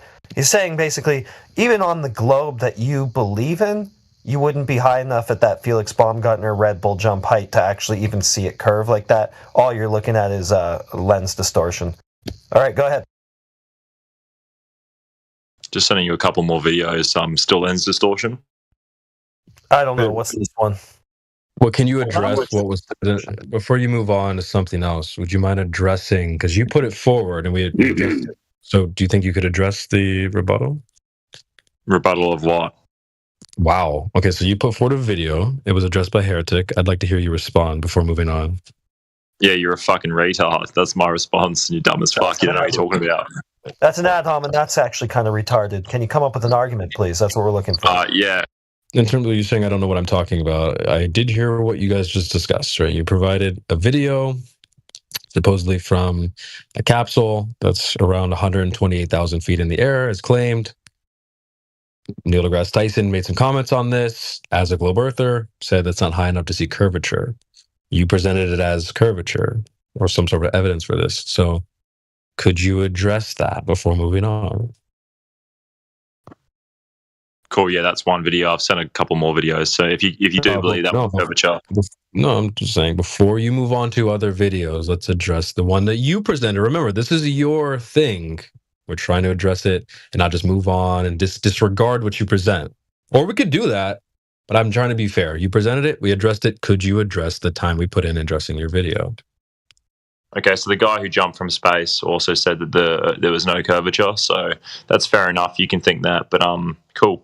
That's it. He didn't think there was no. He said sorry. There was a curvature. It wasn't a GoPro curvature, but we can just we addressed that already. No, we'll disregard what he says. Yeah, we addressed that already, but you haven't really quite responded. What's the guy who actually jumped from space? Okay, what did you say about it? I wasn't quite listening. Yeah, I know you weren't listening. Facts. Yeah, it's not geometrically. The globe is not that small where you could see curvature from that low. Maybe you've heard before the Earth is too big to see curvature. You might have heard that before once or twice. Yeah, even from that altitude, you would not be able to see curvature, regardless of whether it was a GoPro inside the capsule, outside the capsule. Too big to see curvature. It's way too low to the ground to see it. So I'm just curious, like, could you give us a set number? How far away from the ground do I need to be to see curvature? What's the minimum altitude? Okay, you're gonna literally disregard. You're gonna say it's all from a GoPro. But anyway, yeah. I just addressed that. I didn't say. I said I didn't say it was only from a GoPro. So you don't know. I'm just reading the chat. I'm reading the. No. Listen to what I've got to tell you. Okay, this is what I'm going to tell you. All your family stopped talking to you because you're a fucking piece of shit. That's the truth of it. It's okay. Yeah, you're an absolute. You're an absolute moron. Yo, can I hit him with the Black Swan? No, hold on. Who hurt you, Ebsner? No one. I just think you're an idiot. It's fucking brilliant. But what if I just gave you? I asked you a question. What's the minimum altitude to see curvature? Bro, I don't fucking know. Look at the fucking video. You just see it. You're retarded. He's in space. You stupid cunt. Fucking just look at the video. Wait, which video? Get all sad about it. We addressed all it. of them. All of them. We addressed it and rebutted your video. Hold on. All right. Why are you? Hold on. No, before we move on, so you're just throwing out ad homs. You're upset, and somebody hurt you, and it's okay. But I'm asking you, what's the minimum altitude? Do you think you could see curvature from lower than that video you presented? Lower? Give me a second. I'm Googling it now. It's the minimum altitude to see curvature of Earth, 35,000 feet. Okay. Have you been in an airplane before? Yes. Did you see curvature? Actually, yeah. Okay. How many pictures do you have in your phone right now? A couple thousand? A couple hundred? Yeah, why's that? How many pictures of curvature do you have in your phone? Curvature. Well, I've got a curvature on my cock, which is pretty. So you're saying you're saying you took a flight and you saw curvature of the Earth, something no one's ever seen, really, and you didn't take a picture, but you have pictures of your cock and all that other stuff or whatever you just said. So you saw curvature, but you didn't take a picture or anything? If you let me respond, a lot of people see curvature of the Earth. Only a small portion of people don't believe. No, I'm asking you. Sorry, sir. I don't know if you're paying attention. We were talking about you, friend. You said you saw it. Did you take a picture? Yeah, no, I didn't take a picture. However, next time I go on a plane, well, I'm just curious. Like, why didn't you snap a picture of that? Next time I will. You got thousands and thousands of random pictures in your phone. You saw curvature, something like most people, actually, no one in human history has ever seen. You saw it, and you're like, nah, let me just not capture the moment. Here you go, mate. That seems pretty believable. I don't know. Does anyone else believe that? Yeah, no one has ever seen. Yo, hit him with the Black Swan. Nah, it's too. Hold on, mate. Hold on. It's too. You can literally just go. What? Okay. You've got me. You've got me. You're right. Okay, I agree. You're totally right. Okay, facts. You're right. Yeah, facts. Can I ask you, why is it so important to you that the Earth is flat?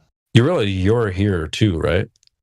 Yeah, but why is it so important to you to believe that the Earth is flat? It's as important to you as it is to me. We're both here. I agree. Yeah, I agree, but I'm asking you the question. What I'm asking you, and I'll answer to you after you answer. Let me ask you. You could be doing a lot of things right now. Why are you here? Precisely. I'm just asking you a question, and I would. Well, I'm here for the same reasons you are. Clearly, hold on. Clearly, I was wrong. So now I want to know from you. Why is it so important from you? I've answered to believe you. That Earth is flat? I'm here for the same reason you are. But what's that reason? You tell me. Why are you here? I'm here to talk to idiots. Yeah, facts. That's why we're here. Facts. Okay, so yeah, but that's not answering my question. I just I'm answered asking, your question. No, it's not. It's not. That's not the. Is it that's not the important for reason. you to be here, friend? Is it important for you to be here? No. My that was not my question. Is it important for you to be here? Because you're here. You're. No, it's not really that important. You haven't left, but you're here, right? You keep muting me. And you don't answer my question because you can't. Yeah, but you could have left though. It's important enough for you to like wait to get unmuted and then talk again and then leave. I'm actually curious now. I'm curious. I actually want to know. I genuinely now you're spiking my interest. You're spiking my interest. I can't find much about this topic, so now I'm curious. Why is it so important to you to believe the Earth is flat? Why is it so important? It's as important to me as it is to you, friend. Which I've answered your question already, and we don't really have any. There's no. Has anyone offered you a belief? What was the belief you were offered? Well, all my life I've grown up and I've sort of I've looked through telescopes and stuff, and I see the Earth, the planets around and stuff. Now I'm being told the Earth is flat, so I'd like to know why that you really believe this and why it's so important for you to believe that the Earth is flat and why it really matters. Do me a favor. This guy, he has a tough time understanding the English language. Like I said, it's not a belief, and I'm asking you, what if it is a belief? What are the beliefs specifically that you've been offered? Sorry, I've asked you a few questions and you haven't answered me yet. So can you answer my question? You're saying flat Earth is a belief, and I'm asking you, what beliefs did they offer you? Beliefs of what? What do you mean? Guys, I'm gonna mute him for a second. We're just gonna talk to the audience for a moment. This is like one of my top 3 biggest pet peeves. Bro brought something up. When we address what he said, he's like, well, what do you mean? I don't understand how this happens as frequently as it does, right? Person 1 says X. Person 2 addresses X. And person 1 is like, well, what do you mean X? You realize you brought it up. You said flat earthers belief. Flat earth is a belief. So if that's true, what are the beliefs that were offered to you? If it's a belief, what are the beliefs? And you're like, well, what do you mean? Well, then maybe it isn't a belief after all. As I'm saying, no one's offered you any beliefs, so there's nothing to believe in. Flat Earth isn't a belief system. There's no things you would need to pray to or anything like that. So it's not a belief, my friend. And in terms of importance, you're here and I'm here, same time. It's as important to you as it is to me. I've got some stuff I'm going in the background, so I'm dedicating my whole life to this thing, just like you aren't. But we're here talking amongst each other. It's not that serious, bro. Cool. Yeah. Well, I want to know if I'm wrong. So I want to find out if I am wrong. I'm asking you a few questions. Is there anything wrong with me asking a few questions? As long as you address the answers and stuff, because you asked a question earlier, you put forth something earlier, and we addressed it. We took the time to address it in good faith, and you just moved on. So if you're going to ask questions, don't just spam them like Monopoly money. Treat them like things you don't value. If you're going to ask questions, at least ask questions that are valuable to you, that you won't just drop and move on to something else. No, you're absolutely right, and that was foolish of me. All I'm trying to say is there's a lot of images out there of curvature on the Earth, from the Earth, from space, and now I'm being told that the Earth is flat, and I'm wondering, why is it so important for you to not believe these images of the curvature of the Earth? That's all. But it's all good if you have no answer to that. That's all good, mate. I'll take my bread and eat it, okay? If there's no answer for that, that's all good. I apologize. Well, they're taken from a place that, as we understand it, it defies natural law of thermodynamics. So the gas pressure needs a container. Yeah. So without a container, the gas would fill the space. No, I'm asking Creation Bear. I don't want to hear from you. I'm asking you. It's an open panel. Sorry, just so you know. You wanted an answer, didn't you? This isn't the internet, so you don't get to part the seas. This is an open panel. If people want to speak, they can speak, just like you can. So, all right. Well, I think you're a fucking idiot. That's what I think. All right, somebody hurt you, bro. It's okay. Somebody hurt you clearly. Yeah, they did. Natural law of thermodynamics. You're an audible I didn't ping. pick it up. Right, just mute me again, bro. If someone wants to speak, they can speak. Just mute me again. It's all good. Just limit my speech because you can't handle. We will. You can't handle being questioned. There's nothing to really handle. There's nothing to handle. You're not really putting forward anything to be afraid of. For one, I've sent you enough photos and images now in the side chat, and everyone just isn't accepting it. But we addressed. You've addressed one of them saying it was a GoPro, and the rest of them are not GoPros. You're a fucking idiot. You're basically a dumb cunt. Everyone in your fucking family stopped talking to you because you're a dumb cunt. It's gonna be okay. It's all good. It's all good. Yeah, I know. Someone hurt you. Someone's hurt you, Cliff. Just let it all out. Let it all out, my friend. I feel very sorry for you. Clearly, someone in your family's really hurt you. You probably raped as a child or something, and you just fucking. It's all good. You keep interrupting me, bro. I understand. Well, you're just yapping at this point. Sorry. You're not able to actually address things. Dude, your whole family doesn't speak to you anymore.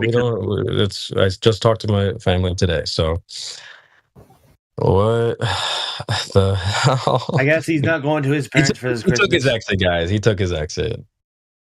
Or maybe someone booted him for the grape comment. That was pretty insane. I eat grapes. I also eat strawberries. Yeah, but with consent, that's the thing. It's got to be consensual. True. Just consensually. Never mind. I don't want to make it weird.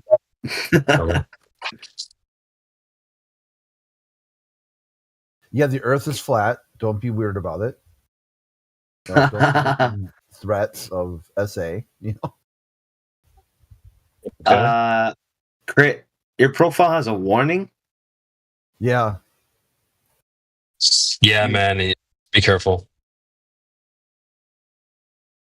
Yeah, I got busted somehow. I'm not sure how they figured it out, but we got. What does that even mean? Space-time continuum. Exactly. Facts. It's like, like pornography. You can't define it, but you knows it when you sees it. True.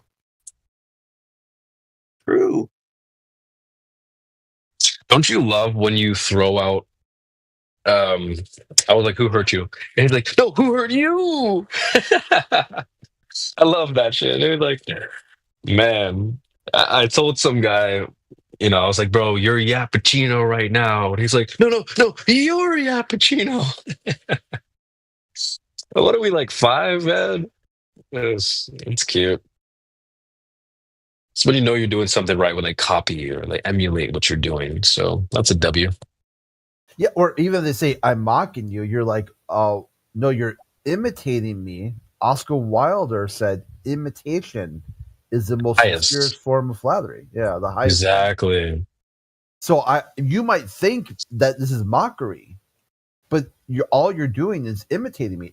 Or if like you think what I'm doing is incredibly stupid, completely retarded, and all kinds of dumb shit, then why the fuck are you doing it? Because inside your worldview, you're doing what you think is retarded. So you're acting retarded right now, literally. Yeah.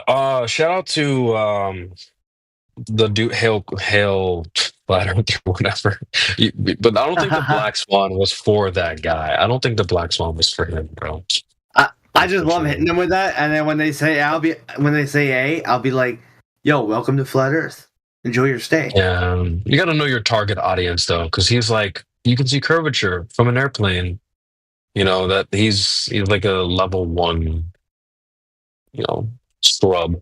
You got to treat them with kid gloves. So Black Swan's a little high level for folks like that, in my opinion, at least. Hey man, I go for the kill shot every time. Yeah, but I don't know. You got to meet the people where they're at. I see you on a toy with them. I mean, maybe a little bit. You got to find maybe a little bit. But like, you go to a 5-year-old, you can't teach them, quantum physics. You got to teach them what they can understand. Sorry, Crit. Go ahead. Yeah, you got to find the topic that is going to be the flat smack. And some people, you could talk to them really high level stuff, and they'll never get it. And some people, hey, Black Swan just lands perfectly. It is a good one. It is pretty universal. It is. Facts. Yeah, but some people are not there even. Like, they need to understand something else. You know, there's some other hang up. Hey guys, I don't know if y'all know, Syrian government was just overthrown. Wait, what do you mean by that? Like, look it up. Y'all see. Look it Pretty up. much, the rebels took over. I guess it's like a Wait, that's a terrorist bad thing, no? versus terrorist. No, it was the previous guy was a communist. It was a fucking Assad family or some shit. I don't know. I'm not the smartest, but Bashar that's all I know. al-Assad. Yeah, Bashar.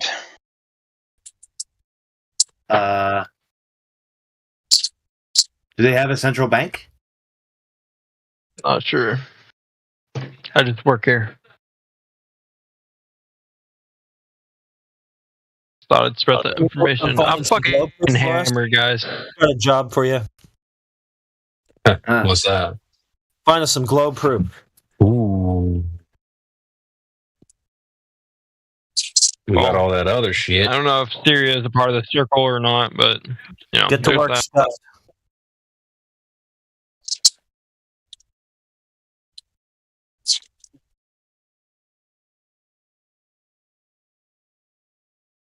Speculation Sunday. Here we go. Is it any good ones yet, or are we still a little early? Hey, Crit, welcome back. Oh, thank you. Yeah, facts. W Crit in the chat. I think it's my It's good first to time take breaks, meeting you, but man. I'm just gonna say it anyways. Yeah, it's good to take breaks, recharge the batteries. Nothing wrong with that. Yeah, Crit is W, major W. That last guy though, Super L. Am I W? Are you the ZB? Yeah, I'm Zebek. Zebeke. Are you a W? Oh, well, I guess we'll find out. Are you a flat earther? Yeah, of course. I have been since 2015. But haven't you been in an airplane? Yeah, I've been to Australia. Yeah, but if you Google how high do you see the curvature, it says like basically from the height of an airplane. So why are you a flat earther again? What curvature? Well, the one that, you know, the Earth, the globe. It's pictures, videos, I've seen all that NASA. I shit. mean, there's so much evidence, bro. I don't like. Here, let me post some pictures I got from my trip. All right, let me find them quick. I got so many folders. One sec. The thing is, the curvature hasn't been measured. You say you've got photos from space, but yeah. is there any way to confirm that on the ground? Well, you know, the Earth is very big. That's the problem. It's quite large, so that your best bet is to kind of go away from it. Yeah, I mean, it's better to just kind of go away from it, far distance, look back, and you can kind of see more of it. So that's what I would recommend as. Well, we can go pretty high. We can go, you know. Yeah, Snoop Dogg high. We can go space high. 50 miles, 60 miles? Sure. That's pretty high. So you can probably see a lot from there. Yeah. Yeah. I suppose. Not to see if there's any curvature. Well, you got to go to space for that. You know, that's really. Where all the action. But you say ships disappear over the horizon at 3 miles. So, no, dude, we'd definitely see curvature from a fucking plane. 35,000 feet, 8 inches per mile square. Yeah, we'd see it. Yeah, but if the Earth was flat, well, the horizon would even curve. It wouldn't. Yo, fuck Aiden Ross. Yeah, facts. But yeah, no. If it was flat, if you got an airplane, you'd be able to see like way more. So the fact that you can't see, that is the curvature itself, right there. Well, last time I was on a plane, I looked out the window, it was flat as a tabletop, as far as I could see. Did you get a chance to ask the pilot? Because do you think the pilot would be a flat earther? My nephew was a pilot. Oh. And he stopped. He used to debate flat Earth with me, and now he's a pilot. He doesn't. He's just stopped dead.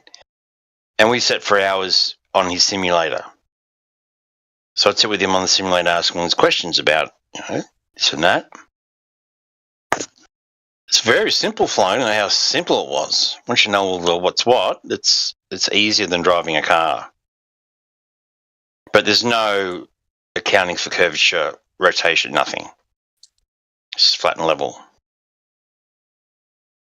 The other thing is the pitch of the plane has got to be 3 degrees above horizontal. So there's an imaginary horizontal line between the locations that the plane has got to keep its nose 3 degrees above.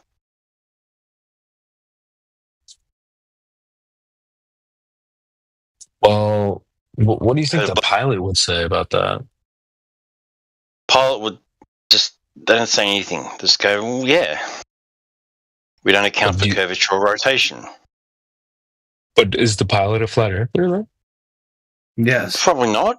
Maybe not. Maybe deep down they are. With that? You don't see a problem with that? There's a lot of people who are flat earthers that don't say anything to anybody because they don't want to lose their job. So pilots know it's flat because that's what they're taught, how to fly a plane over flattened stationary plane. Aeroplane, aerodynamic vehicle over a flat plane. A flat plane. Aircraft fly over a flat and stationary plane. Yes. That's what NASA design documents say. Well, they're just making it simplified and easier to understand. That's why the NASA documents and stuff like that say flat. Must assume Earth is flat and non-rotating. So if you were to assume otherwise, you'd crash the plane. So planes are designed to fly above a flattened stationary Earth. They're not designed to fly on a spinning, curving ball. Have you seen a plane try to land on an aircraft carrier that's moving around a little bit? Not moving around that much. It's trying to land a plane on a runway that's moving 1,000 or 800 miles an hour beneath it. It's not a chance, bro. Do you see how it's similar to an aircraft carrier? Boom, slide off, crash.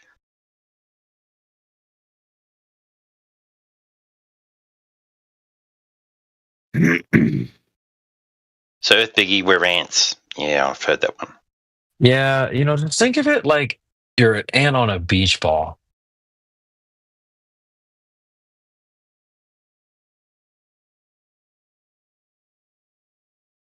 It's a good way to think about it. Except for that ant would be like 100 miles tall or some shit. It's. No, I think the ant would say, "What the hell is this? This is rubber. This is all pink and blue. I'm getting out of here. I'm getting back to the grass and the mud." What's wrong with pink and blue?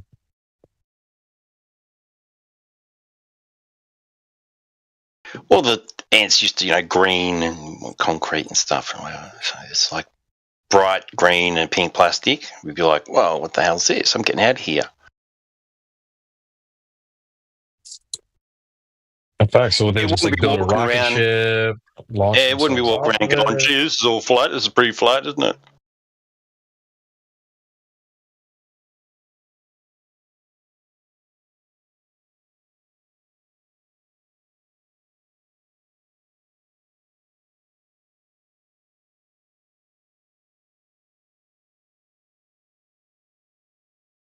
All right.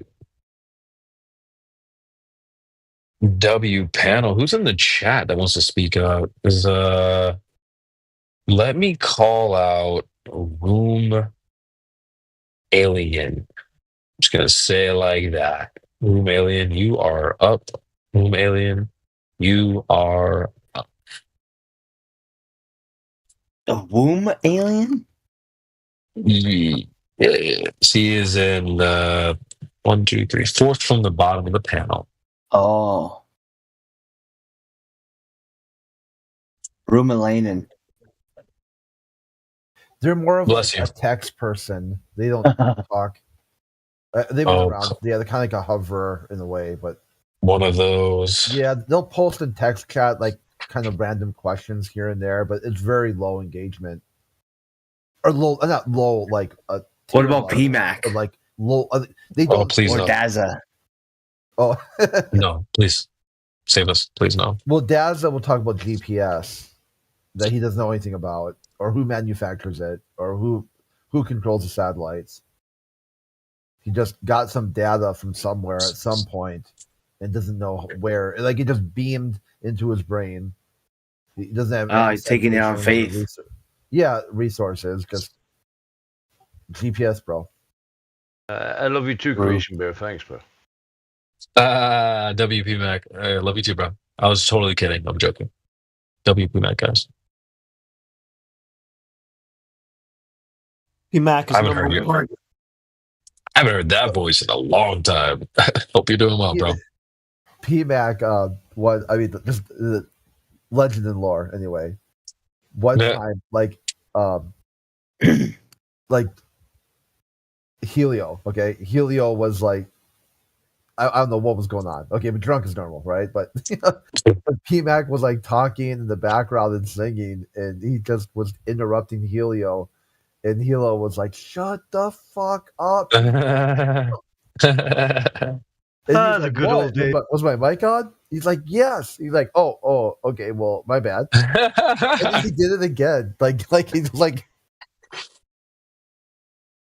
nice. It's all part of the evil plan.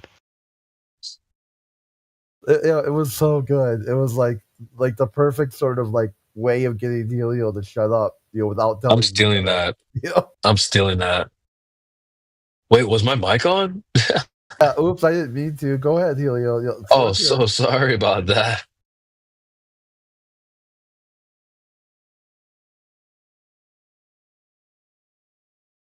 I enjoyed that. That was a good moment.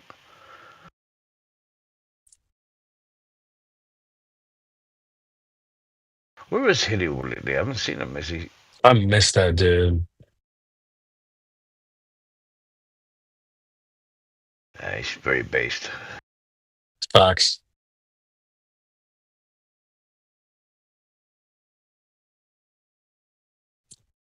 Bro, I really think, I genuinely believe that all the smart people, like the intelligent people, they are flat earthers already. Because the people that we run into are like the last guys. You're all great. You got graped when you were little. You all are dumb. Do. That's so ineffective these days. Especially, like, bro, we've been through that already in season 1. All you flat earthers are holding us back from civilization advancing, and drink bleach and delete yourself and all this crazy stuff, right? That's not going to be effective in season 9. We've been doing this way too long for that to work. How do you know what season we're on? We're in season 9 right now. We're season 9, motherfuckers. Season 9. If you don't know what show you're on right now, I don't even know what to tell you. Just as Walking Dead. No, it's like you get all the way to season 9 and you just want to quit. That's pathetic. How dare you give up? Kurt's got all the inside scoop. But yeah, man, like, the season 1 arguments are obvious too. Oh, we'll just emergency landings, like stuff like that, right? Oh, some other ones. Physics, like things from the globe side. You go like, yeah, physics, bro, physics. That's something I experienced when I first got involved with fire. I only had work only. Nah, bro, physics. Like what? And that's where the buzzword earther thing came from. Because people just have buzzwords. Oh, science. Yo, Barry, you Gravity. lagging. Like, so what do these words mean? You know. Oh, really? Volcano, Yeah. gravity. In individual words that they didn't ever explain or take questions on. They'd be like, okay, so you just said the word volcano. Are you going to like elaborate at all? Just anything. And when you finally get the few of them that would talk, they would go into some completely scientifically literate shit. That they thought a volcano went directly to the Earth's core. Like somebody like had to put on some sort of special shielding suit and jumped in the volcano and or did something to figure out that they go, dude, you don't know what volcanoes are. That's still the crust of the earth. Ain't no one tracked a volcano down to the core. They sent probes down there. Oh Yeah, my! They did that. Like some random person. Like who the fuck is they? Who did this? Oh, NASA. Yeah, it's like generally their arguments were. Shut up, idiot. Yeah. Right. That was that minority opinions are stupid. It's like, oh, you're flat earthers. You're in the minority. You're like, okay, and what? That means what? That we're in the minority. Okay, so that means that minority opinions are what? Minority or not minority? You know, like.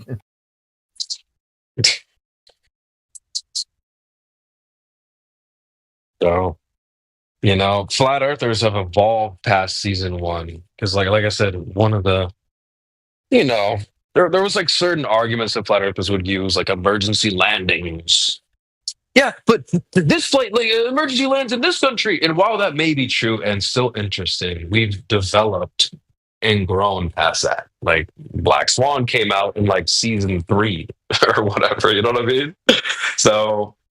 Yeah. You don't have to rely on freaking emergency landings. Is each season a year? This guy doesn't know the lore. Yeah. Kinda, sort of. You could think of it that way. But we're gonna be in season 9 for a while, bro. Just get comfortable. I'd like to hear about the emergency landings. I've never heard about that before. I got you. Do it, bro. Hit him. Yeah. I have the pictures, but you hit him with the facts. All right. I really don't have quote unquote facts on emergency landings because that's not my bag, really. Grit, you got anything on that one or anyone else? Okay. So basically, what you do is there's a few flights that seem to go way out of the way, if globe, to an emergency landing. Like, say, if you're going to fly from Japan to Los Angeles, where do you think you would, like, if you had to perform emergency landing? Would it be Alaska or Hawaii?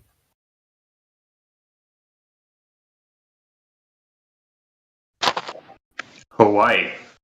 Okay, maybe that's what I'm saying. Look that up. They've actually landed in Alaska.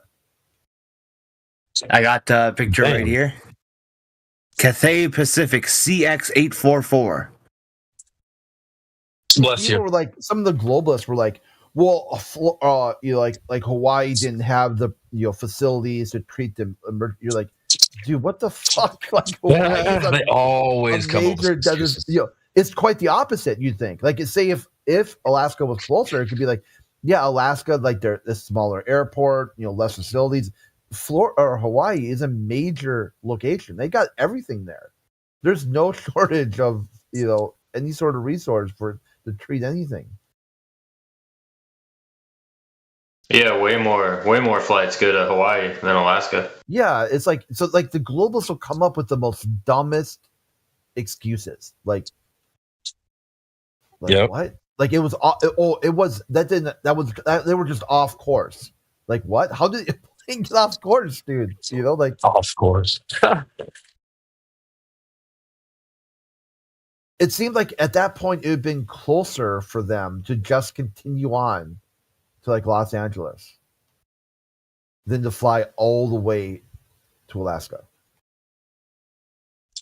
And there's a bunch of other ones. There's one I'm trying to remember the exact details, but going from like Malaysia to some place, and you're like, okay, would you land? Like I don't remember where the two spots are, but would you land in India or like Korea or something like that? You know, like well, Korea's not even close. I don't know why I would, you know. So obviously India, and they landed in Korea or whatever it was. And you're like, damn, damn. Have you looked into the Malaysian Airlines flight that it just suddenly went off radar? I don't know if it has anything to do with flat Earth or not, but it could, because there's some pretty crazy theories about how that plane disappeared. Yeah, I mean, if I remember right, they found the wreckage, all right, like the black box. No, never. They never found. Oh, okay. They claim to find some part of I don't know, some small part, but they couldn't even there's no direct evidence that it actually came from that plane. So no, they never did. I think if I remember right when it happened, because this is years ago now, like 10 or more, right? Like, so they when its last known location, they found like an oil slick and a debris field in the water, but it could have been anything.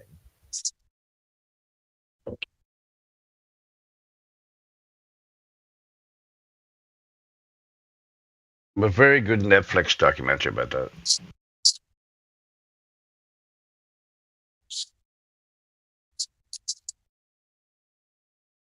Yeah, and that's why stuff like that isn't really.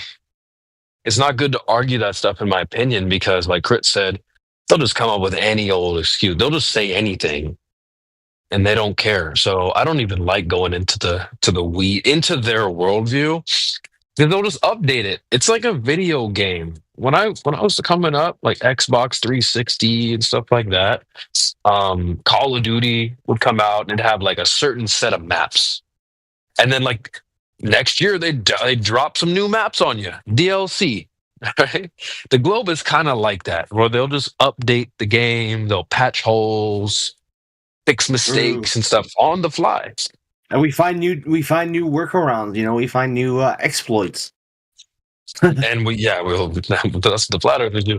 But yeah, so I don't really like going into well, how come a rocket doesn't work in space? They'll be like, yeah, but they'll just start coming up with shit. So I don't do that. But the more power to you if that's for you, if that's your bag.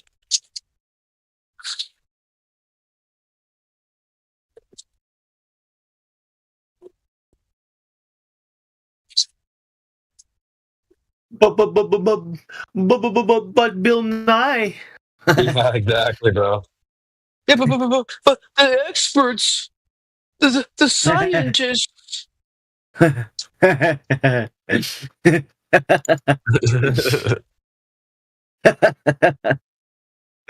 It's not even. It's like it's funny, but it's like they really be like that.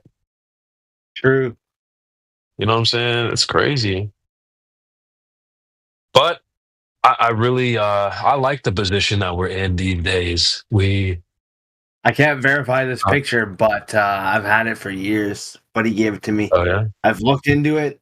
I couldn't find anything, but I wouldn't fucking doubt it. Wow. I don't know about that one, Chief. Are there any mainstream scientists that the flat Earth community kind of doesn't shun, or do you have any that you actually like? What do you mean by scientists? Did you change that to some sort of profession? Like you look in the book and there's yellow pages under S number of scientists. Well, no, just we look under P. Figures that kind of explain science, kind of like a Neil deGrasse Tyson, but one that's not evil, or you don't think is No, Tyson's great, dude. The globalists reject him because Tyson explains flat Earth on the Globetard. Yeah, you don't see the curvature. The stuff is flat. All the stuff that he talks about. It's really big. You're not seeing the full perspective. He talks about he doesn't know what dark matter and dark energy are. 96% of the visible universe is unobserved. The observable universe is unobserved. Yet he breaks it down in a way where it's not flat earthers who reject him, it's the globalists. Because they don't know. They think they've got settled science, therefore no debate. And Tyson's like, stop acting retarded, you bunch of losers. Like, if you've got science that's settled for the first time in the history of science, you would welcome debate. You would win the debate. But they're acting like once you get to settled science, you don't debate anymore. Because I would be like, if I had settled science, like for the first time, a magical thing that doesn't exist, it'd be like, I've got a royal flush and you're holding the draw 4 Uno card. And I can see on the back of your card, it says Uno on it.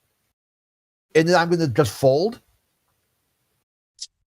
Like, what the hell? Why would you do that? Because it tells you that they're full of shit. They're bluffing. They don't have settled science. They can't even claim. They can't even define what that is. What the fuck is that? How did you settle? What did you do with the science to settle it?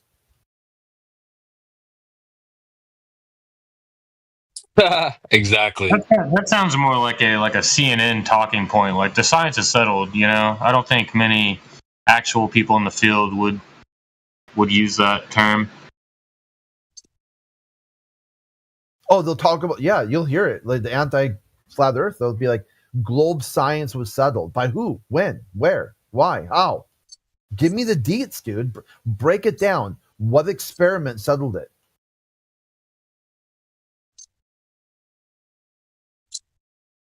Like who? Like which scientist?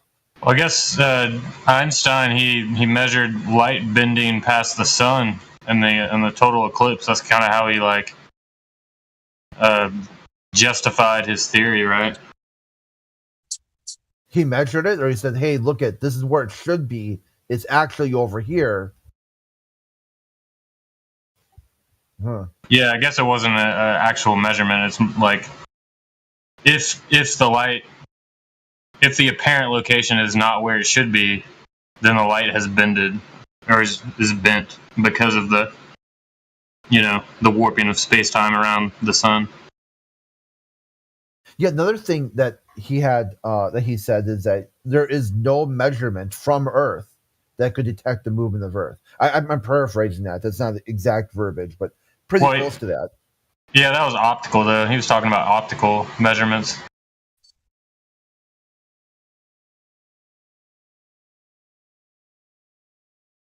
Yeah, like a Foucault's pendulum. That's not an optical measurement. Yeah, watch it process. No, just because you're viewing it with your eyeballs doesn't mean it's an optical measurement. Yeah, okay. So it's moving this way, the same way it's always moving. If you measure it, it's just swinging back and forth. But if you look at it, it's moving back and forth differently over time. He said, yeah, that would not work with theory of relativity. It's completely... He says you can tell it's not, like, from your position, you are stationary. From anywhere you observe the universe, you would be the center of the universe. Like, if you're on the moon of Mars, your reference frame. Mars would seem like it's the center. Everything else is moving around. So from Earth, there's no way to tell that it's not geocentric. Globalist will be like, oh, but the rotation of the Earth is settled by Foucault's pendulum. Not according to Einstein. Einstein said that won't work, dude. Well, no, they don't say it's settled by it. It's a if this then that kind of thing. So it's not like a proof. It's just like can we come up with a test that will further justify our model? Like, will this match our model? That's all. And it didn't. Yeah, it didn't match the model.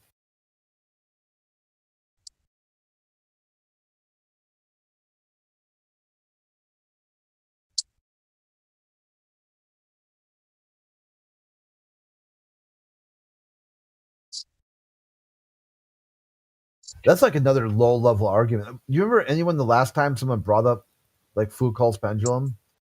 Yeah, Been, recently. Like, oh, okay. It gets pretty complicated when you get into it. It's not as simple as you may think. I have a clip of this bird brain, an absolute bird brain. They were saying that you can measure the curvature of a lake with a pendulum, bro. You think I'm kidding too? I'll put the link in the chat. Dude, I'm being dead ass too. Yeah, I mean, you hear all kinds of crazy shit, so I don't doubt it. You know, like, yo, it was crazy. Yeah, well, to be fair, you hear flat Earth proponents say wild, crazy shit too. So. Yeah, so like the same. Yeah, exactly. I mean, not this crazy. Holy. Yeah.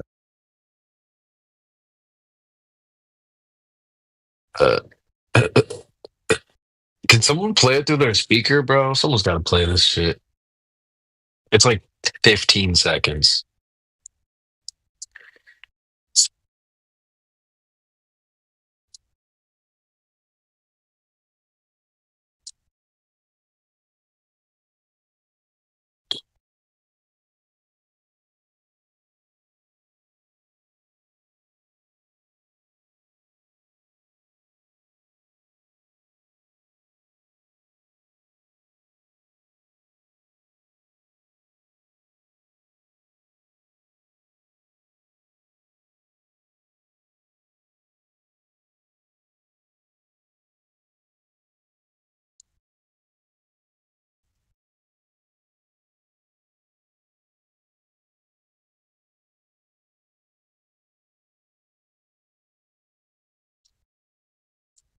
Okay, wow.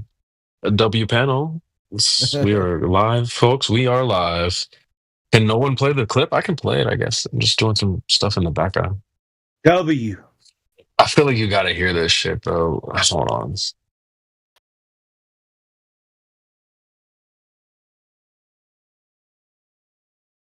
Let me just pull up my computer. Wait. Whoever keeps saying W, are you a Zoomer? No, I'm not. That'd I'm be sick the if you were, though. very last millennial, the last year of the False. millennium. That's me. So the Gen Zs are like, wow. I'm Are you 31st? Of what? Of the year. December? Yeah. Oh, so your birthday's coming up, huh? Yeah. You a 94 baby? You a 90s kid? Oh, I'm 97. Oh shit. Okay, all right. Wait, does that mean I'm a Zoomer? Oh, we got a Zoomer, guys. Fuck. He said W, so That's an L. wait, do you have wait, but do you know what a skibbity toilet is? Ah, hell no, dude. That's the I don't want to be in this. I don't want to be in this group anymore. Yeah, all right, cool. You can come with us, man. You're a millennial. So Yay! let me play this clip real fast. Hopefully you guys can hear this. 1 second. Dude, listen to this shit. You're telling me a pendulum is the tool I would use to. Yep, you can do it that way. Yep. I'm at a lake, right? I'm at a lake, and it's 10 miles wide. I want to know how much curvature, drop over distance, is between me and the other side of the lake. I have a pendulum, Miles. You're telling me a pendulum is the tool I would use to. Yep, you can do it that way.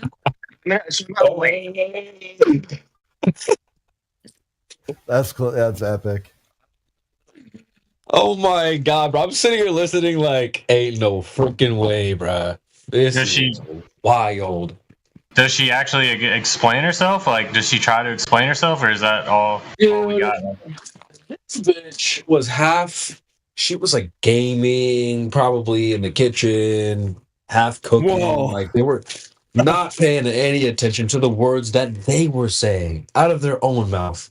That's a pet peeve of mine. When I am paying more attention to your words than you are, That's an L, bro. So she was saying things. We'd call her out and be like, "You just said this." She's like, "No, I didn't say that." I was like, "No, you just said you could measure a lake with a pendulum." "Oh yeah, you can." "So how? Walk us through it." She couldn't. "Oh, I didn't say that." It's just embarrassing, bro. Yeah, it's just attention seeking. There's a girl like that in here the other night that like accused Crit of being abusive. It was really funny. Classic victim. Victim. Yeah, I was like, all of a sudden. and she loved it too. It's like, you're the most narcissistic douchebag, blah blah blah. I just love talking to you. Or well, sure, I guess I love talking to you too. Oh, and she was toxic. Yeah, and I'm not gonna. Oh my talk to you god, anymore. that's so hot. Yeah, send her my I'm way. like, wait a Actually, minute, did you just say you love talking to me? Then how are you not talking to me then? If you love talking to me. Your Just be misogyny is toxic, through man. the roof. Misogyny. Misogyny. He's through the Yeah. And so this happened earlier. Freaking that guy brought up the flat earth beliefs. Right? He's like, "Well, the flat earth is a belief. You guys believe, et cetera, et cetera." And I'm like, "Okay. Give me one belief that you were provided." "What belief? What do you mean?" Like, bro, you brought it up. You said it's a belief. So what are the beliefs? Huh? My God. Like shit like that just drives me up a wall. Was that an L? That was a major L, P-Mac. Super L. I'm down with the cool kids. Yeah, he is. Facts.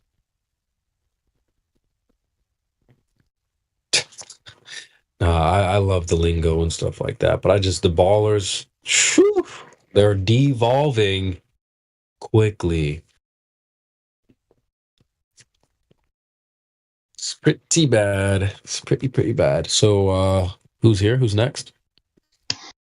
Brenda said there was 3 horizons in the Black Swan image. Oh my God. Yep. Bro. Ryan, how many genders are in that image as well? That's an interesting question.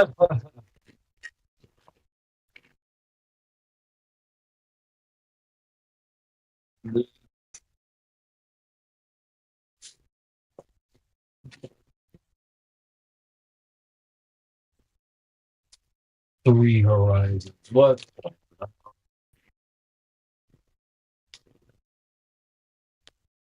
Do we agree there's one horizon, or does anyone object to that?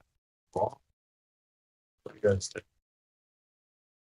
Ladies and gentlemen, my name is Donald Trump, and today we are going to be sending people to the Antarctic ice caps. Yes, it's going to be a huge mission.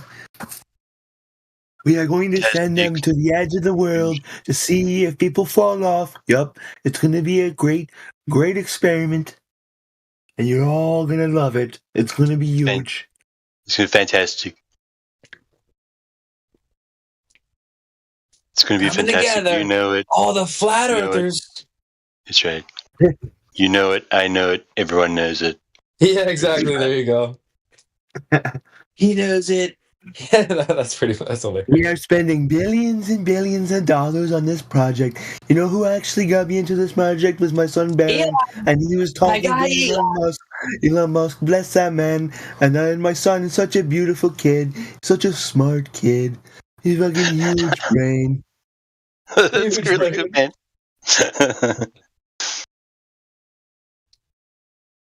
It's flat, so flat. Listen, people. We are going to prove that the earth is flat.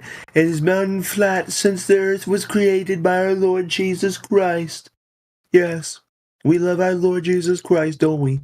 Yes. And then after, when we come back, we are all going to go to South Park and eat McDonald's. Yes. It's going to be huge. Big, huge party. I think Trump actually might know a thing or two, at least in terms of the space stuff. because he's like he's had some interesting interviews or like press conferences with Buzz in the room, and he had a clip. I think it's on my server. Where he's like, "So what do you think, Buzz? Why can't we go back to the moon or something like that?" He's like toying with Buzz Aldrin. And then he jokes around about Elon's rockets. He's like, "Rockets, Elon's rockets." What does he say? He's like, I call him the little rocket man. I used to call Kim Jong that title, but Kim Jong hasn't been doing anything for years. he's like, "I've never seen him landing, straight The up and Earth straight is down. round. It's landing." Oh, here we go. He's saving billions and billions of dollars with his new SpaceX flight system, and I would 100% and totally endorse the new Doge meme coin. I think it's going to go to the moon. Huge. We had a guy pop in and said it's round, but he just bounced. T in the chat. Really? We only see one horizon. W. Facts. We've just been memeing like some guy trying to get our attention. We're just doing Donald He Trump didn't stay long impressions. enough. Yeah, he didn't stay long enough.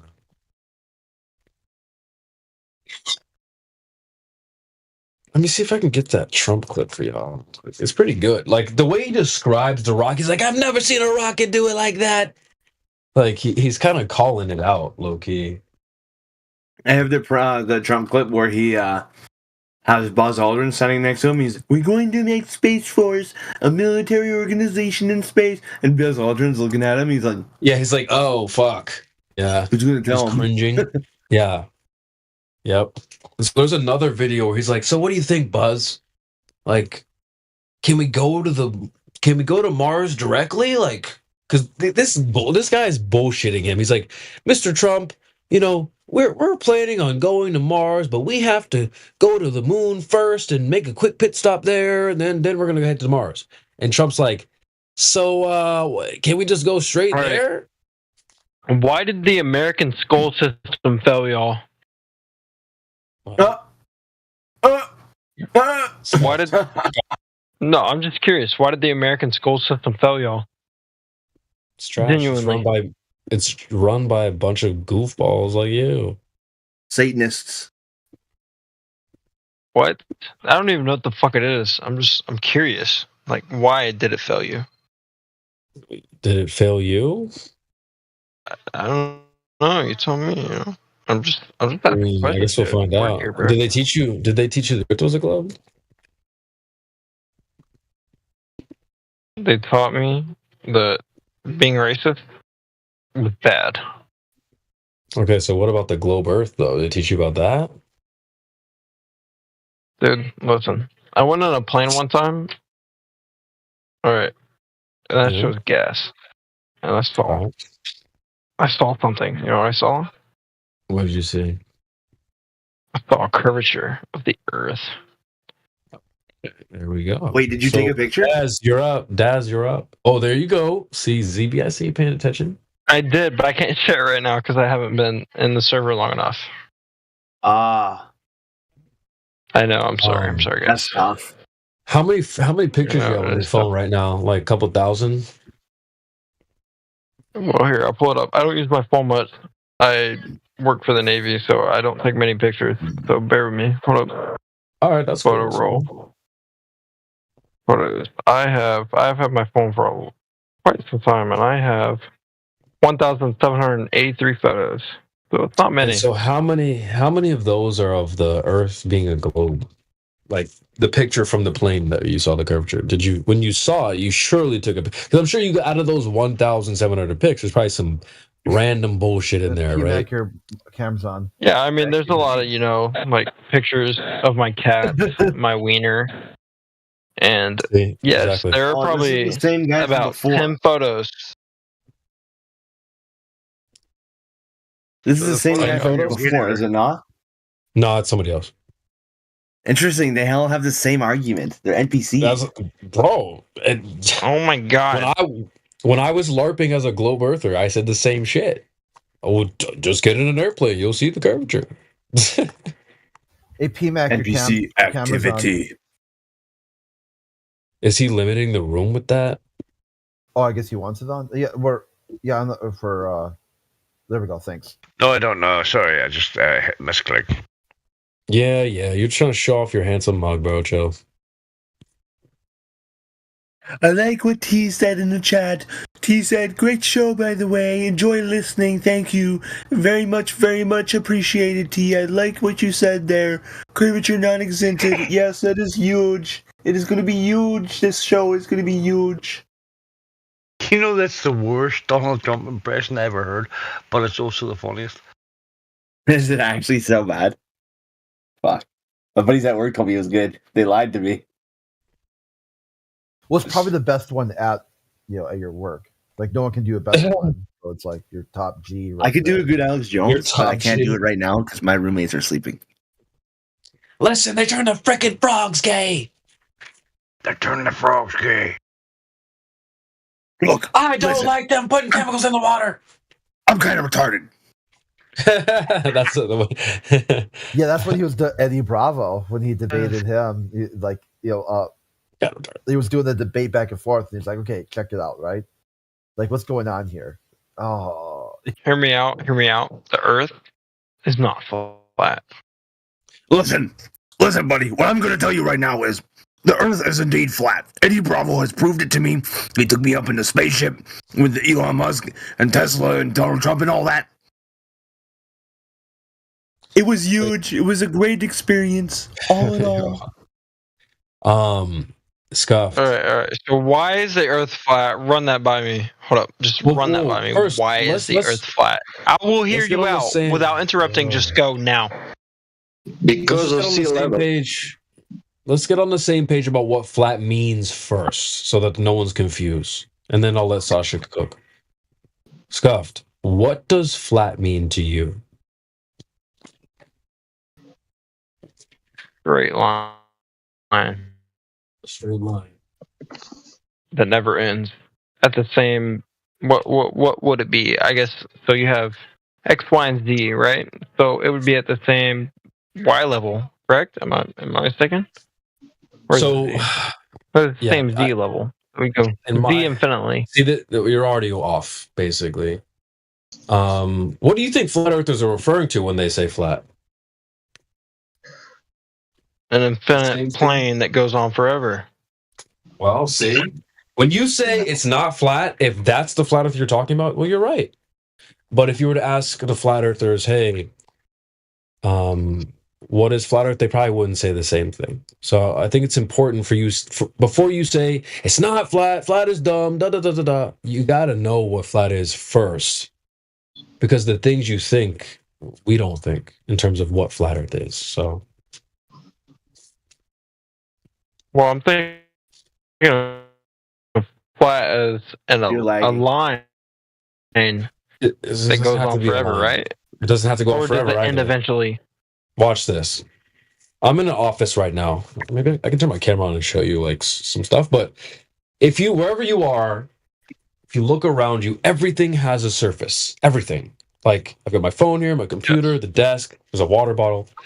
Okay, let's do this together. I'm telling you that there's a dichotomy here. You've got two options. Every surface around you is either curving in some way or it isn't. So I've got a bowl here. There's your curving nature. I've got a cup or like a bottle of water. That bottle is obviously rounded there. There's your roundedness. The tabletop, there's your not curved or your not round or flat, if you will. The screen of your phone, the screen of your computer, no roundedness there either. Those are going to be your quote unquote flat.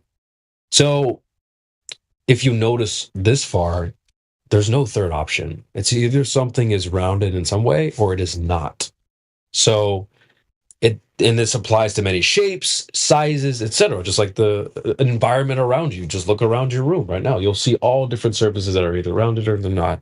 And so the Earth surface is either rounded or it's not. And so it doesn't have to be a certain size or shape. It's just describing the surface. That's it. What do you think about that? So the Earth is flat. Yes, specifically, like mostly. Well, yeah, the water is flat. There's a lot of water here, and just like let's go back to your environment, right? I've got these like styrofoam tiles above me as well in this office. The styro, like you rub your hand on it, it's not perfectly smooth. So we're not even talking about smooth or anything like texture. The ceiling panels, those are flat. They're not rounded in any way, although there is like bumps and stuff on it. So think of like stuff like that, or maybe you have a floor with a carpet on it.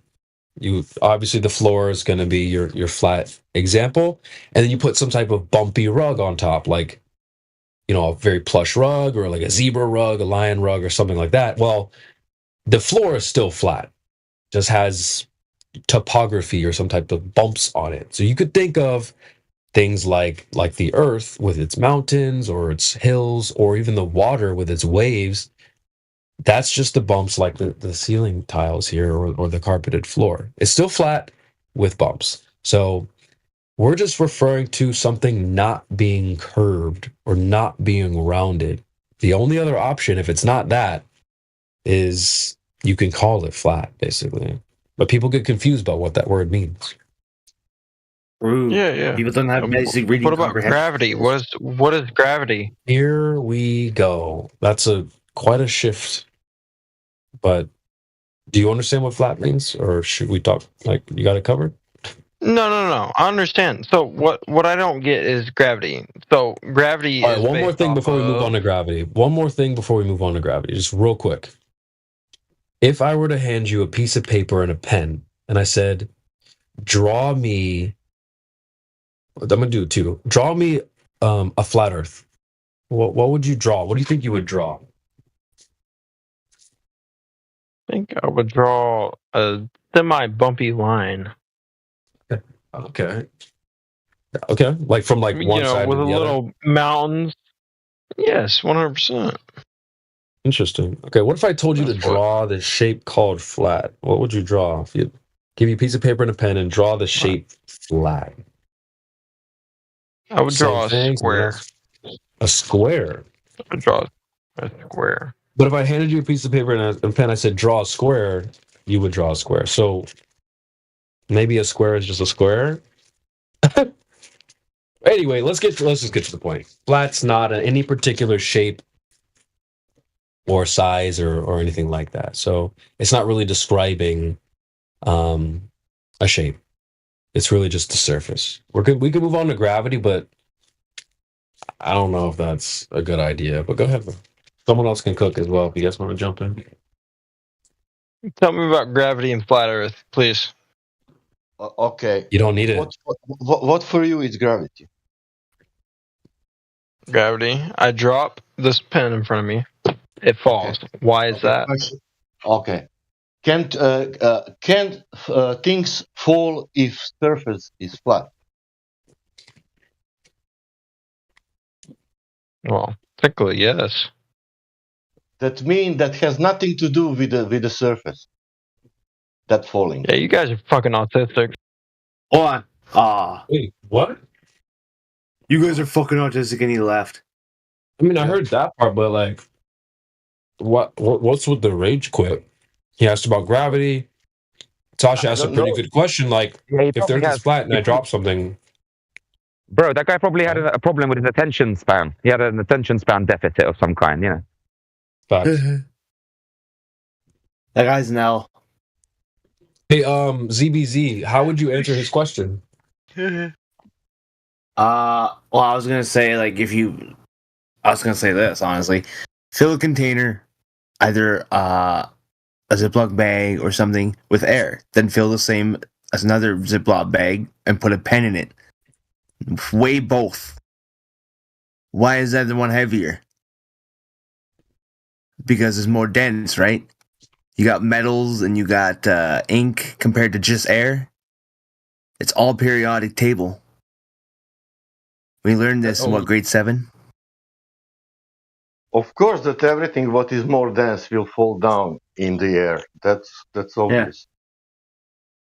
I'm only saying because he said how you explain gravity on the flat Earth. I want to ask: that mean that it is not possible if you have flat surface and you drop something, that surface cannot be flat because we need to explain, something what cannot you don't understand because it's working it's only working on the spherical stuff. If you drop something, that means that Earth is spherical. That means that if you drop something, the surface cannot be flat. In that logic. I always just say that gravity is just density and buoyancy.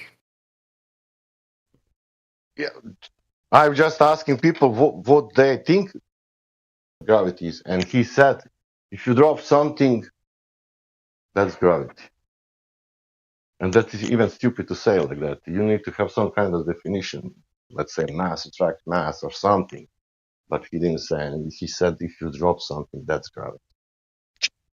Yeah,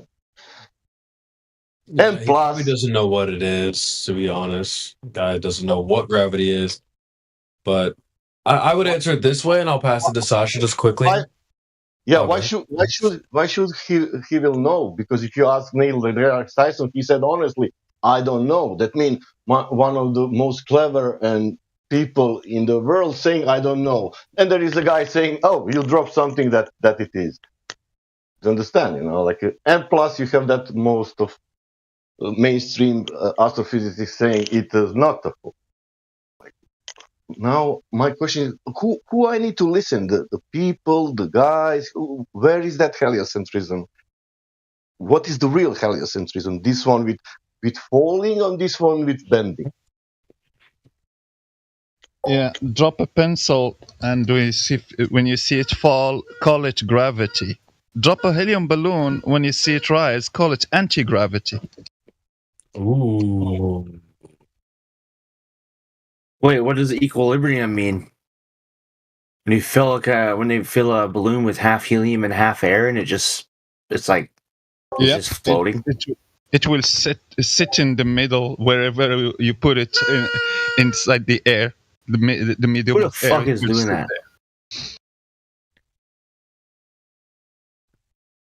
Doing what? You didn't hear that? Some fucking chicken or something? No, some kind of noise. Yeah. Hearing things. It was just my son. My son was playing with his trumpet. So sorry. Is that a kazoo? Sounds like a kazoo. Anyway, I would answer it like this. He said, how does it work on a flat Earth? You don't need it. Right? Because he thinks, well, he's got two underlying ideas that you could just remove. Number one, so he's thinking that he's thinking that something is holding him down, right? Or vice versa, like he should be floating and then something's preventing that. So most people who believe in gravity have those two ideas. They think that their body or things in general should be floating like they do in space as it's described. And then there needs to be something that prevents this floating from happening. Now, if you remove both of those ideas, you really don't need gravity at all, right? Number one, your body's not trying to float. That's first of all, it's dumb.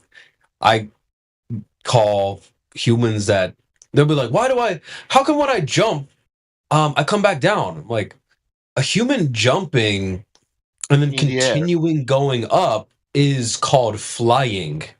And that's not an ability that you have or ever will have. So why do you invent a force that prevents you from this ability that you never had? So it's, for me, gravity is like just removing dumb ideas that they have, because they really don't need those ideas. You should be floating? No, you shouldn't. And then nothing's preventing you from flying abilities that you never had to begin with. So That's usually how I tackle the gravity stuff. Yeah, but CB, you explained everything about flatness with him, for example, and what flat means, and that he, I hope, realized. And then he's asking for gravity, the force, what should to curve that, what you explained it like 10 minutes before, to understand.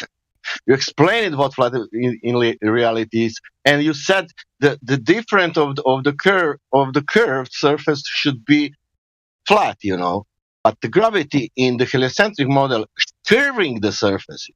And he's asking, what do you think about gravity? We think about gravity that doesn't work in reality. That's what you think like a force when you drop something. Because when you drop something, the surface also must be curved.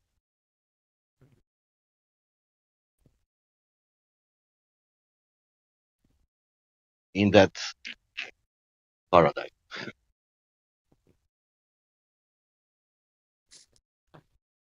But yeah, most people thinking they will float. That's correct, CB also. I don't know why they are thinking that, but you can go in the bottom of the swimming pool and jump, and you will see that you will not go back every time. But if you jump in the air, you will go back for sure.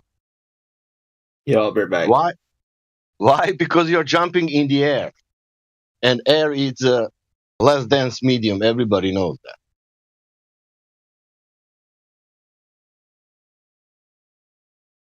You don't need to know even nothing about density, and it's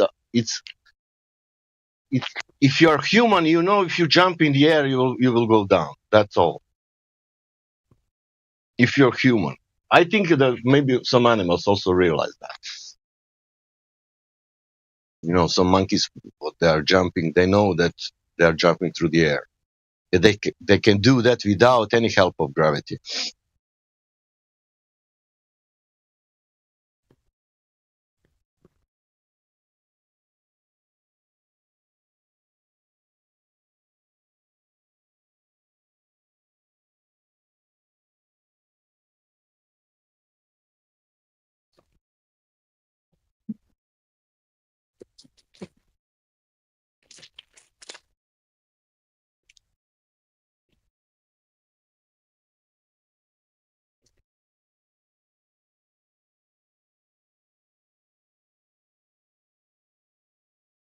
And we are still live, ladies and gentlemen.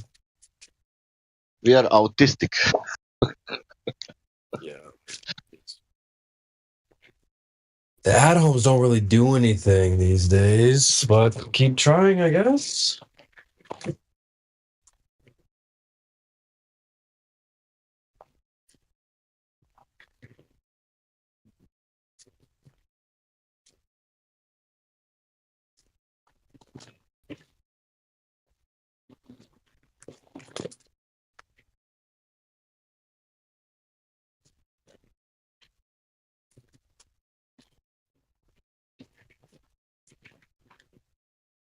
So what's next, guys? What's the next move here? Oh, CB, I tried something on Google Maps. That's nice, a walking game. I find some region, but today was Florida. And I put two distances from A to B. It was like 30 miles. But walking, not with a car, and it give you distance, and do you know what is written down, like when he's giving you distance? Mostly flat. Google Maps saying mostly flat. Oh yeah. I've noticed that too. It cannot be mostly flat 30 miles. But you can put more. Find some region what is flat, and put that walking things, and it will write down mostly flat. Yeah, I totally noticed that too. I wonder if any globe earthers get triggered by that. It's funny.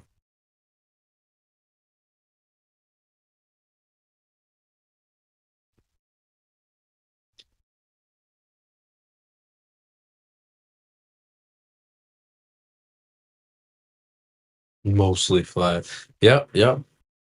Man, we are calling that in Croatian ravnica, what mean like a flatsy plane, something like that. It's like name. The name is telling you how the surface look like in that region. The name of that, and there is a like a Pannonian ravnica. That's the big plain. What is covered like Hungary, Ukraine, Serbia, Croatia, Romania.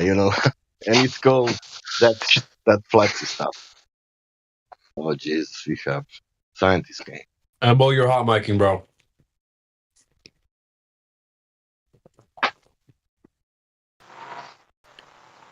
Earth to Embo, flat Earth to Embo.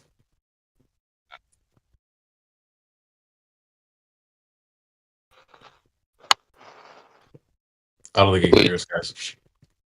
Well, why am I unmuted? You're unmuted, bro. Just mute up. If you want to be muted, why you don't? Yeah. That's what I'll say. We got you. If you need it, we got you covered. Anyway.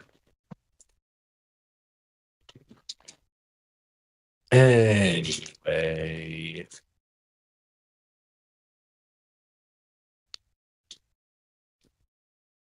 you unmute him, I will leave for sure. I don't want to listen. Facts. With all respect. With all respect. Facts.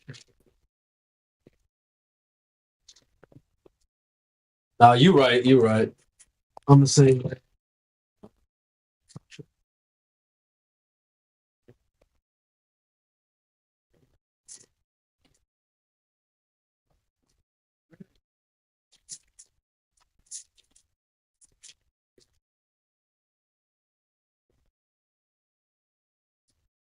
Anything else? What's next?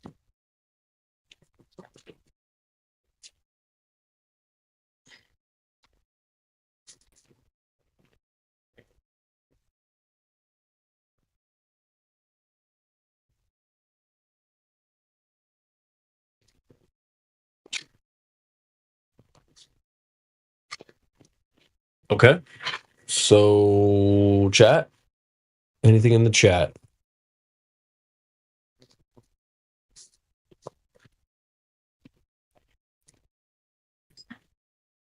We are still live, please.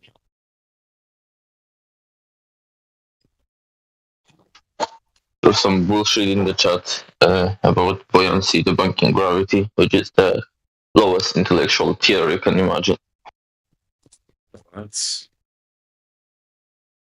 Maybe you don't need to do that. Neil deGrasse Tyson will do that for us.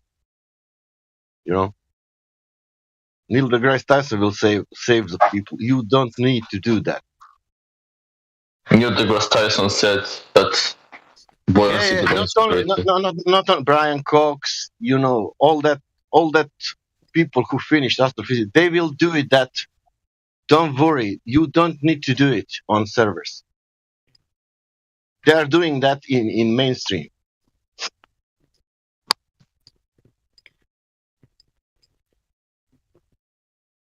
No, everything it's all right. You don't need to go to the church and tell people there is no God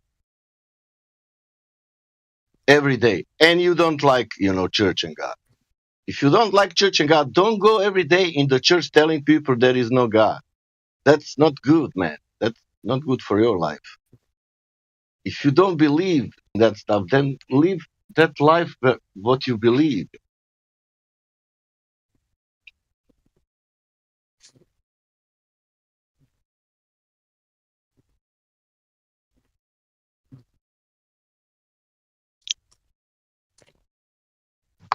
I've never heard of anyone doing that. No, for example, I gave you a million times this example. If it's this the 24/7 witches, ghosts, and demons, for example, and I don't care about that. I hate that people who, for example, they are totally wrong. I will not be every day here telling these people, you are wrong. What do you want to do? What do you think about witches, demons, and spending time and plus attacking these people, their families, something like that? What you did. And blah, blah, blah, blah, blah. You understand? I'm here because I know why I'm here, but I don't understand why you. Is it disturbing you? You think that we are dangerous? That we will change all this peace, harmony, and love what is now in the world? Yes, You think that absolutely. do you think that That's we will definitely the case. do you think that we will ruin that this heliocentric Yes, beautiful 100%. yeah, and that's why you're coming here to protect us from absurdity. To protect To you protect came the here to heliocentrism. of Because course if of course I and don't defend it, then you're going to absolutely destroy it. of As I course said, and to save me because I'm deceived by the sea level and the idiocracy of the flatness of the sea level and of the Wait, natural law, you know. did he say the flat earthers are going to destroy the heliocentrism or whatever? Facts, bro. That already happened. 100%. Facts.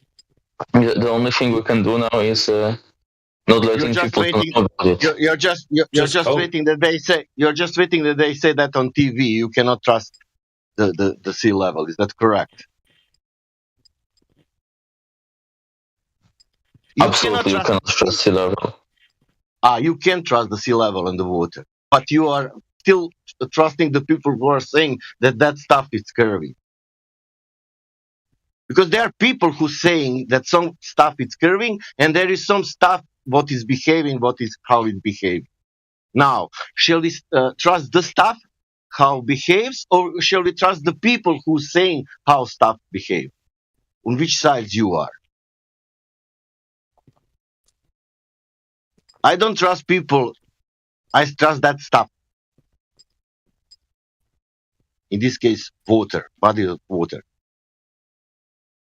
But you are waiting on television that they tell you, listen, people, we were wrong. The sea level, it's really level.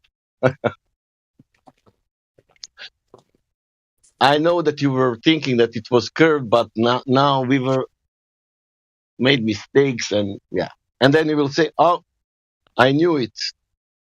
And they was protecting us for some dangerous things. I don't know what. That's why all that shit about globe.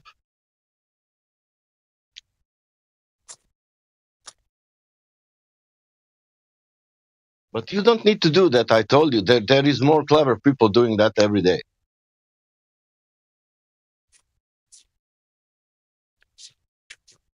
And somehow they don't know something what you know. That's interesting. Right, Sasha? That's a good point.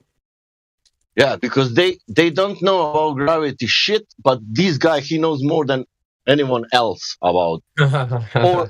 or one of the 10 who knows, that random guys who are freelance Nobel Prize candidates. Yep. Hey, man, we were just waiting for some goofball on Discord to figure out all the answers. No, he can put the name MBO gravity, and then it's coming definition. Then can come another one. CV to understand would be another name, you know, whatever. Matthew Learns. Okay, definition. Matthew Learns gravity. Let's see how then we'll have the same one.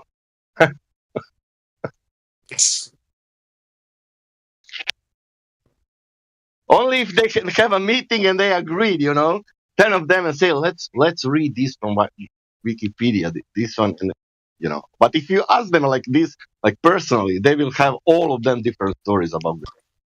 I can bet on that.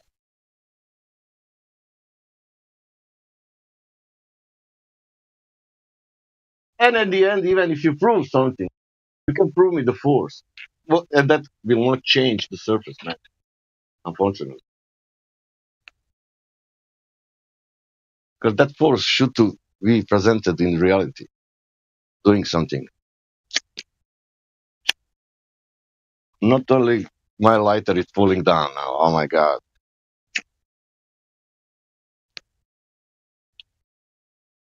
But let's not speak about surface because surface. Why surface? What's that? I didn't. Your accent is not good. What do you mean by surface? Your English is bad.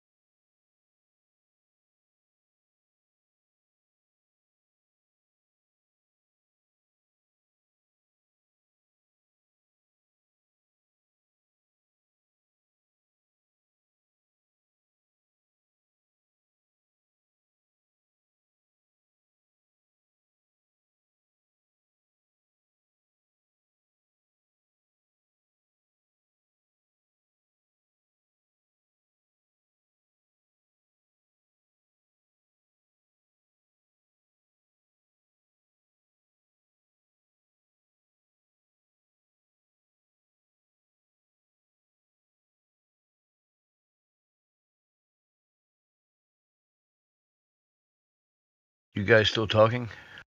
Just want to make sure my. Yeah, it's been kind of quiet. Oh, okay. Good. Thanks. My Discord every hour or two is just I don't know. The sound just goes bloop, bloop, bloop, and I have to reconnect. Yeah. Bloop, bloop. It's the sound you make when your sound disconnects. It goes bloop, bloop. It's crazy sounding.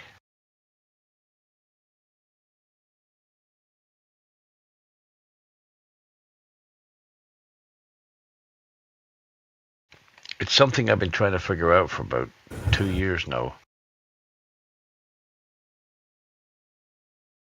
Shut the fuck up. How about now? Okay. Right, so now we got that out of the way. Can I keep talking? Oh, you fucking stupid bitch. What the fuck is that?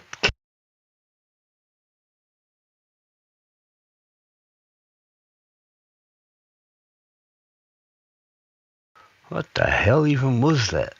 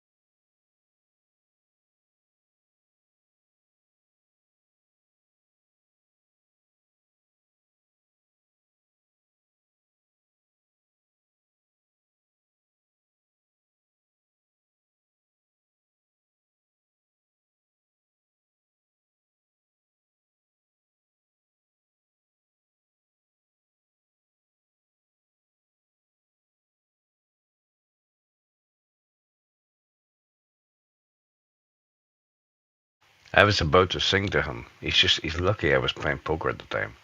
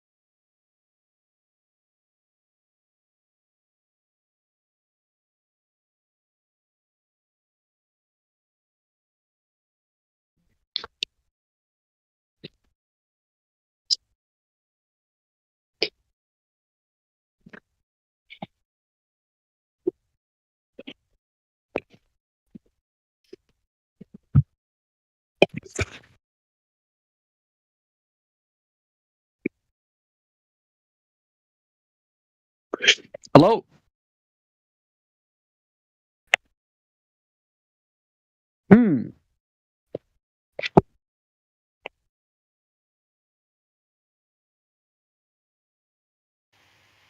Hola.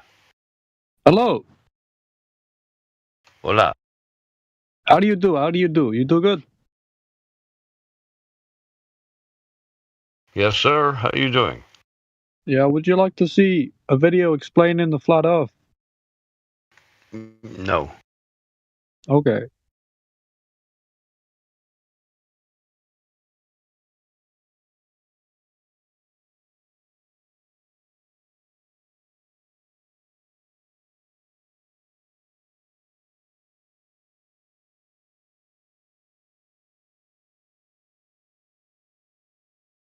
Yeah, go ahead.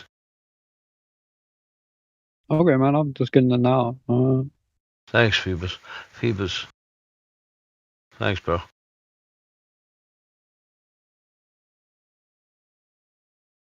Is that the name of a star or a moon? Yeah, no, I saw a video from like a Freemason explaining what like the nature of the world is. I thought it'd be quite interesting to play. I'll just pop it up now. Wait. Screen record. Share my screen. Stop broadcast. Don't ban me, please. Beautiful, beautiful.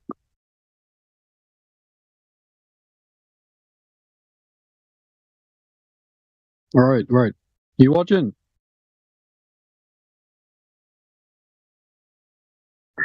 Yeah.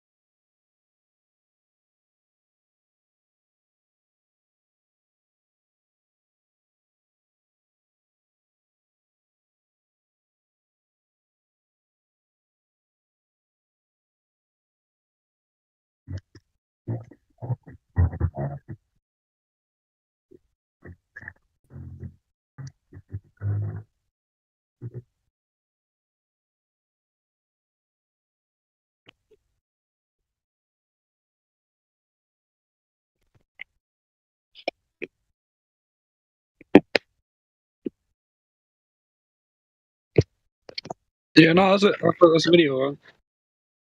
Okay. He was making a lot of presumptions there. He's a Freemason, so I don't know. Yeah, it's interesting. I think it's interesting. What do you think his assumptions are?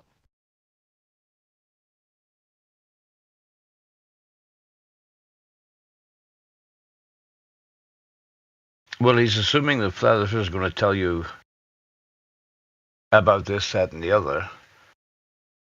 And about ice walls. I mean, I don't know about an ice wall. I haven't seen an ice wall. Well, there's a lot of talk about an ice wall around us. I personally believe in the ice wall, but I think the revelation of what he was saying was the measurements of the firmament, measurements of what is below, his sort of linking to like the mythology, but also just the nature of the plane we're living on. Now, he was trying to just address the idea that we're living on like a circular disc somewhere, and it's like you can fall off the disc, or like the disc has an end to it. I think the point is that we live on a flat topographical grid plane, and that is like, for all intents and purposes, it might as well just be infinite. Like, we're living in a realm which is just a topographical grid. There's no way out of this. There's no way out of this unless you die. There is no way out. Right. I heard him making a lot of presumptions about what flat earthers think, and then proceeded to tell us about Midgard and heaven and hell without any proof of that at all either. So I think he was also making assumptions. Sure. I mean, don't believe everything you hear and see. Sure, that's very good advice I would give to anyone. I just think it's interesting to just listen to these people, see what they say. Because he might genuinely be right. There might genuinely be an ice wall around us. He might genuinely He might not also be a Freemason. He might also not be saying anything that's true. True. That's a very good. That's a very good way to view what Freemasons tell you.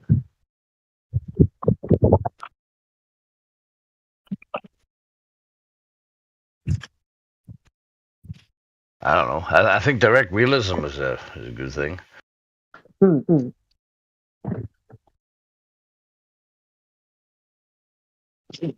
He has some more videos. Let me see if I can find them.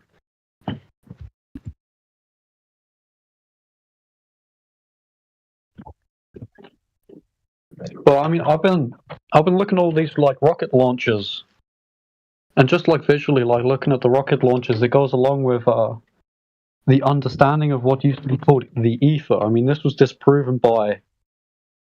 supposedly disproven by Einstein's theory of relativity, like the existence of the ether. But you see these rockets take off, and it looks like they're going into like waters, and the ether is described as like a superfluid. Of course, the Bible says the separating the waters below from the waters above. I mean, it would make sense.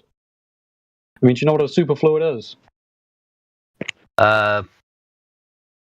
Not really. Yeah, so I mean, a superfluid is a zero entropy fluid that consists of two inseparable fluids, normal fluid and superfluid. It has the ability to transport a significant amount of heat efficiently with its thermal conductivity, potentially exceeding that of the best metal heat conductors by a large margin. And supposedly, 73 miles above us is consisting of ether superfluid. Right. Which would explain like the visual distortions that look like liquid when rockets go into space. So what's a superfluid made up of? Ether. It's called ether. But nobody... Alright, but isn't ether like electromagnetic something that people just... They're still trying to prove, or think that they're proven? Well, so the idea of an ether is it's like a state of fermion and antifermion pairs, which would go along with the definition of superfluid, but it's like it would go along with the consensus of scientific understanding that would be like, it'd be similar to a vacuum, but it's like a superfluid. So like it kind of makes sense that like there is ether 73 miles above us, and it makes sense that like because it goes along with reality how they describe things. Just it's like an alternative reality they're trying to push on us with like this round Earth and like the idea of a vacuum of space. It's not a vacuum of space; it's ether. Because ether behaves quite differently to It's a what you would space. assume to be a No, vacuum. it's not. It's not ether. It's a space dust X7.3. Could you elaborate? It's a space dust X.73. Did you ever heard? No, I haven't.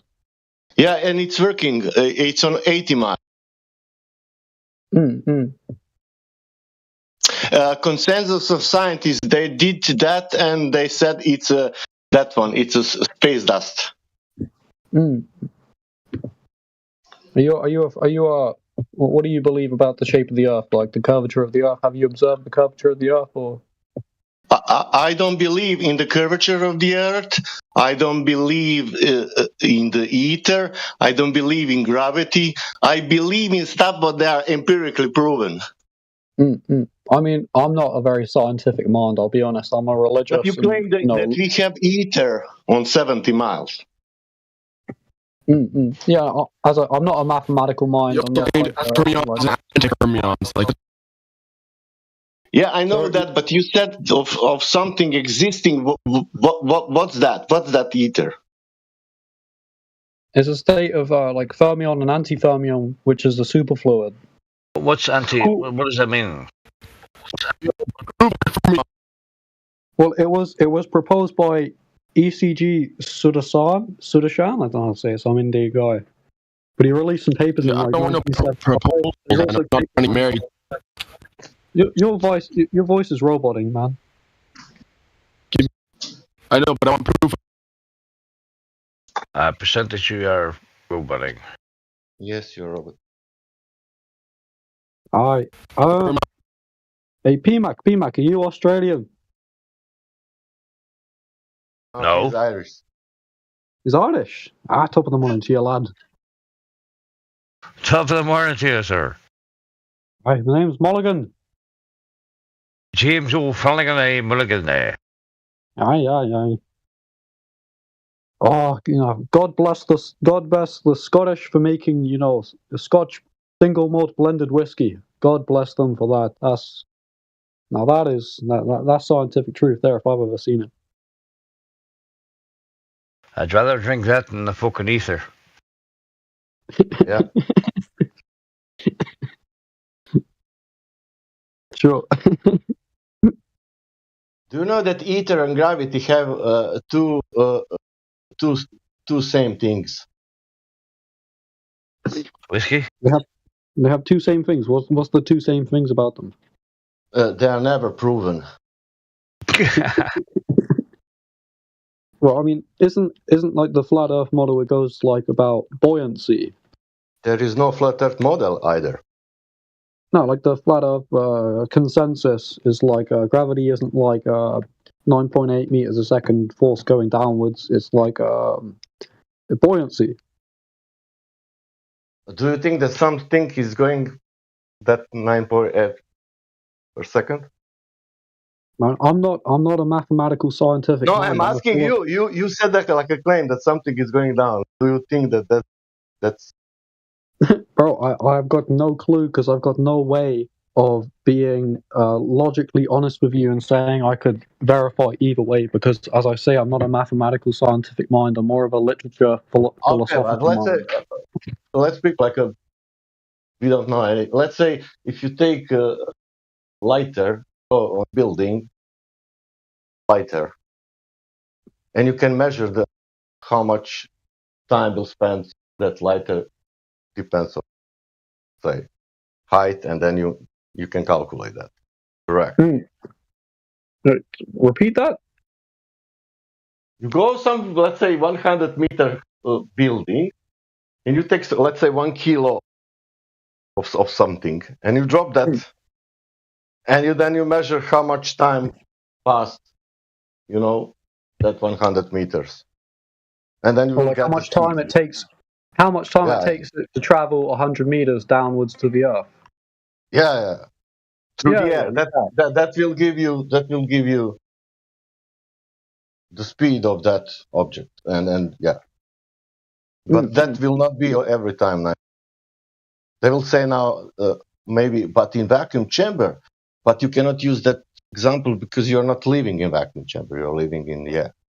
Yeah, but air resistance is like would explain it on the scientific consensus, as far as I'm aware. Not only air resistance, there is something else. Like, okay, imagine you made a dart that was a kilogram of titanium, and you had a cube which is a kilogram of titanium. It would go by like aerodynamic principles that like the cube would take less time. It's about the air and it's about the shape of the object.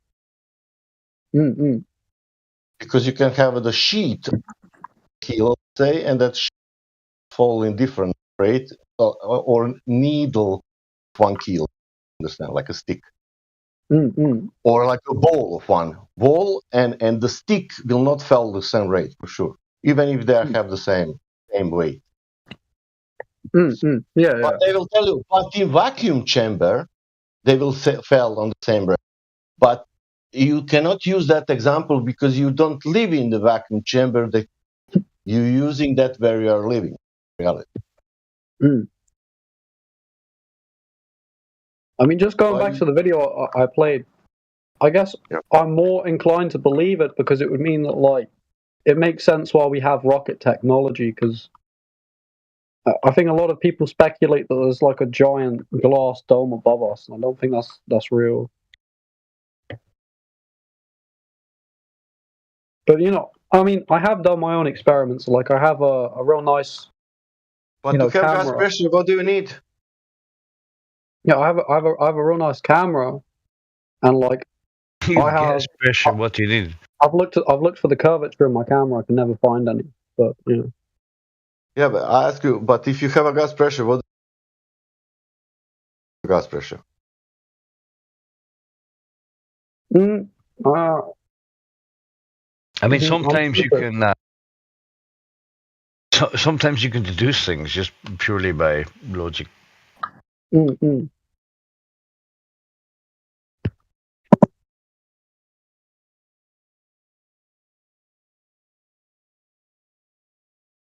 I don't know. Maybe it is 8 million miles above us. I don't know. Maybe it just goes on for like millions of miles. Yeah. I mean, it would be cool. It would be cool. Like, that'd be cool, crazy man. Yeah, it'd be cool. Like, I think it would give us room to explore at least. Like, you know. They realized something in 50s. That's why we have this.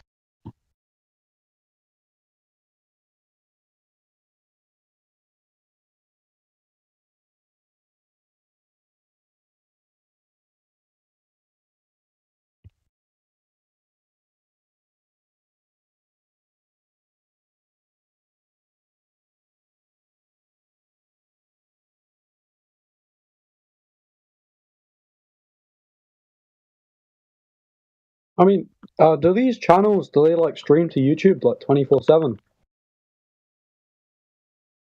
Do they what now? Do they stream to YouTube? Like, are they on the internet like a TV show or something? Yeah. Do you know what the channel's called? What's the channel called? I'll get it for you now.